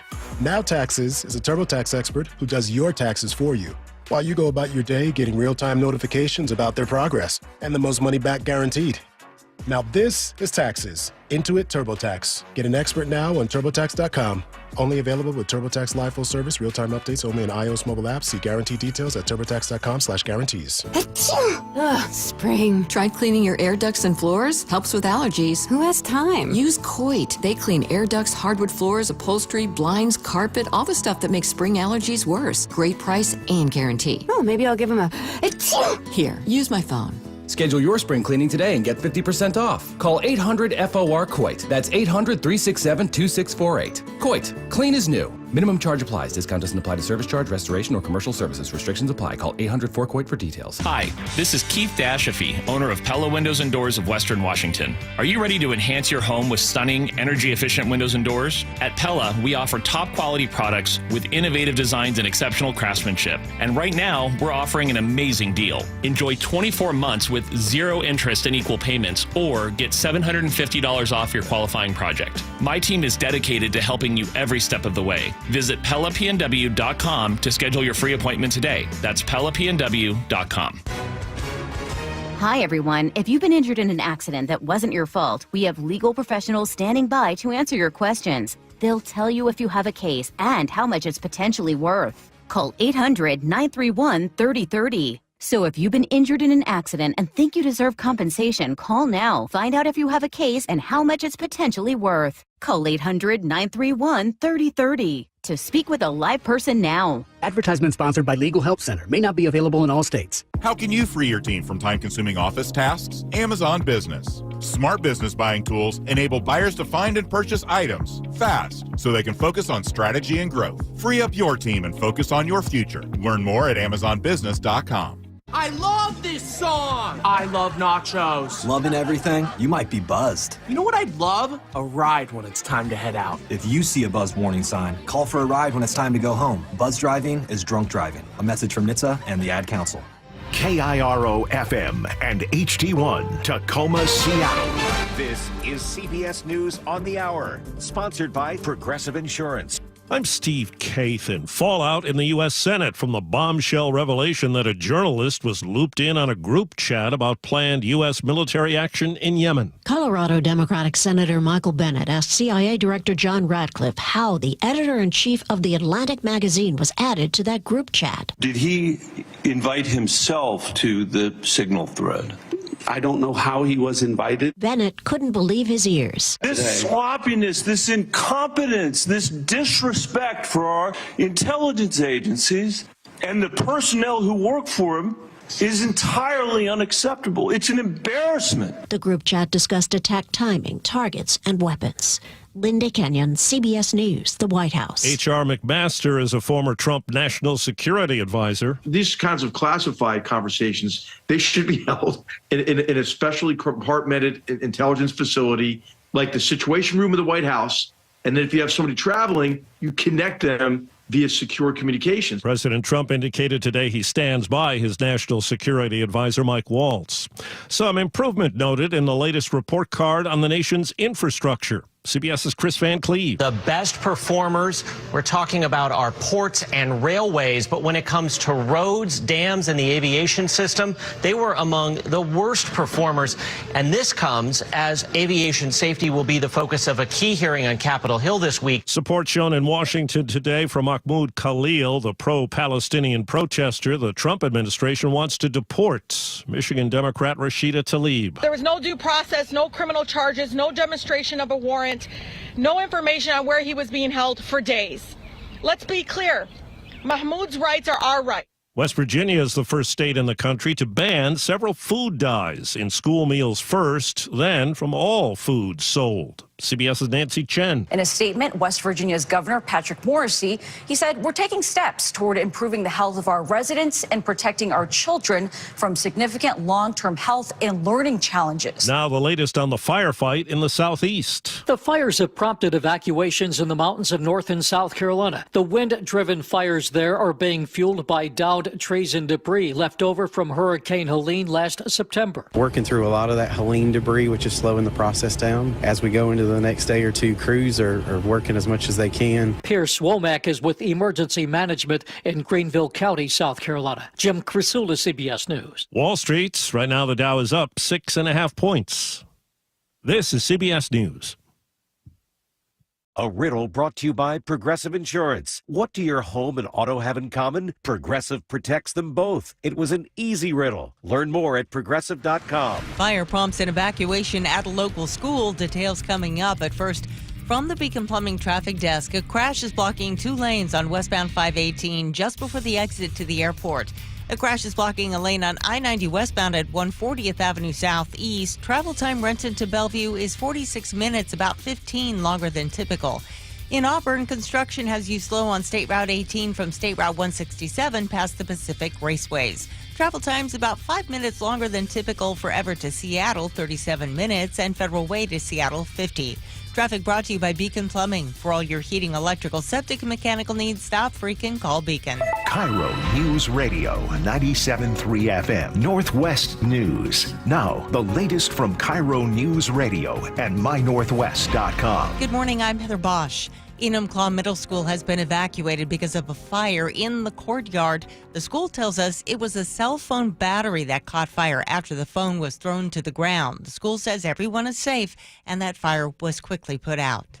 A manhunt is underway after a deadly shooting in Parkland this morning. It happened at an apartment near the Pierce County Housing Authority in Parkland. Deputy Carly Capetto says witnesses heard about 20 shots. I mean, there's shell casings everywhere. A 32-year-old man died, no word on suspects. The suspect in a deadly hit and run off a Tukwila overpass has pleaded not guilty in the case. Prosecutors say Daoud Mohammed ran a black Toyota Highlander off State Route 599. Flying off of the overpass onto I-5 northbound below. Douglas Wagner with the King County Prosecutor's Office says he ran from the crash. One of the passengers suffered catastrophic injuries and was pronounced dead on the scene. The sister of that slain passenger was in court, speaking to KIRO 7 TV. I have a lot of emotions of hurt. Court documents say Mohammed was driving without a license at the time. Sam Campbell, KIRO News Radio. Boeing may be trying to withdraw its guilty plea in the deadly crashes of two MAX planes 5 years ago. Attorney Mark Lindquist represents many of those families of the 346 people who died. It makes Boeing's initial willingness to take responsibility look totally phony. Boeing agreed to plead guilty to fraud for misleading the government about the safety of the plane. Now, with the Trump administration in charge, the Wall Street Journal reports Boeing is seeking a more lenient deal.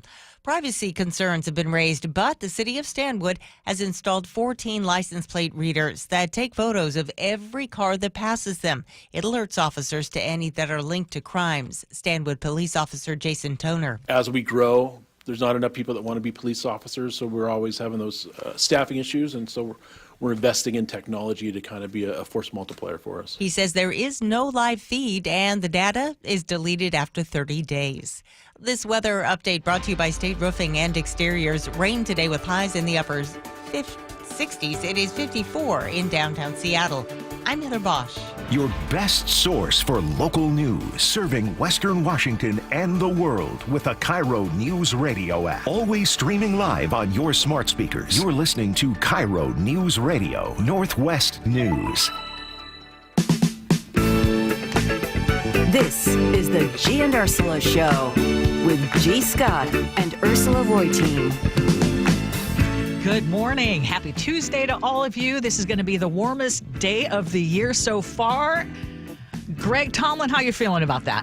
I'm feeling great about it, although it feels a little like Florida weather-ish. You know what I mean? Unseasonably hot. And then I saw there might be lightning in the forecast on my weather app. And I had a hard time sleeping last night because we like it at a cool like 62 degrees. And our house would just not get cool last night. So oh, no, you can't be It's a trade-off. You can't be feeling too warm already. I know, right? It is only March 25th. Hey, coming up at 10:30, Chris Sullivan's going to join us because a very familiar name is now on his way to likely become Sound Transit's new CEO. So we'll talk about that, and we'll share our feelings about it because we got some questions. All the feels. Yeah, we have some questions. As always, we invite you to join us on our text line, 888-973-5476, 888-973-KIRO. What's new at 10?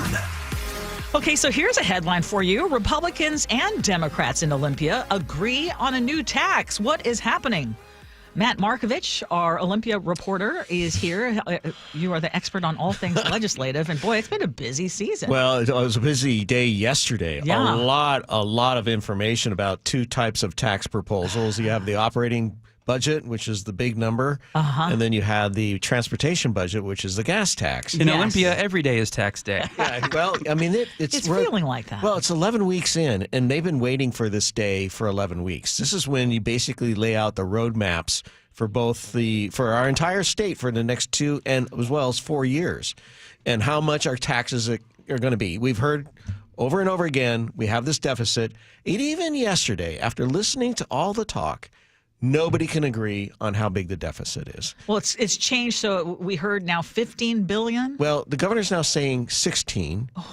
The head Democrat, June Robinson, on the Senate side, when she was asked directly what she thought this budget was, she goes, "Well, maybe 12 billion is in my. That was in my head, but we didn't really do it. We took a holistic approach to solving the budget crisis here, which meant that we're going to pick what programs we want and then decide how to fund them." And so that's what happened yesterday. Okay, but bottom line, people want to know, how am I going to be impacted? Right. And let's start talking with these proposed gas tax increases. So gas tax, we have a $1 billion budget shortfall.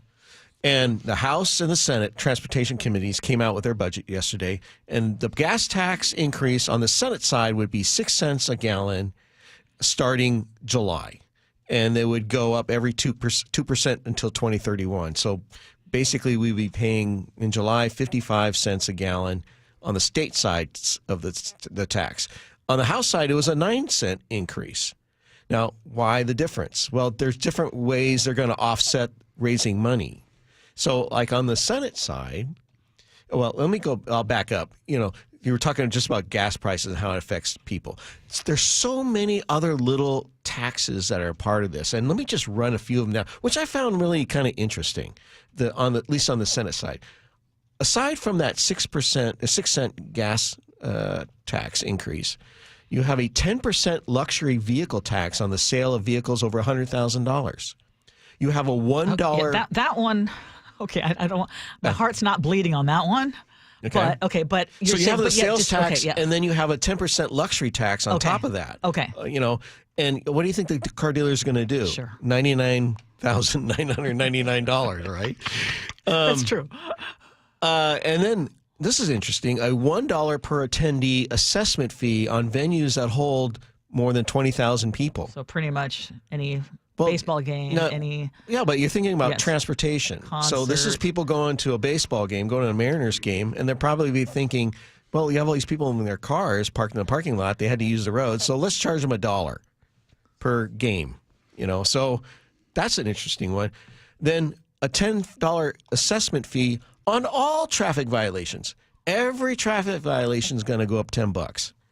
Okay, I'm raising my hand because the thing I haven't heard you say is, okay, they're talking about tax this, tax that, tax increase, tax this. Yeah. What cuts are they announcing? Okay, on the Senate side... That's funny. Well, or are there some? No.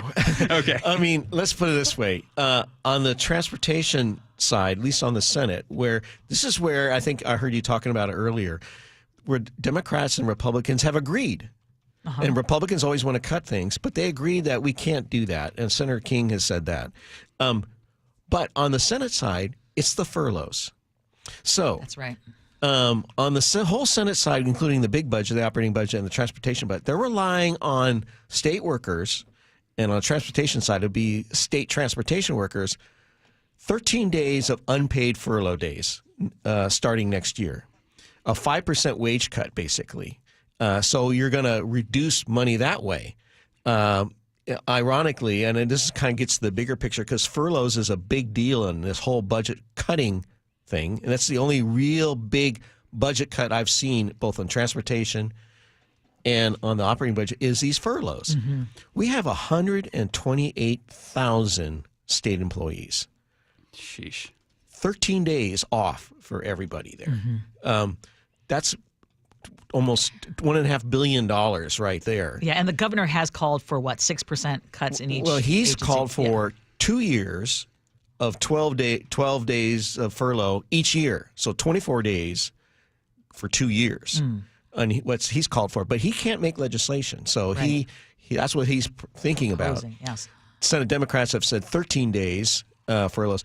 So, and just to put in perspective why you say it's a budget cut, I know we're going off transportation, but this is a big deal. State workers just got a 5% increase in their wages, 3% for next year. So if you give them a 5% cut, they're actually losing 2% next year. That could be, we're talking tens of thousands of employees are thinking they're getting a wage increase. They're not going to under these plans. So that's one cut. When you talk about cuts, it's interesting that they're not cutting any programs, but they're going to cut. Well, they are. I mean, in terms of transportation, not really. There's just and one of the things that I heard in the news conference was, or the discussion was, we're going to really have to deliver on making these projects on time and on budget. Shouldn't that be the goal every time? You would think. That was Marco Elias that said that. He's the main transportation guy in the Senate. You would think. Yes. Another shell game part of the transportation is those fish culverts. We've been talking about those for years. Billions of dollars that the state has to spend on fish culverts. Well, they're going to take that out of the transportation budget and move it to the capital budget. It's kind of like wonky stuff. They're going to announce the capital budget next week. We don't know how they're going to pay for billions of dollars in fish culvert stuff, but that's one way to relieve pressure off the Senate transportation budget. So overall budget proposals, tax proposals. I'm curious, what are some of the more, types of taxes that will feel more hidden or sneaky, and which ones will be more blatant, explicit that people will feel right away? So there's the wealth tax, there's the business tax, there's the removal of the 1% cap on property taxes. That would be the big one. There's the 6% gas tax. You know what I mean? Yeah. What will have the most immediate effect that constituents will feel in their pocketbooks right away, and which will be something that'll be more gradual, that'll sort of sneak its way in there, but will be no less consequential? Probably the 1% tax lift, levy lift. That's probably the biggest because that affects every property owner in the state. And it's really putting the onus, the responsibility, the blame, if you want to say, on city and county governments. Because what it basically does is the state's going to give cities and counties the ability to charge more on their local property taxes, go beyond the 1%, go up all the way to 3%, a tripling of their local property tax levy. If the cities and counties want to do that, that takes pressure off the state giving cities and counties money. So they don't have to raise the money, and puts it on the cities and counties to decide, well, do we want to tax our local people to spend on whatever? And so that tax increase is really the wild card you asked. We don't know if this whole thing passes, how much the cities and counties will then go on and tax their local people to pay for their goods and services, like police and fire. That's the real wild card here, and that could be a substantial going forward. And where are Republicans in all this? So at the national level, the GOP sort of has the trifecta, the executive branch, the legislative branch, the courts. In Washington, that's sort of the inverse, right? So where are they on all these topics, and do they have any power whatsoever other than just being a voice of opposition and contrarians? Well, that's about basically it, except But they weren't contrarians this time. They actually on the Senate side, only on the Senate side, only on the Senate side. From day one on the transportation, Republicans and Democrats worked together from day one. They were at the table the entire time, and so that's why you have a bipartisan agreement that everyone's agreeing that this is what we want to do. So you're really not going to get any dissent on the Senate side, at least in transportation, what to do. Both sides are agreeing. Right then and there. Is that just because the writing's on the wall? No, that's the difference between the House and the Senate. Okay. So the Senate right now is more cooperative. They've had Republicans even on the big budget talks, the operating budget. They've been involved until like a week or two ago, and then the Democrats went off and wrote it. On the House side, it's chaos. I think the House needs to take the lead of the Senate. The House Republicans have been shut out all the way through the process. So that's why the Republicans still, as you know, they have Democrats have a big majority. Yeah. 20-seat majority in the House, 11-seat majority in the Senate. So they can pass whatever they want without any. All the Republicans vote against it and still lose. So that's the way we sit. Matt Markovich, thank you so much. Robert in the 206 texted in and said, I love. Well, he called you Mark Markovich. That's okay. It's Marky so Mark. Yeah, he loves your reporting. It's so informative and clear. We appreciate you. Thank you. You're welcome. Thank you. Okay, so in other news, State Attorney General Nick Brown is now joining 20 other AGs in a lawsuit to block President Trump's order to close the Department of Education. There was a statement released from his office that says the administration's actions will deprive students with special needs of critical resources and support and gut the department's Office of Civil Rights. And that is the office that protects students from discrimination and sexual assault. These cuts would also hamstring the processing of financial aid, raising costs for millions of college and university students who will have a harder time accessing loans, Pell Grants, and work-study programs. Now, before I get into why should this matter and share a local story, because I always want to tie it to something local, what do you make, as a conservative, what do you make of all the cuts or the threats of cuts in the Department of Education? Oh, yeah. I think my knee-jerk is to be a proponent of limited government. The Department of Education came about in 1979. As soon as 1980 rolled around, Ronald Reagan was talking about getting rid of it. Yes. Lo and behold, here we are 46 years later, if my math is correct. And it's a multi-billion-dollar part of the government. Trump issued an executive order on it, I believe, last week. A lot of people misinterpreted that as he's destroyed the Department Department of Education, and it is no more. I think the National Review reporting has been indispensable on this. They interpret it as more or less a memo to Linda McMahon to do what she's already been doing under the authorities as Secretary of Education, which is reduce bureaucratic bloat and a headcount where prudent, and scrap grants and programs where judicious, and furthermore encourage Congress to come up with a solution to rid the country of the Department of Education.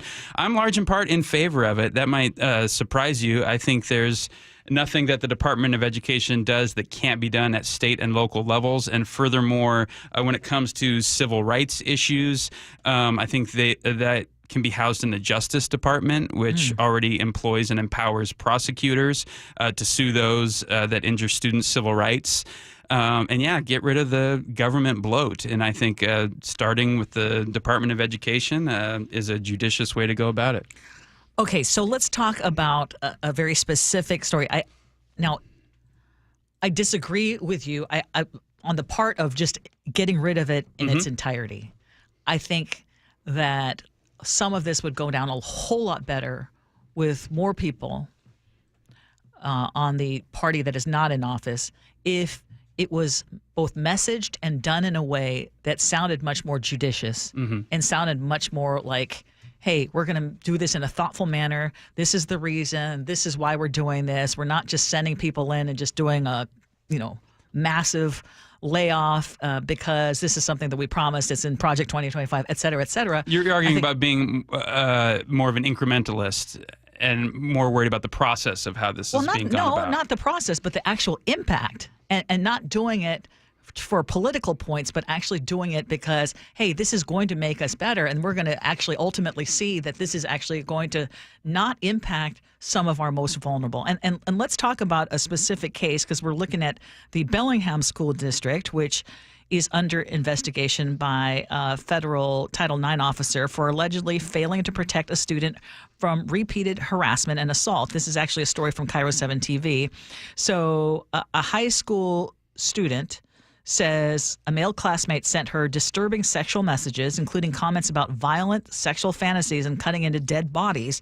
And when she asked him to stop all of that, he allegedly cornered her during the class the same day, pulling her hoodie over her head and physically restraining her at her desk. So the school ordered both students to stay away from each other, not contact each other.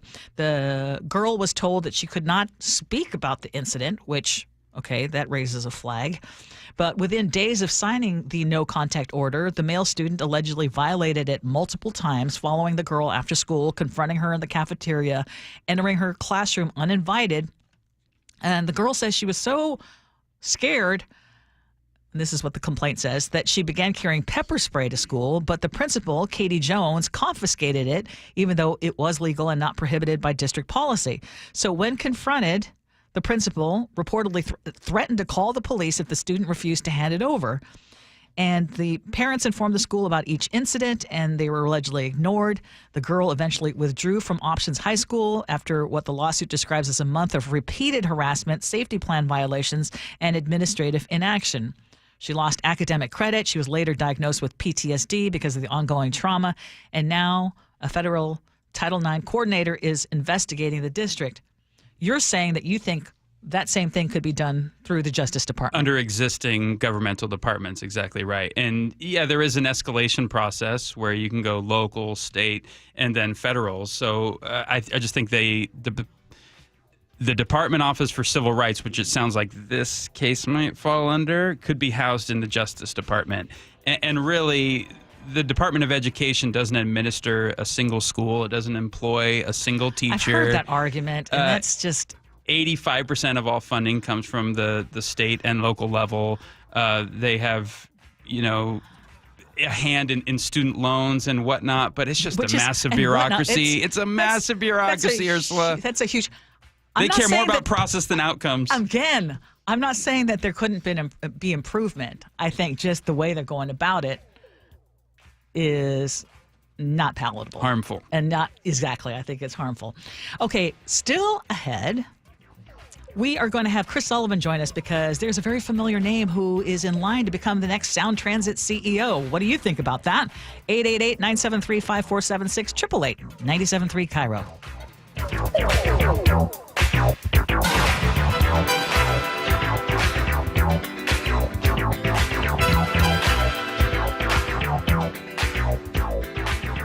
This hour is brought to you by Pella Windows and Doors of Western Washington. KIRO Newsradio, your home for the John Curley Show. Weekdays from 3 to 7 p.m. Here's where the coyotes work. I learned this from my neighbor. They come down, one comes and plays with the dog, starts to run, wants the other dogs to chase him, and that's where his friends are waiting. They eat him.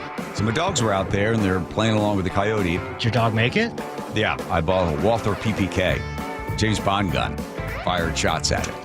How James Bond hits anything, I have no idea. Streaming live on your smart speaker. It's a word I hear a lot these days, stress. We're all stressed out, it seems. And one of the best ways, in my opinion, to relax is to take a nice long bath. But perhaps that is not something that is an option for you because you have a grimy tub. Well, it is time to call my friends at Bathfitter Northwest and get that fixed. With Bathfitter, you can have that dream bath in as little as one day. That's the great thing. And you can unwind knowing that you have made a great investment without having to pay through your nose. Bathfitter has been in business for over 40 years. They've done over 40,000 local remodels, including one for our family. It was pure joy to deal with them. We had a beautiful tub installed in our rental home. We needed it done quickly because the renters were going to move in soon. And Bathfitter made it so easy for us. The designer came over. We picked out all the gorgeous fixtures together. And then, as promised, Bathfitter's expert crew transformed that bathroom in as little as one day. It was half a day, honestly. No mess, no odors, and we were so happy with the end result. For the most affordable bath in as little as one day, choose Bathfitter. They are the original one-day bath remodeler, the one our family trusts. And right now, Bathfitter will pay your sales tax, and you pay nothing for 18 months. Call 800-NEW-BATH. That's 800-NEW-BATH. Considering selling your home or downsizing? Visit themadronagroup.com for no-obligation counsel. The Madrona Group's team of John L. Scott experts makes it easy, guiding you to best pricing and timing, maximizing your profit with smart technology and unparalleled integrity. 5-star reviews and industry best according to Zillow, Google, Yelp, Facebook, and Redfin. This Saturday, hear the Madrona Group's Jason Fox on KIRO Newsradio's Home Matters. Maximize your home sale. Visit themadronagroup.com. Safeway is deeply committed to making fresh food affordable to all. Right now, SNAP-eligible families can save 50% on Fresh Pass memberships, get free unlimited delivery, receive $10 of free produce, and much more. Visit Safeway.com/SNAP. As a rideshare driver, I love keeping my car smelling fresh and clean. So when I'm driving, I only trust Febreze car vent clips, featuring 3 distinct intensity settings, because it's that little touch that sets me apart. I can turn the intensity down for subtle freshness, or I can turn it up for when I want lots of scent. So whether it's set to low, medium, or high, with Febreze car, I know my car's going to smell amazing. Which keeps my driver rating right where it belongs. Picking up! Oscar! What if your limited inventory had unlimited potential? What if your biggest risk was not taking one? What if you could make every move matter? Bank of America's Business Solutions can help bring your biggest what-ifs within reach. Find out how our digital tools, cutting-edge insights, and trusted expertise can work for your business. What would you like the power to do? Visit bankofamerica.com/banking for business to learn more. Bank of America is proud to be the official bank sponsor of FIFA World Cup 2026. My wife and I have been married for over 15 years, and I've never had any complaints about my performance in the bedroom. But after I turned 40, things started feeling different. I was gaining weight, losing muscle, and I just wasn't interested in sex anymore. My wife told me her friend's husband went through the same thing, and it turns out he had low testosterone. So we booked a free T-check at Revive Health, and that's when I learned that my testosterone levels were low too. We worked with a provider to create a custom treatment plan, and today, my wife and I are having more fun than we did on our honeymoon. My only regret is not reaching out sooner. If you're ready to book your free T-check, visit ReviveMen'sHealth.com or call 206-529-1111. And for a limited time, qualified patients can get a free month of compounded semaglutide, a powerful proven weight loss medication. Again, that's 206-529-1111. Terms and conditions apply. Must medically qualify. Charlie Harger for Bath Center of Seattle, a family-owned third-generation business dedicated to quality remodels. I've seen firsthand how they stand behind their work. With some of the industry's best warranties, you'll have peace of mind for as long as you own your home. Antimicrobial, easy-to-clean surfaces, fast installs, and affordable pricing. Save 20 to 40% on materials during March. Visit luxurybathofseattle.com. At Les Schwab, we've been changing the tire game for more than 70 years. Our Go the Extra Mile service means more hustle, less hassle. We design our own exclusive tires to give you more tires made for the roads you drive, less compromise. All backed by America's best tire warranty included with every tire we sell. We're talking more unbeatable tire warranty, less charging you extra, like the other guys. It's why you get more from less. Book an appointment at leschwab.com. When the heat's an 11, Cool AC would be heaven. dayandnight.net. Beat the rush. Act now before summer. Because that heat's a real bummer. Dayandnight.net. This is the time to plan ahead so you stay cool this summer. Hi, I'm Bruce with Day and Night Plumbing and Heating. Call us about installing a high-efficiency cooling system or servicing your existing one so you're cool when you need it. Now save up to $4,600 on qualifying cooling equipment. Dayandnight.net. It's happening. Your hair is thinning, crowns disappearing. Hair loss had me feeling like I had lost my identity. Thankfully, Advanced Hair's simple one-day treatment turned it all around. You decide how much, how thick, and where. It's your own natural hair guaranteed to grow for life. It's why Dr. Perongo and Advanced Hair are the winner of the 425 Business of the Year. For your free consultation, $250 off and 250 free hair grafts, call 425-449-8185. AdvancedHair.com. Safety first comes with available financing at Bucky's Complete Auto. For oil changes, brakes, tune-ups, wiper blades, and factory maintenance, check the Bucky's near you at Bucky's.com. KIRO Newsradio, 97.3 FM, Northwest News. Now, the latest from KIRO Newsradio and MyNorthwest.com. Good morning, I'm Heather Bosch. You are already paying some of the highest gas prices in the country, and you're about to pay more under proposals state lawmakers are considering to fund transportation projects. KIRO 7 TV's Jake Chapman reports. Senate lawmakers argue this increase would bring in over $1.5 billion within the next 6 years and help address the projected $1 billion shortfall over the next 2. Some lawmakers argue without any new funding. It would mean a pause in final phases of Snoqualmie Pass. It would also mean not starting the Highway 18 projects. Now, if either of these plans pass, they're expected to take effect first thing in July. If passed, the increase would raise the state's gas tax to more than 55 cents per gallon. That's on top of the 18-cent federal gas tax, and it does not include the estimated 45 cents a gallon from the Climate Commitment Act. Democrats, who control both the Washington State House and Senate, are looking to raise a record number of taxes overall.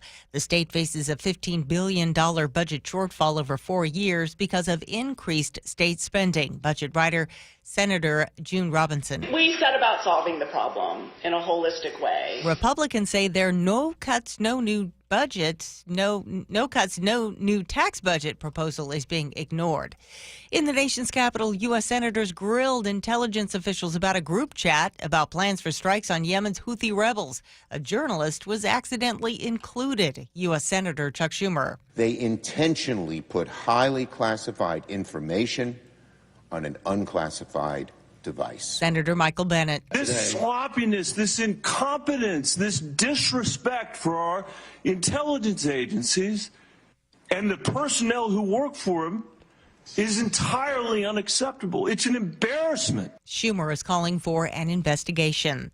For the fourth consecutive month, the Consumer Confidence Index declined. CBS's Jason Brooks explains. Purchasing plans over the next 6 months for homes and autos declined, although intentions to buy big-ticket items like appliances and electronics rose, suggesting that consumers want to get ahead of tariffs and price increases. On Wall Street, the Dow is down 33 points. NASDAQ is up 26.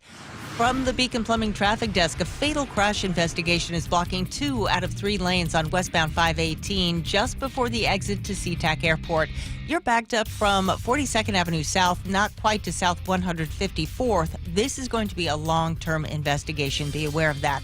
A crash is blocking a lane on I-90 westbound at 140th Avenue Southeast. Renton to Bellevue, your travel time is 34 minutes, about 10 minutes longer than typical. Traffic brought to you by Kornfeld Law. Don't let insurance companies take advantage of you. Visit personal injury attorney Neil Lindquist for a free consultation at kornfeldlaw.com. This weather update brought to you by State Roofing and Exteriors. Rain today with highs in the upper 60s. It's 54 in downtown Seattle. I'm Heather Bosch. Your best source for local news. You're listening to KIRO Newsradio, Northwest News. I'm their conduit, and I'm glad to do it.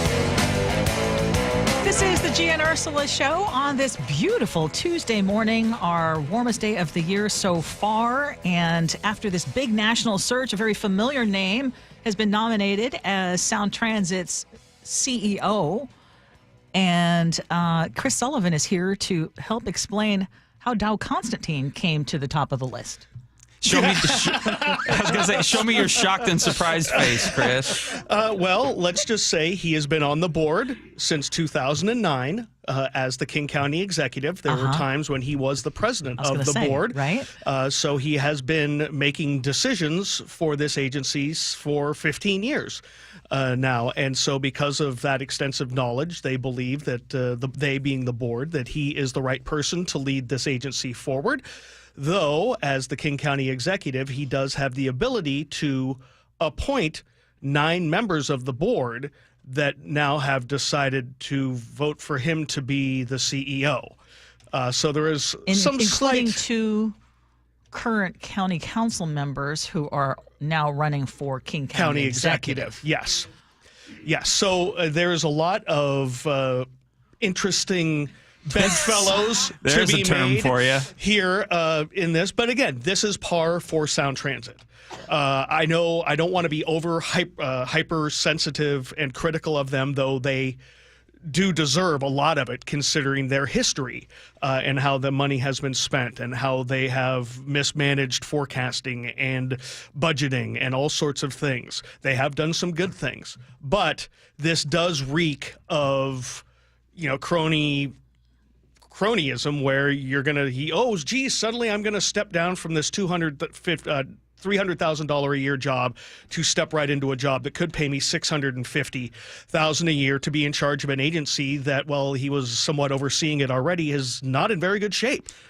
I'm sorry, just real quick, Greg. They said that there was a field of 60 applicants, so it wasn't correct. that he was an automatic shoo-in, so to speak. No, but the people that they were looking at were people that all had, according to Mike Lindblom at the Seattle Times, because he has a better idea who the other finalists were, but were agency heads of other transit agencies who might have a little bit more insight. However, you look at the last outsider they brought in, Julie Tim. Last time, she barely lasted a year and a half, and one of the reasons many people believe, and I've been told, is that everybody who comes in from outside cannot believe how dysfunctional this whole place is, and they're like, you're never going to get anything done here. So I think they may be going with someone, the person I know is better than the person I don't, so they're going to bring in someone who they expect to continue the course and maybe not upset the apple cart, which is really what needs to be done. And have there been 5 CEOs of Sound Transit up to this point since the late 90s? Somewhere something around there? Yeah, something like the most, a lot of their terms last a little bit longer. I mean, Peter Rogoff being the longest one lately up until Julie came in. And let's not forget, he is an outsider, faced a lot of trouble with people there, because of his brash New York attitude and his ability to wanting to get things done. And you mentioned dysfunction with Sound Transit, and I think the problems with it are far more fundamental, endemic, and systemic. The Washington Policy Center even makes the argument that if organizational dysfunction was really the problem, you'd think one of these number of CEOs would have figured out the issues by now. And so the idea that Constantine's going to come in there and shake things up and fix things is maybe a far-fetched opinion. I think he's being brought in to not do that at all, but to stay the course. Which has been, in my opinion, disastrous of what they need to have done. Because if you look at, what he's overseen, or what, the last 15 years while he's been on the board, what has happened with Sound Transit. Now, some of it's outside of their... Let's talk about that. I mean, just so for people who are just new here or don't really know the full history, what have they done right and what have they done wrong, maybe? Well, first of all, everybody has to remember, and our good friend Dory used to talk about this a lot, the agency was so mismanaged for the first 10 years of its history that they basically just wiped that first 10 years clean and said, yep, we're starting over. All we're of not our call these deadlines. delays. Yeah, so the 10 years that we're behind schedule on providing what we gave you under ST1, those don't exist anymore because we're starting a schedule from scratch. So that's kind of garbage from the get-go. So they recalibrated everything. Then, we have the Great Recession and all sorts of other things, some external stuff. But an outside audit of the agency in that time frame just after it found that they just did not figure out how to budget. They would budget like everything, and then at the last minute never figure on contingencies. And so that was bound to fail at almost every step in terms of the budgeting. That's why you look at the extension to Linwood being $500 to $800 million over budget. Granted, a lot of that was buying up houses, and no one expected the boom to go crazy like it did, especially buying along I-5. But yeah, I mean, what have they done well? Okay, they tunnel really well. Sound Transit tunnels really well. They're not Big Bertha, but let's face it, they went under the U District. They've gone through, First Hill. They do that well. They've provided a pretty good spine, albeit late and way over budget. Dow Constantine probably has his thumb all over the biggest increase ever with ST3 in 2016, $54 billion and counting, and we still are years behind in promising that. I mean, we were supposed to get the U District 10 years ago, or 12 years ago now, and we were supposed to be over the lake 3 years ago. We were supposed to be down to all these other places. I mean, Ballard's another 12 years down the line. West Seattle. I mean, it's just they cannot get out of their own way. Let's not forget you were there. The Apple Cup. Let's not forget the Apple Cup. God, yeah, we opened up this brand new extension to Linwood. Everybody was happy, and then it turns out they were running trains with improper clearance and over every train, and they never checked it out. To the tune of $250 million per mile that it's cost. Yeah. So here's my question, because this sounds like chasing incompetence with more incompetence. Potentially, yes. Potentially. And so my question would be, what can you do? I mean, is it just the makeup of Sound Transit and the way it's been set up since its inception? I mean, should there be an elected board? Elected board? That's one of the, when I talk about the dysfunction in the agency from outside looking in, is there are 18 members on the board.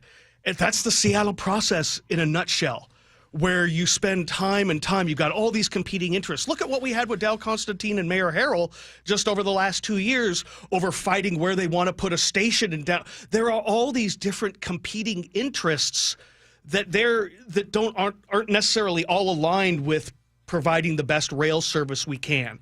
Would an elected board make a difference? I don't know, but it just seems like there's so many masters and so many things that just keep getting in. They can't get out of their own way. Yeah. Is Dow Constantine pretty much a done deal with the makeup of the board? Well, if they're voting on Thursday. I mean, yeah, he needs a super majority, but he appointed 9 of the 17 that are going to be voting. They said he wasn't going to get the full salary. Right? Great. So he'll go from $300,000 to $450,000. He'll fall up another $150K a year. I don't mean to be overly critical, but why? I don't understand how you put someone in charge of something who's technically been in charge of something for 15 years with a track record that the agency has. I would like to make a formal proposal for the new motto for Sound Transit under Dow Constantine's tenure. That is $1 billion here, $1 billion there. Pretty soon you're talking real money. Stop it. Okay. Can I put it in fairness, a request for Dow Constantine to join us? We would love that. I'd love to. He notoriously doesn't like to talk about stuff. I just want Dow Constantine, you have an open invitation to join us here on the G and Ursula Show. I'd like to know how he would like to change things from the inside out when the inside seems to be a little mushy. Yes. Chris, thank you. I didn't say rotten, I said mushy. No, you did. Thank you. See you guys. We've got scenarios coming up next. This is the G and Ursula Show.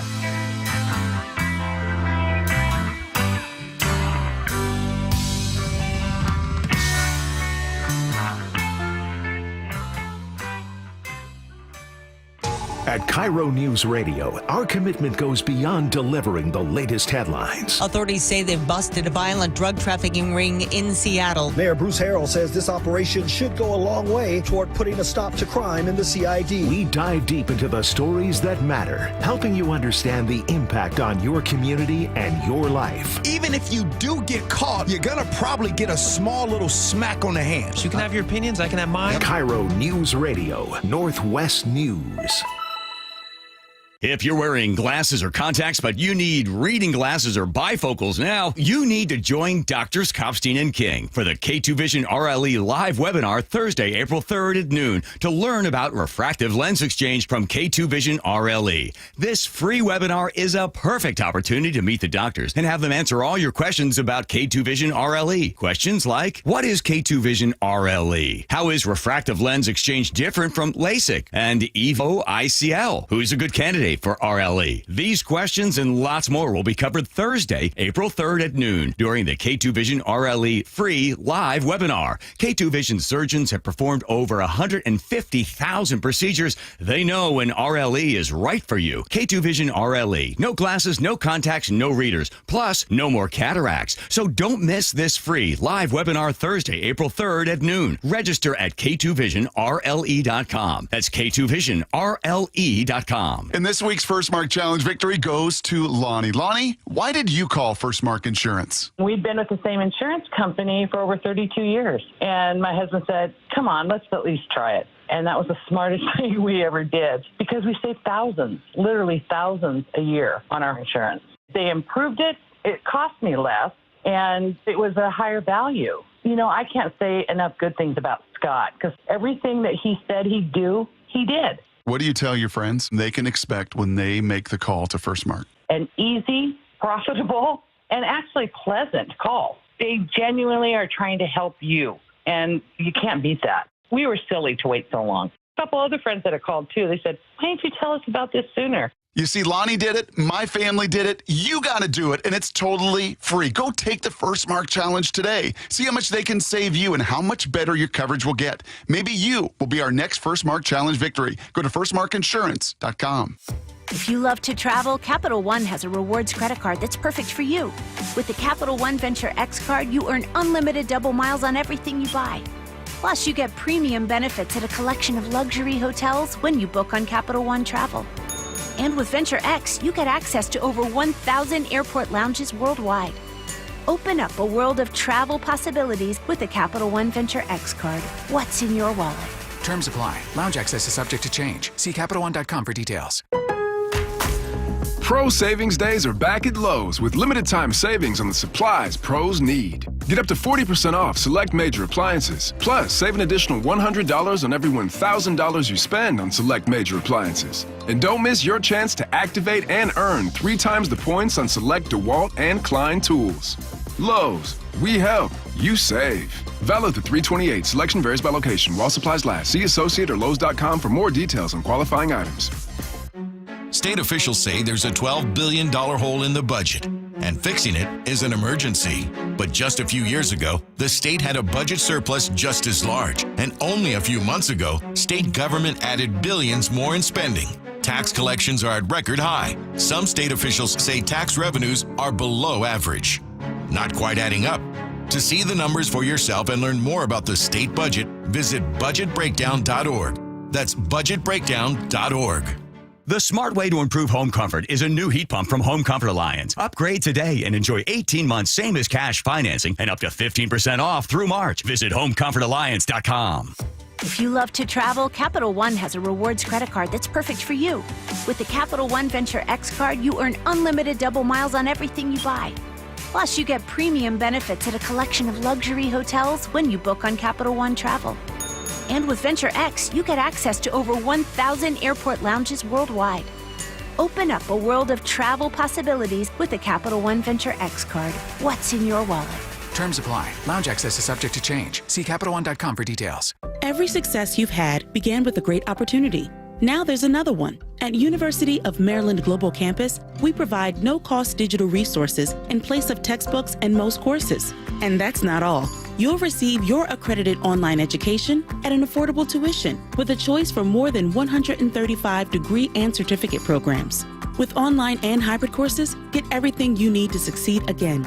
Learn more at umgc.edu. Certified to operate in Virginia by Chev. Start having fun. Caesar Sportsbook at Muckleshoot Casino Resort is your #1 place to eat, drink, watch, and have fun. Keep up with your favorite sports anywhere and everywhere on property with the mobile app. Visit muckleshootcasino.com today. Scan the QR code and let the play begin. Muckleshoot. This is the Gia and Ursula Show, and it's time for scenarios. Here we go, yo. Here we go, yo. So what's the scenario? That's from Slate here. When I moved in with my boyfriend, now husband, he had 50-50 custody of his 2 teenage sons. After a very long, contentious divorce for which his ex-wife very publicly blamed me, even though their marriage had been over for years before I entered the picture, his ex-wife had moved out, taking practically everything in the kitchen with her. When I moved in, I placed my heirloom teapot collection in a glass display case. And then I started to notice the teapots were being subtly moved. So I just moved them back to their original positions, then they'd be moved again. I asked my husband and the boys if they were moving them, and everyone said no, but it kept going on. I'm a little OCD, and it started to really, really bug me. Then I noticed other things around the house also being moved. For instance, when I was out of town, the boys visited, and when I returned, 2 mugs I bought on vacation were completely flipped around the display case. Sometimes bowls moved from one cupboard to another. And it may sound like I'm being silly, but I'm sick and tired of having my things messed with. And what really bothers me is why someone would continue to do this, even knowing that it bothers me. I don't mess with their things, but they're both still denying it. What should I do with my ungrateful stepsons?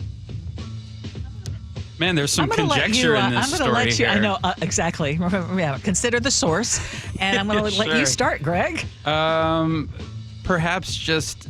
This is a tough one for me because I like to have a plan for an argument that I want to make, and scenarios is really off the cuff. Well, welcome to my world. Then I can think about it for the rest of the day and go, could I have worded that better? Did I really believe that? Okay, but here's my knee-jerk. I'm still bothered by my answer on last week's scenario about picking up kids' crumbs. I will always, in any sort of scenario, I will always default to the method of action that is based on reconciliation and healing and any kind of taking the high road in a situation and trying to, I don't know, trying to find healing one way or the other and being the bigger person in it. Oh, God, let it go. That's very vague. How vague is that? I love you for that. I love you for that. But it sounds like she is looking for a problem. If she's truly OCD...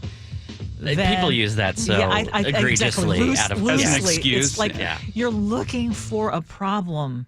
Look at the bigger picture. If this is your biggest problem in your relationship with these two, it's like you're almost trying to find some reason to be upset. You find what you're looking for. Yeah, exactly. It's it is it's basically in search of a problem that doesn't exist. Self-fulfilling prophecy. Yes, exactly. Motivated reasoning. In the grand scheme of things, how important is it that your mug is turned one direction or another? That's what I'm saying. Like, life is too short. Try to do more to establish and nurture relationships with these two young men while they're growing quickly. You're Time in it for goes the long fast. haul, right? Exactly. Yes. And look for ways that you can build on that relationship and the relationship with your husband. I think it's, again, and talking about just how it was conveyed in there. Yeah. Like, okay, very bitter. She's bitter about the whole thing. Yeah.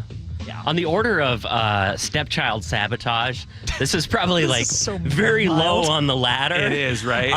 And nothing diffuses a joke, by the way, better than letting people know that you're in on it. So if the stepkids come over, anytime they come over, sit down in the living room, just go over to the cabinet and just move the teacups over like half of an inch, all of them, and just look at them and wink. I think this is humor about this it. is hilarious. Sure. Like, my mom. She can't stand it if there's a picture frame out of order. So I will just slide them over just a little bit because it drives her crazy, and I find it hilarious. Are you doing that today? Currently? Yeah. Occasionally, yeah. Are you serious? Yes. It entertains me. I've never denied that. Oh, my. That's on brand. Okay, That's on brand. Wait a minute. Greg, do you do anything just to annoy your wife or loved ones? Just like it gets under their skin, so you're going to do it? No, speaking of the long haul, I would advise against that. Right? Exactly right. Shun those types of activities, generally speaking. Nick. Well, look, the writing's on the wall for me with this one. Just the fact that you're bringing up this is a problem to you. Of course, some people have their quirks and pet peeves, but this guy sounds like he could be on another level of OCD with his nonstop movement of your stuff, though you could be over-exaggerating his behavior, to be fair. I wouldn't want to make this conclusion, but if all this moving makes you feel weird, you can move yourself out of this situation. Though something tells me she's making something out of nothing, but to each their own. I think she's just trying to get a little attention in this situation. Robin Puyallup, I think, is correct on this one. The more of a reaction you give, the more it's going to happen. Ignore it and pretend they haven't been moved. I should have done that at the very beginning when G decided to call it Fresh Fridays. And I told him that it just bugs the you-know-what out of me. And it's stuck permanently? Oh, no, he emphasizes the plural on it. And he just makes it a thing. And the more I say, it's That's like... right. It's kind of tired, actually. I'm tired of it. I've told him I'm tired of it, but that's the wrong thing to do. I should have ignored it. Help, I'm being oppressed. World-class trolling. Love you, G. Okay, anyway, coming up next, we agree to disagree. This is the G and Ursula Show. Moving out.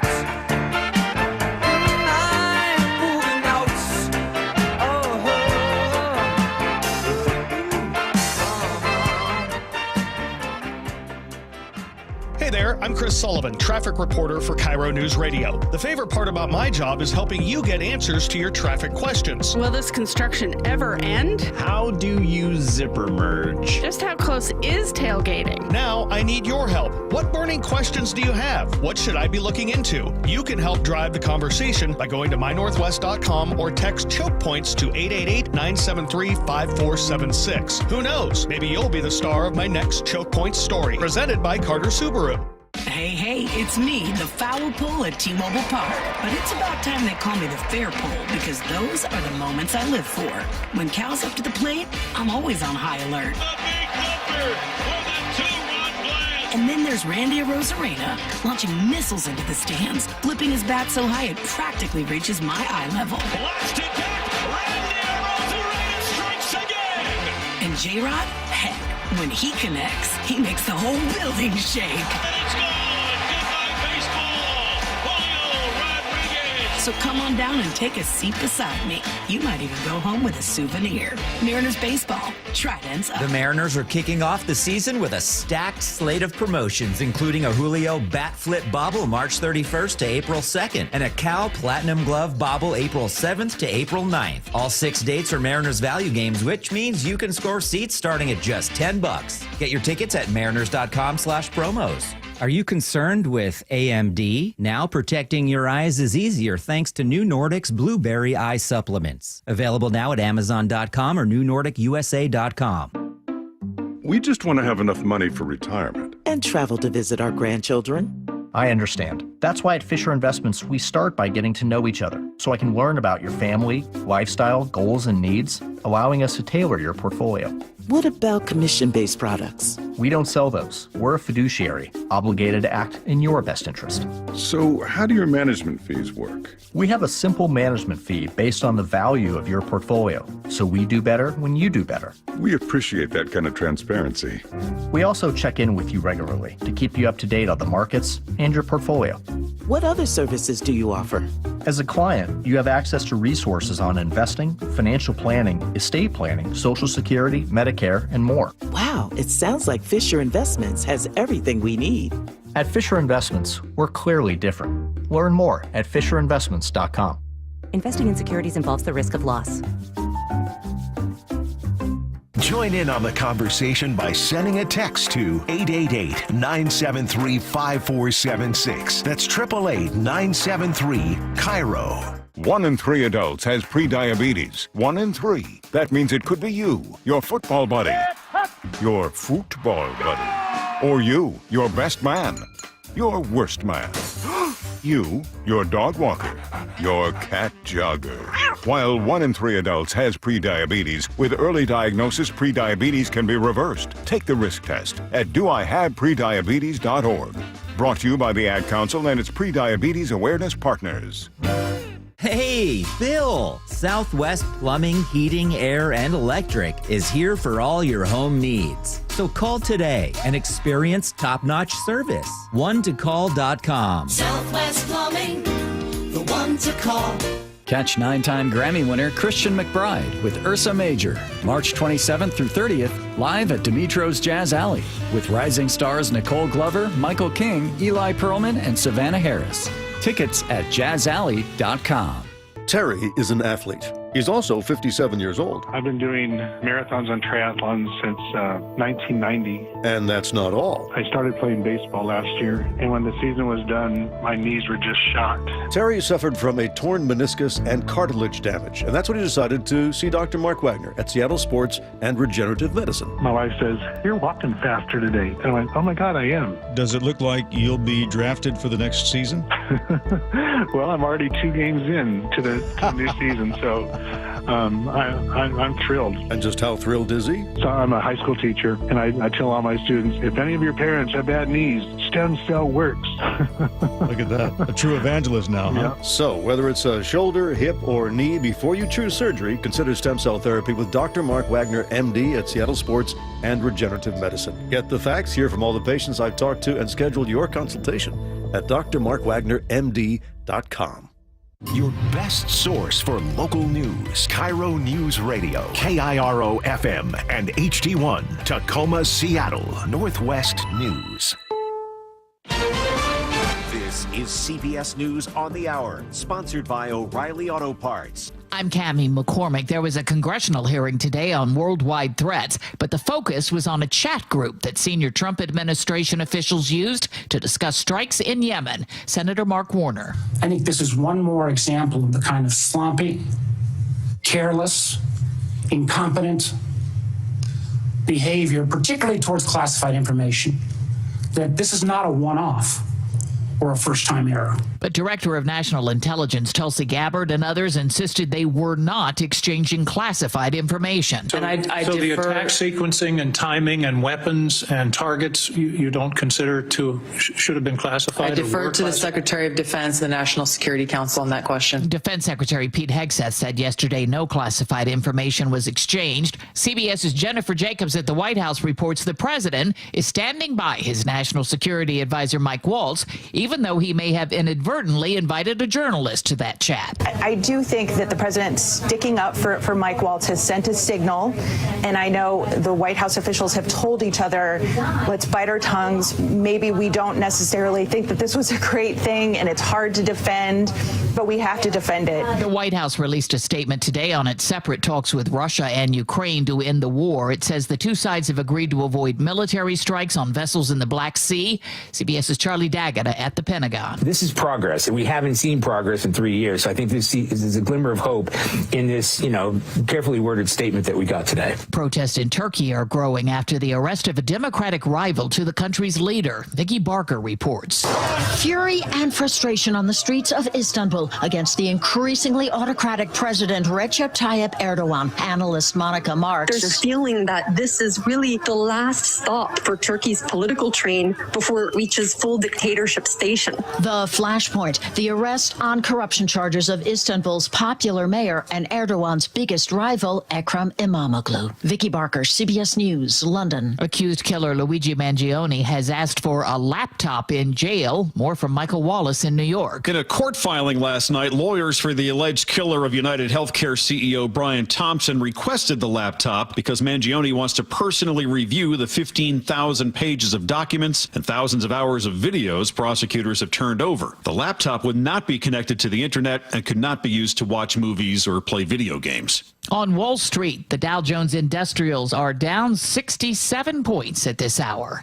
This is CBS News. Think O'Reilly Auto Parts for all your car care needs. Get the parts and service you need fast from the professional parts people at O'Reilly Auto Parts. A deadly shooting in Pierce County. Details coming up, but first from the Beacon Plumbing Traffic Desk. In the area of SeaTac Airport, you have a fatal crash investigation going on westbound 518 just before the exit to the airport. Your backup now extends from 42nd Avenue South to Highway 99. In Auburn, maintenance is blocking a lane of westbound State Route 18 at Southeast 304th Street. You're backed up there from Pacific Raceways to State Route 164. Traffic brought to you by Lake Washington Windows and Doors, offering premium windows that are 25% more efficient and reduce outside noise by 50%. LakeWashingtonWindows.com. KIRO News Radio 97.3 FM, Northwest News. Now, the latest from KIRO News Radio and MyNorthwest.com. Good morning, I'm Heather Bosch. A manhunt is underway after a deadly shooting in Parkland this morning. Deputy Carly Capetto says witnesses heard 20 gunshots outside the Cedar Crest Apartments on 108th Street South. I can't even tell you. There's shell casings everywhere. Deputies say a 32-year-old man shot multiple times around 4 a.m., died at the scene. They're looking for at least one suspect. Detectives expect 108th will be closed for several hours while they collect evidence. Luke Ducey, KIRO News Radio. A not guilty plea from the man accused of causing a crash that pushed his SUV off an overpass and onto I-5 in Tukwila earlier this month. The crash killed one person, whose sister tells KIRO 7 TV. I have a lot of emotions of hurt, and I'm confused. Daoud Mohammed's trial is set for May 5th. There's strong reaction from the families of people who died in two deadly Boeing MAX crashes 5 years ago. Edward Boeing may withdraw its guilty plea in the case. Attorney Mark Lindquist represents many of those families. It would be Boeing giving the middle finger to all the victim families. Boeing agreed to plead guilty to fraud for misleading government regulators about the safety of the plane. Now, with the Trump administration in charge, the Wall Street Journal reports Boeing is seeking a more lenient deal. The King County executive is now in line to become the next Sound Transit CEO, a job that could net him $650,000 a year. The board is set to vote Thursday to appoint Dow Constantine as head of the transit agency, but critics call the selection process a conflict of interest since Constantine appointed some of the board members, now hiring him into a high-paying job. Tariffs are looming, and that is on the mind of shoppers, as well as the nation's third largest retailer, Issaquah-based Costco. KIRO 7 TV's Jason Sloss reports. If prices do go up, members say that won't keep them from shopping, but it may change how they shop. Probably have to cut back. I'm on a fixed income. If prices went up, I think that they would go up less at Costco than any place else. During this month's earnings call, Costco CEO Ron Vacris said it's difficult to predict the impact of tariffs, but our team remains agile, and our goal will be to minimize the impact of related cost increases to our members. This weather update brought to you by State Roofing and Exteriors. Rain today with highs in the upper 60s. It's 56 in downtown Seattle. I'm Heather Bosch. Your best source for local news, serving Western Washington and the world with a KIRO News Radio app. Always streaming live on your smart speakers. You're listening to KIRO News Radio, Northwest News.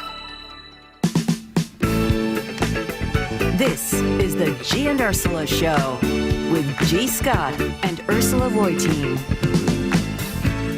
This is the G and Ursula Show, and we sure appreciate you hanging out with us. These first 2 hours flew on by. G. Scott is out today and tomorrow, and Greg Tomlin has stepped in, and you're just doing such a wonderful job. Thank you. Thank you, Ursula and Andrew. Pleasure to be here, and I've been enjoying it thoroughly.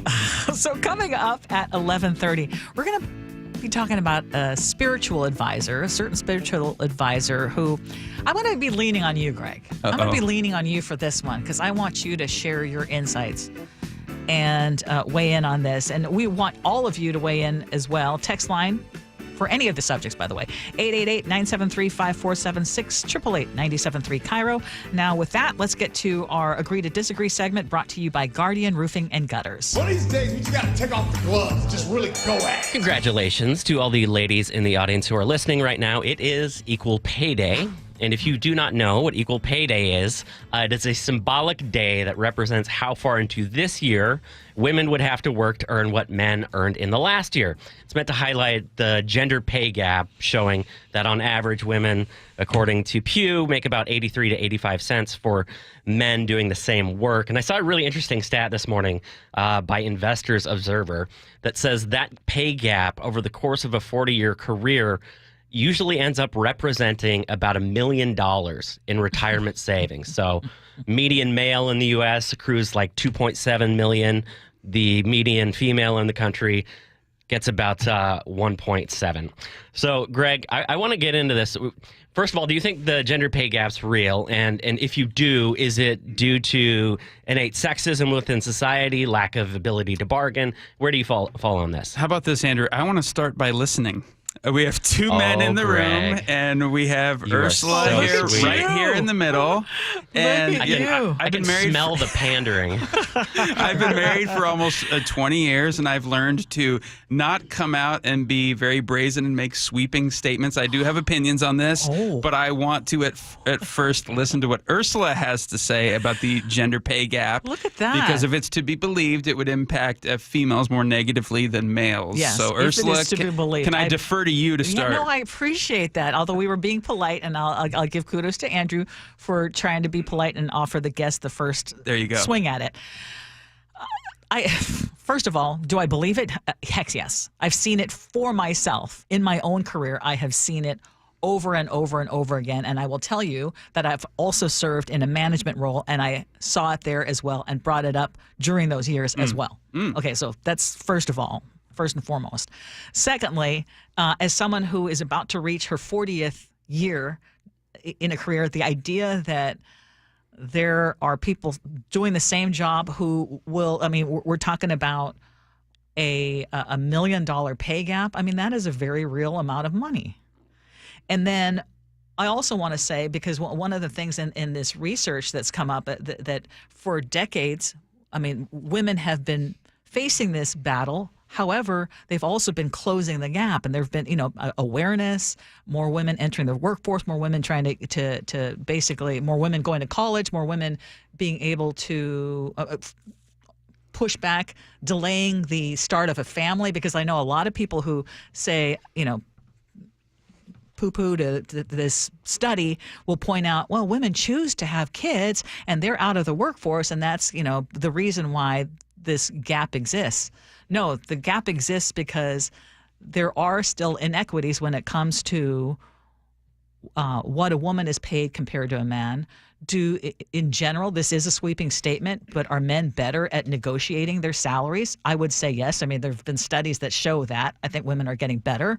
But the other part of it is the concern that I have is all these changes when it comes to let's get rid of DII here, and here. Sure. DEI also helps women. And I will argue that people think it's only people of color, and it's a lowering of standards, et cetera, et cetera. I will still argue that women have to work so much harder than men do just to get equal pay. Yeah. So you well asked said. if I wanted to weigh in. Thanks there for that is. perspective. Yeah, I enjoyed listening to your lived experience and your perspective, because I think so much of it I agree with and is spot on. I will say, historically speaking, our society has gotten a lot better on this issue. I was looking at historical data, and in the 1970s, 80s, it wasn't uncommon for women to make 65 cents on the dollar, and that's been tightened up a little bit. Now, as Andrew said, more like 85 cents to the dollar. And do I think prejudice has played a role in that gap? Absolutely. To what degree, I don't know we'll ever know fully. But then I just want to add something to the picture in addition to what you just said. And that is, I think it cannot be discounted that there are some fundamental differences between men and women, not just biologically, but emotionally, psychologically, for better or worse. There's a positive side to that and a negative side to that. I think we live in the freest society, perhaps, on earth. And I think people make different career choices. And oftentimes when the numbers are dealt delved into here. It's just comparing full-time worker to full-time worker. When you start comparing specific professions and how genders fare against each other, that gap starts to tighten even more. I think men, generally speaking, tend to value things more than people, and women, it's just the opposite. So the professions then fall in line with that. So women might tend towards more the teaching profession. Men might tend more towards welding and some kind of engineering practice or roofing or things like that. And so you have to take some of the differences in choices into account. I think when you do that, I think the gap tightens even more. Where I hesitate is to say that there needs to be some kind of governmental intervention into this, which I think would only make things worse. There has been an awakening over 30, 40 years, which I think has been very healthy, very healthy. And I just don't want to push the government to get involved in this because I think it would make things worse ultimately. Andrew, you're chomping at the bit. No, you bring up, both of you bring up excellent points, and I've actually evolved in my understanding on this, and I actually don't think the problem is quite as bad as we believe it to be. Because, Greg, what you're talking about and what I talk about when we say 83 to 85 cents per dollar, that's called the uncontrolled gender wage gap. And so when you say women choose to pick careers that may not pay as much as men, you could say that's either a choice, or you could say as a society, we value jobs that, say, take care of people less than we do jobs that take care of money, which would be clearly true. And women tend to go more into like the healthcare, nursing, teaching, childcare, etc. But if you look at the controlled gender pay gap in the United States across the board, and this is all according to payscale.org. They've been doing this research for decades. When you control for variables like job title, education, experience, industry, and hours worked, that's the controlled pay gap. It's actually 99 cents per dollar that women earn in this country compared to men, except it depends on the job. It depends on where you live. It depends on your race and ethnicity. So women make, there's like at least 10 to 15 cents gap in jobs like clergy, insurance, sales, supervising, admin, and technical positions. Race and ethnicity really matters. There is a huge gender pay gap controlled if you are African American or Hispanic or Asian Pacific Islander. And then women also see a larger pay gap widening the more they go up the corporate ladder. So your female board members are not making as much as the men, that's for sure. Yeah, and my biggest issue, I'll just go back to my biggest issue is the same job done, but the men are getting paid more to do the same job. Right. That part, I mean, because we're talking about all these other extraneous factors, but I'm just talking about apples to apples. It's still happening too often. How could you ever legislate out a degree of subjective thinking that goes along with job appointments or hiring or raises? I've got a really easy solution for that. Yeah. And that would be to provide tax credits to businesses that open up their books and they show you a side-by-side comparison of experience, time and role in education, and see if it matches up by by gender and race. It's very simple. Are there intangibles that don't show up on paper, though, or do you think everything? I mean, obviously there's some variance, but I wouldn't mind incentivizing companies with tax benefits. Is this person a pleasure to work with? Love that idea. I love that idea. Does that show up on paper? But we're getting really wonky here, aren't we? I love it.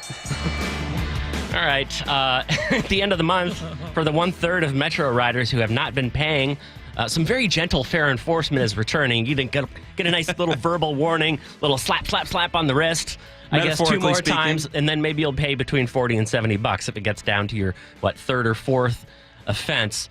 Ursula, are these 2/3 of people who've been paying fares for the last 5 years with no enforcement, are they suckers? No, they're just honest people.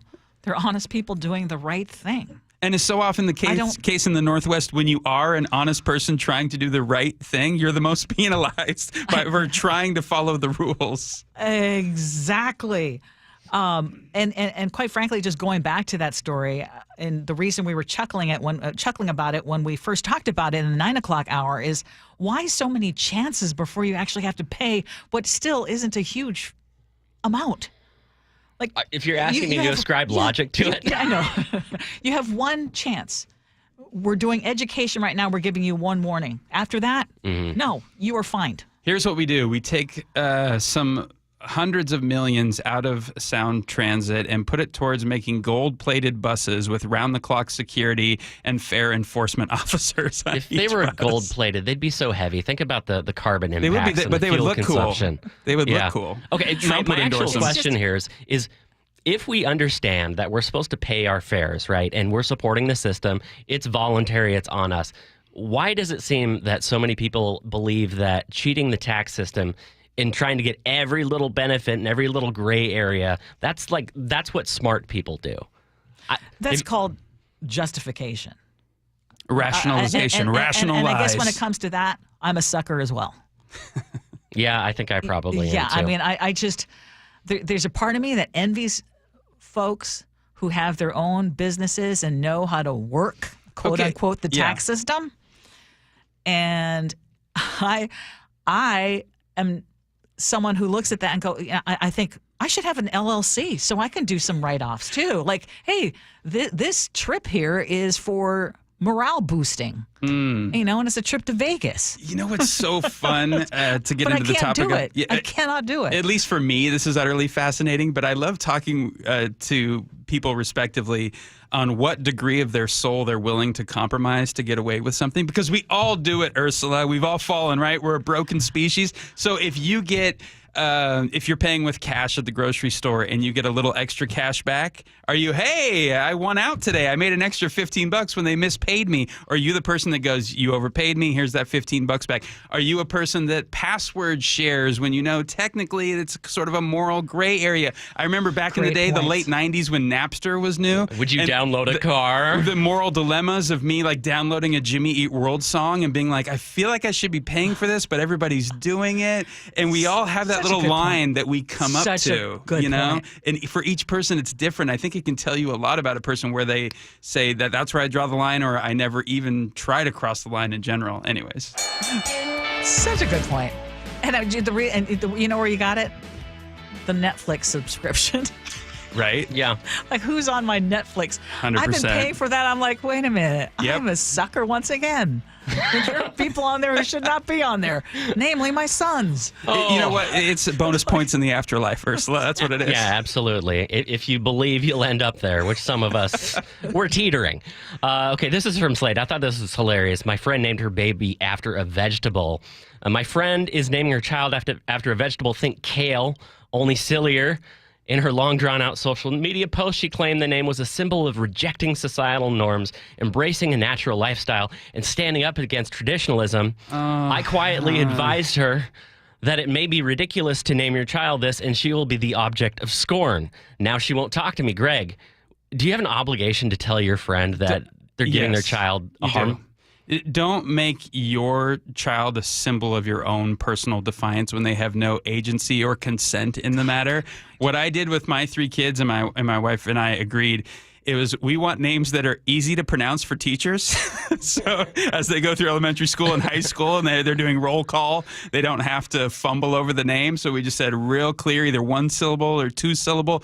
People always ask us, like, what's the significance behind that? We said, no significance at all. We thought it sounded good cool. With the last name with Tomlin. We were in the maternity ward at the hospital, and we had like 3 names we came up with, and we said, that sounds beautiful at this moment in 2013. We're going to go for it, and it's not that complicated to pronounce. So your children's names are embarrassment avoidance? Embarrassment, yes, for lack of a better describing phrase. What about you, Ursula? Because I have the name Ursula, and I haven't always been happy with my name. It's a great name. You're sweet, but I will say that, there was a point of ridicule growing up. And when I moved to this country, I was like, I just want to fit in. I don't want to sound like I'm different. And that's why I've shared already that I wanted to be Betty of Betty and Veronica from the Archie comics. I was like, I wanted to be Betty. Yeah. I wanted to change my name to Betty, which just wouldn't have fit. Okay, did it make it more resilient that you had that name? Did you become a more resilient person? Are you able to persevere more because you dealt with that? I think so. But it also impacted me when it came to what names do we want to give our sons. So I kind of went through the same process that you and your wife did. It was like, what would be easy for teachers, what means something. I named our youngest Eric. His middle name is Christian. I wanted it to be Christian Eric, and my husband wanted Eric Christian. And Eric tells us he is so happy that my husband won out. He likes the way it is. Stephen is Mark's middle name. I thought it sounded great with my husband's last name. And the funny thing, though, is I spelled Eric with a K and Stephen with a PH, and that's where they still screw it up. See, my philosophy, I think if you're in the process of naming a child, you want to give your child the most generic name possible, and there's a good reason for this. Have you ever tried to Google someone that you know named John Smith? You cannot find them. That's a good in point. this era of like online digital footprints that last forever. Yes. Generic name, anonymous. And if I had a generic name, so Ursula was a blessing because Ursula Reutin, it's only one. And if I didn't have that name, my husband would not have been able to find me in the phone book when he looked up my name. And that is a true story. Anyway, coming up at 11:30, we're going to talk about a spiritual advisor who is in the news, and I think you have some strong opinions about it. So you're going to share that coming up next. This is the G and Ursula Show.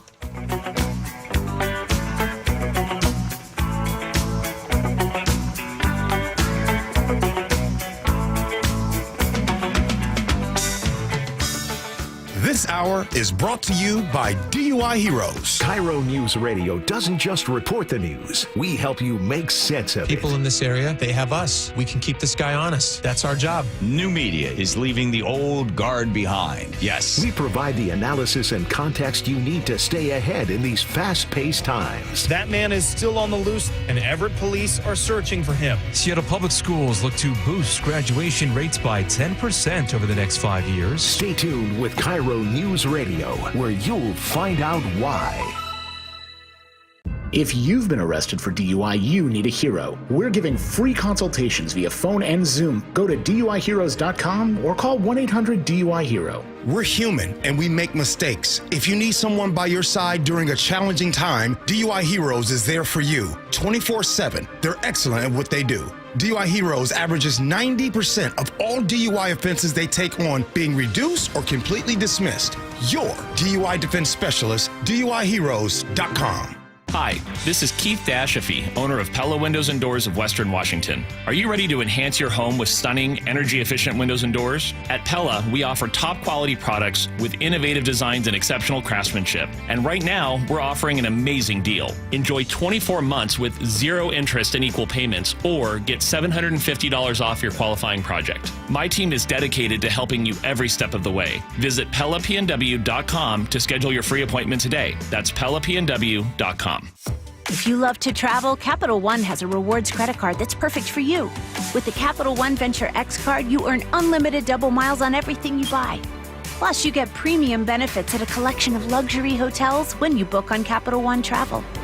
And with Venture X, you get access to over 1,000 airport lounges worldwide.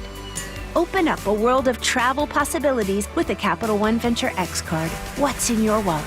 Terms apply. Lounge access is subject to change. See CapitalOne.com for details. Seems everything costs more these days. Gas, groceries, and when's the last time you checked your wireless bill? Yikes. When it comes to big wireless, if you're staying, you may be overpaying. Here's how to get the same fast, reliable nationwide coverage without the big wireless bill. Switch to Consumer Cellular. Plans start at just $20 a month, and that's not a short-term promo. Our U.S.-based experts will get you switched and saving in about 20 minutes. Call 1-888-FREEDOM or visit ConsumerCellular.com and start saving today. Plans include $5 credit for autopay and e-billing. Bonneville International radio station contests are open to participants 18 years of age or older that are residents of Washington State unless otherwise specified. Employees or agents of the station, Bonneville International Corporation, other area radio stations, or any entity associated with the contest are not eligible to win unless the station otherwise specifies at its own discretion. Persons who have won in the last 60 days from a station contest or event may not be eligible. Full general contest rules are available on mynorthwest.com or in person at the station during regular business hours. Millions of Americans take medicine like Ozempic and Zepbound. Many of them are overpaying by thousands of dollars a year. These GLP-1 medications for diabetes, weight loss, and more may not always be covered by your insurance, but GoodRx can help. GoodRx helps you save every month on prescriptions at over 70,000 pharmacies nationwide. Best of all, it's free to use. Check GoodRx to save on GLP-1s. Just go to goodrx.com/GLP. That's goodrx.com/GLP. GoodRx is not insurance but can be used instead of insurance, including Medicare and other federal and state-funded programs. For 70 years, we've been known as the Humane Society of the United States. But as the challenges animals face have grown, so have we. We are now called Humane World for Animals. And with you on our side, we are going to end animal cruelty around the globe. Humane World for Animals, the end of animal cruelty.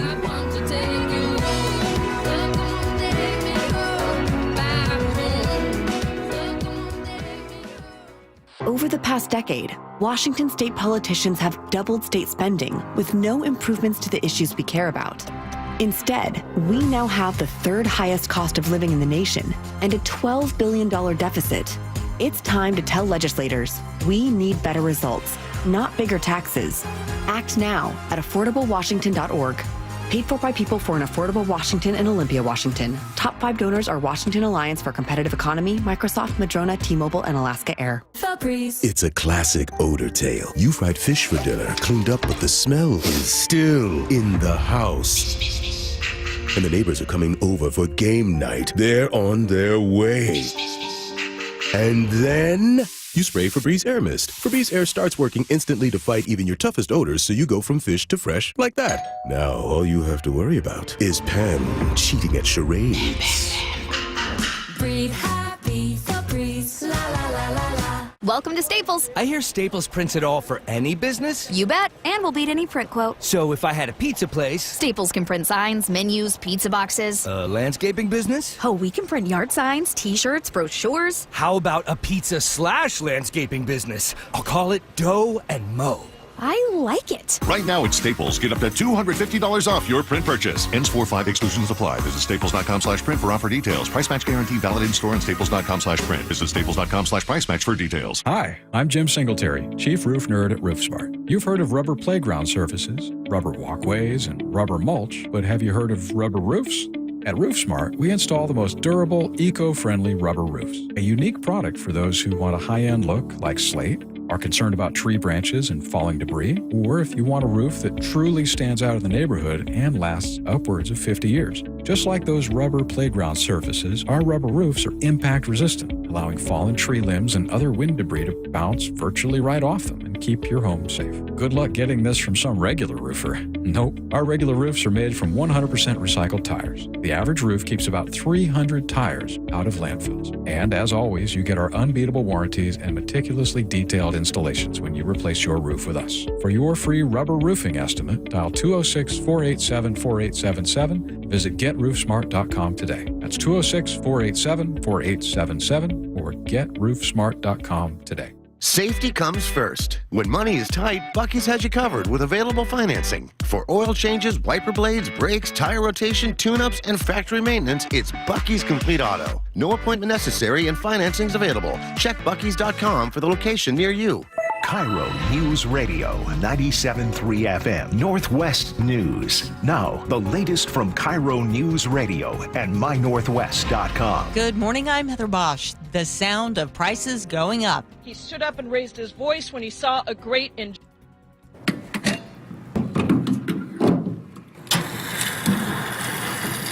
The Washington State Senate wants to raise the gas tax by 6 cents. The House is proposing 9 to help fill a $1 billion transportation budget shortfall. If passed, the increase would raise the state's gas tax to more than 55 cents per gallon. That's on top of the 18-cent federal gas tax. And it does not include the estimated 45 cents a gallon added by the Climate Commitment Act. State lawmakers are looking to raise record taxes overall to cover increases in spending over the next 4 years. Democrats control both the House and Senate, and each came up with their highest proposed budgets ever, with cuts in some programs and record tax increases to cover new spending, especially in education. Senator Noel Frame says a cuts-only budget to make up a $16 billion deficit was a non-starter. The impacts would just be too deep and too catastrophic for our communities and our kids. Republicans say their no cuts, no new taxes proposal is being ignored. Matt Markovich, KIRO News Radio. To the other Washington, where intelligence officials are getting grilled about a group group chat that accidentally included a journalist about plans for strikes on Yemen's Houthi rebels. Senator Mark Warner asking Intelligence Director Tulsi Gabbard. Did you participate in the group chat with Secretary of Defense and other Trump senior officials discussing the Yemen war plans? Senator, I don't want to get into the specifics. Ma'am, were you on? You're not going to be willing to address. So you're not. Are you denying? Will you answer my question, ma'am? The group chat was on Signal, that is encrypted but not classified and can be hacked. CBS's Nicole Skanga. We've also, by the way, been tracking reports of phishing attacks via Signal on Ukraine's cyber defenses by Russian-linked developers. So the threat here is very real. The Trump administration is citing new grounds to seek the deportation of a former Columbia University graduate student and pro-Palestinian activist. ICE claims Mahmoud Khalil failed to disclose work with a Palestinian aid group. Washington Congresswoman Pramila Jayapal. He stood up and raised his voice when he saw a great injustice happening, and whether you agree or not, that is his constitutional right. On Wall Street, the Dow is down 56 points. NASDAQ is up 43. From the Beacon Plumbing Traffic Desk, a crash is blocking a lane on State Route 16 eastbound at Burnham Road. That's west of Gig Harbor. You have a fatal crash investigation on westbound 518 just before the exit to SeaTac Airport. Your backup extends now from 42nd Avenue South to Highway 99. In Auburn, maintenance is blocking a lane of westbound State Route 18 at Southeast 304th Street, so you're backed up right around the Muckleshoot Casino Resort. Traffic brought to you by Home Comfort Alliance. 18 months, same as cash financing, and up to 15% off all heat pumps and air conditioners through March. HomecomfortAlliance.com. This weather update brought to you by State Roofing and Exteriors. Rain with highs in the upper 60s today. It's 58 in downtown Seattle. I'm Heather Bosch. Your best source for local news. You're listening to KIRO Newsradio, Northwest News. This is the G and Ursula show. G. Scott is out today, and Greg Tomlin is in. Hey, how are you guys going to be spending this beautiful day before the storms come in? I feel like it's an obligation to get outside, and that I failed in my duty if I don't. So maybe at least a walk around the block. I think that would be great. Okay, you know what? This nicer weather is a reminder. Easter is just right around the corner. So we wanted to share a little news from the White House. A woman named Paula White, who is the White House spiritual advisor, has an extremely tempting offer. She is promising that if you send her $1,000 before Easter, you will get 7 supernatural blessings. Whoa, it's like God's a vending machine. I like this. I know. So put in the money, get return. I know that. I don't want to make any assumptions. You are a spiritual person. I'm turning over all my cards here. Yeah. So I thought this was a joke, but apparently this is real. You can receive these 7 supernatural blessings for you and your house. According to Exodus 23, God will assign an angel to you. He'll be an enemy to your enemies. He'll give you prosperity. He'll take sickness away from you. He will give you long life. He'll bring increase in inheritance, and he'll give a special year of blessing. You're not doing this to get something, but you're doing it in honor to God, realizing what you can receive. For your special Passover offering of $1,000 or more as the Holy Spirit leads, you will also receive the beautiful 10-inch Waterford Crystal Cross. Don't miss your moment to release 7 supernatural blessings and provision into your life. Okay, again, all of that you get for the low price of $1,000. And I just want, for the record, if anyone's just tuning in right now, I was raised Catholic. I don't go to church every Sunday, but I am someone who believes in God. I think I've shared that on the show. So I'm not trying to make fun of anyone who is religious. I think that, it can be a beautiful thing, and everyone. I feel I'm trying to walk into this a little bit timidly, because this just sounds like an absolute grift. It was a warranted power of preface that you just conducted there, Ursula. I was raised Christian, still am a professing Christian and go to church every week. This is the definition of prosperity gospel. The more you give, the more you get and prosper in return. Look, there's lots of grift that goes on in faith traditions of all kinds. grift even happens in the secular world, all right? Can we grant that? Let's just agree that humans are not the best people. But I get particularly angry when I see a prosperity gospel interpretation of Scripture being so heavily featured and represented in the federal government of the United States. I believe Paula White, is that her name? Yes. Is officially a government employee. Now, I think this grift pales in comparison to meme coins and crypto and DJT stock and all that. Nonetheless, I find it perhaps even more reprehensible because it's capitalizing on people's deep spiritual needs to try to make money and then making false promises of a return on your investment that looks like not spiritual blessings, but blessings in the forms of material kind of wealth and goodness you will receive in abundance. It's very Joel Osteen-ish, and that message works. What happens if it's not delivered? Do you get a refund? That's exactly right. And if people really had an authentic understanding of Scripture, it's blessed are the poor, it's blessed are the meek, they shall inherit the earth, and it warns time and time again against the love of money, of greed, of counting on material blessings. In fact, it guarantees suffering. It's just the opposite. And so, yeah, I'm glad we're highlighting this because the fact that this person is even close to the White House in any way is shocking, not surprising.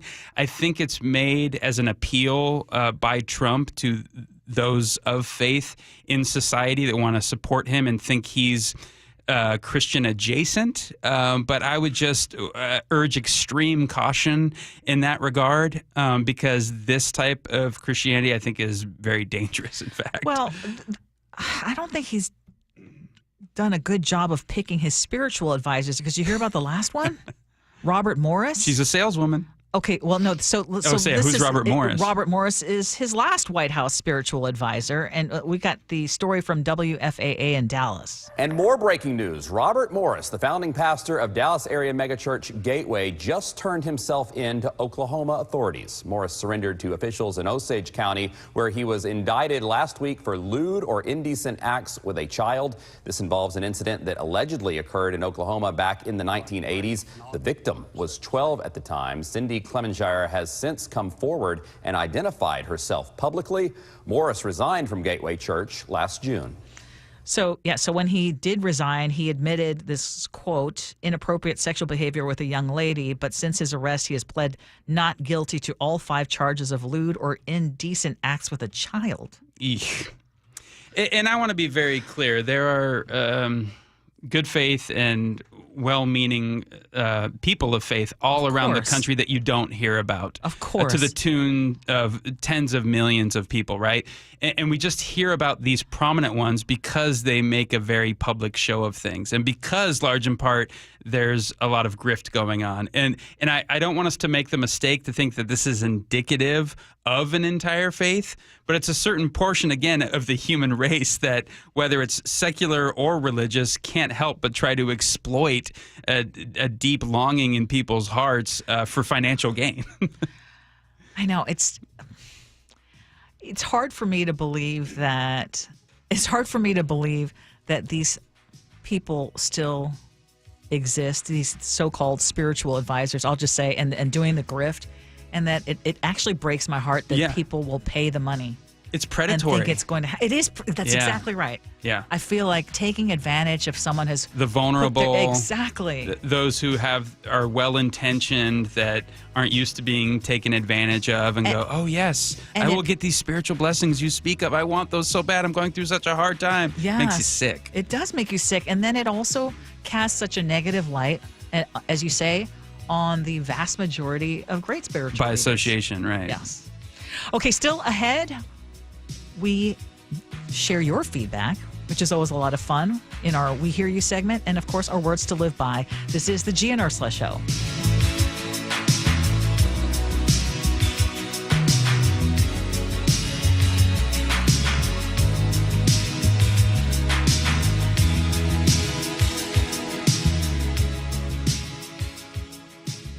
Shake Rick and Spike, noon to 3. The performances that you get to see your kids play in over the course of, they're some of the greatest memories. You're right, they're awful, but they're the greatest memories. You will treasure these moments for the rest of your lives. Just the little kids singing their hearts out. Yeah. Or ones like my son who told me before, he goes, I don't sing, right? And I said, what?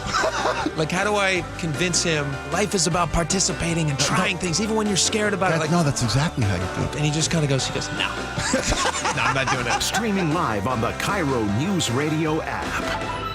At Kornfeld Law, we understand that recovering from an injury is one of the most challenging times in your life. The uncertainty, paperwork, the phone calls. I'm personal injury attorney Neil Lindquist, and at my firm, our representation philosophy is simple. You focus on healing, we focus on everything else. We're with you every step of the way. We provide clear direction and handle the insurance companies so you never have to feel uncertain throughout the process. If you've been injured, trust Kornfeld Law and call me for a free in-person consultation. Let's talk about your concerns and how we can help you move forward. Visit kornfeldlaw.com to schedule a free consultation with Neil. That's Kornfeld with a K, law.com. Tax season? Not with Bathfitter. They will pay your sales tax on a new tub or shower, plus no interest for 18 months. Hi, this is Ursula Reutin. Bathfitter has been in business 40 years with 40,000 local remodels. They only use their factory-trained installation team, and you always get their price match guarantee. For the most affordable bath in as little as 1 day, it's Bathfitter. And now Bathfitter pays your sales tax and you pay no interest for 18 months. Call 800-NEW-BATH. 800-NEW-BATH. Meanwhile, at Xfinity. So, influencer life going well? Oh, yeah. I'm up to 32 followers. Oh, that's something. Yeah, posting my tap dancing videos is easier than ever because we engineered Xfinity Internet with 99.99% network reliability. Plus, Xfinity Mobile with Wi-Fi Power Boost gives you ultra-fast Wi-Fi at home and on the go. But wait, tap dancing? You don't tap dance. Hey, what I lack in skill, I make up with passion. Do more of what you love and love how fast you do it with Xfinity Internet and mobile. And now through April 21st, get 300 megabit Xfinity Internet and one unlimited mobile line together for $25 a month for 1 year. And save $1,000 in your first year over Verizon and AT&T. Learn more at Xfinity.com. Requires paperless billing and autopay with stored bank account. Restrictions apply. Equipment, taxes, and fees extra. After promo, regular rates apply. Savings compared to Verizon 5G Internet plus one unlimited welcome line and AT&T Internet 300 plus one unlimited starter SL line. Xfinity Internet required. Actual speeds vary. Reduced speeds after 30 gigabits of usage per line. Data thresholds and actual savings vary. Hi, it's John Curley. Longevity Medical Clinic has been helping people live longer, healthier lives for more than 25 years. I've recently talked with Dr. Mixon about his approach to proactively focusing on prevention. Dr. Mixon, I first met you in 2009, and I went in there and I told you I wasn't feeling well, couldn't gain any muscle mass, couldn't sleep well, I was stressed out, and you looked at me and you said, yeah, I know what your problem is. And all we did was we measured your values and we moved your values back to those of a nice, healthy 25-year-old man. I have taken your blood work to my doctor, and he was shocked. He couldn't believe the depth in which you study my blood. We need to draw a distinction between living a long time and getting old. And that's what longevity is all about, is we are here to do the measurements and help you fix those problems. So get your free health analysis. Go to longevitymedicalclinic.com. That's longevitymedicalclinic.com. It's clogged again. Your drain? Just had it cleared. You didn't call Apollo Plumbing. How can you tell? Because your drain's clogged again. So frustrating. We can clear that drain. That's what the last guy said. We'll clear it, guaranteed. He said that too. Apollo Plumbing will clear your drain, or it's free. Wait, what? Apollo Plumbing clears your drain. Or it's free? Yep. What's the catch? No catch. Fine print? Apollo Plumbing clears your main drain for $83. $83, or it's free? And we'll even give you a camera inspection. Because? It's the best way to find what's causing your clog. But that's extra. Nope, included. No extra charge? Not 1 cent. $83,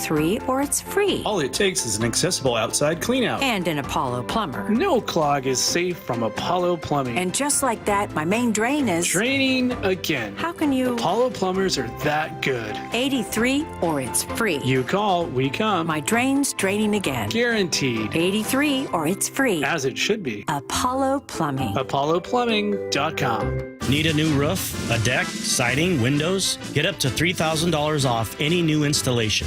Hi, it's Justin Shirley, CEO of State Roofing and Exteriors. Home projects can add up fast, but we're here to help you save big. Book now and lock in up to $3,000 off in savings. That's $3,000 off any new installation. Call 866-ROOF-ROOF or visit stateroofing.com to schedule your free estimate today. State Roofing and Exteriors, held to a higher standard since 1968. Old windows cost you money and security. Lake Washington Windows and Doors installs energy-efficient, high-security windows that lower your bills and increase protection. With leak armor installation and lifetime warranties, you're protected for life. Choose LakeWashingtonWindows.com today. Through March 31st, save double your sales tax from Lake Washington Windows and Doors. Plus, enjoy easy zero down, zero payments, and zero interest, same as cash 12-month financing. Visit LakeWashingtonWindows.com to save double today. Guys, thinking about testosterone replacement therapy?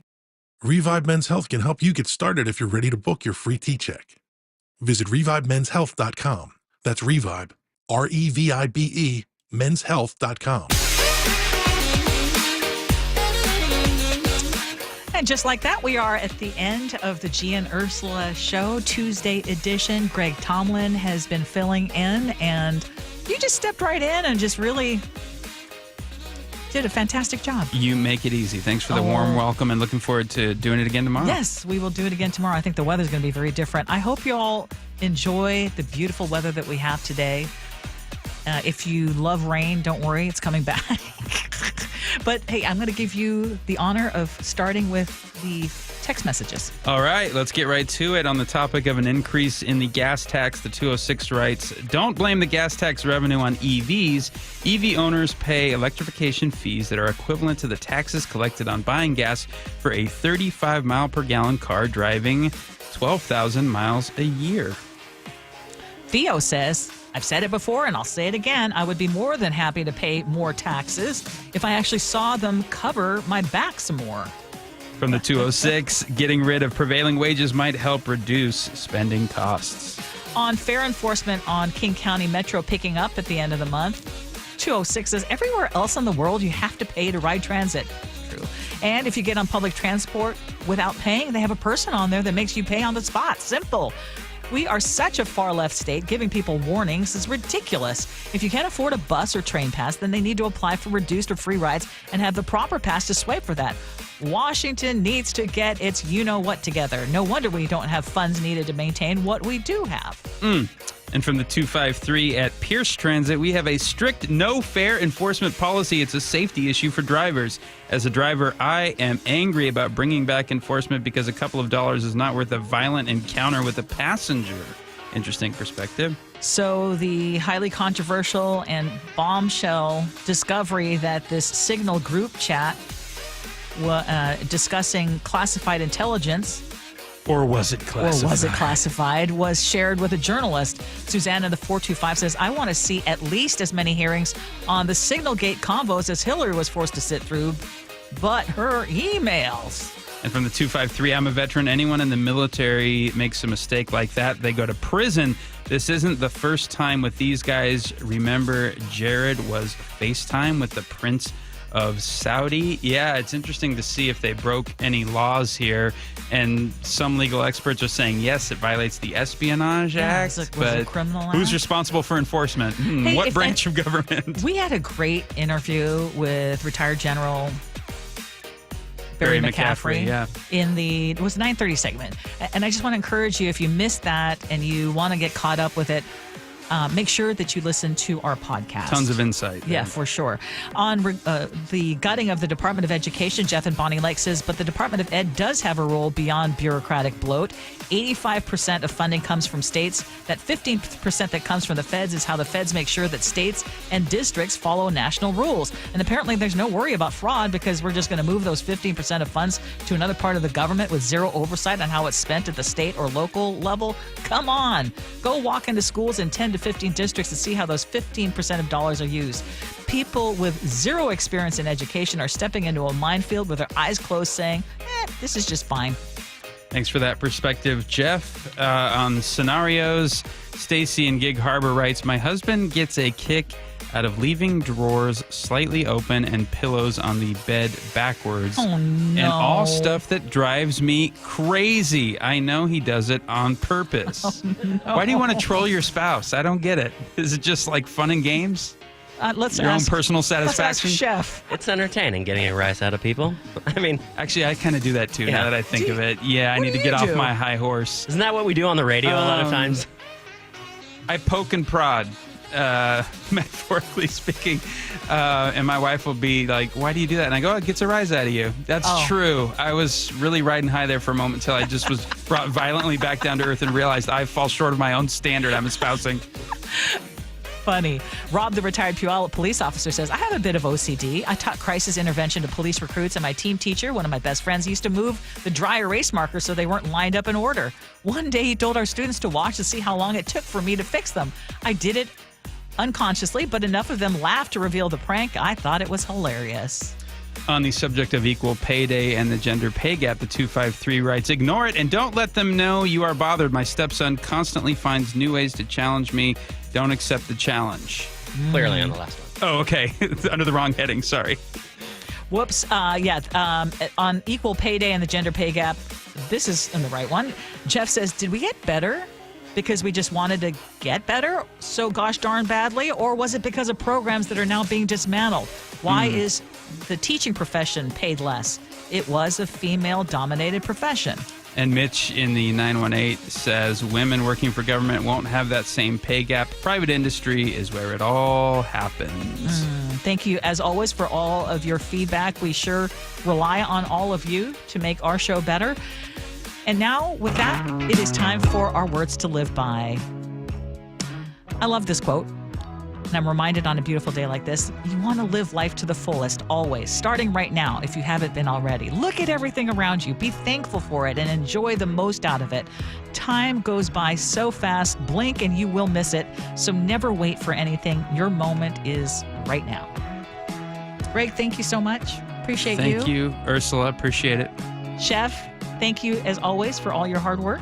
My moment is right now to leave and go enjoy that sun. Yes. On the Nick. precipice. Well, Yes. perhaps it's just a Florida climate here that's not our norm, with a sunshine sandwich in between some slices of rainstorms. So don't take this day for granted while we have clear skies around, because an overnight transition is ahead to storm the sound. And I know it sounds a little crazy hearing our forecast, but it's not as bad as giving babies veggie names to last. I don't think the name cauliflower or broccoli will fare well with the friends at school. Just a warning. But kale, that kind of has a nice ring to it. Got a little Arugula ain't bad. hit or miss, you know. Thank you to all of you who tune in every day, and we look forward to chatting with you again tomorrow. The Jake and Spike Show is coming up next. Have a great day. Hope you had as much fun as we had. So long, everybody.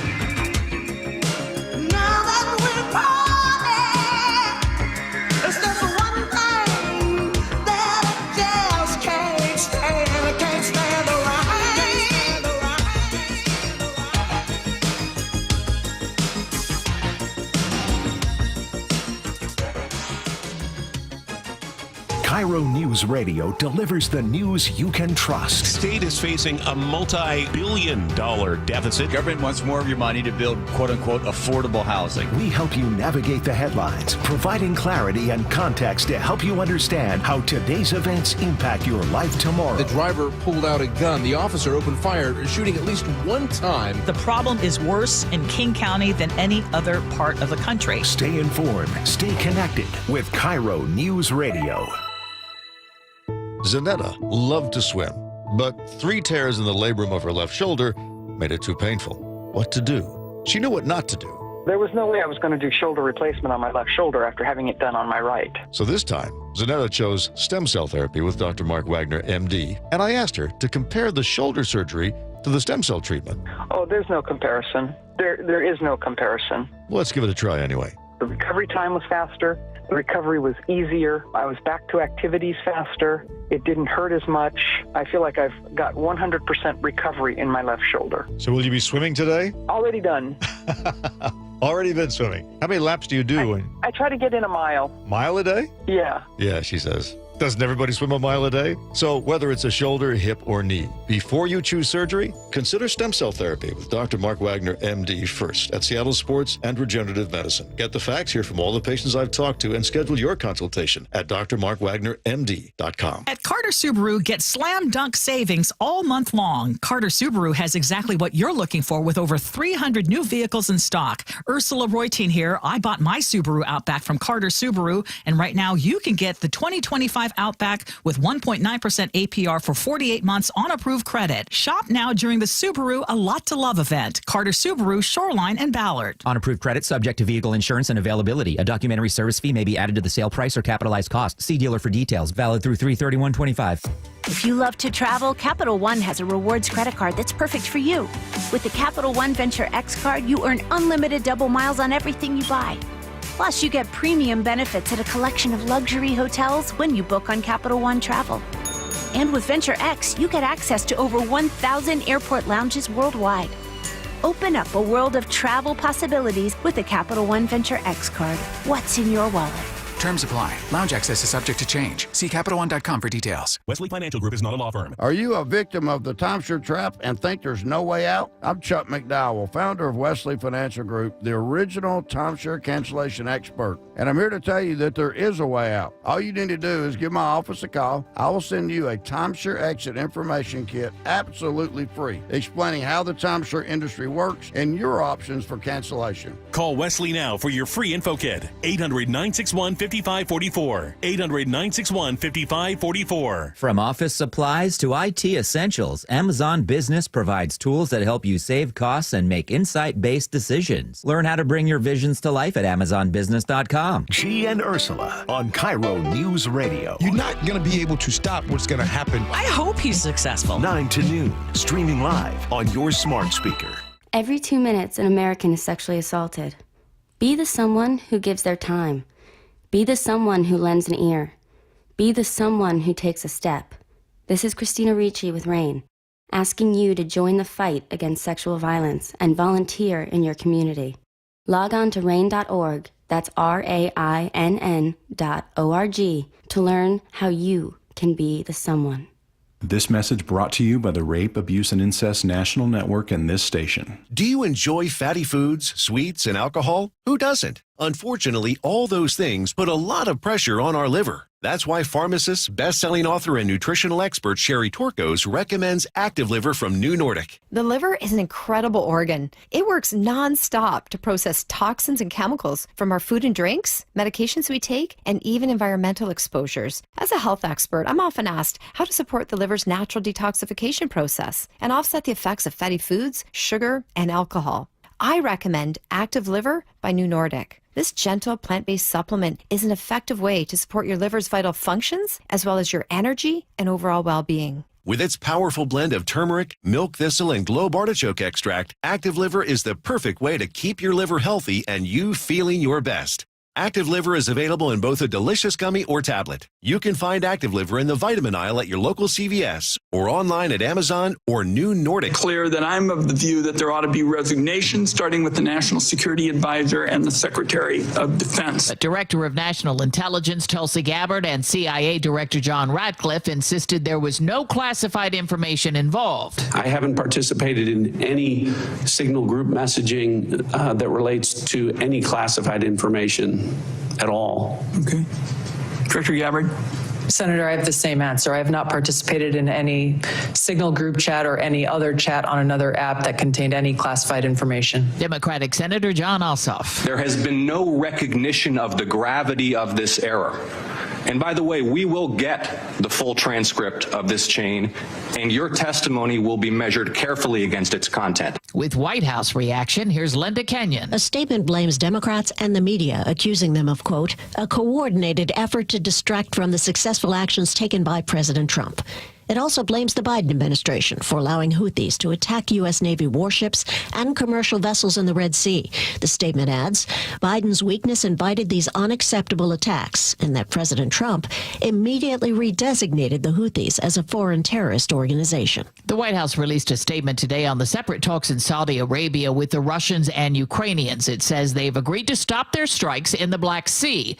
Michael Bosicue of the Atlantic Council. This is I would say, a tiny step forward to some kind of ceasefire, but more so confidence-building measures that have yet to take place. So let's see if both sides will honor the agreement. President Trump has nominated a Republican attorney who has a history of launching investigations against abortion clinics to be Inspector General for the Department of Health and Human Services. There is record-setting heat in parts of the West today. Areas like Austin, Texas today at 91, 99 in Phoenix, 89 over in San Jose. Some cities like Phoenix have extreme weather plans in place. Napster was once connected to pirated music. It then reemerged as a subscription music service. It's been sold now for $207 million. Business reporter Jason Brooks has more on the latest economic indicators. The Conference Board's March Consumer Confidence Index declined for the fourth consecutive month, with future economic expectations tumbling to a 12-year low. On Wall Street at this hour, the Dow Jones Industrials are down 109 points. This is CBS News. Brought to you by Progressive Insurance. You could save big when you bundle your auto, home, motorcycle, RV, or boat. Visit Progressive.com. The city that's taking photos of your license plate. That story coming up first from the Beacon Plumbing Traffic Desk. In Lacey, a crash is blocking 3 lanes of I-5 northbound near Sleater-Kinney Road. You're jammed up from College Street southeast almost to Capitol Way south in Olympia. Travel time Olympia to Tacoma, 29 minutes, 12 longer than typical and increasing. In SeaTac, a disabled vehicle is blocking a lane on southbound I-5 at South 188th Street. Travel time Seattle to Federal Way, about 7 minutes longer. Traffic brought to you by FRS Clipper. Save on a Victoria, BC getaway during the spring sale. Clipper Fast Ferries plus 2 nights, $252 per person at frsclipper.com. KIRO News Radio, 97.3 FM, Northwest News. Now, the latest from KIRO News Radio and mynorthwest.com. Good afternoon. I'm Heather Bosch. A manhunt is underway after a deadly shooting in Parkland this morning.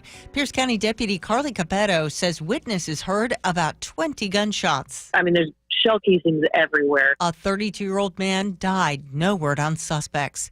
The suspect in a deadly hit and run off a Tukwila overpass has pleaded not guilty in the case. Prosecutors say Daoud Muhammad ran a black Toyota Highlander off State Route 599. Flying off of the overpass onto I-5 northbound below. Douglas Wagner with the King County Prosecutor's Office says he ran from the crash. One of the passengers suffered catastrophic injuries and was pronounced dead on the scene. The sister of that slain passenger was in court, speaking to KIRO 7 TV. I have a lot of emotions of hurt. Court documents say Muhammad was driving without a license at the time. Sam Campbell, KIRO News Radio. Boeing may be trying to withdraw its guilty plea in the deadly crashes of 2 MAX planes 5 years ago. Attorney Mark Lindquist represents many of the families of the 346 people who died. It makes Boeing's initial willingness to take responsibility look totally phony. Boeing agreed to plead guilty to fraud for misleading government regulators about the safety of the plane. Now, with the Trump administration in charge, the Wall Street Journal reports Boeing is seeking a more lenient deal. Privacy concerns have been raised, but the city of Stanwood has installed 14 license plate readers. They take photos of every car that passes them. It alerts officers to any that are linked to crimes. Stanwood Police Chief Jason Toner. As we grow, there's not enough people that want to be police officers, so we're always having those staffing issues, and so we're investing in technology to kind of be a force multiplier for us. He says there is no live video feed and the data is deleted after 30 days. A big dump of money for the big dumper. Cal Raleigh with a walk-off home run. Multiple reports say Cal Raleigh is signing a 6-year, $105 million deal to stay with the Seattle Mariners. Raleigh's coming off his best year behind the plate, where he earned a platinum glove for the best defender in the American League. This weather update brought to you by State Roofing and Exteriors. Rain today with highs in the upper 60s. It's 63 in downtown Seattle. I'm Heather Bosch. Your best source for local news, serving Western Washington and the world with a KIRO News Radio app. Always streaming live on your smart speakers. You're listening to KIRO News Radio, Northwest News. It's the all-new Jake and Spike Show on KIRO News Radio. Welcome to the show, ladies and gentlemen. Thank you guys so much for hanging out with us today. Sitting alongside Spike O'Neill here. Spike, welcome to the show. Thank you, brother. Tuesday. It is a fabulous, gorgeous Tuesday. Spring morning. Tuesday, really nice. Afternoon. We rolled into afternoon. I always forget. Afternoon. Let's see what the weather is right now outside. Everybody's talking about it. Yeah. Don't look ahead, though. Just look at right now. Catch this moment right now. It says right now it's 61 on its way to a high today of 66 in Seattle.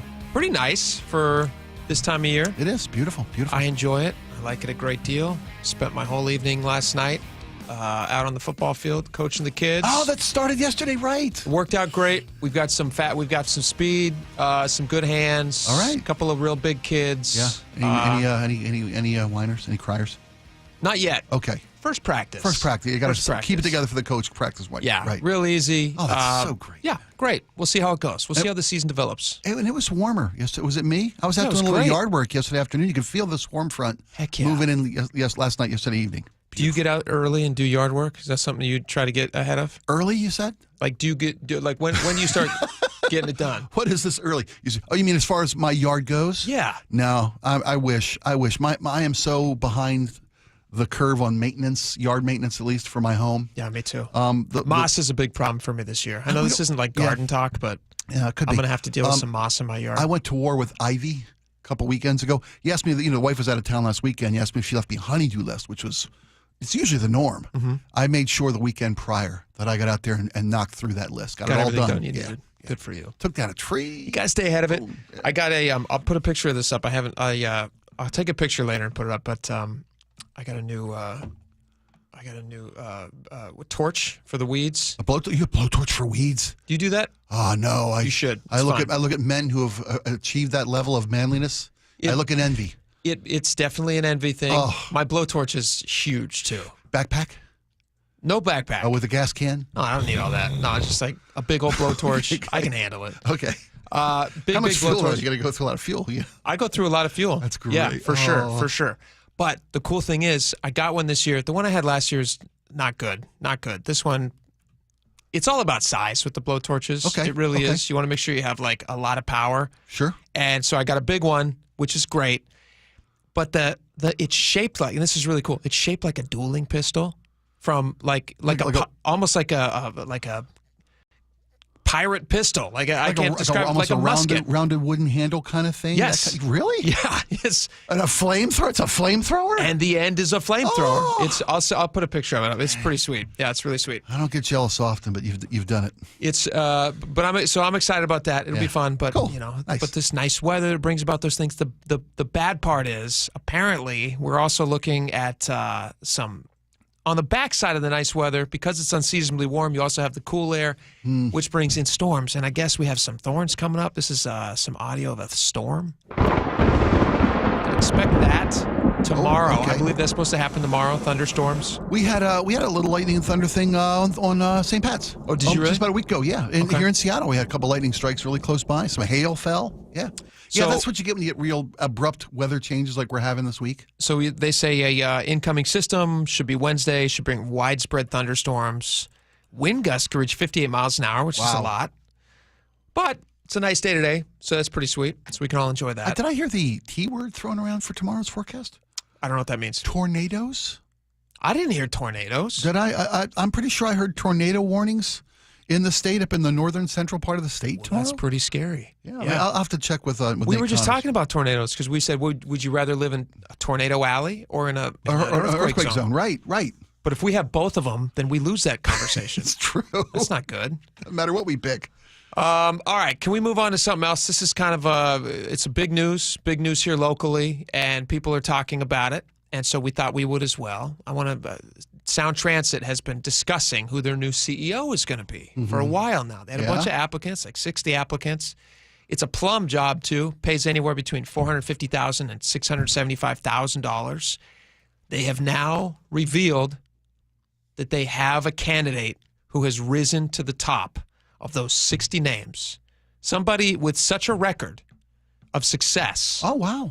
That they have decided that they're going to be voting on this person on Thursday. They're going to, meet up as a board. They got their guy or lady? They got their guy or lady. Yeah, their I don't want to be person. misogynist. They're very excited. Dow Constantine. Oh, no, you read that wrong. Dow Constantine. That's the guy, Dow Constantine. King County Executive Dow Constantine is scheduled to be named. This is there's a great piece in Seattle Times. I believe we already have this. Also have this up at My Northwest. But Sound Transit has decided, in their infinite wisdom, to name Dow Constantine, King County Executive, as their new CEO.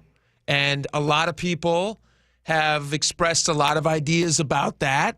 And I would be interested, Spike, in what you think about that idea. And our listeners, too. If our listeners want to text in on this, 888-973-5476. Also, I think later in the show, we should reach out to a transportation expert. Okay. We should get Chris Sullivan back in here. Brilliant idea. Because he knows about all this. He knows about the light rail. He knows about...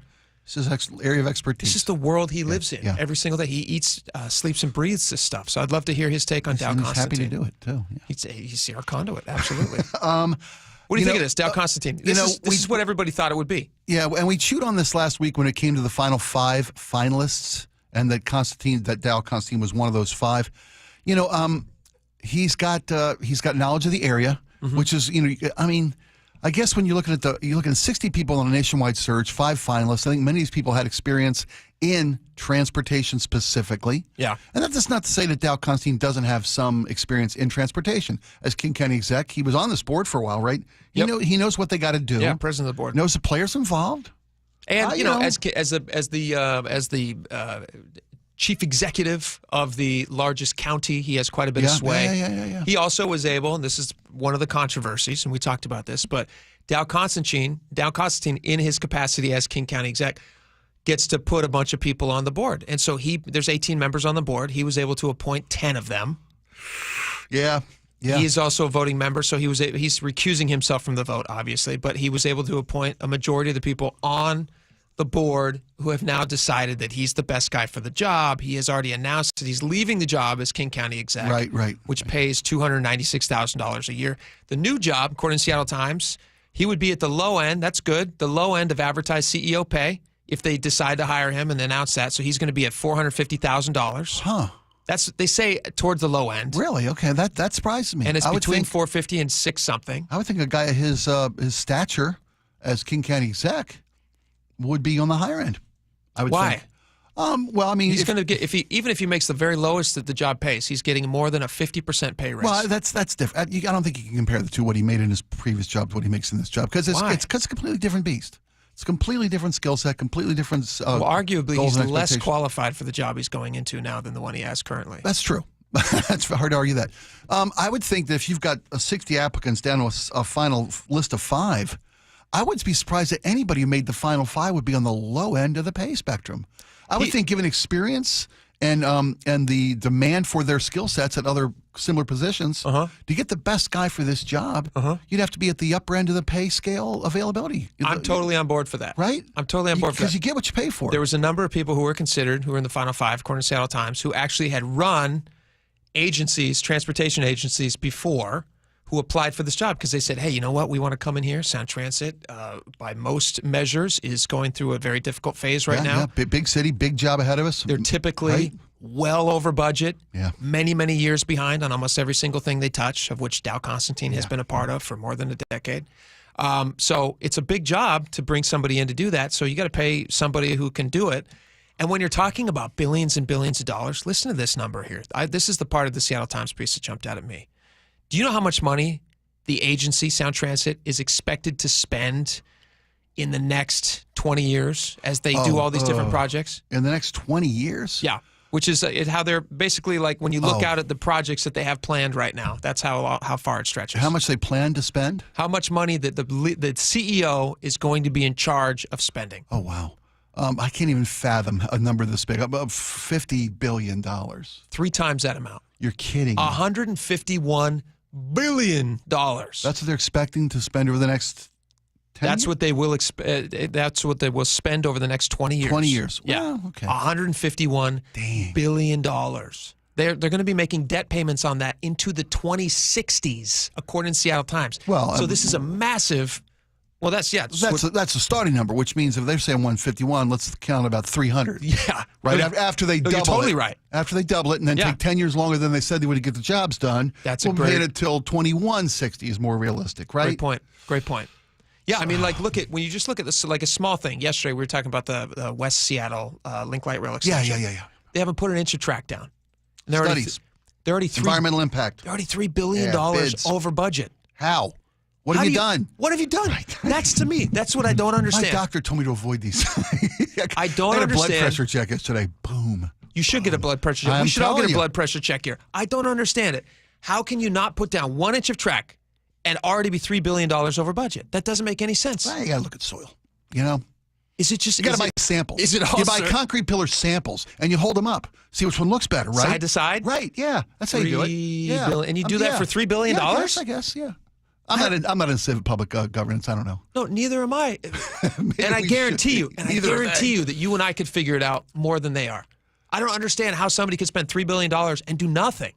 Did you ever see the movie Dave? I always make movie references. I love well-written movies. Is that with what's his face? Kevin Kline. Kevin Kline. Kevin Kline. And he plays a doppelganger. Right, for the president, who comes in and through circumstances he has to actually be the president for a few months. Because the president is like comatose. They don't want to let the American people know. No, spoiler, it's a 30-year-old movie. Yeah. But he brings in his buddy, the accountant, Charles Grodin. Remember Charles that? Grodin's great. And in one afternoon, they balance the federal budget. Yep. And it's like just a common sense guy who knows how numbers really work. Sure. And how paying bills really works. Because if you're inside government, you can't see those things. Yeah, you can't. You can't see the forest for the trees. So to your question, Dow Constantine may be a little too inside. Maybe. I mean, look at it from this perspective, right? They're getting a guy on the low end of the pay scale, which means his skill set and qualifications are on the low end of the scale. It's like they're acknowledging that he's not worth the money. Right. But he's connected to all the people whose job it was to hire the guy. So they said, why don't we?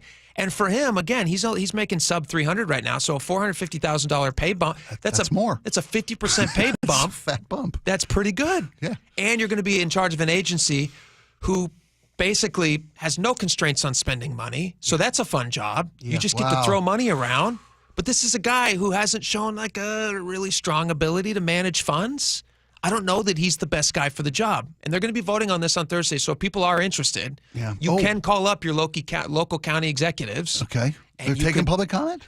Yes. Ooh, they're going to do public comment on Thursday. Nice. I wonder if do you think that would have any impact or was that already considered into this announcement? It's like how can you not pick this guy and not already factor in people are going to lose their minds and see nothing but an inside job here. Yeah, and they're going to have to defend it, which they will. They'll just say, hey, you know what, we really blah, blah, blah, and this and that and this and the other, and he's the guy, and here's the job.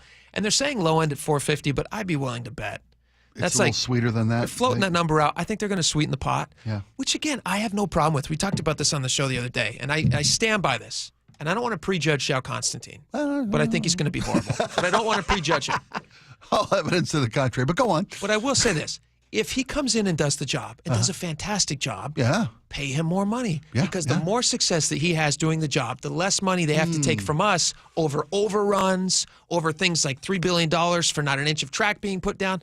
I like this. Like, I would be willing to say, like, hey, for every time that you deliver on time and on budget, we're going to work in a bonus. Pay him by the foot. Pay him by a mile. Yeah, right? pay him by the mile. Pay him by the mile. 50K a mile. If it gets done, well, right now, that would be a massive savings. Do you know how much we're paying per mile right now on this thing? No. Hundreds of millions of dollars per mile. Hundreds of millions of dollars. I think the Seattle Times might even have this amount. I'm looking here. It's a crazy number. It's like $400 million a mile or something nuts. But the point is, like, wouldn't it be novel and really interesting, just as a different thing for once, to see if government can do something effectively? And if they can, let's reward them. Like, let's make Dow Constantine super rich. Yeah. Let's give him a ton of money. Incentive driven, though, right? If he does the job. Yeah, there you go. But if he can't do the job, fire him. Get rid of him. I like it. Because obviously he can't do the job. That's far too much common sense to work in local politics. I don't think it's that crazy.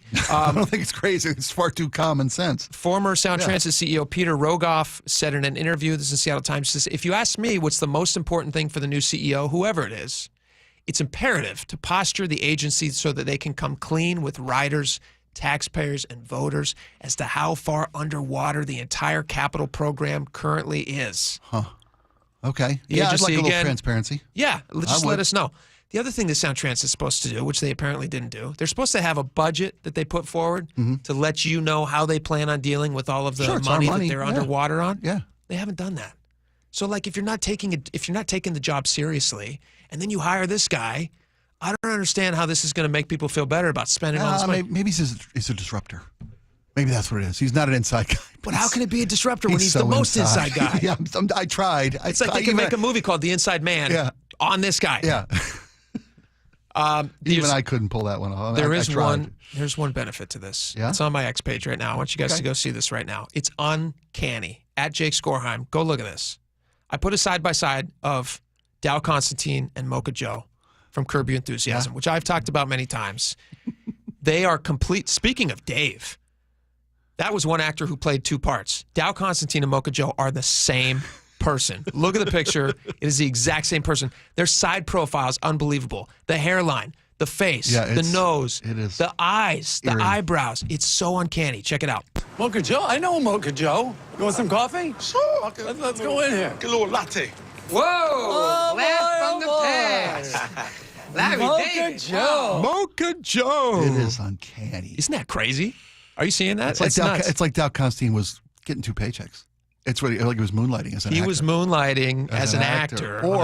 Or even worse, is the actor who played Mocha Joe been moonlighting as the King County executive? I swear. Have we had a doppelganger? There's Dow Constantine Look at this with me right somewhere. Now. That is the same human being. It's unbelievable. Unbelievable. Everybody's got a doppelganger, though, right? Here's a question for you. I didn't even consider this. What? Laura, can you look this up? Can you find out what's the actor's name on Mocha Joe? He was also on, I believe he was also on Spin City with Michael J. Fox years ago. Do you know his name? Severio Guerra. Okay, what's his birthday? Is it possible that he and Dow Constantine are like twins, separated at birth, adopted by different parents? One of them raised to be a hilarious comedic actor, the other one raised to be a hilarious comedic local executive. He was born in 64, Brooklyn, New York. Yeah, I got that. He's 5'7". When was Dow Constantine born? I'm kidding. You had me. I thought it was going to be the same. No, I think Constantine's 63. Is he 63? 61. 61. Okay, so they're not the same age. They could be siblings. They could. They could be siblings. Yeah. Dow Constantine's his older brother, I guess. All right, check it out on X. We have a lot more to get to. I'd love your opinion on that. 888-973-5476. Is there a conflict of interest? Can we wish him well? Oh, 100%. Well, right? Yeah, of course, we're not evil. We want him to do well. I want him to do well. Yeah. I want him to be so successful. If he's going to be the guy, I want them to do well so that they don't waste our money. Right. Do I think that's going to happen? That remains to be seen. Yeah. But I want him to do well. I wish him the best. All right. Good job, Mocha Joe. Good luck, Mocha Joe. We got a lot more coming up. Next. What do we have next? We got sports next? Is that what we're doing? Oh, no. Oh, my gosh. This is a crazy story. Imagine you're on a flight and the plane has to turn around. Now, oftentimes, that's because there's an issue with the plane, which is you're thankful for. Safety first. Yep, I've been on planes like that. That's great. Okay. You ever all day, every day. Gone back to a terminal?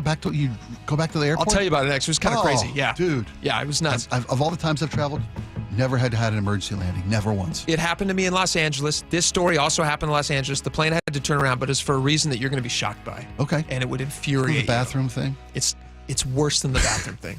But we'll tell you about it next. Stick around.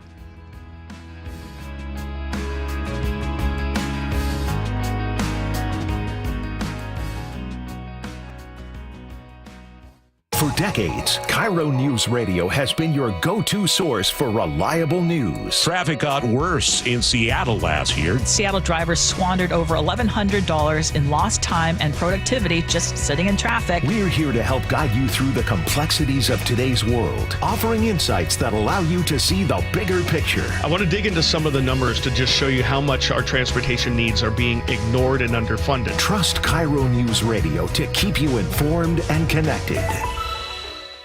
This hour is brought to you by Caesars Sportsbook at Muckleshoot Casino. You've seen the headlines. Budget crisis, government emergency, billions of dollars short. No, not the federal government. It's happening here in Washington state. State tax revenues are at record highs. Over the next 4 years, tax revenue is on pace to grow by $10 billion. But current spending will outpace that revenue growth by $12 billion. Want to learn more about the growth of state taxes and spending over the last decade? Visit budgetbreakdown.org. Cold is leaking in rats are moving in, mold is creeping in, water seeping in. It's hard to be a homeowner, we know. Without American Crawl Space and Pest Services, it is hard to be a homeowner. Dave Ross here. American Crawl are the heroes to call for insulation and pest issues because in addition to their great reviews and decades of experience, they also give out the most PSE insulation rebates of any insulation company in the state. American Crawl, the heroes you call. Get your free inspection at AmericanCrawl.com. Hi, it's John Curley. You know, I've been a patient of Longevity Medical Clinic since 2009, and Longevity Medical Clinic has been helping people live longer, healthier lives for more than 25 years. You know what's amazing, Doctor? The feelings that you have after just a couple of months. You sleep better. Your strength and vitality, it is evident that it works. It's really a mindset, though, Dr. Mixon, because a lot of people, well, this is what's supposed to happen. Let us help you be stronger, faster, leaner, smarter, sexier, but most important, happier. I'm less impressed by how many years I might live, but how much I live during my years. You know, the option is here. Nobody's going to make you go to Longevity. But the opportunity is there, and all you have to do is take advantage of it. I don't know why anybody would not want to do what we do. And that's where Longevity Medical Clinic comes in. So get your free health analysis. Go to LongevityMedicalClinic.com. That's LongevityMedicalClinic.com. Are you putting off your new kitchen plans? Why wait? Hi, I'm Chad Cicchini, owner of Heritage Homecraft, and we've got an offer you're not going to want to wait for. We'll custom build you all new cabinet doors and drawer fronts, and using our exclusive 1/4-inch solid wood refacing process, transform your existing cabinets into a beautiful new kitchen. Add a custom quartz countertop, change things up a bit, add some more cabinets, install some cool new features like soft close drawers and sliding shelves. Whatever you like, we'll help you create the new kitchen you'll be proud of. All in about a week, and all with way less mess, hassle, and expense than a tear out. Stop waiting. We're having a trade-in sale. You'll save $30 per door and drawer front off the cost of your new kitchen. Count them up and see how much you'll save. Years of experience, thousands of happy customers. Call today and let one of our pros come out and show you how easy and comfortable it'll be to get going on your new kitchen. Heritage Homecraft, 425-485-1600, 425-485-1600, or heritagehomecraft.com. Safety comes first. When money is tight, Buc-ee's has you covered with available financing. For oil changes, wiper blades, brakes, tire rotation, tune-ups, and factory maintenance, it's Buc-ee's Complete Auto. No appointment necessary and financing's available. Check Buc-ee's.com for the location near you. Hey, Brock Hewitt here with my buddy Dave Taylor from First Mark Insurance. So glad, so thankful that Molly and I made the call. Had heard so many First Mark Challenge victories, we needed to take that challenge. What does happen from your perspective when that caller, when that email, when that person reaches out to you for a First Mark Challenge victory? That's a great question. So there's several steps we go through in the process. The first step is we're going to gather information, find out all we can about that client and what their needs are. The next step is we will go out to the market. We have dozens and dozens of carriers that will compete for the business. At the end of that process, we will then bring those findings back to the customer, show them what we found, and who the eventual winner was in that competition. And it may be who they're with. It might be, yes. And sometimes that's the best we can do is recommend they stay where they are, but maybe modify a few coverages to put them in a better position. So go take that challenge today. Go be the next First Mark Challenge victory. It costs you nothing, and they will be there with you every step of the way. FirstMarkInsurance.com. FirstMarkInsurance.com. There's a sink at the brink and a drain that's a pain. DayandNight.net.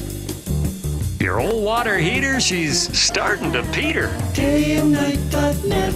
Plumbing emergency? Don't feel trapped. Do the smart thing and get a second opinion. Hi, I'm Bruce with Day and Night Plumbing and Heating. I guarantee you, whether Day and Night is your first choice or smart second opinion, we'll work harder than anyone to earn your trust. DayandNight.net. Catch 9-time Grammy winner Christian McBride with Ursa Major, March 27th through 30th, live at Dimitro's Jazz Alley, with rising stars Nicole Glover, Michael King, Eli Pearlman, and Savannah Harris. Tickets at jazzalley.com. Need a new roof now? With State Roofing and Exteriors, you can get started with 0 down, 0 payments, and 0 interest for up to 24 months. That's right. Protect your home now and pay later. Call 866-ROOF-ROOF or visit stateroofing.com today. KIRO Newsradio, 97.3 FM, Northwest News. Now, the latest from KIRO Newsradio and mynorthwest.com. Good afternoon. I'm Heather Bosch.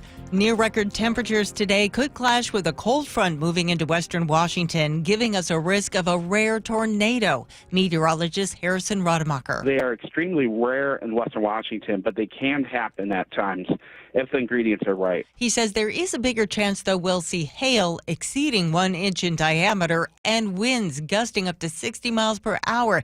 This is all expected to hit tomorrow during your evening commute. Keep it tuned to KIRO News Radio for the very latest. You are already paying some of the highest gas prices in the country, and you're about to pay more. Under proposal, state lawmakers are considering to fund transportation projects. The bipartisan proposal would add another 6 cents per gallon tax. Drivers like Nathan Cooper are fed up. Punishing us because we can afford the vehicle and afford the gas, so what's another 6 cents in their eyes? But you add that up and it just gets higher and higher, and then we can't afford it anymore. Sponsors say the increase is needed to offset a $1 billion budget shortfall over the next 2 years. If passed, the increase would raise the state's gas tax to more than 55 cents a gallon. That's on top of the 18-cent federal gas tax, and it does not include the estimated 45 cents a gallon from the Climate Commitment Act. Democrats who control both the Washington State House and Senate are looking to raise a record number of taxes overall.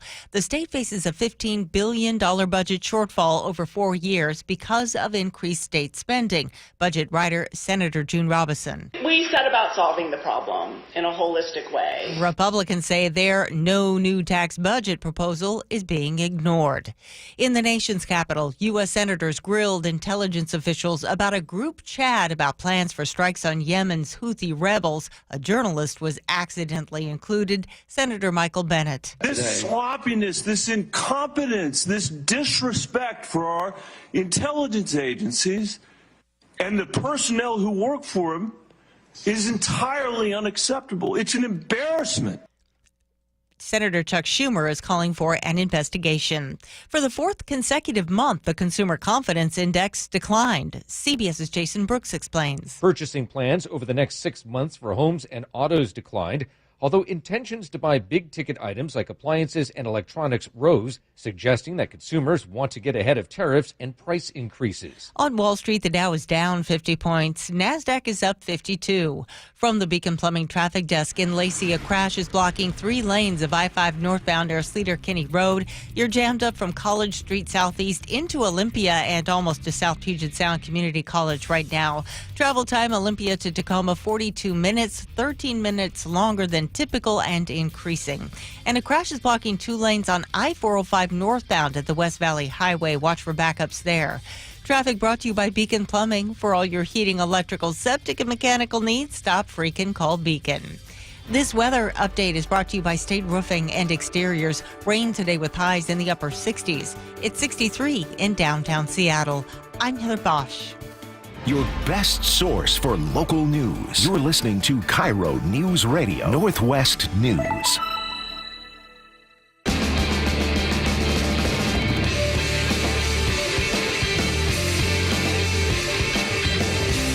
All right, welcome back to the show. Before the break, we were telling you about this crazy thing that happened on a United Airlines flight. This is leaving Los Angeles on its way to Shanghai.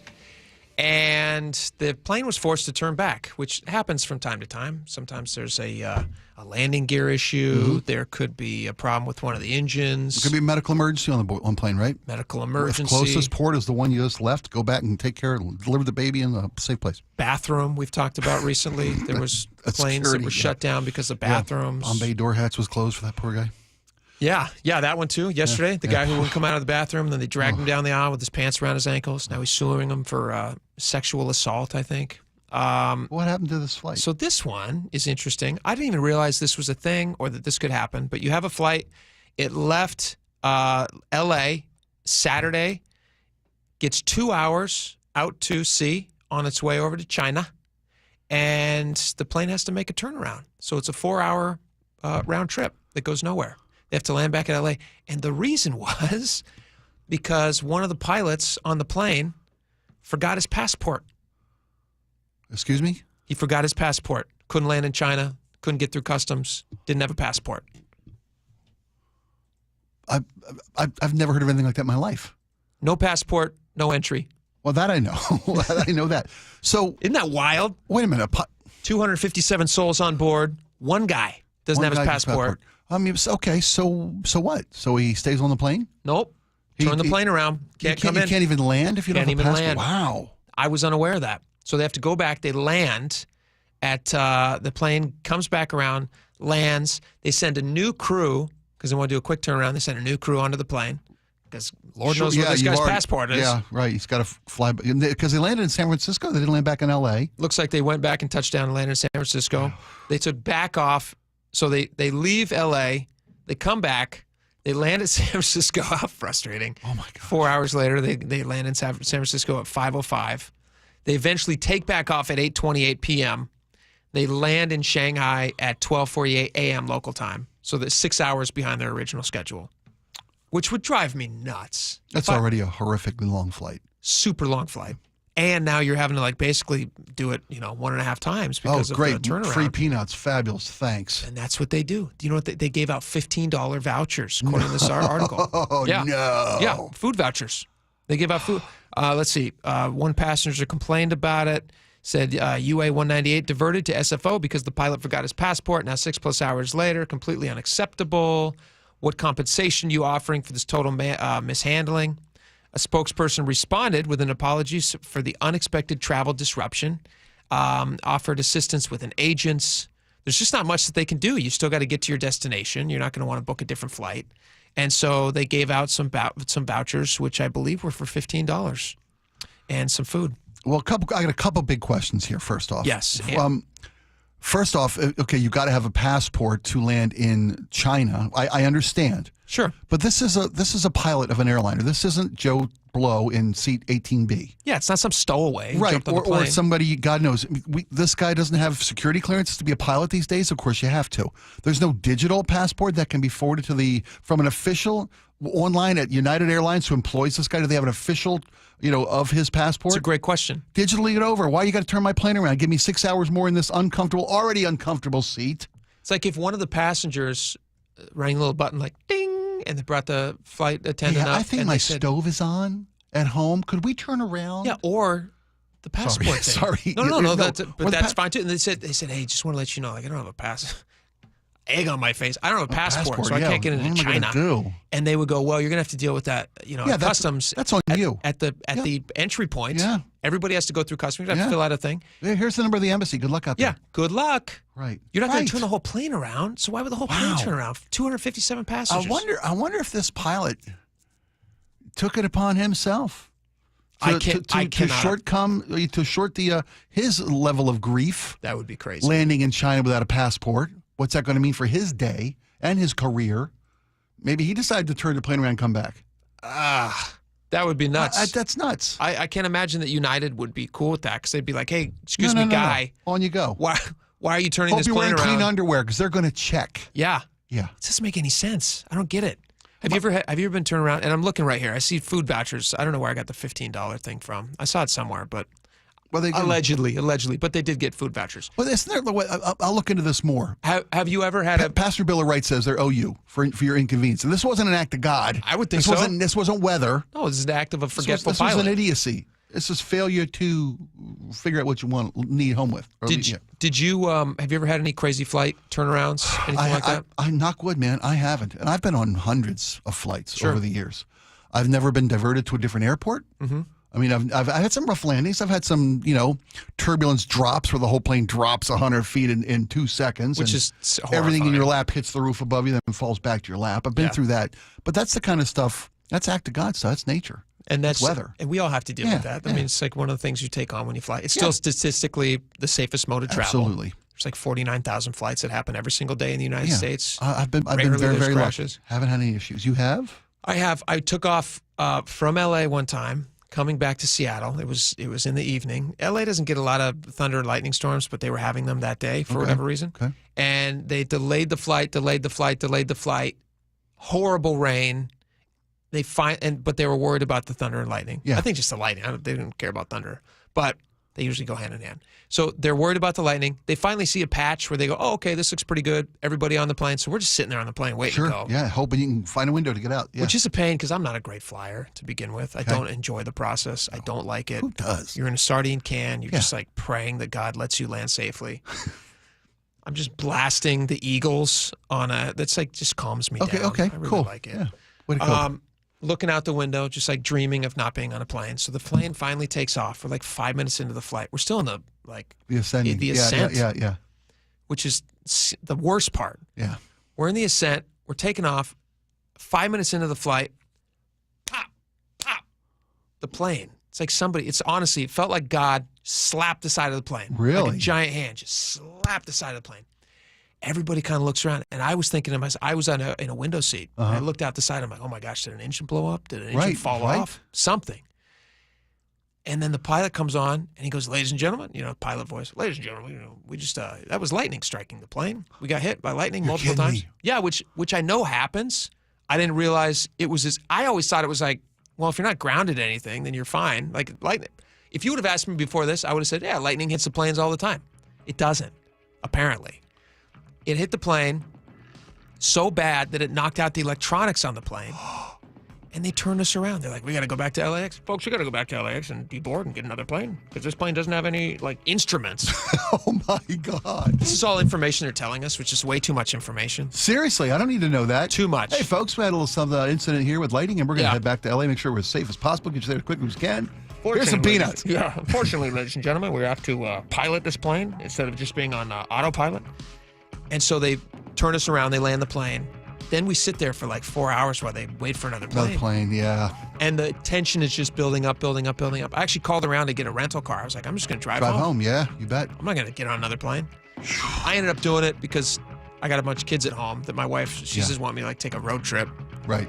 So I get back on the plane. We're fine. Obviously, I'm here. You change planes. Yeah, we changed planes. Fresh plane, safe plane. Fresh plane. Did they leave you on for hours while they couldn't let you into the airport, could they? No, they sent us back in the airport. I mean, right away, or did they leave you in the broken plane for hours first? I don't remember the length of time. It must not have been significant. Okay, good. We got off. And I hate when they hold you hostage in the tube. That's the worst. It was the worst. That's the absolute worst. Yeah. I remember once, thinking back now, we sat once for 8 hours on the tarmac in New Orleans because of weather. Gross. Because a lightning storm came through. We sat in this hot, sweaty, in New Orleans in August. Yeah, sat there and just cooked. Again, for 8 hours. There's a Bill of Rights for flyers. Now there is. Yeah. Yeah, your inconvenience, your time is worth something, and they can't just offer you a free voucher later or a discounted flight later or at $15 for a meal voucher. And thank God they have to have motivation to get you off that thing or get flying. All right, we got a lot more coming up next. If you enjoy horse racing and Emerald Downs, like I do, then you may not like this news. Is horse racing going to go away in 2026? We'll tell you about it. Stick around.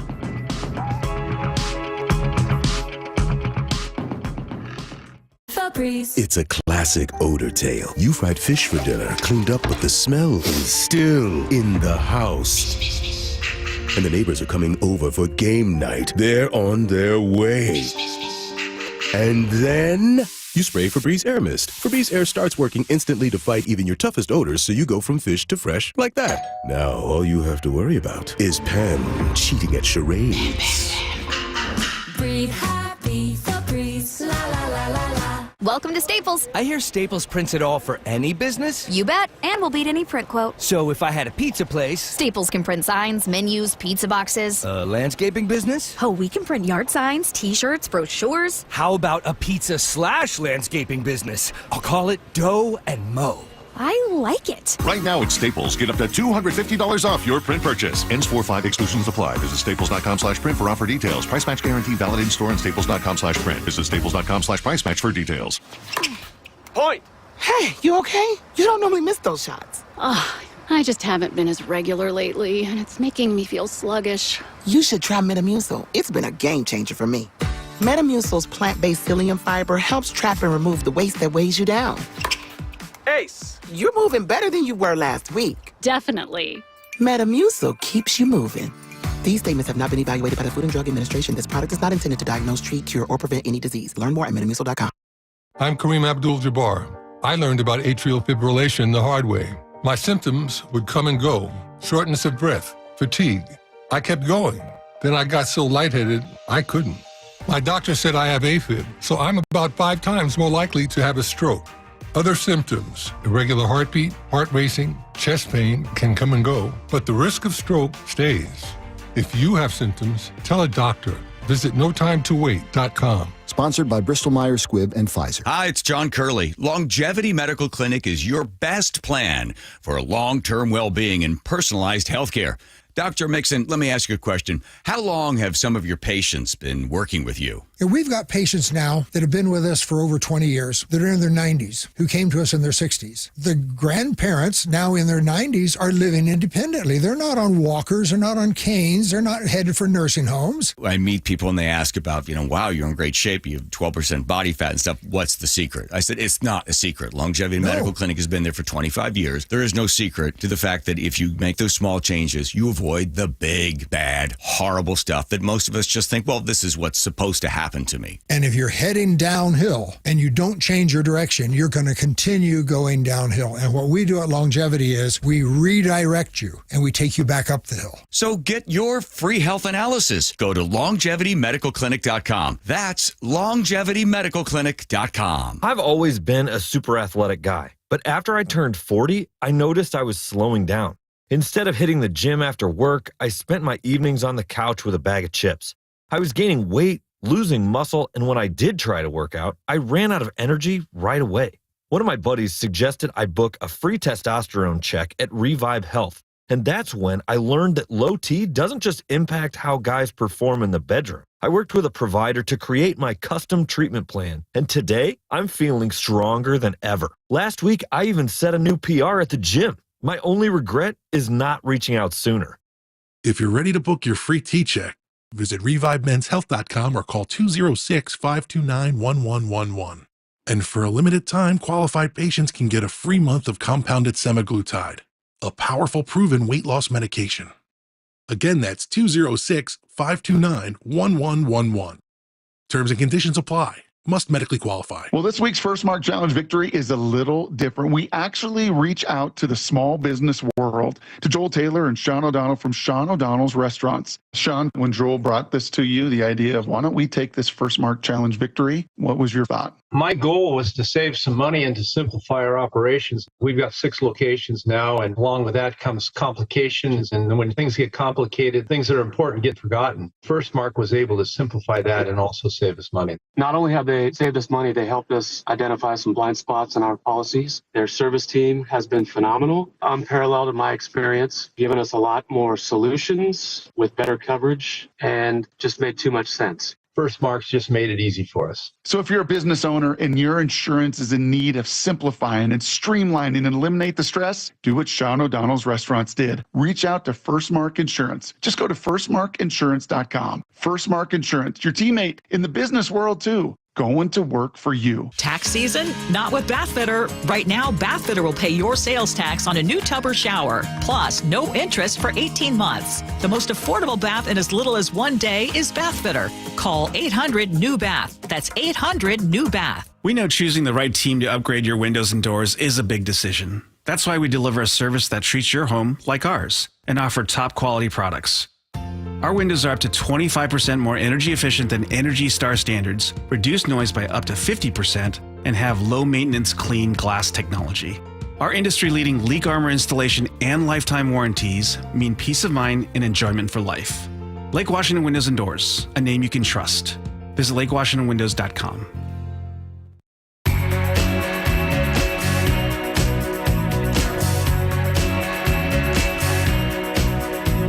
Welcome back to the show. When I saw this headline, I was a little bit worried. I'm a lot of bit worried. Emerald Downs, which is a fantastic place to go watch some horse racing. You can do some gambling. You can bet. You can do all sorts of fun stuff there. There's an article in the Seattle Times which talks about how even though they're looking forward to one of their best seasons coming up, certainly a day like today when you think about all the great weather, they're not open yet, but all the great weather coming up, it's a fun atmosphere. They might have to close down for 2026. They might not even be racing. Did you see the story, Spike? I saw this morning, and I've got a long history with Emerald Downs, with Long Acres before that, with horse racing in general. I'm from Baltimore. There you go. I'm from the Preakness. I'm from Pimlico Racetrack, which is about 20 minutes from my high school. You're half horse. I'm half horse. You're a centaur. Maryland's horse racing legacy industries is legendary. Yeah. I used to cut school and go to the horse track. Did you really? Yeah. Yeah. My senior year of high school, I had missed a couple classes, go bet the first 2 races at Pimlico, come back for lacrosse practice. That was my spring semester, my senior year. It was the greatest. I wasn't into horse. I love horses growing up, obviously. Sure. Most people do. I didn't get into horse racing until I started working for Dory. You remember Dory was a massive horse racing fan. He used to handicap all the things himself. He used to keep guides and everything. He was like, and so I went to Emerald Downs with him. And I saw it's not just horse racing you're doing there. There's a whole world. I mean, it's a whole world at Emerald Downs. And he would show me how to handicap stuff. And there's a ton of math involved, but they have people there who can help you do it. Yeah. Dory was like a math genius. I wasn't quite there, so he helped me. So here's the reason why Emerald Downs may not have a season in 2026. And we're actually going to talk with the president of Emerald Downs at 2 o'clock, so he can give us more details on this. And hopefully we can figure out a way to help avoid this. I don't even know what the answer to this is. There's something called the Horse Racing Integrity and Safety Authority. And they have fees that are imposed on these racetracks. Yeah. And this is a relatively new organization, came around in 2020. Yep. There was a series of deaths, horse deaths, in the racing industry a couple years ago, 3-4 years ago now. That's what led to this oversight body to make sure that tracks and the animals are as safe as possible. Mm-hmm. It's a good idea. Congress passed this in 2020. Yeah. And then it was basically they passed a bill authorizing it to have it's a self-regulating organization. The problem with this, though, is because of the way that they're going to institute the fees on the different racetracks. Right. It does penalize. It can be a savings for some tracks. Like It has been a good thing for the industry. But the new way that they're going to be charging fees on some of the smaller racetracks means that they're going to be essentially doubling their fees, which, we all understand that times are always tight when you're running a business. Yeah. And they have to pay double what you were paying before. So they said their costs would raise with these new fees. Emerald Downs fees would increase by 89%. Yeah. So they were paying $700, and these are like payments out to horses and the people who own the horses and the jockeys and everything. Right. And Phil will describe this all. Phil Ziegler's coming on with us 2 o'clock. He's the president of the Emerald Downs. He'll describe how this all works. But they would have to go from $712,000 in fees that they were paying up to over $1.3 million. 89% increase. And how do you figure out how to do that? How do you have to bring in a lot of extra people to make that up. It just becomes. I don't think you can. They say it's going to take public money. Yeah. To get them to stay viable, given this new how they factor in the fees into this HISA. Is that what it is? Right. HISA. Yeah. Yeah. Well, what they're changing is. They used to charge the different racetracks and base these fees to help this self-governing body of safety. It's about anti-doping. It's about medication use for horses. It's about the safety of the industry. They used to charge for the number of horses that race at a course and for the number of the amount of purse payout. Mm-hmm. They're not doing that anymore. They're just charging on the number of horses that race, which means the smaller community tracks like Long Acres Emerald Downs. I'm still there. They're going to double their fees while the Kentucky Derby, the Churchill Downs, the Pimlicos, in New York, who does the Preakness? No, Preakness is Baltimore, the Belmont Stakes, first one. Talk about Triple Crown stuff? Yeah, well, those massive tracks, they're getting massive cuts in their fees because they're not building the purses anymore. Just the number of horses at race. And at those bigger tracks are going to make massive savings. When you don't have to have as many races and you're still bringing people in, you're not going to face the same amount of fees. Emerald Downs, one of the reasons they're so great is you can go there and you can watch a ton of races. Right. But they're not charging them for the amount of money being paid to the owners. Just the horses running. Just the horses running. Yeah. So it's a tax break for the big guys, and the little tracks like Emerald Downs are getting hit. I'm all for safety. That's great. Yeah, I'm all for me safety. too. But when government overreach crushes businesses under regulation, then it doesn't make sense anymore. But we'll talk to Phil about it at 2 o'clock. Yeah. So tune back in for that. It's going to be very interesting. I had one of my best experiences at Emerald Down on a birthday. I'll tell you about it later in the show. Okay, I'd love to hear that. We got a lot more coming up. Stick around.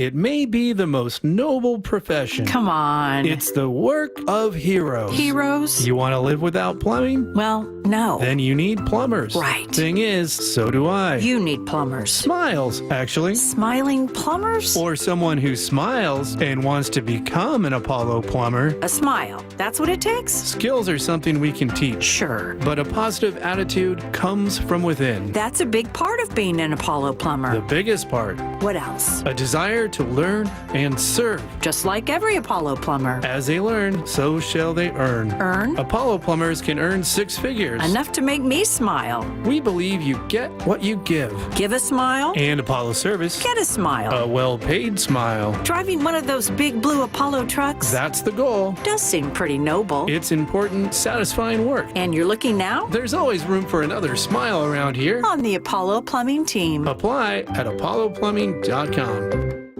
Something amazing is happening. Technology is working harder, faster, and more reliably. It's delivering results that work. But who makes technology work? CDW. We're a full-service technology solutions provider, advising our clients and designing customized solutions so they can reach their goals and do amazing things. CDW. Make amazing happen. Find out more at cdw.com. What if your business could see beyond what is and into what can be? What if you could create more impact in every decision? What if you had a partner as visionary as you are? With Bank of America, you get access to our trusted experts, real-time insights, and digital tools. So whether you run a local shop or a global enterprise, you're backed by business solutions to make every move matter. What would you like the power to do? Find out how at bankofamerica.com/banking for business. Bank of America is proud to be the official bank sponsor of FIFA World Cup 2026. Did you know colon cancer can be detected early or prevented through regular screening? I have detected Around Earth is the greatest lie ever. Okay, Roger. My uncle just passed away and I inherited his cockatoo, Roger. He was a member of the Flat Earth Society, so Roger picked up on some of his rhetoric. Anyway, screening, such as a colonoscopy. Screen these! Screen these! Roger that, Roger. Moving on. Colonoscopies can detect early-stage colon or rectal cancer or even polyps, which are abnormal growths that can turn into cancer over time. I'm a Flat Earth walker. Come on, Roger. What did I do to my uncle to deserve you? You don't get to choose what you inherit, just like colon cancer.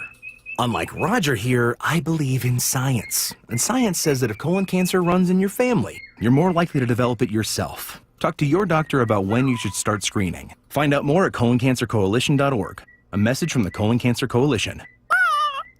Hey, I want to tell you a sellwithwes.com success story. Wes Jones knows how important your home sale can be for your future plans. So when he got a call from Susan in Federal Way, he was eager to step up and help her sell her home of 25 years. Her house was her biggest asset, and this home sale was super meaningful for her. So she's like, I know that I'm leaving money on the table in the condition that it's in. Like, what can we do? I told him up front that I did not have the time or finances to do what needed to be done. And he immediately jumped in with, well, I do. He told her about their Listing Boost concierge service. We identified probably 4 or 5 major things. It just was all so fast. They did everything. I'm a son of a builder and I've done a lot of flips over the years. So this is work that we actually like to do. We are seeking this out. And I would just tell anybody, here's his phone number, give him a call. He'll take care of it. So if you're in the market to sell your home, do what Susan did. Check out Wes Jones and his team at sellwithwes.com.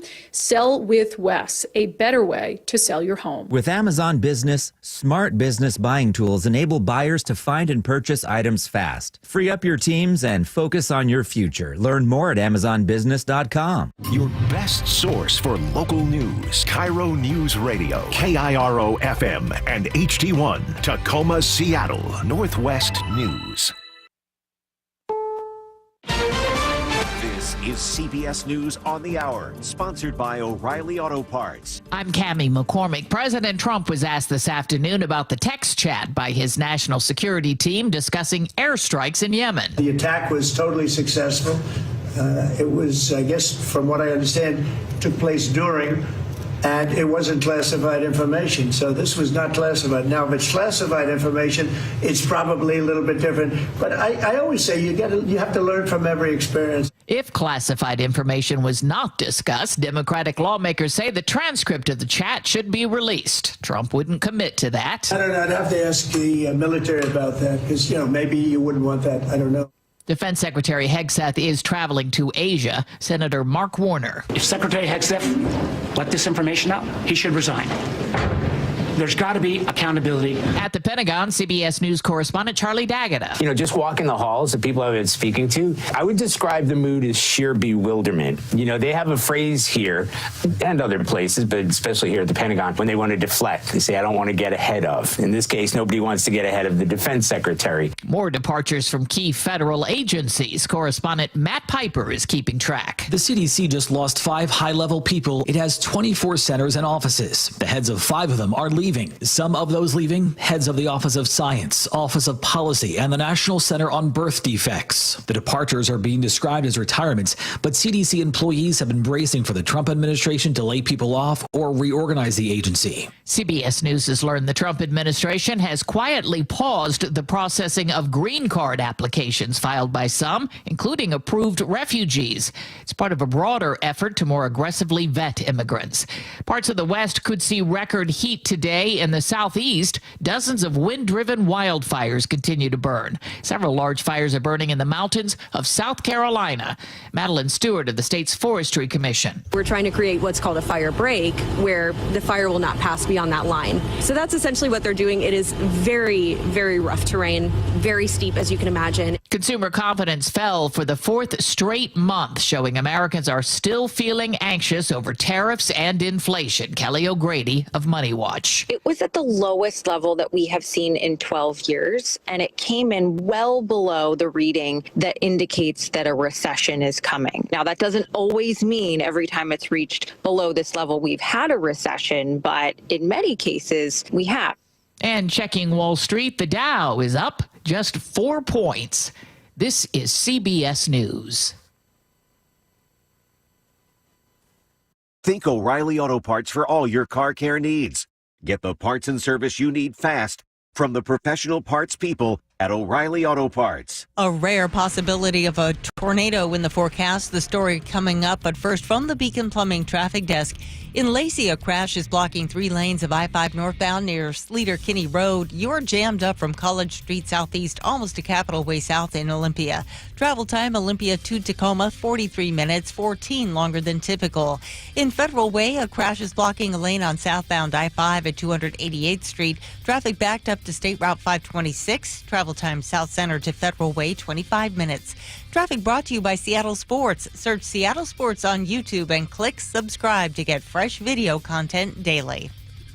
KIRO Newsradio, 97.3 FM, Northwest News. Now, the latest from KIRO Newsradio and mynorthwest.com. Good afternoon, I'm Heather Bosch. Western Washington's forecast contains the rare possibility of a tornado, thanks to unusually warm temperatures today and a cold front moving in. Meteorologist Harrison Rademacher. With the type of thunderstorms we're seeing, they will more than likely be rotating and have strong updrafts. And oftentimes when you have rotating thunderstorms, there is always a slight risk that you get enough rotation to produce a tornado. Tomorrow's stormy weather could also bring large hail and wind gusts of up to 60 miles per hour. Keep it tuned to KIRO News Radio for the very latest.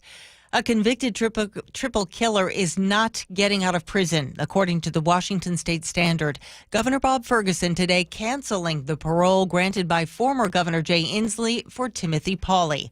Pauly is serving consecutive life sentences for killing 3 employees at a SeaTac tavern during an armed robbery in 1980. Inslee's parole drew backlash from the victims' families.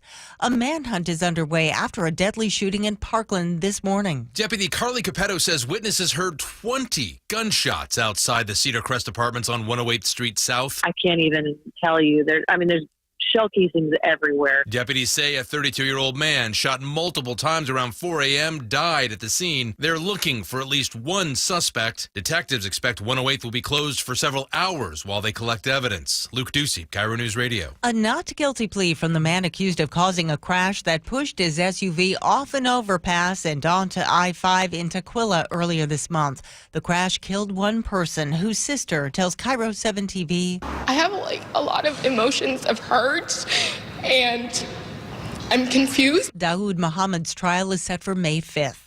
Washington state lawmakers are considering increasing the tax on a gallon of gas. The proposal would add another 6 to 9 cents on top of some of the highest fuel prices and taxes in the country. Driver Nathan Cooper. I think it's ridiculous. We pay some of the highest taxes on fuel than any other state, and I think it's just crazy. There's got to be another way than taxing our gas. Sponsors say the increase is needed to help balance a $1 billion budget shortfall in the transportation budget.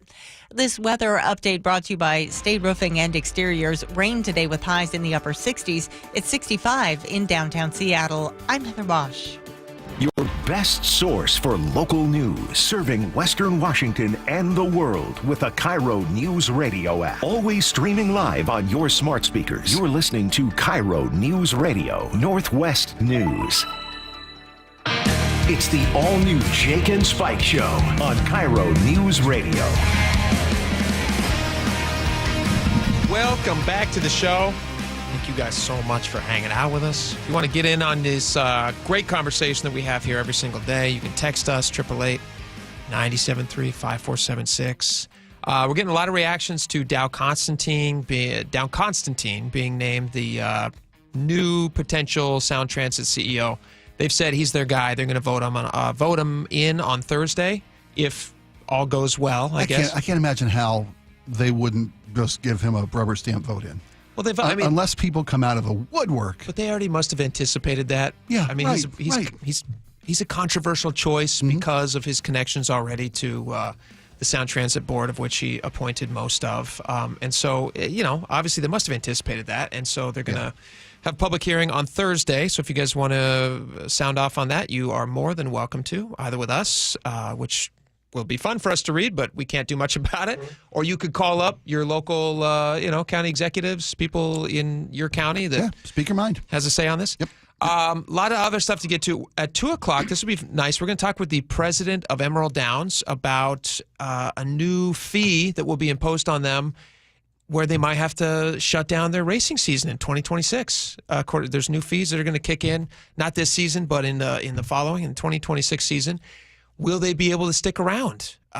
We don't know. That'd be quite a loss. It would be a huge loss. I think they're a local gym. They're a lot of fun. Yeah, it's beautiful facility. It's kind of a thing. We were talking about this before the break, but horse racing is the kind of thing that you kind of inherit from people that you know who have already been into horse racing. Yeah, I don't know if you come by it naturally.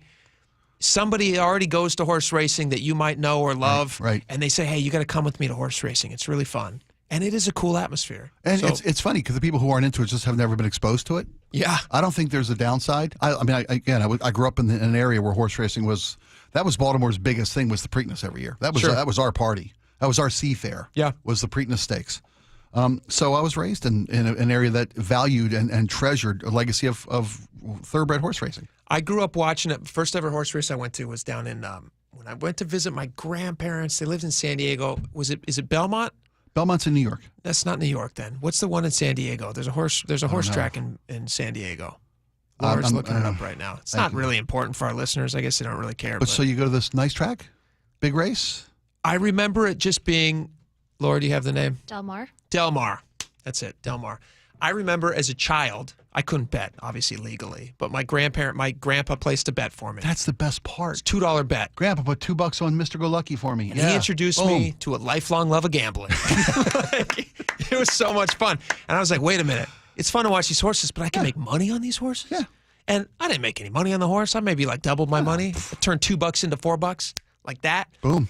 But for a child, it was so much fun. And then, you get to go to the paddock and see the horses. That was the beauty of it. That's the fun part. Yeah, watching them walk the track, watching them getting ready for the race itself. We'll get into some other stuff in a second. But before the break, I was telling you this thing we did one time at Emerald Downs. It sounds like we're like praising them too much, but it would really be a shame if they weren't able to do their season in 2026. And I touched on it briefly in our last segment, but for me, this is a matter of the haves and the have-nots. Again, massive breaks for the larger tracks that pay out massive.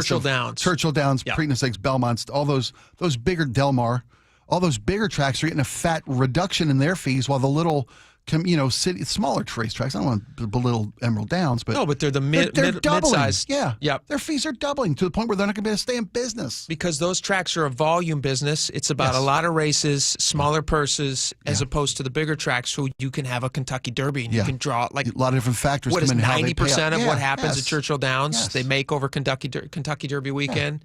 Selling mint juleps to people in big hats. And the TV rights off-track betting is also a big thing now. Sure. You can go and watch races from around the country, and this little local treasure that is Emerald Downs is going to go away. It may go away.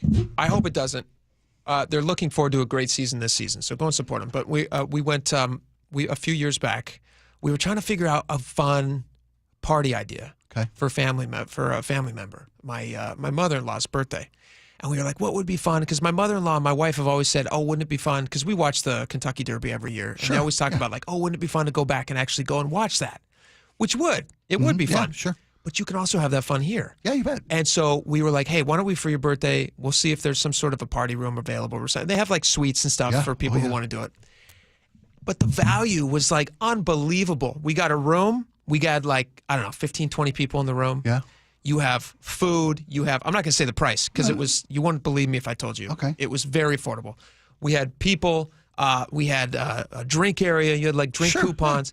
But they also have one of those betting kiosks in your room. Yes. And then they have somebody come in, teach you about all the horses so they can teach you how to make money. What a which great they did. day, man. It's fantastic. And the cool part was we've got all these kids. Yeah. And the kids love it. Sure. So it's a really cool thing. Horses. Yes. Horses. So we hope it doesn't go away. And we'll talk to Emerald Downs 2:00. So tune in for that. All right, we got a lot to get to this hour. You and I are going to have a disagreement in just a little bit on a very interesting topic. We are hearing. I want to cover this a little for just a half second. Yesterday, we told you about this horrific crime that happened back in 1980. And there was it's a triple murder case back in 1980. There was a guy named Timothy Pauly who was arrested. He was part of this. There was a break-in at the end of a shift at this tavern in SeaTac.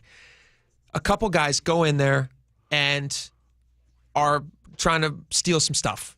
And it's horrible, and some of these details are just awful. So we're going to try to gloss over these as best we can. But they tie up 3 women who were working in there, and they take 2 of the guys who were working there. So there's 5 people total. 2 of the guys who are working there, they take back into a walk-in freezer. They execute them, execution style. One of the women, all the women they were forced to undress, so take their clothes off. Super horrible, humiliating, nightmare. They're tied up with cords. One of the women ends up dying via strangulation. They get these guys. They arrest them. One of the guys, Timothy Pauly, has been in prison since 1980. Mm-hmm. For a long time, up until even 2022, they denied his possibility parole. He was sentenced to life without parole. So they denied him that.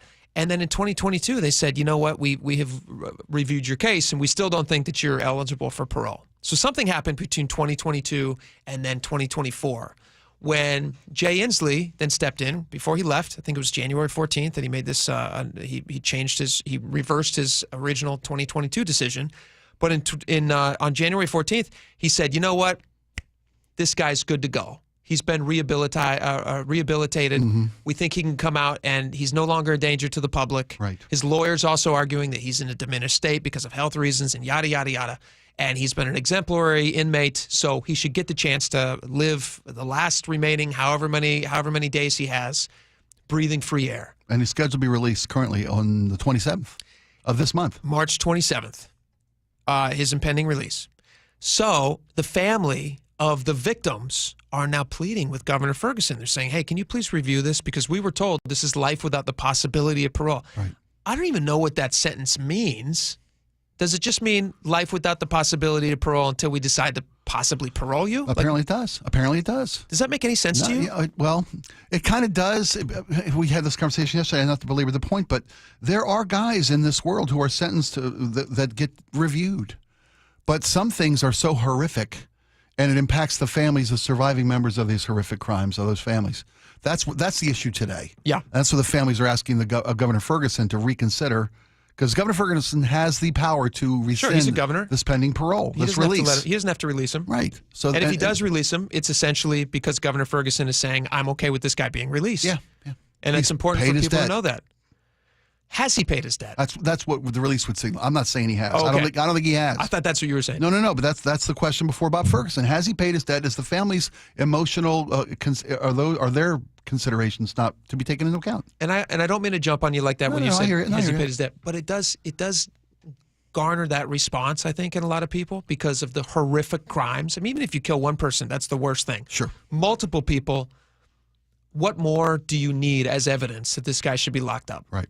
And there is a price to pay for doing horrible things, even when you're young. Yeah, he was 21. He was 21 years old. Obviously, that's a long time ago, 1980. So that's many, many years ago. Still, he took 3 people's lives who might otherwise be here. In the most horrific of fashion. In the most horrific way. Execution murders, and it's horrible. So the family's now reaching out. The family spoke to Como News' Chris Daniels about why they would want to see this guy continue to be locked up. He chose to open up the cooler and point blank executed our father and Robert, who posed him no harm. They were tied up in a cooler. When he left, there were 5 people dead in his mind, and there was no witnesses. That should be life in prison without any question. Do you think he's shown any sort of remorse? No. There's no remorse. There's no empathy. There's a clip here of him expressing his regret. I actually don't feel like playing that. I don't want to give him the airtime. Dave Reichert, who was at the scene of the crime that day, and Dave Reichert knows something about horrible killers.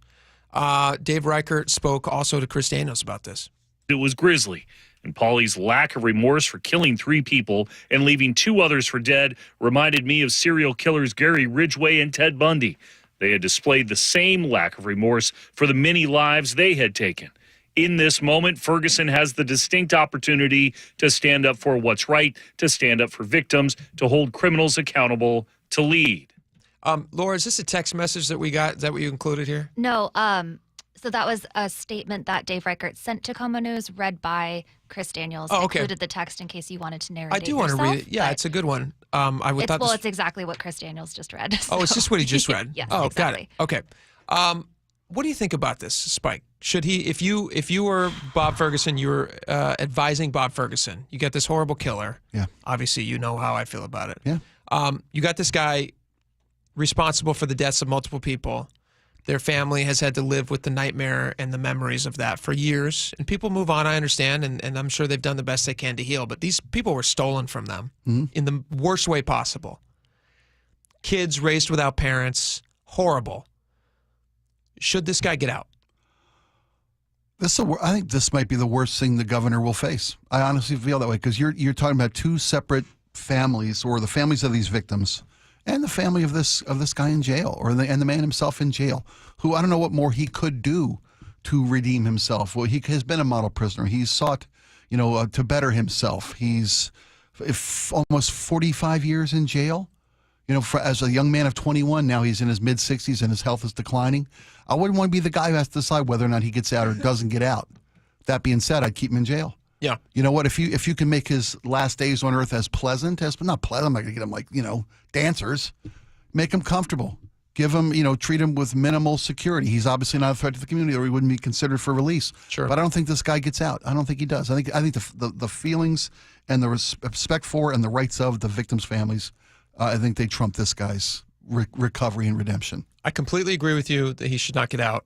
I think you should respect more the feelings of the family over. They're whatever. re-traumatized. That's exactly the definition of that. When these guys have to go through again the loss, because 100%. This guy's going to be kicked out to the street. And if this guy has bettered his life in prison, that's for him. That's great. I'm glad that he's done that for himself. But he should do that. That should be what he's doing. He could also live in a horrible nightmare of the world that he has brought upon himself. Yeah. when he made the choice to go in there and murder people. Yep. I don't see why it's even a tough decision. I think for Ferguson, this is a very easy one. If I were him, I would say, listen, no, this guy was given life without the possibility of parole. We're going to respect that. I don't care that he's rehabilitated himself. Get him another book. If he wants to read a book in prison, great. Give him a cell with a view. Give him transfer him someplace I don't know nice. if we need to go that hard. Transfer him to a beachfront prison in San Diego. No, Beautiful view. Give him a sunset, but don't let him out. I wouldn't give him a sunset. Well, you know. I wouldn't give him. You're too nice. Well, You're you too know me. kind. I'm a snowflake. I have a much colder heart. I just don't like he's living as he did the worst thing you can possibly do. Yeah. So why would we reward that? Even if he's changed his life. And up until 2022, the board who reviewed it, Governor Jay Inslee in 2022, that's just 2.5 years ago. They said, no way, this guy can't go. Yeah. They can't do it. But now something changed. Did he read a book? Did he figure out like, oh, if I say the right things, then maybe they'll change their mind about me? I don't think that the guy, he was given life without the possibility of parole. Right. The family has been suffering through this. Don't put them through that again. I'm with you. Craziness. All right, let's get to this other thing real fast. Do you want to talk about? I want to give you a chance to talk about this because it's interesting. Those Trump texts, not the Trump texts, but the war plans. Do you see the story? We can't do this in 3 minutes. I can do it in 3 minutes if you want to tell me how I feel about it. Tell you how I feel about it. This is embarrassment. This is the Atlantic. Tragic. A journalist for the Atlantic, his name is Jeffrey Goldberg. Initials JG. Was added to a group chat where they were discussing plans, war plans. Was this in Yemen? Yemen. This was with the Houthis? If you haven't heard this story yet, welcome back from your coma. I'm glad you're back. This has been everywhere in the news today. The story is that a group of high-level Trump administration officials, all in national security clearance, whether it's the National Security Advisor, the head of intelligence, Tulsi Gabbard, the Secretary of Defense, Pete Hegseth, has this chain of 18 people, and they're sending out information about a pending strike in Yemen against Houthi rebels. Somehow on this chain is included the editor-in-chief of The Atlantic, a very liberal-leaning publication in Washington, D.C. Well, the text goes out to all these different people on a platform called Signal, which is an encrypted but unsecured platform. Sure. So the story breaks yesterday from the editor of The Atlantic say, hey, Trump administration happened to mistakenly text me their battle plans for a raid on Houthi rebels on these platforms. And now it's been spin control and damage control across every level of the government today. The White House denies that there was... The White House denies that... Hegseth denies it. The White House did confirm that those texts were real. No, not the text. They said that the plans... Nothing was classified. They said that the plans that were sent out, they agreed that the texts were sent and he was mistakenly put on this thing. But, they're saying that they're downplaying the importance of the incident, and that's across all levels of both government representation and media representation for conservative side. There was a big hearing today on Capitol Hill. Just happened to be scheduled a national intelligence hearing before Congress, a committee of Congress, to say, hey, where are we at these days in national security? And obviously this came up repeatedly with Tulsi Gabbard, with various elements with the head of the FBI, Kash Patel, blah, blah, blah. And they're just, and Ratcliffe, the head of the FBI. And they're saying, well, it wasn't that big a deal. No classified information was spent out. Sure. There were no it's been denial and play down the severity of this. Which is what you'd expect when somebody makes a mistake. It's what you expect, but there's no way no one can seriously be pushing that narrative and believing their own BS. Well, no, that it was clearly a mistake was made. Clearly a mistake was made. That's very true. Yeah. But to text out, and first off, why is the Secretary of Treasury on this rah-rah loop about the text? I mean, again, there's too much to get into here for the limited time that we have available. This should never have been done on an unsecured platform. Total mistake. Complete. Agreed. Yeah. Well, that's a breach of national security, because this Signal platform has been targeted by Russian intelligence and Chinese intelligence. I've seen a lot of coverage on this in the last 24 hours. I think these things have been targeted for interception from hostile foreign governments. Fortunately, I think they will probably fix this problem going forward. Make sure that when you're adding somebody to a text chain that you get the right name. Well, the question I heard raised this morning, I think it was General what was his name? McCafferty was on with G and Ursula, or G and Greg today, or Ursula and Greg. He's saying, why aren't these people using a secure channel out of the gate? Sure. And is this the first time they put something on Signal? That just so happened to be there was a reporter looped in by accident? Well, obviously, it must not have been. Nobody gets caught the first time they do anything. Yeah. Right? So these guys are operating on unsecure channels with national security information. Sure. These are our troops being sent abroad to drop bombs on bad guys. If somebody gets this information prior to it happening, there goes the safety of our fighting men and women. Unfortunately, Atlantic journalists didn't. And that guy's asked to win more responsibility than anybody on this chain. Is the one guy who shouldn't have been there is the only adult in the room. Well, I don't know if that's necessarily true, but a mistake was made. Horrible. And hopefully they fix that in the future. Should there be consequences? For somebody accidentally being put on a text chain? No, for somebody. No, see, the thing, that's the thing that gets, I know we're running out of time. The biggest problem here is it wasn't a reporter, it was on the chain, is that they're doing this on Signal, an unsecure platform. What do you think should happen? These are unfit people. These are unqualified people for these. Every one of them? Some of them, and high-level people. Okay. Head of National Security, the defense secretary. First off, why are you telling these people about the... Should he step down? Absolutely. He should step down. Okay. And if it were me. J.D. Vance step down? I don't know. But there should be honest accounting and accountability. I'm with you there. Boom. Everybody. There you go. Yep. Yeah. I don't agree they should step down. Mistakes can happen, obviously, but we'll see how this goes. Obviously, a big story. Thank you for your take on this, my Mike. pleasure. Thanks for letting me spit out the venom there. I've been chewing it out all morning. I'm going nuts. I've been waiting. To give you a chance to release some of that stress. That. I want to get that out. My doctor thanks you. I want to get you out of your system before you and I have our disagreement. Listen, which will be next. All right, we'll be right back.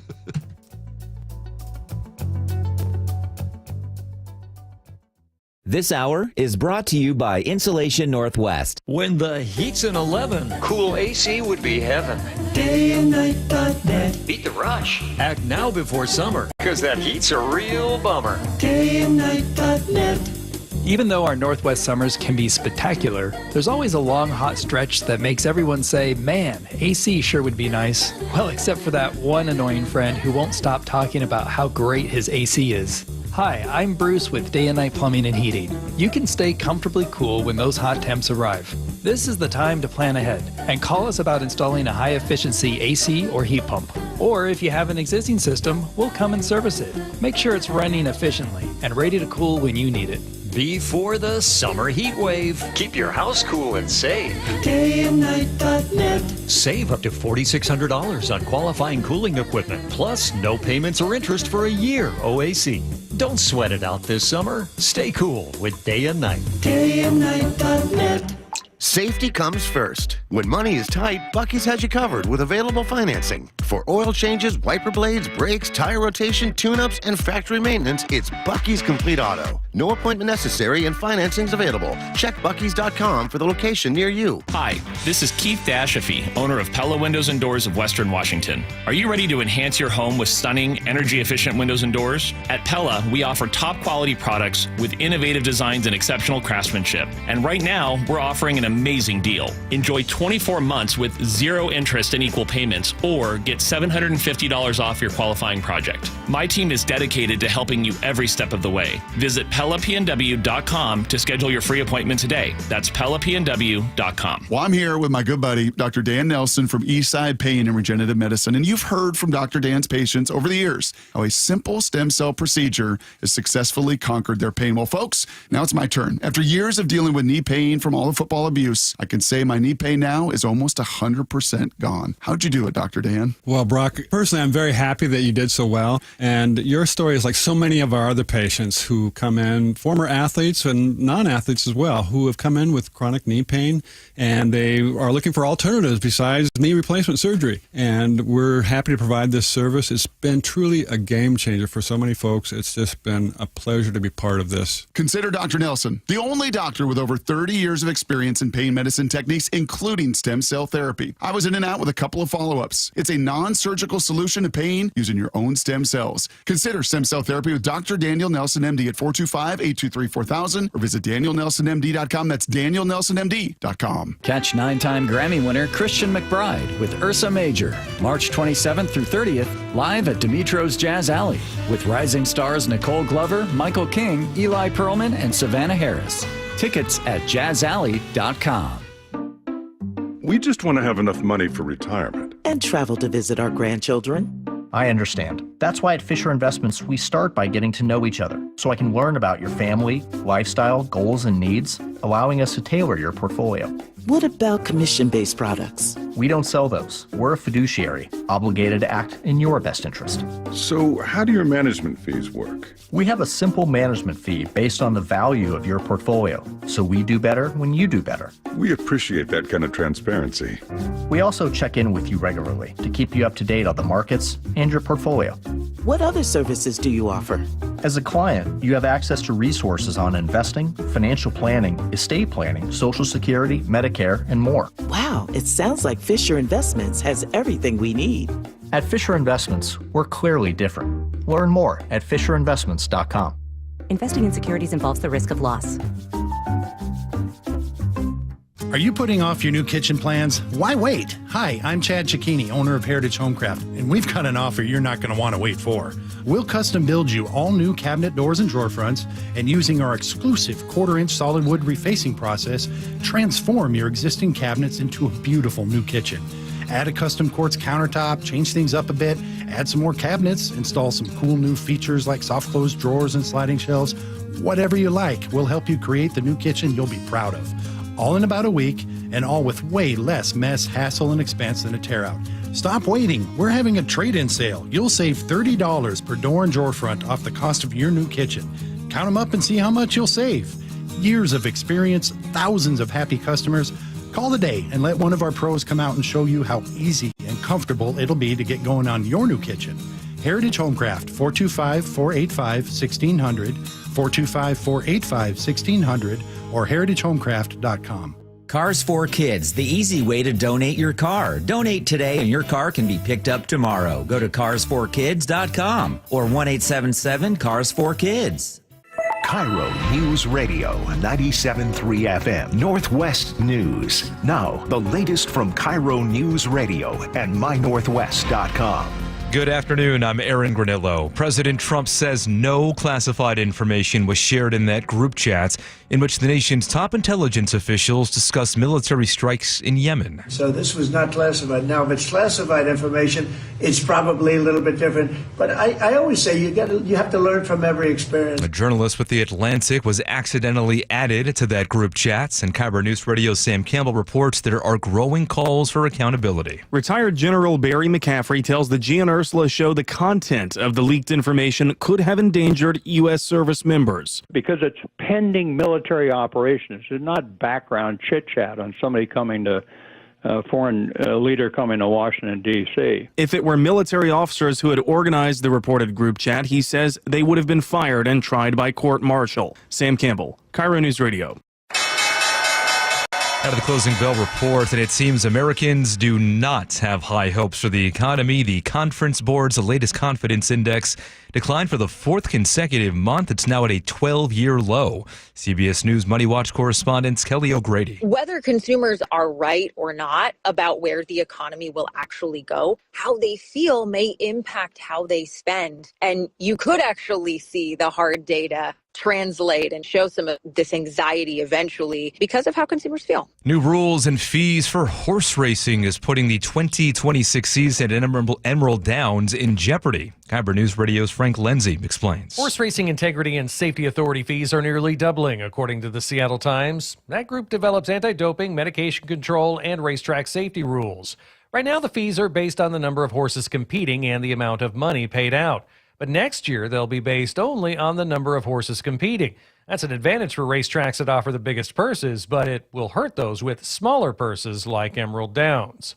Frank Lenzi, KIRO News Radio. At the close today on Wall Street, Dow ahead 4 points, S&P up by 9, and the NASDAQ gained 83 points.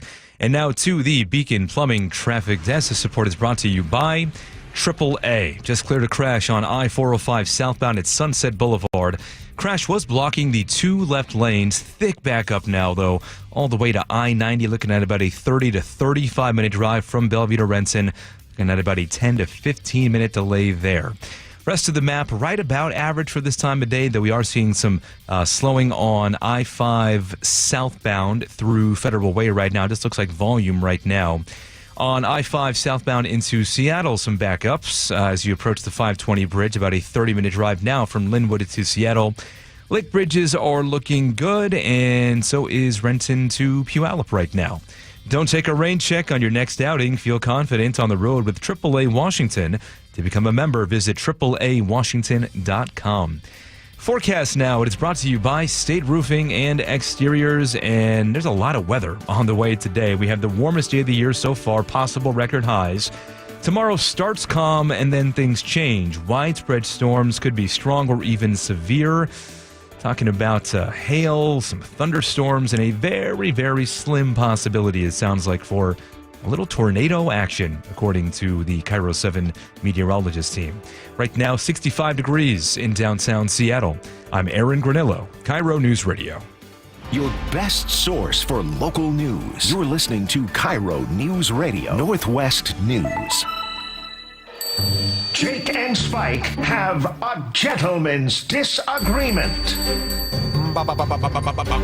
A little bit of breaking news, Spike. Before we get into our gentleman's disagreement. We should do this. And this is great news. Yeah. We're hearing about this. This is fun. Bob Ferguson has announced he's going to cancel the parole for Timothy Pauly. He's that guy we were just talking about last segment. He's going to cancel his parole, so he's not going to get out of jail, which is fantastic. Yeah, another Fergalicious moment. He's racking them up. Yep, that's a Fergalicious, tasty. That's good. That's a common sense thing. He should have done that. It's the right thing. And it's probably not appropriate that we take a small modicum of credit here. But we were very adamant yesterday. Adamant yesterday and today. And today. And I don't know how he did it because this announcement technically happened before we just discussed it a second ago. But I do think there is some sort of a time thing that may have broken down, like a continuum. We did it a lot yesterday. I think we he were heard pretty us adamant yesterday. I think he heard us yesterday. Yeah, pretty adamant. And if he has a time machine, he listened to his last segment, he may have gone back and made a decision.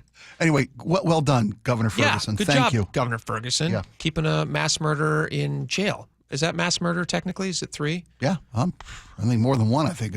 A multi-murderer in jail. I think that's a good call. Keep him in jail. Keep him locked up. All right. For our gentleman's disagreement today, this is an interesting one. City of Shoreline, which is close to your neck of the woods, Spike. Yeah, that's my official address. Shoreline, Washington. There was something called Coffee with a Cop. Now, I don't know if you know what Coffee with a Cop is, but it is exactly as it sounds. The description is in the name.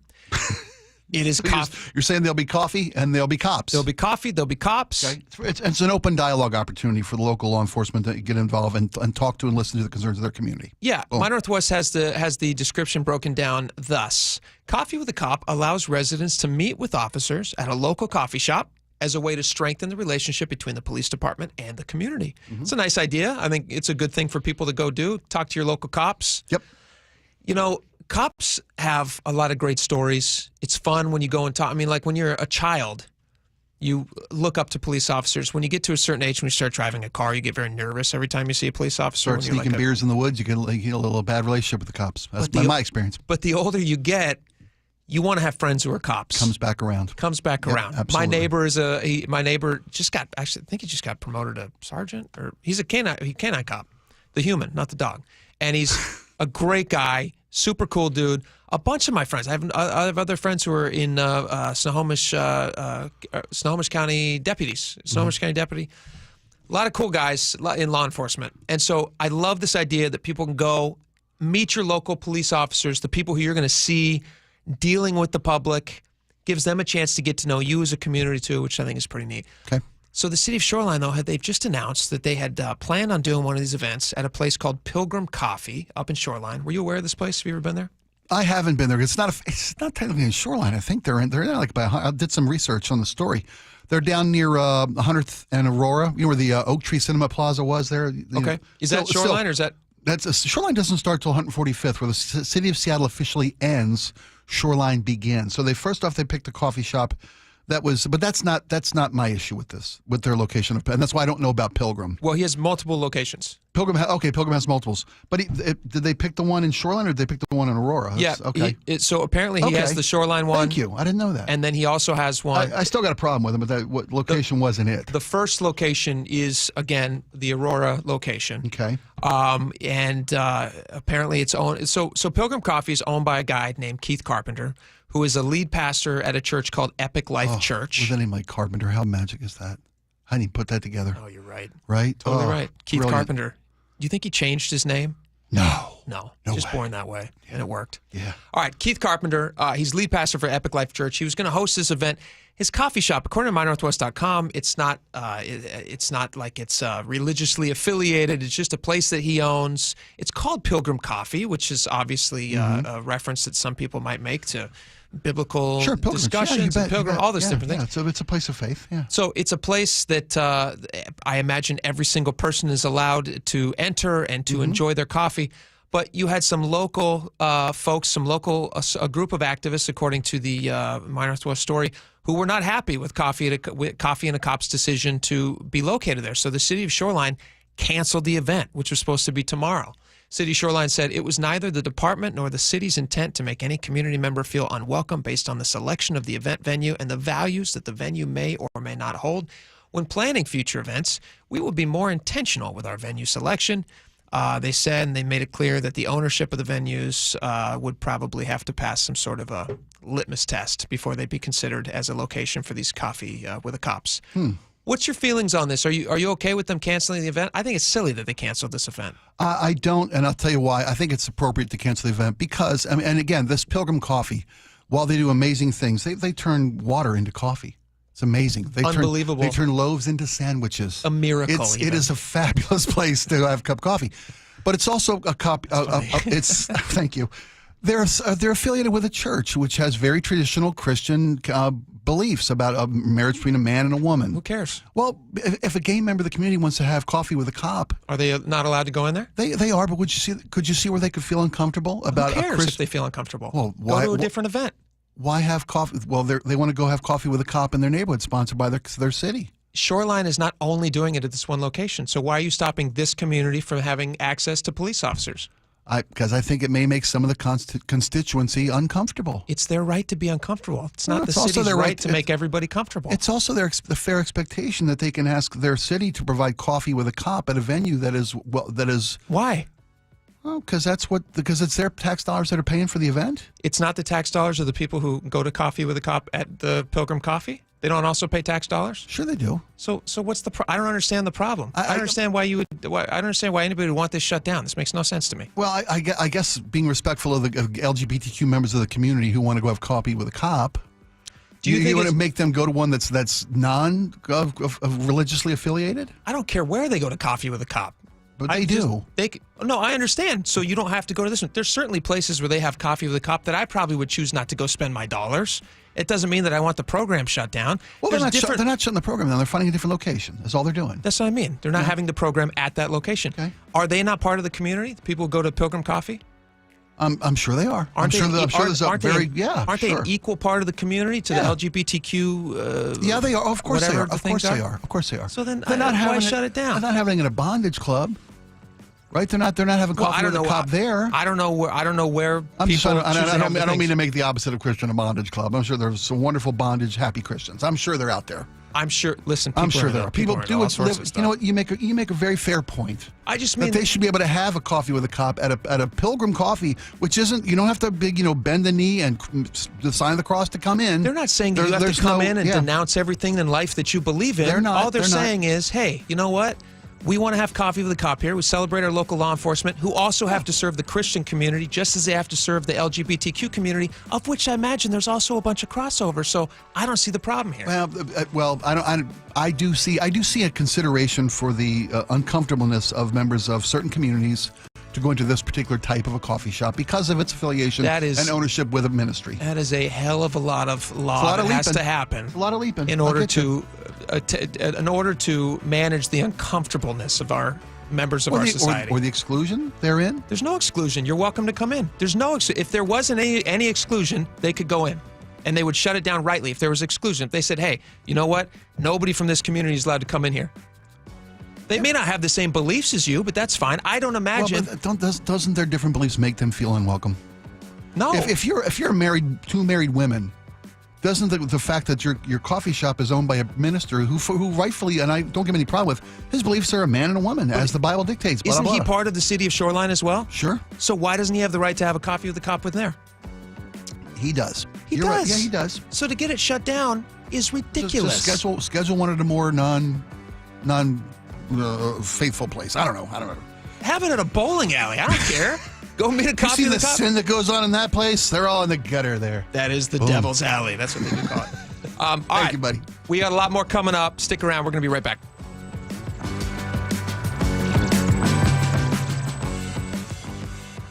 Mike Rowe here with a quick question. Have you noticed cracks in your drywall, chimney, or exterior walls? I hope not, because if you have, they could be indications that you've got a much bigger problem with your foundation. That's where Groundworks comes in. They can honestly assess your situation and create a plan to stabilize your foundation. Schedule your free inspection at groundworks.com/row. And while you're there, check out my latest dirty job. It's a good one. Licensed in all states where work is performed. See website for details. At Lake Washington Windows and Doors, we offer premium windows that are 25% more energy efficient, reduce noise by 50%, and come with clean glass technology. And Leak Armor Installation gives you a lifetime warranty to protect your home. Visit LakeWashingtonWindows.com. Through March 31st, save double on your sales tax from Lake Washington Windows and Doors. Plus, enjoy easy 0 down, 0 payments, and 0 interest, same as cash 12-month financing. Visit LakeWashingtonWindows.com to save double today. Ladies and gentlemen, this is for you too. Stubborn fat is really hard to get rid of, and then there's all those gimmicky lasers, fat freezing methods, and prescriptions. Imagine a simple solution that takes just 1 day and provides immediate noticeable results. Introducing ProSculpt. ProSculpt uses air-assisted technology that's safe and gentle yet powerful, delivering instant fat-reducing and skin-tightening results. Performed by board-certified plastic surgeons while fully awake, ProSculpt contours your body with minimal downtime. It's designed to target those problem areas: waistline, neck, face, arms, thighs. ProSculpt gently removes unwanted fat and tightens loose skin with FDA-cleared plasma technology, all in a simple, guaranteed 1-day procedure. ProSculpt is one and done. Schedule your free consultation at prosculpt.com for $250 off. For powerful permanent fat removal and skin tightening that works for ladies and you men, it's prosculpt.com. These days, figuring out what, where, and how to watch TV is out of control. And so is the cost.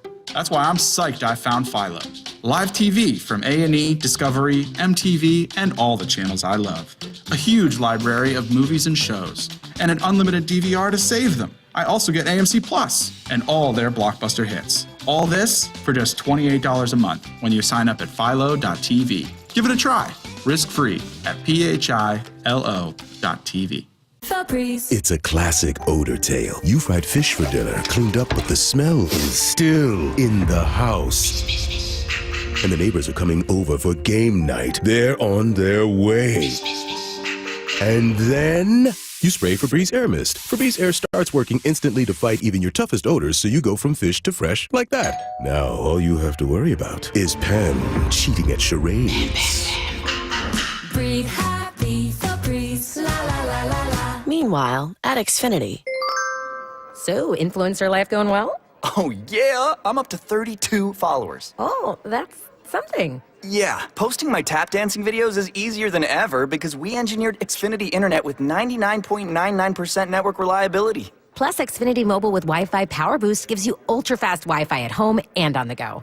But wait, tap dancing? You don't tap dance. Hey, what I lack in skill, I make up with passion. Do more of what you love and love how fast you do it with Xfinity Internet and mobile. And now through April 21st, get 300 megabit Xfinity Internet and 1 unlimited mobile line together for $25 a month for 1 year and save $1,000 in your first year over Verizon and AT&T.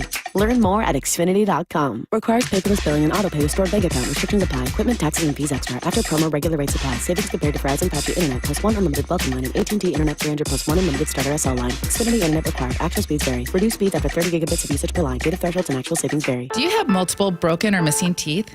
I'm Holly with South Seattle Smiles, a unique dental implant practice using Blue Cross Blue Shield PPO to pay for life-altering dental implant treatment. Your insurance company will never volunteer to help. That's where I come in. I guide you through the medical insurance bureaucracy, and I'm really good at it. If you have Blue Cross Blue Shield PPO, call us right now at 206-241-5533, 206-241-5533, or drtimmerman.com. Catch 9-time Grammy winner Christian McBride with Ursa Major, March 27th through 30th, live at Dimitro's Jazz Alley, with rising stars Nicole Glover, Michael King, Eli Pearlman, and Savannah Harris. Tickets at jazzalley.com. From office supplies to IT essentials, Amazon Business provides tools that help you save costs and make insight-based decisions. Learn how to bring your visions to life at AmazonBusiness.com. Cars for Kids, your trusted charity for car donations, also accepts donations of boats, RVs, motorcycles, and real estate. Call today, 877-CARS4KIDS. Feel positive and boost confidence with a full head of hair. Advanced Hair's simple one-day treatment begins regrowing your own natural hair the very next day. They addressed my bald spot, and the results have been absolutely life-changing. And get this, Dr. Harango and his world-class team at Advanced Hair were recently awarded 425 Business of the Year. For your free consultation, $250 off and 250 free hair grafts. Call 425-449-8185, advancedhair.com. Welcome back to the show. I saw this video. I could not believe that this might work. There's a guy. I assume he's a farmer or something. He's on a farm. I don't know what he is, but he's walking through a giant field of jalapenos.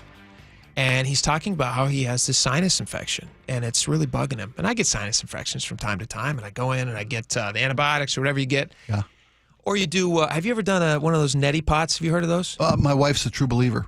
We have one at home. I myself don't partake. It's just too uncomfortable to have something to drown myself basically in my sinus cavity. Do you think does she likes she swears them? by them. She says swears they work. by them. Yep, like a saline saltwater solution. Sure. She says it works every time, and she's got great success. They look bizarre though. You fill them up and you pour them in the just tube in your nose. Tube in your nose. It looks like a tiny little pot. Yes.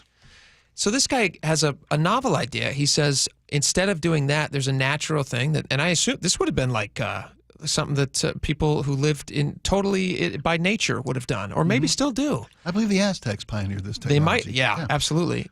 This is apparently you can just take a chunk of jalapeno, shove it up your nose, solves the problem. All right, y'all, I'm back in the field today, and I'm looking at some jalapenos. And the reason I'm here today is because I got a small sinus infection, and I wanted to show y'all a little trick that I learned from a crew leader back in the day. There's a little yellow streak on that jalapeno, and that's where all the heat is. That's where all the Scoville units are. And Scoville units, we were aware of that. That's how you measure heat. Measure heat, there you go. He did it to clear out his pink eye. He rubbed it all over his eye. His what? And it also works for a little sinus infection. So that's what I'm battling today.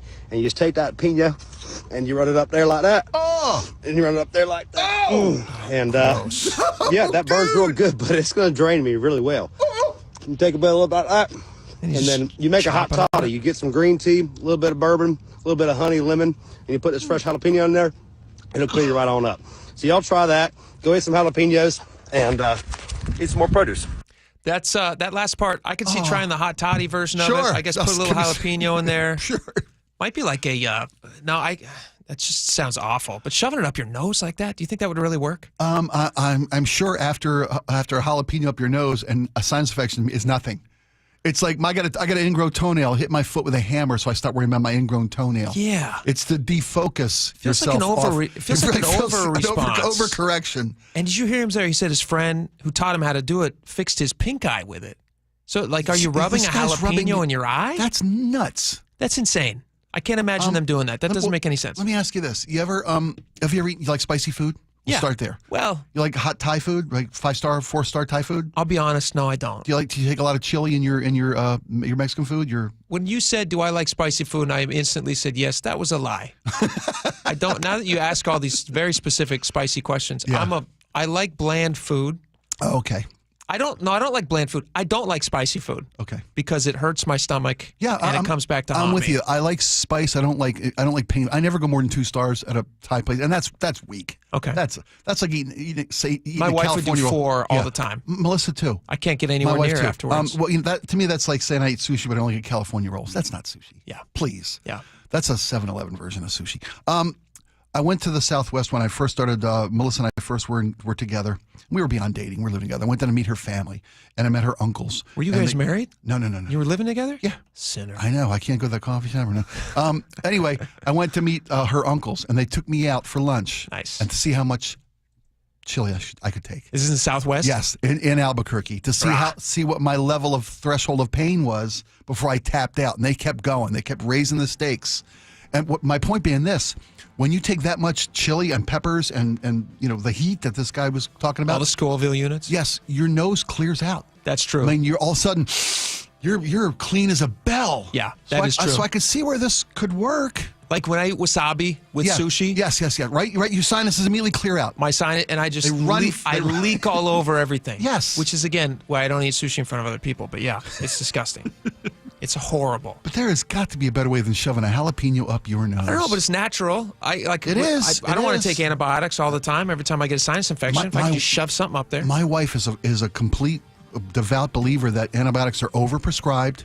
We give the kids antibiotics for every little thing. Totally agree with you. And they build up an immunity to it. Totally and it takes stronger and stronger and stronger antibiotics when you have a real issue. I go to a lady every time I want antibiotics. I go in to one of those walk in just check-ins, whatever it's at. I'm not going to say the name of it because I don't want her to cut me off.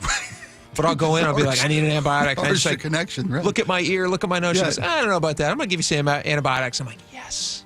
When I went out, but you're right. You build up a tolerance. I had a stomach issue a couple weeks ago. I went into emergency care, and they're like, "No, I'm not going to give you antibiotics. We're going to make you over the counters." I'll give you the number to my guy. Please, I need a hookup. I can get you. I can Seriously, get him for you. I don't want to go through that again. The jalapeno is my next step. Watch out for the jalapenos; they'll get you. We have a lot more coming up. We got the president of Emerald Downs going to join us next. Awesome. Their 2026 season may not happen because of these new fees, which I don't think are a good idea. Obviously, if it shuts down the racing industry locally here, then I don't think anybody's going to think it's a good idea. But we'll talk about it with him next. Stick around. We'll be right back.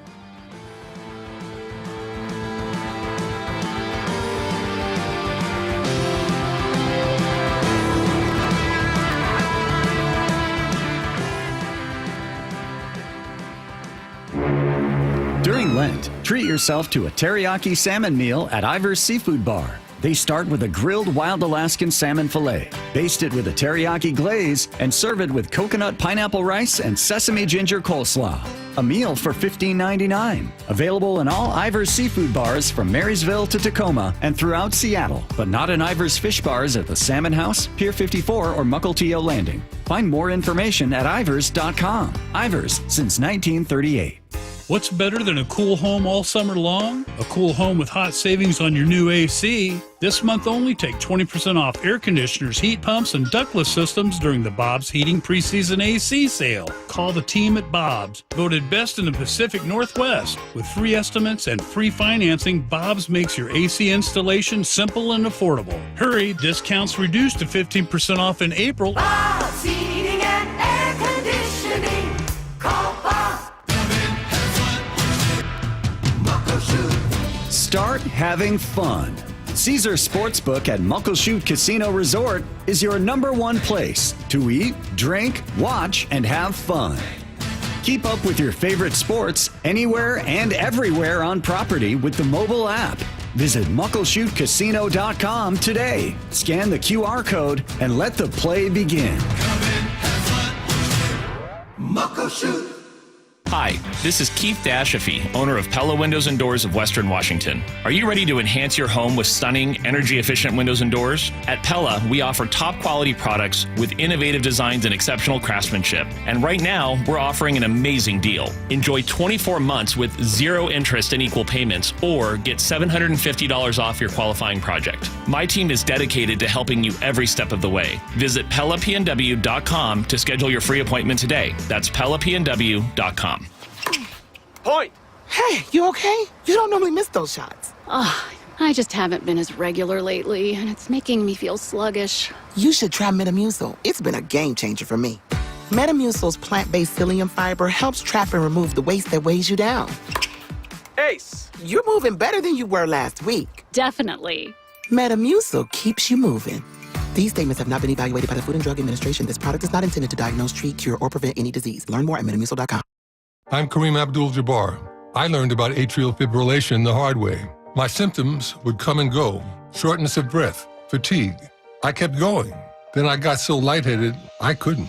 My doctor said I have AFib, so I'm about 5 times more likely to have a stroke. Other symptoms, irregular heartbeat, heart racing, chest pain can come and go, but the risk of stroke stays. If you have symptoms, tell a doctor. Visit NoTimeToWait.com. Sponsored by Bristol-Myers Squibb and Pfizer. During Lent, treat yourself to a teriyaki salmon meal at Ivar's Seafood Bar. They start with a grilled wild Alaskan salmon fillet, baste it with a teriyaki glaze, and serve it with coconut pineapple rice and sesame ginger coleslaw. A meal for $15.99. Available in all Ivar's seafood bars from Marysville to Tacoma and throughout Seattle, but not in Ivar's fish bars at the Salmon House, Pier 54, or Mukilteo Landing. Find more information at ivers.com. Ivers since 1938. Your best source for local news. KIRO News Radio. KIRO FM and HD1. Tacoma, Seattle. Northwest News. This is CBS News on the Hour, sponsored by Progressive Insurance. I'm Cammie McCormick. President Trump spoke today about his national security team texting details of coming airstrikes. Linda Kenyon has the latest. They were discussing details ahead of a planned U.S. attack against Houthi rebels in Yemen. But a reporter from The Atlantic was added to the group chat on an encrypted messaging app. President Trump defended his team. Sometimes somebody can get onto those things. National Security Advisor Mike Waltz deflected questions about how the journalist was on that group chat. A lot of journalists in this city who have made big names for themselves, making up lies about this president. The president says none of the information discussed was classified, but declined to answer when pressed to clarify. Democratic lawmakers reacted angrily. Senator Mark Warner. If this was the case of a military officer or an intelligence officer, and they had this kind of behavior, they would be fired. And Senator Jack Reed questioned Director of National Intelligence, Tulsi Gabbard, about whether the chat was classified at some point. The question has to be posed to Secretary Hegseth whether he declassified the information and at what point he did declassify it. Do you agree? Yes, I defer questions to the Secretary of Defense. Democrats also want the transcript released. An Oscar-winning Palestinian director who was detained by Israel has now been released. Linda Gradstein reports. Hamdan Balal said Jewish settlers beat him in front of his home as he filmed an attack by the settlers on the village of Susia. He was arrested by Israeli soldiers and released with bruises on his face. He said he was held with two other Palestinians who were detained at an army base, blindfolded for 24 hours and forced to sleep under a freezing air conditioner. The White House released a statement today on the separate talks with Russia and Ukraine on ending the war. It says the two sides have agreed to avoid military strikes on vessels in the Black Sea. CBS's Charlie D'Agata at the Pentagon. This is progress, and we haven't seen progress in 3 years. So I think this is a glimmer of hope in this, carefully worded statement that we got today. West Virginia has become the first state in the nation to ban most artificial dyes in food. Correspondent Nancy Chen reports. Starting August 1st, the new law prohibits any products that have 7 listed artificial food dyes from being served in schools. California signed a similar law that goes into effect in 2027. Record heat in parts of the West and Southwest. In Phoenix, officials were finalizing their heat response plan. It's a multi-department approach from emergency services to the public library and everywhere in between. On Wall Street, the Dow finished the day 4 points higher. This is CBS News. A riddle brought to you by Progressive Insurance. What do your home and auto have in common? Progressive protects them both. It was an easy riddle. Learn more at Progressive.com. Coming up, why forecasters are warning of potential twisters tomorrow. First, we go to the Beacon Plumbing Traffic Desk, and we start on I-5 southbound with Linwood to Seattle, taking you 40 minutes. Looks like it's just volume right now, slowing you down. Right about the Ship Canal Bridge there, you slow down into downtown Seattle, then clears out once you pass the West Seattle Bridge. It's coming to Olympia, a 35-minute drive. Bellevue to Renton now 30 minutes, down from 40, where we had an earlier crash at Sunset Boulevard. Still seeing some residual backups there. Renton to Puyallup is 53 minutes. Construction through Kent causing some slowdowns. And heads up, we do have avalanche control planned on Stevens Pass this hour. Highway 2 closing near Scenic and milepost 64 at the summits. For all of your heating, electrical, septic, and mechanical needs, stop freaking. Call Beacon. KIRO News Radio, 97.3 FM, Northwest News. Now, the latest from KIRO News Radio and mynorthwest.com.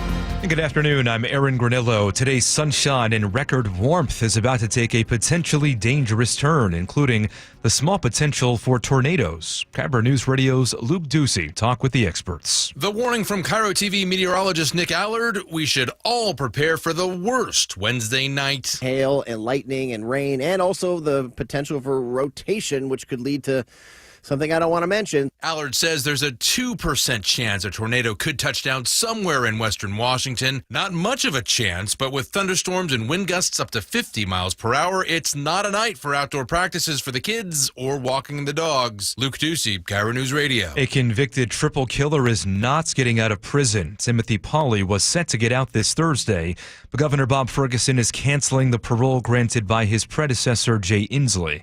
Pauly is serving consecutive life sentences for killing 3 employees at a SeaTac tavern. That was back in 1980. The 66-year-old Pauly was 21 at the time of those murders.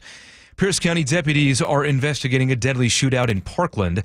Deputy Carly Capetto says witnesses heard about 20 gunshots outside the Cedar Crest apartments on 108th Street South. I can't even tell you. There's shell casings everywhere. Deputies say a 32-year-old man was shot multiple times around 4 a.m. He died at the scene. Detectives are looking for at least one suspect. The Big Dumper earned some big bucks. Cal Raleigh with a walk-off home run. Multiple reports say Cal Raleigh has signed a 6-year, $105 million contract with the M's. 710 Seattle Sports caught up with the catcher during spring training. I've said it before, I would love nothing more to play for one team my whole career, and, Seattle has been nothing but good to me. And Raleigh has been nothing but excellent behind the plates. He earned a platinum glove last season. Weather update now brought to you by State Roofing and Exteriors for today. It'll be sunny, a beautiful afternoon, and then tomorrow night things will change starting around 3, 4 o'clock. Could see some severe storms roll through, thunderstorms, and again, as you heard from Nick Allard, very slim chance that a tornado might touch down. Right now, 65 degrees in downtown Seattle. I'm Aaron Granillo, KIRO News Radio. Your best source for local news, serving Western Washington and the world with the KIRO News Radio app. Always streaming live on your smart speakers. You're listening to KIRO News Radio, Northwest News. It's the all-new Jake and Spike Show on KIRO News Radio. Welcome back to the show. Thank you guys so much for listening and hanging out with us today. If you want to get in on this conversation, we do our text messages live at the end of the hour, 888-973-5476. We got a lot of comments about this story when we mentioned it earlier, and we were excited that we could reach out to and talk with the president of Emerald Downs, a guy by the name of Phil Ziegler. Phil, welcome to the show. Hey, Jake. Hey, Spike. How's it going? Better now, buddy. Glad to have you on. That's good, Spike. It's been a long time, but I've known you a long time. And I've been a fan of your work and the facility at Emerald Downs since the first day you guys opened. You're an incredible part of this community. How is it that we may be losing this? Well, as you know, the great story by Scott Hansen in the Times today, I think, described a very complicated issue in a very clear form. And I think I said it best, we're looking forward to a great season here. We get great crowds. As a business, we do okay. We get the support of our owners, the Muckleshoot tribe, that helps support purses here. But outside influences are kind of getting in the way. A couple of years ago, there was a federal law passed that was in a COVID bill, and it created a federal oversight of horse racing. And the rules are fine, and they do help the sport, but it came with a cost. And they changed their methodology on how they compute costs for tracks, and it will save a lot of money for the bigger tracks in bigger states and will impact smaller tracks like us with a negative impact where it's going to cost us a lot more money. So we're looking at maybe a $500,000 hit. Yikes. And that, when you add up all the money we have to pay for regulatory costs and also to our own state commission, the regulatory fees start to really cut into what our race purses are, and the purses are what drives the industry. People that work here, they all run for these race purses, and that's what supports all the jobs. So, Phil, the regulatory board that you're talking about, something called HISA, or Horse Racing Integrity and Safety Authority. You said that was created, that was part of a pandemic bill? Yeah, it was in the COVID, I forget which it was in. It was in that big bill that was hundreds of pages, and it was stuck. It was not a standalone bill. It was put in that. It was created at that time, and started being in effect in 2022 season, and then they have taken over like testing, all the blood testing, and a lot of what they do is admirable and helps the sport on a national level. And I don't want to say that the rules are bad because the rules are good. It's the cost associated with it and what's the impact of this change in methodology that they've come up with that was explained in the story. There was a lawsuit from some of the bigger states on the methodology they were using. So now a horse running for Emerald Downs in a purse that might be a $10,000 purse, the impact and fees will be the same as a horse running in a bigger state in a purse for $150,000.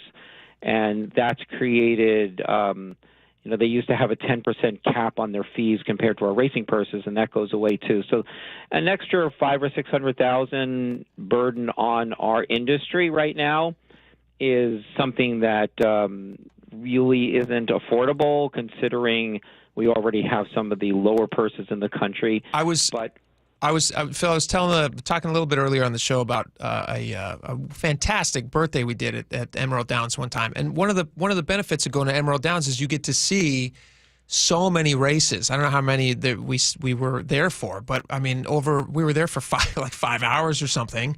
You see 6 different races come through, or it's like every 45 minutes. So you guys are a volume business. You have a lot of horses there, and is that different than what you're going to see at the Kentucky Derby? Are they doing less races? They're just the purses are bigger. Why the discrepancy? Well, a lot of states get support either from the state itself, like in New Jersey. They put like 20 or 25 million into purses. In Florida, they passed a bill that adds like 30 million to the horse racing industry, because the horse racing industry has an economic benefit. We're unlike any other sport. You think about comparing us to another sport that's kind of isolated to the venue in which they play. We're a sport that branches out to all over the state of Washington. You think of the breeding farms. You think of the guy that sells the hay, that's growing the hay in eastern Washington. All the jobs associated with taking care of these wonderful equine athletes that we have. That's what makes us so very different, and other states have recognized we have a $240 million economic impact annually on the state of Washington. Wow. And that is something that's in jeopardy right now, because if we cannot get these regulatory costs paid for, we have to reduce purses. Reduce purses, then horses don't come. Horses don't come, and you won't be able to come and enjoy a day of horse racing at Emerald Downs. So what are you guys hoping happen? You said 2025, that season, you're not going to be affected by this, and that season starts on April 27th. But for the 2026 season, what are you guys asking for? Is there any chance of changing the way this is regulated or the way that these fees are imposed? Or is it just a matter of, how do you fix this problem? Yeah, I mean, we're hoping that we can work with them. This was approved by the FTC, which is their oversight group on HISA. They get everything approved through there. And even though this rule change had 100% negative comments, the FTC approved it anyway. And it definitely benefits some of the bigger tracks, which is noted in the Times story on the impact on that. And we also reached out. We've been down in Olympia for the last 4 years. And over the last couple of years, they did give money to our racing commission. And that's the other part of the story, and the more disturbing part of the story, is that our racing commission in a public meeting 2 months ago declared that the Office of Financial Management did projections for them, and they're projected to be broke in the next couple of years. And you have a state agency that regulates the industry. The only way they'd be able to stay solvent, which they need to, would be to raise fees to us and to the industry workers. So there you have another government entity that needs to raise fees to us, and that's the support we've been looking for in Olympia from some of our legislative friends down there to make the case that this $240 million annual impact is worthwhile of putting some money to at least regulate the sport and fund their own racing commission. That is something that we have not been successful in getting done. We're talking to Emerald Downs President Phil Ziegler. Phil, what can the public do? The public that appreciates the racing industry and Emerald Downs in particular. I mean, short of coming down to the track and enjoying all the different events and festivities and amenities you guys provide, can we reach out to our local government? What can we do to help? Yeah, reach out to local legislators. Look, I understand, and we all understand there are some people that say, "Oh, I really don't like horse racing or whatever," but we take great care of these horses, and the times have changed, and the advancements in the methodology and how you have your track surface and all the technology behind that. This is a very safe sport at this time, and we're very proud of our safety record. And yeah, this is a sport that produces a lot of jobs for the state of Washington. Over 1,000 jobs are kind of depending on this. And we hope people, if they come out here, we'll show people the stables if they don't believe us and see how well these horses are treated. And I think that's what's very important. Families that come out here for all our big promotions and events that we have, and the horses, and folks that come and have a good time. It's a great family, affordable day out during the spring and summer. I can speak to that. We would hate to see. I've mentioned this on the show many times. I have 4 sons. I only had 3 at the time when we went last time, but getting the chance to go down with the kids, you go into the paddocks and you get to see the horses, and it's such a cool experience for them. And like you were saying, it's not like horse racing that you might see back in the 1920s. It's a different sport now. Yeah. And these really are, like you were saying, these are equine athletes. You guys treat them with respect. And I hope this doesn't go away, because it really is a cool family event, and people should go check it out. All right, that's Phil Ziegler. Thank you so much for coming on. We really appreciate it, Phil, and I hope that we have good news from you in the near future, that 2026 would still happen. Yeah, thanks, guys, and we hope to see you out here this year for our 2025 season. Fantastic. You got it, bud. All right, thanks, Phil. All right, everybody get out to Emerald Downs. Enjoy yourself. It's fantastic. You will not be disappointed. All right, Spike, we got to play this audio. We haven't had a chance to get to this yet, but there was did you see this happen? March Madness is obviously kind of everywhere right now. Yeah. They're playing. It's a little break because they had the opening, smash opening weekend was massive. 4 days of wall-to-wall coverage. Which, did you watch a lot of it? A lot of it. Okay. Again, my wife was out of town. It was me and the pup. Big screen TV. Boom. Isn't it Fabulous. just the best? It's so fun because there's I don't have a lot of time to follow a lot of sports. I like watching the Seahawks. I don't have time to watch all the baseball games, so it's almost impossible for me to follow the Mariners. Although every time I talk to Aaron, it's like, he's over the moon. Aaron Granilla knows everything about the Mariners, so I get everything I need to out of the Mariners from Aaron. But college basketball is really fun because you have the games are all everything. Every single game is win or go home. Win or go home. And that's the greatest environment. It's the best. It's the best. So, all right, this is a UConn team that went out. There was a guy. He is the who is this on Baylor? Is this the manager or this is the coach? This is the coach, right, of the Baylor, director of men's basketball communications. Let's see here, what's his face? Dan Hurley. Dan Hurley. Yeah, he's upset. He's not happy with the end of the game. They lost to Florida, whatever. Right. He's upset with the officiating in the middle of the game. And so as they're leaving, he's saying to the next team, because, you have multiple games happening on the same court, he has some choice words for the next team. That's put it nicely. Yeah, about about his assessment of the officiating. I'm going to play this. It's got some bleeps. I hope they don't do that to you, Baylor. I hope they don't do that to you, John. It's tough to hear exactly what he says there, but he says, I hope they don't bleep you like they bleeped us. Yeah. Which, again, is not from a marketing perspective, it doesn't reflect super great on UConn. Doesn't reflect super great on March Madness. I don't know. I think a coach who's willing to just give it all up for his guys and feel like his guys didn't get a fair shake on the court. It's the raw emotion of that. That's almost endearing to me. Maybe it's because I'm an East Coaster. I would say that I definitely think your East Coasterness plays a little bit into that. Fair.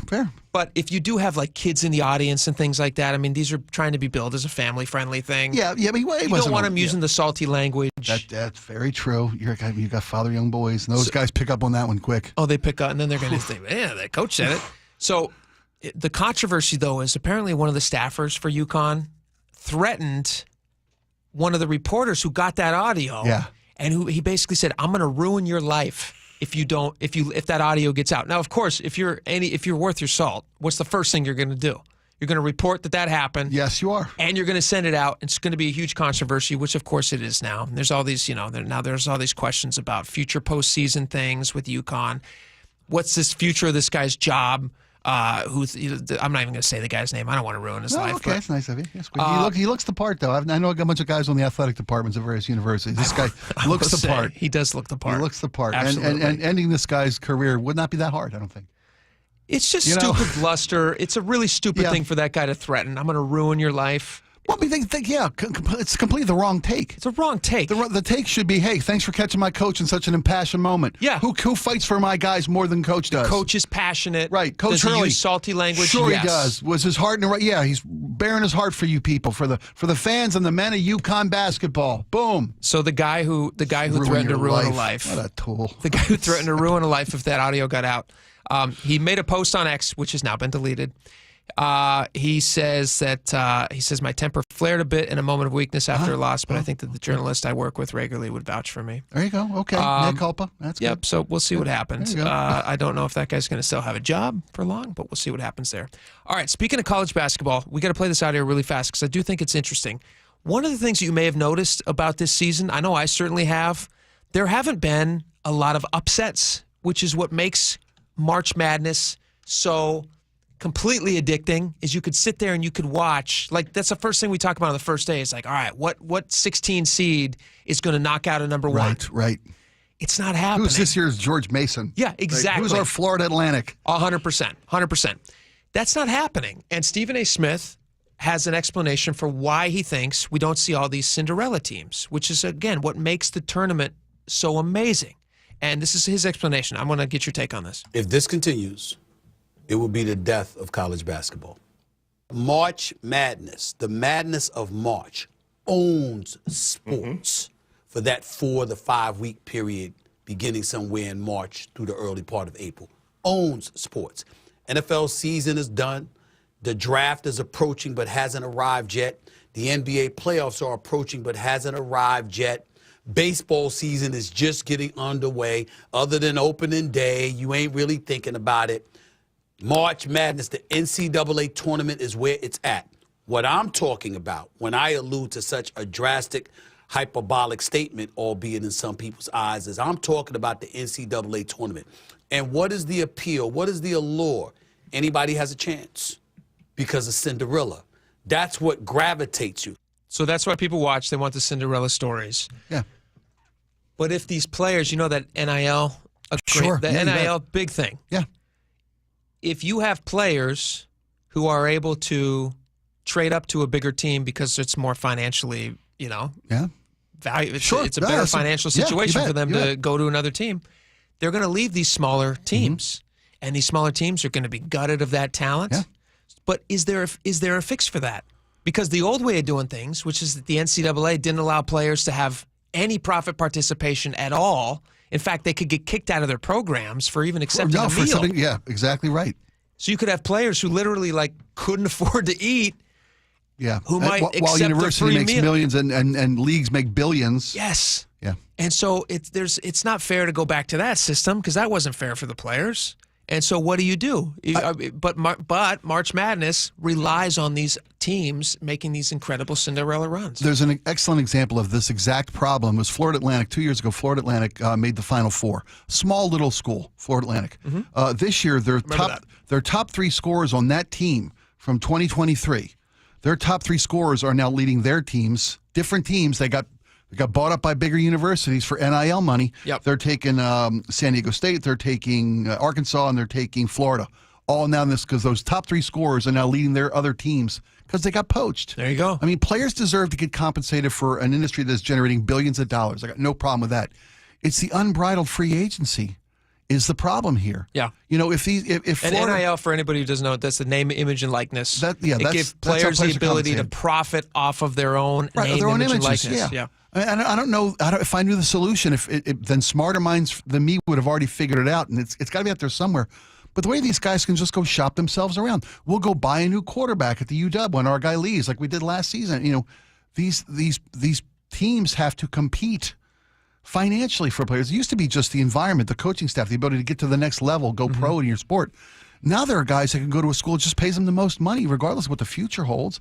And you can't knock them. a season. Yeah, you can't knock them. That might be their only opportunity to make any money in this sport. 100%. I don't know what percentage of college players go to the pros. It's even smaller than football. Yep. Because the rosters are so small in the NBA. The only opportunity these guys have to make any money is in college. And if the only opportunity to make money in college is through NIL, I'm not sure that there is a solution for this. And Steve, they might be right. This might be the end of the real draw of the NCAA tournament, which is the Cinderella stories.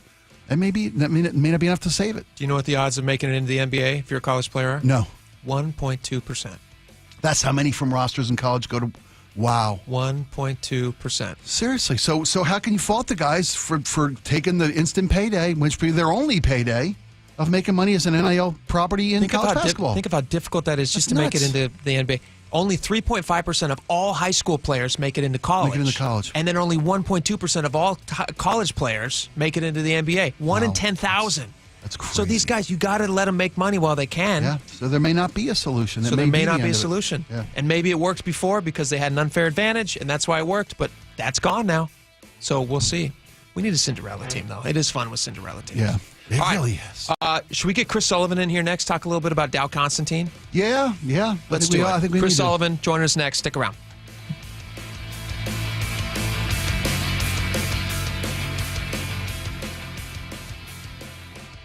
This hour is brought to you by Sharp Vision Modern LASIK and Lens. Did you know that over the past 10 years, home values have increased the most during the first quarter of the year? So how much is your home worth right now? Check it out instantly at sellwithwest.com. Sure, there are other apps out there you can use, but most of them are national companies. If you want local expertise, someone who actually knows what's happening with the housing market in your neighborhood, there's no one more local than Wes Jones. If you're even thinking about making a move in 2025, go to sellwithwest.com, sellwithwest.com, and start by using their free home value calculator to see what your home is worth. It might be worth more than you think. You'll get so much more than just a number from Wes Jones. We're talking about recent sales in your neighborhood, the market temperature in your city, side-by-side comparisons of multiple online estimates. You can even calculate how much equity you have, and even a breakdown of how your home's value has changed over time. So here's what you have to do. Go to sellwithwest.com, type in your address, and bam, you'll have instant access to all of this and more. It's fast, easy, it's local. Sellwithwest.com, a better way to sell your home. Old windows cost you money and security. Lake Washington Windows and Doors installs energy-efficient, high-security windows that lower your bills and increase protection. With leak armor installation and lifetime warranties, you're protected for life. Choose LakeWashingtonWindows.com today. Through March 31st, save double your sales tax from Lake Washington Windows and Doors. Plus, enjoy easy zero down, zero payments, and zero interest, same as cash 12-month financing. Visit LakeWashingtonWindows.com to save double today.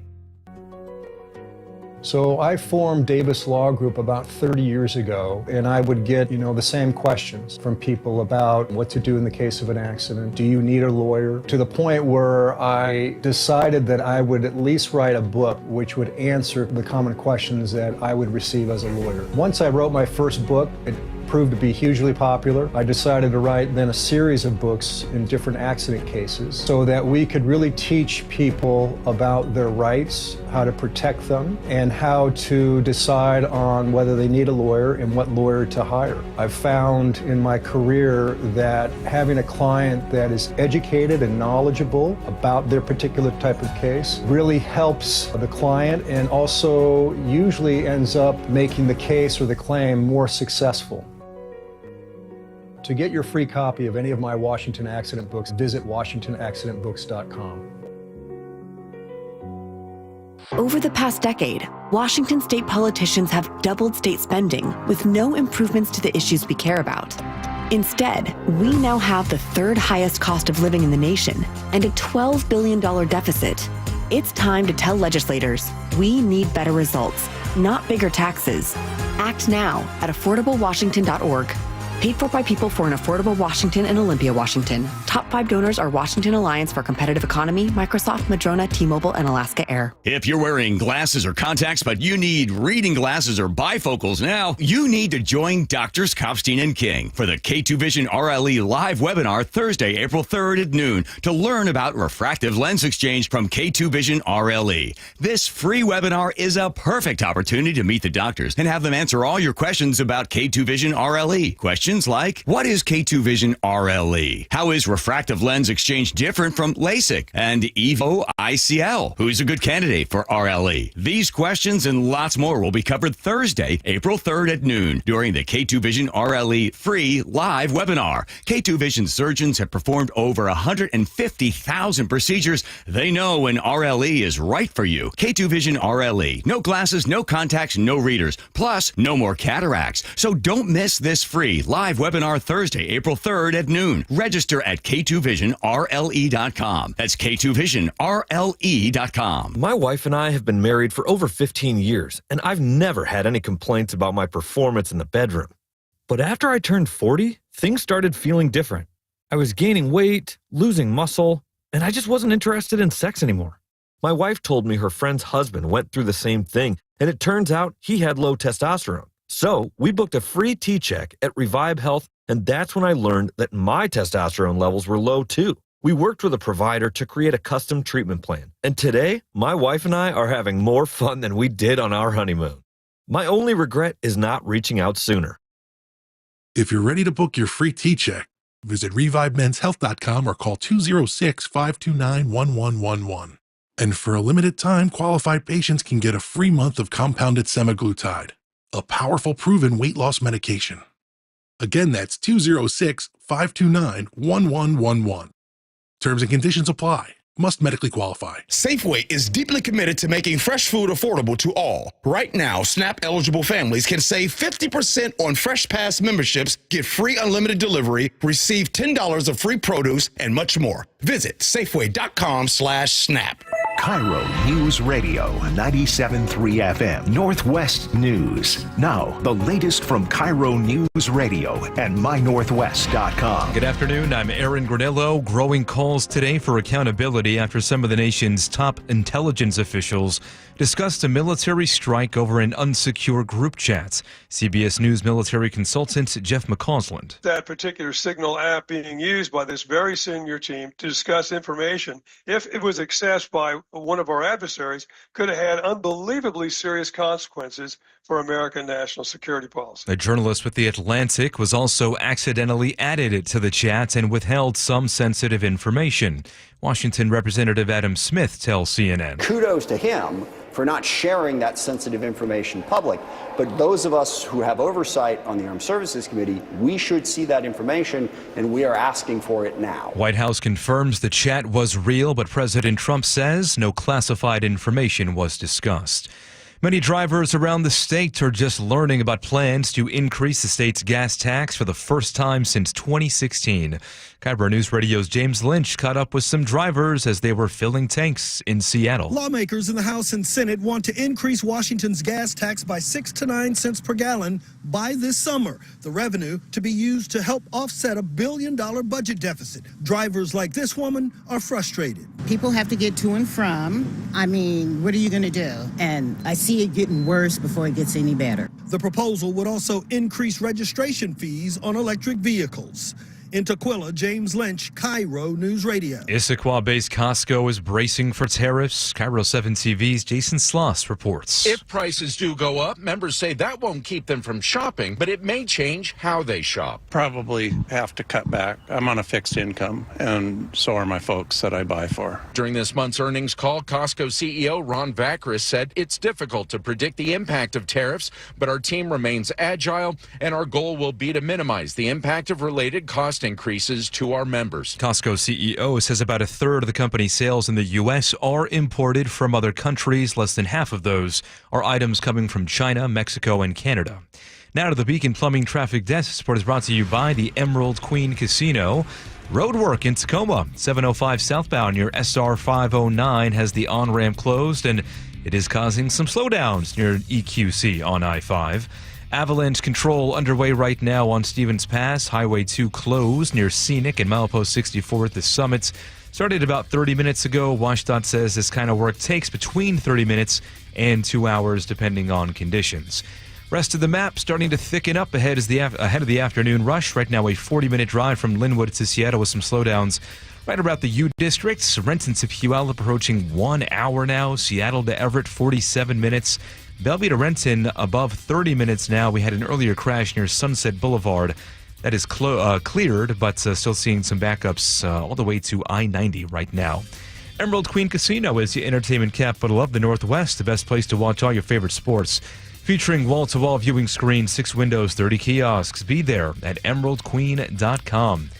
Your forecast now. It is brought to you by State Roofing and Exteriors. Warmest day of the year so far. Record highs are possible. Tomorrow we start calm and then we brace for widespread storms. Could be strong or even severe at times tomorrow night. But right now, sunny skies, 65 in downtown Seattle. I'm Aaron Granillo, KIRO Newsradio. Your best source for local news. You're listening to KIRO Newsradio, Northwest News. Welcome back to the show. All right, this is kind of the big local topic that everybody's talking about. Certainly we're interested in the story. We did not want to miss the opportunity to talk with one of our own transportation geniuses. We happen to have him in the building. He's a great friend of the show. He's a good guy, and he loves to golf. And his name is Chris Sullivan. Welcome to the show. Thank you. It's good to be here. I know Nate wasn't available. He would be your first choice as transportation gurus. No, if we want to talk about child rearing or, yucky fun stuff, that's what Nate. But you, my friend, and first off, thanks for postponing your tea time to stay with us. To be honest, I'm just really hitting golf balls. Okay. I just need to practice. Okay, fair enough. Quick question for you guys. Sure.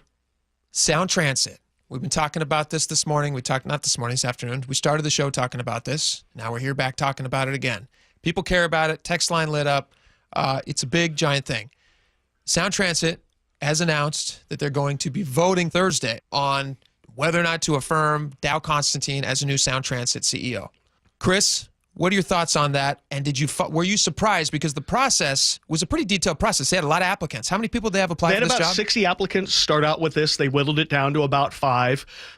And Mike Lindblom at the Seattle Times says the other 4 in the finals were all heads of other transit agencies with some experience in these types of agencies, like we had with the previous 2 CEOs, both outsiders who had some experience with transit. And so for some reason, Dow rose to the top of their list, and we can get into some of the details on why that may have been. And, I'm going to be on the front end, be somewhat positive in that, okay, here's somebody who knows this agency inside and out, knows where all the warts are, knows where all the bodies are buried. Maybe that's a good thing, but for an agency that needs to kind of get its blank together, does someone who's so inside and is friends with so many of the people who are on this board that who he will appointed now be the majority of the board. Right. Is that the right way to go? Are they going to take direction to change what really needs to be changed to tighten up this agency? Spike, what was your reaction when you heard that Dow was the guy? Well, I like to think the best in people, and sometimes that gets me in trouble. But I want to think that if he won the position, he was the most qualified to do so. That his experience and familiar with the region, with the players involved. It's not a bad thing to have nominated somebody for a board. It doesn't mean to me that they're beholden. It may, but I'm not going to just assume that. Maybe he knows how to work with these people on the board. He's got relationships with these people. He's halfway down the track, if you'll pardon the pun. I think it's probably a good thing, and I think they probably got their guy. Well, and I can see that from a perspective of several of the people who have been up for this job or who have had this job in the past. Yeah. Outsiders have said that this board is very dysfunctional, and the agency is very dysfunctional because there are 18 different board members who all are kind of competing for their own little space, and it's hard to get them all going in the right way. Look at, for instance, even the issues Dow had with Mayor Harrell recently over the placement of a station downtown, and King County wanted it for me, Seattle wanted it for me, and it was very hard. So maybe he knows how to play the Seattle game, play the Seattle process, so maybe that's a positive. I don't know. He just seems so inside to me. I'm not sure if he'll be able to lead, but we'll see if he's the guy. Let me ask you guys about that. I mean, we're kind of, obviously we want to give everyone the benefit of the doubt and hopefully that they're the best person for the job, yada, yada, yada. I actually don't believe that out of 60 applicants, Dow Constantine is the best person for the job. I just statistically that's a reach for me, that he's the most qualified person for that job. I didn't interview everyone. I didn't look at all the resumes. I don't know. I think he was probably immediately shoehorned into that top 5 that they were seriously considering based on his connection to the board, of which he used to be president of the board. Isn't that right? Oh, yeah, as the King County executive. As the King County executive. So when I look at this, and we just did a story on the show yesterday about the West Seattle light rail extension. Right. Oh, yeah. Hasn't put down an inch of track. Over. They're already $3 billion over. Yep. How is a guy like Dow Constantine, who's coming from a county that's also in debt, that he's run into the ground in debt, how is he going to step into this situation and be the breath of fresh air when he's been there the whole time? It's his people who are running it, and they've run it poorly. So how is he going to be able to step in? This is what I'm just seeing as like an outsider. No, I mean, it's a solid assessment of where we're at. How do you step in and be the voice of change when you're the guy who was the voice of that to begin with? He was one of 3 of the most important members of the board. When not being CEO, because as the King County Council president, executive, that's Snoho and Pierce in the taxing authority. Those 3 have the most power. Sure. Even though the board members are all technically equal, but I believe the mob calls them capos. Oh, it's possible. Nice. And so he's basically helped oversee the last 16 years of Sound Transit. So it comes down to what you consider success or failure. So let's talk about successes. In that time, we basically built the spine. We've opened up service from Angle Lake now to Linwood. Granted, those were all way behind schedule and over budget. We've opened up some of the east side line. So we've made there's been progress. I mean, there has been progress. They did a bunch of tunnels that worked a lot better than WashDOT and Big Bertha for the 99. Right, so they tunnel really well. So there's some positives there. They've gained ridership. They're providing service. Then you look at all the negatives. In terms of how far over budget they are, it is with a B in the billions. Years behind schedule is over 10, because of people who are not familiar with the agency's beginning. At one point, they just said the first 10 years don't exist. We're starting over, and all of our schedules are starting at 0. And they just ignored the first whole 10 years. What a great option that would be. They gave themselves a decade mulligan. Pretty much, yes. And people don't realize that. Yeah. Well, who gets to do that? Just like pretend that didn't exist. So they started out poorly. They've had some challenges, Great Recession. No one probably expected all of the real estate up and down I-5 where they're building to Linwood was going to balloon like it did in terms of price. Right. And not to mention COVID interruptions of supply chain. Exactly, but I mean, but a lot of it was not anticipating what it would take for the eminent domain to pay people for that property. And that's why Linwood went up to almost $1 billion over. They whittled that down, because they didn't build Taj Mahals at every station. They cut things back to their credit. But yeah, it comes down to whether or not you consider the last 16 years of Sound Transit being successful or not. In some ways, it's both. But again, this is somebody who I'm not sure is the right guy to try to right the ship. And some might even say it doesn't even need to be righted. But until we get across the lake and actually deliver on ST2, not ST3, which Dow spearheaded in 2016. That was the latest biggie that we voted on. I'm not sure. I want to give him the benefit of the doubt, but you look at 15 years of track record of this agency and his hands on the whole thing. We still don't know what his compensation is going to be. I know that the range originally was going to be between $450,000 and $650,000. There was also a report that it might even go as high as $675,000. I think it was the Seattle Times who was saying that this is going to be on the lower end. He's going to be closer to $450,000. Really? Still, I think that would be overpaying because his current salary is nearly $300,000. So this is a massive over 50% jump for him in salary. I don't think you need to pay this guy that amount of money. He doesn't seem to know what he's doing because he's been connected to it the whole time and they've been deeply, deeply in debt. He's also, I feel, he's getting the job based on his contacts that he put in place. So let's get him. If you're going to insist that this is the best guy for the job and you turn down all these other people who actually ran these agencies, I would assume successfully because they were applying for the job. So they must have thought they had some background to warrant them getting this new big paying job. Then let's get him at a discount, make him prove himself. I said this on the show. I'm even okay with them saying, hey, you know what? Your high end of the salary is going to be $675,000, but we're going to start you way lower and we're going to build in bonus structures. And if you're successful and you're motivated by success and you don't cost us a ton of money, you can have a lot more money. We're happy to pay you more money. I think that's a fantastic idea. What do you guys think? Well, I don't see why not. I mean, if they think he's the right guy, yeah, make him prove it a little bit because they've got some challenges coming up. Because right now it seems like he's the guy because he's friends with all the people who are on the board. It certainly can look like that on the outside. It's hard to not come to that assessment of where he finds himself today and how the people who put him there. Is there any way? Can people call the board if they wanted to and express their outrage about this? There is the public meeting at which they will vote on this, and he has a supermajority of the board. That means out of the 16, what do they need? 9. Well, no, a supermajority, right? Yeah, supermajority. So they'll need 10 or 11. 60% of whatever. Yeah. And he's not gonna. He's recused himself. He can't vote for himself as a board member. Generous. So out of the 17, we'll see how it goes. But what a couple of the other things involved in this are some of the people that are on the board that he appointed are now looking to run for his job as King County executive. So they're looking for his support. So there's a variety of little incestuous. So you can see that from the outside. I, like Spike, hope to think that this, they think he's the best guy because of his knowledge and the inner workings of this. But it does definitely, we need somebody who can get things done here because this agency needs help. Let me end it on one thing. I'm not going to give him the benefit of the doubt. I know. All right, Chris Sullivan, thanks so much, man, for coming on. We appreciate it. We will be right back. Hang around. What's better than a cool home all summer long? A cool home with hot savings on your new AC. This month only, take 20% off air conditioners, heat pumps, and ductless systems during the Bob's Heating Preseason AC sale. Call the team at Bob's, voted best in the Pacific Northwest. With free estimates and free financing, Bob's makes your AC installation simple and affordable. Hurry, discounts reduced to 15% off in April. Bob's Heating and Air Conditioning. Call Bob. Hi, this is Keith Dashafee, owner of Pella Windows and Doors of Western Washington. Are you ready to enhance your home with stunning, energy-efficient windows and doors? At Pella, we offer top-quality products with innovative designs and exceptional craftsmanship. And right now, we're offering an amazing deal. Enjoy 24 months with 0 interest and equal payments, or get $750 off your qualifying project. My team is dedicated to helping you every step of the way. Visit PellaPNW.com to schedule your free appointment today. That's PellaPNW.com.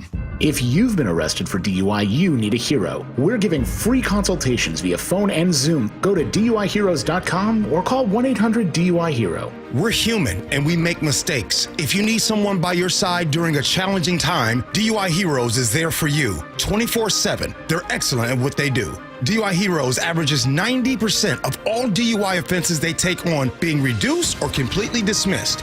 Your DUI defense specialist, DUIHeroes.com. Hey, I want to tell you a sellwithwes.com success story. Wes Jones knows how important your home sale can be for your future plans. So when he got a call from Susan in Federal Way, he was eager to step up and help her sell her home of 25 years. Her house was her biggest asset, and this home sale was super meaningful for her. So she's like, I know that I'm leaving money on the table in the condition that it's in. Like, what can we do? I told him up front that I did not have the time or finances to do what needed to be done. And he immediately jumped in with, well, I do. He told her about their Listing Boost concierge service. And we identified probably 4 or 5 major things. It just was all so fast. They did everything. I'm a son of a builder, and I've done a lot of flips over the years. So this is work that we actually like to do. We are seeking this out. And I would just tell anybody, here's his phone number, give him a call. He'll take care of it. So if you're in the market to sell your home, do what Susan did. Check out Wes Jones and his team at sellwithwes.com.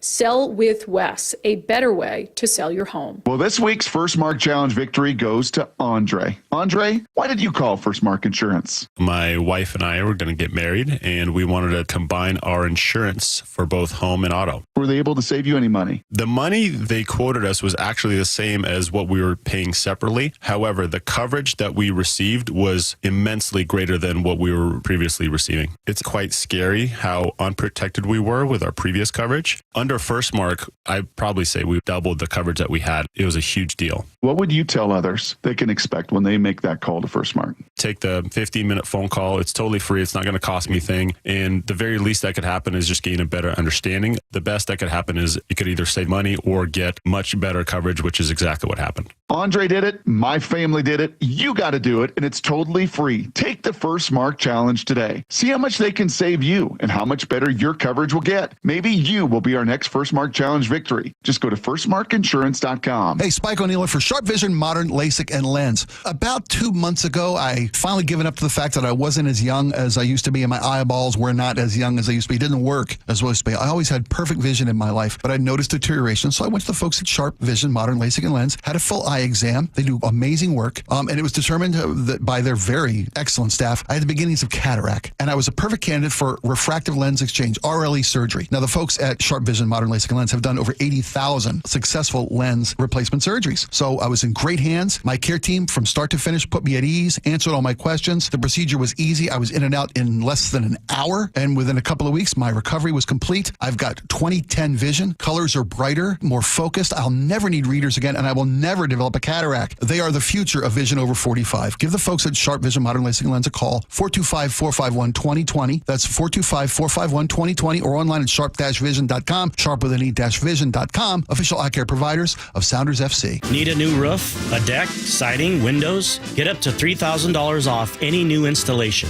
Hi, it's Justin Shirley, CEO of State Roofing and Exteriors. Home projects can add up fast, but we're here to help you save big. Book now and lock in up to $3,000 off in savings. That's $3,000 off any new installation. Call 866-ROOF-ROOF or visit stateroofing.com to schedule your free estimate today. State Roofing and Exteriors, held to a higher standard since 1968. Are you concerned with AMD? Now protecting your eyes is easier thanks to New Nordic's Blueberry Eye Supplements. Available now at Amazon.com or NewNordicUSA.com. Hey, Bill! Southwest Plumbing, Heating, Air, and Electric is here for all your home needs. So call today and experience top-notch service. OneToCall.com. Southwest Plumbing, the one to call. Tax season? Not with Bathfitter. They will pay your sales tax on a new tub or shower, plus no interest for 18 months. Hi, this is Ursula Roytine. Bathfitter has been in business 40 years with 40,000 local remodels. They only use their factory-trained installation team, and you always get their price match guarantee. For the most affordable bath in as little as 1 day, it's Bathfitter. And now Bathfitter pays your sales tax, and you pay no interest for 18 months. Call 800-NEW-BATH. 800-NEW-BATH.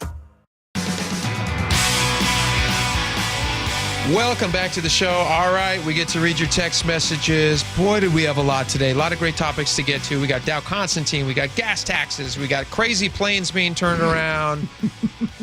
Laura, start us off. Spring has sprung, Peter in Port Orchard says. The listening audience no longer experiences rainstorms. The trendy cool term is atmospheric river. That's true. You're right. Amy in Redmond says, be careful with the weed blowtorch. My ex set our bark on fire. Wow.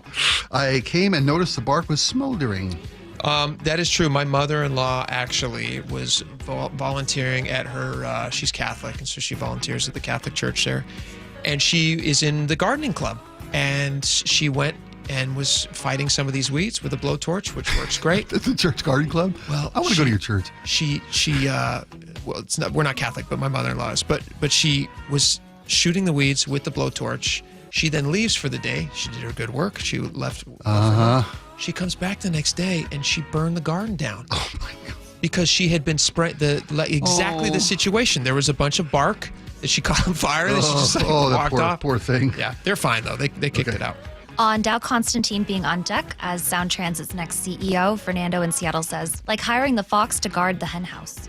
A lot of people are feeling like if this was something that he was already involved heavily in, and now it's his job to go in there and fix a lot of the problems that he was instrumental in creating as part of the Sound Transit board, then... Sound argument, no pun intended.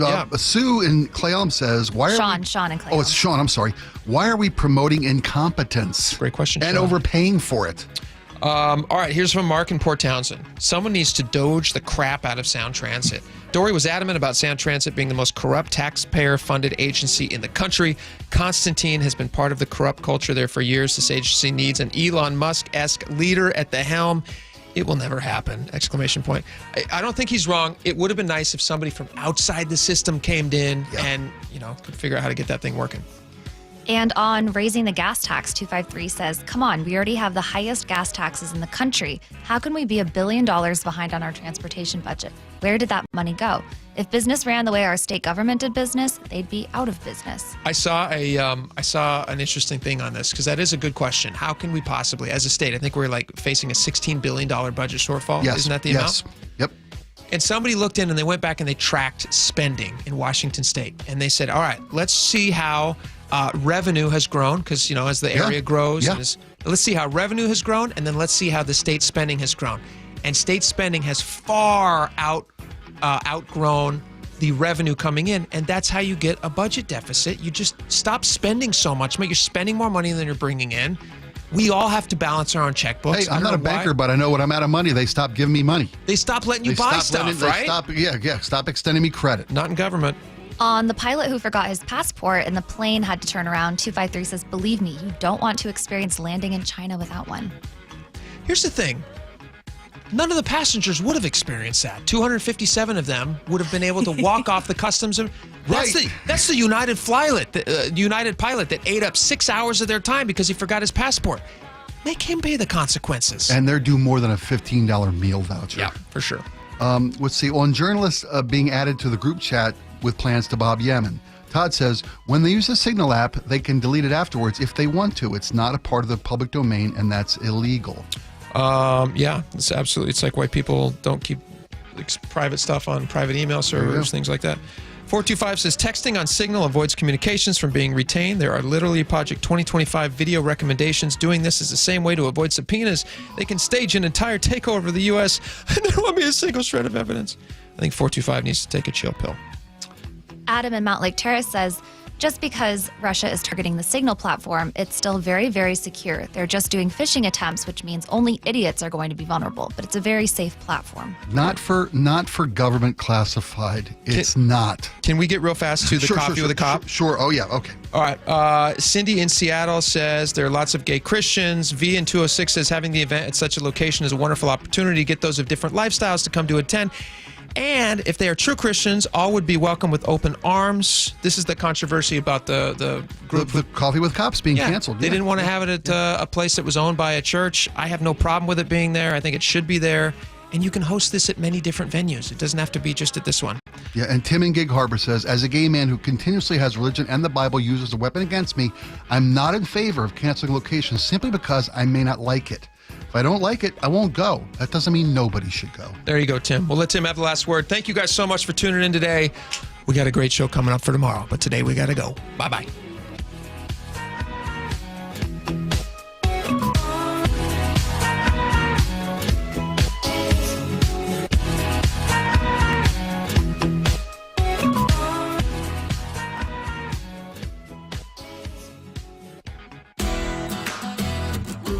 When you're in the thick of a project, Harbor Freight is the place that always comes in handy.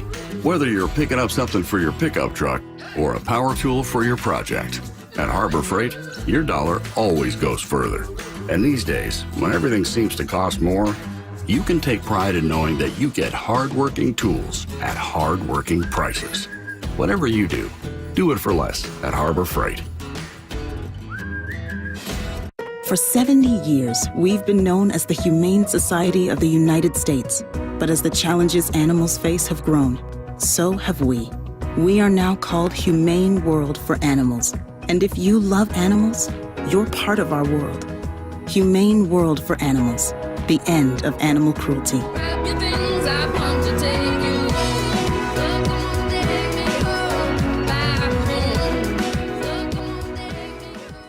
Ladies and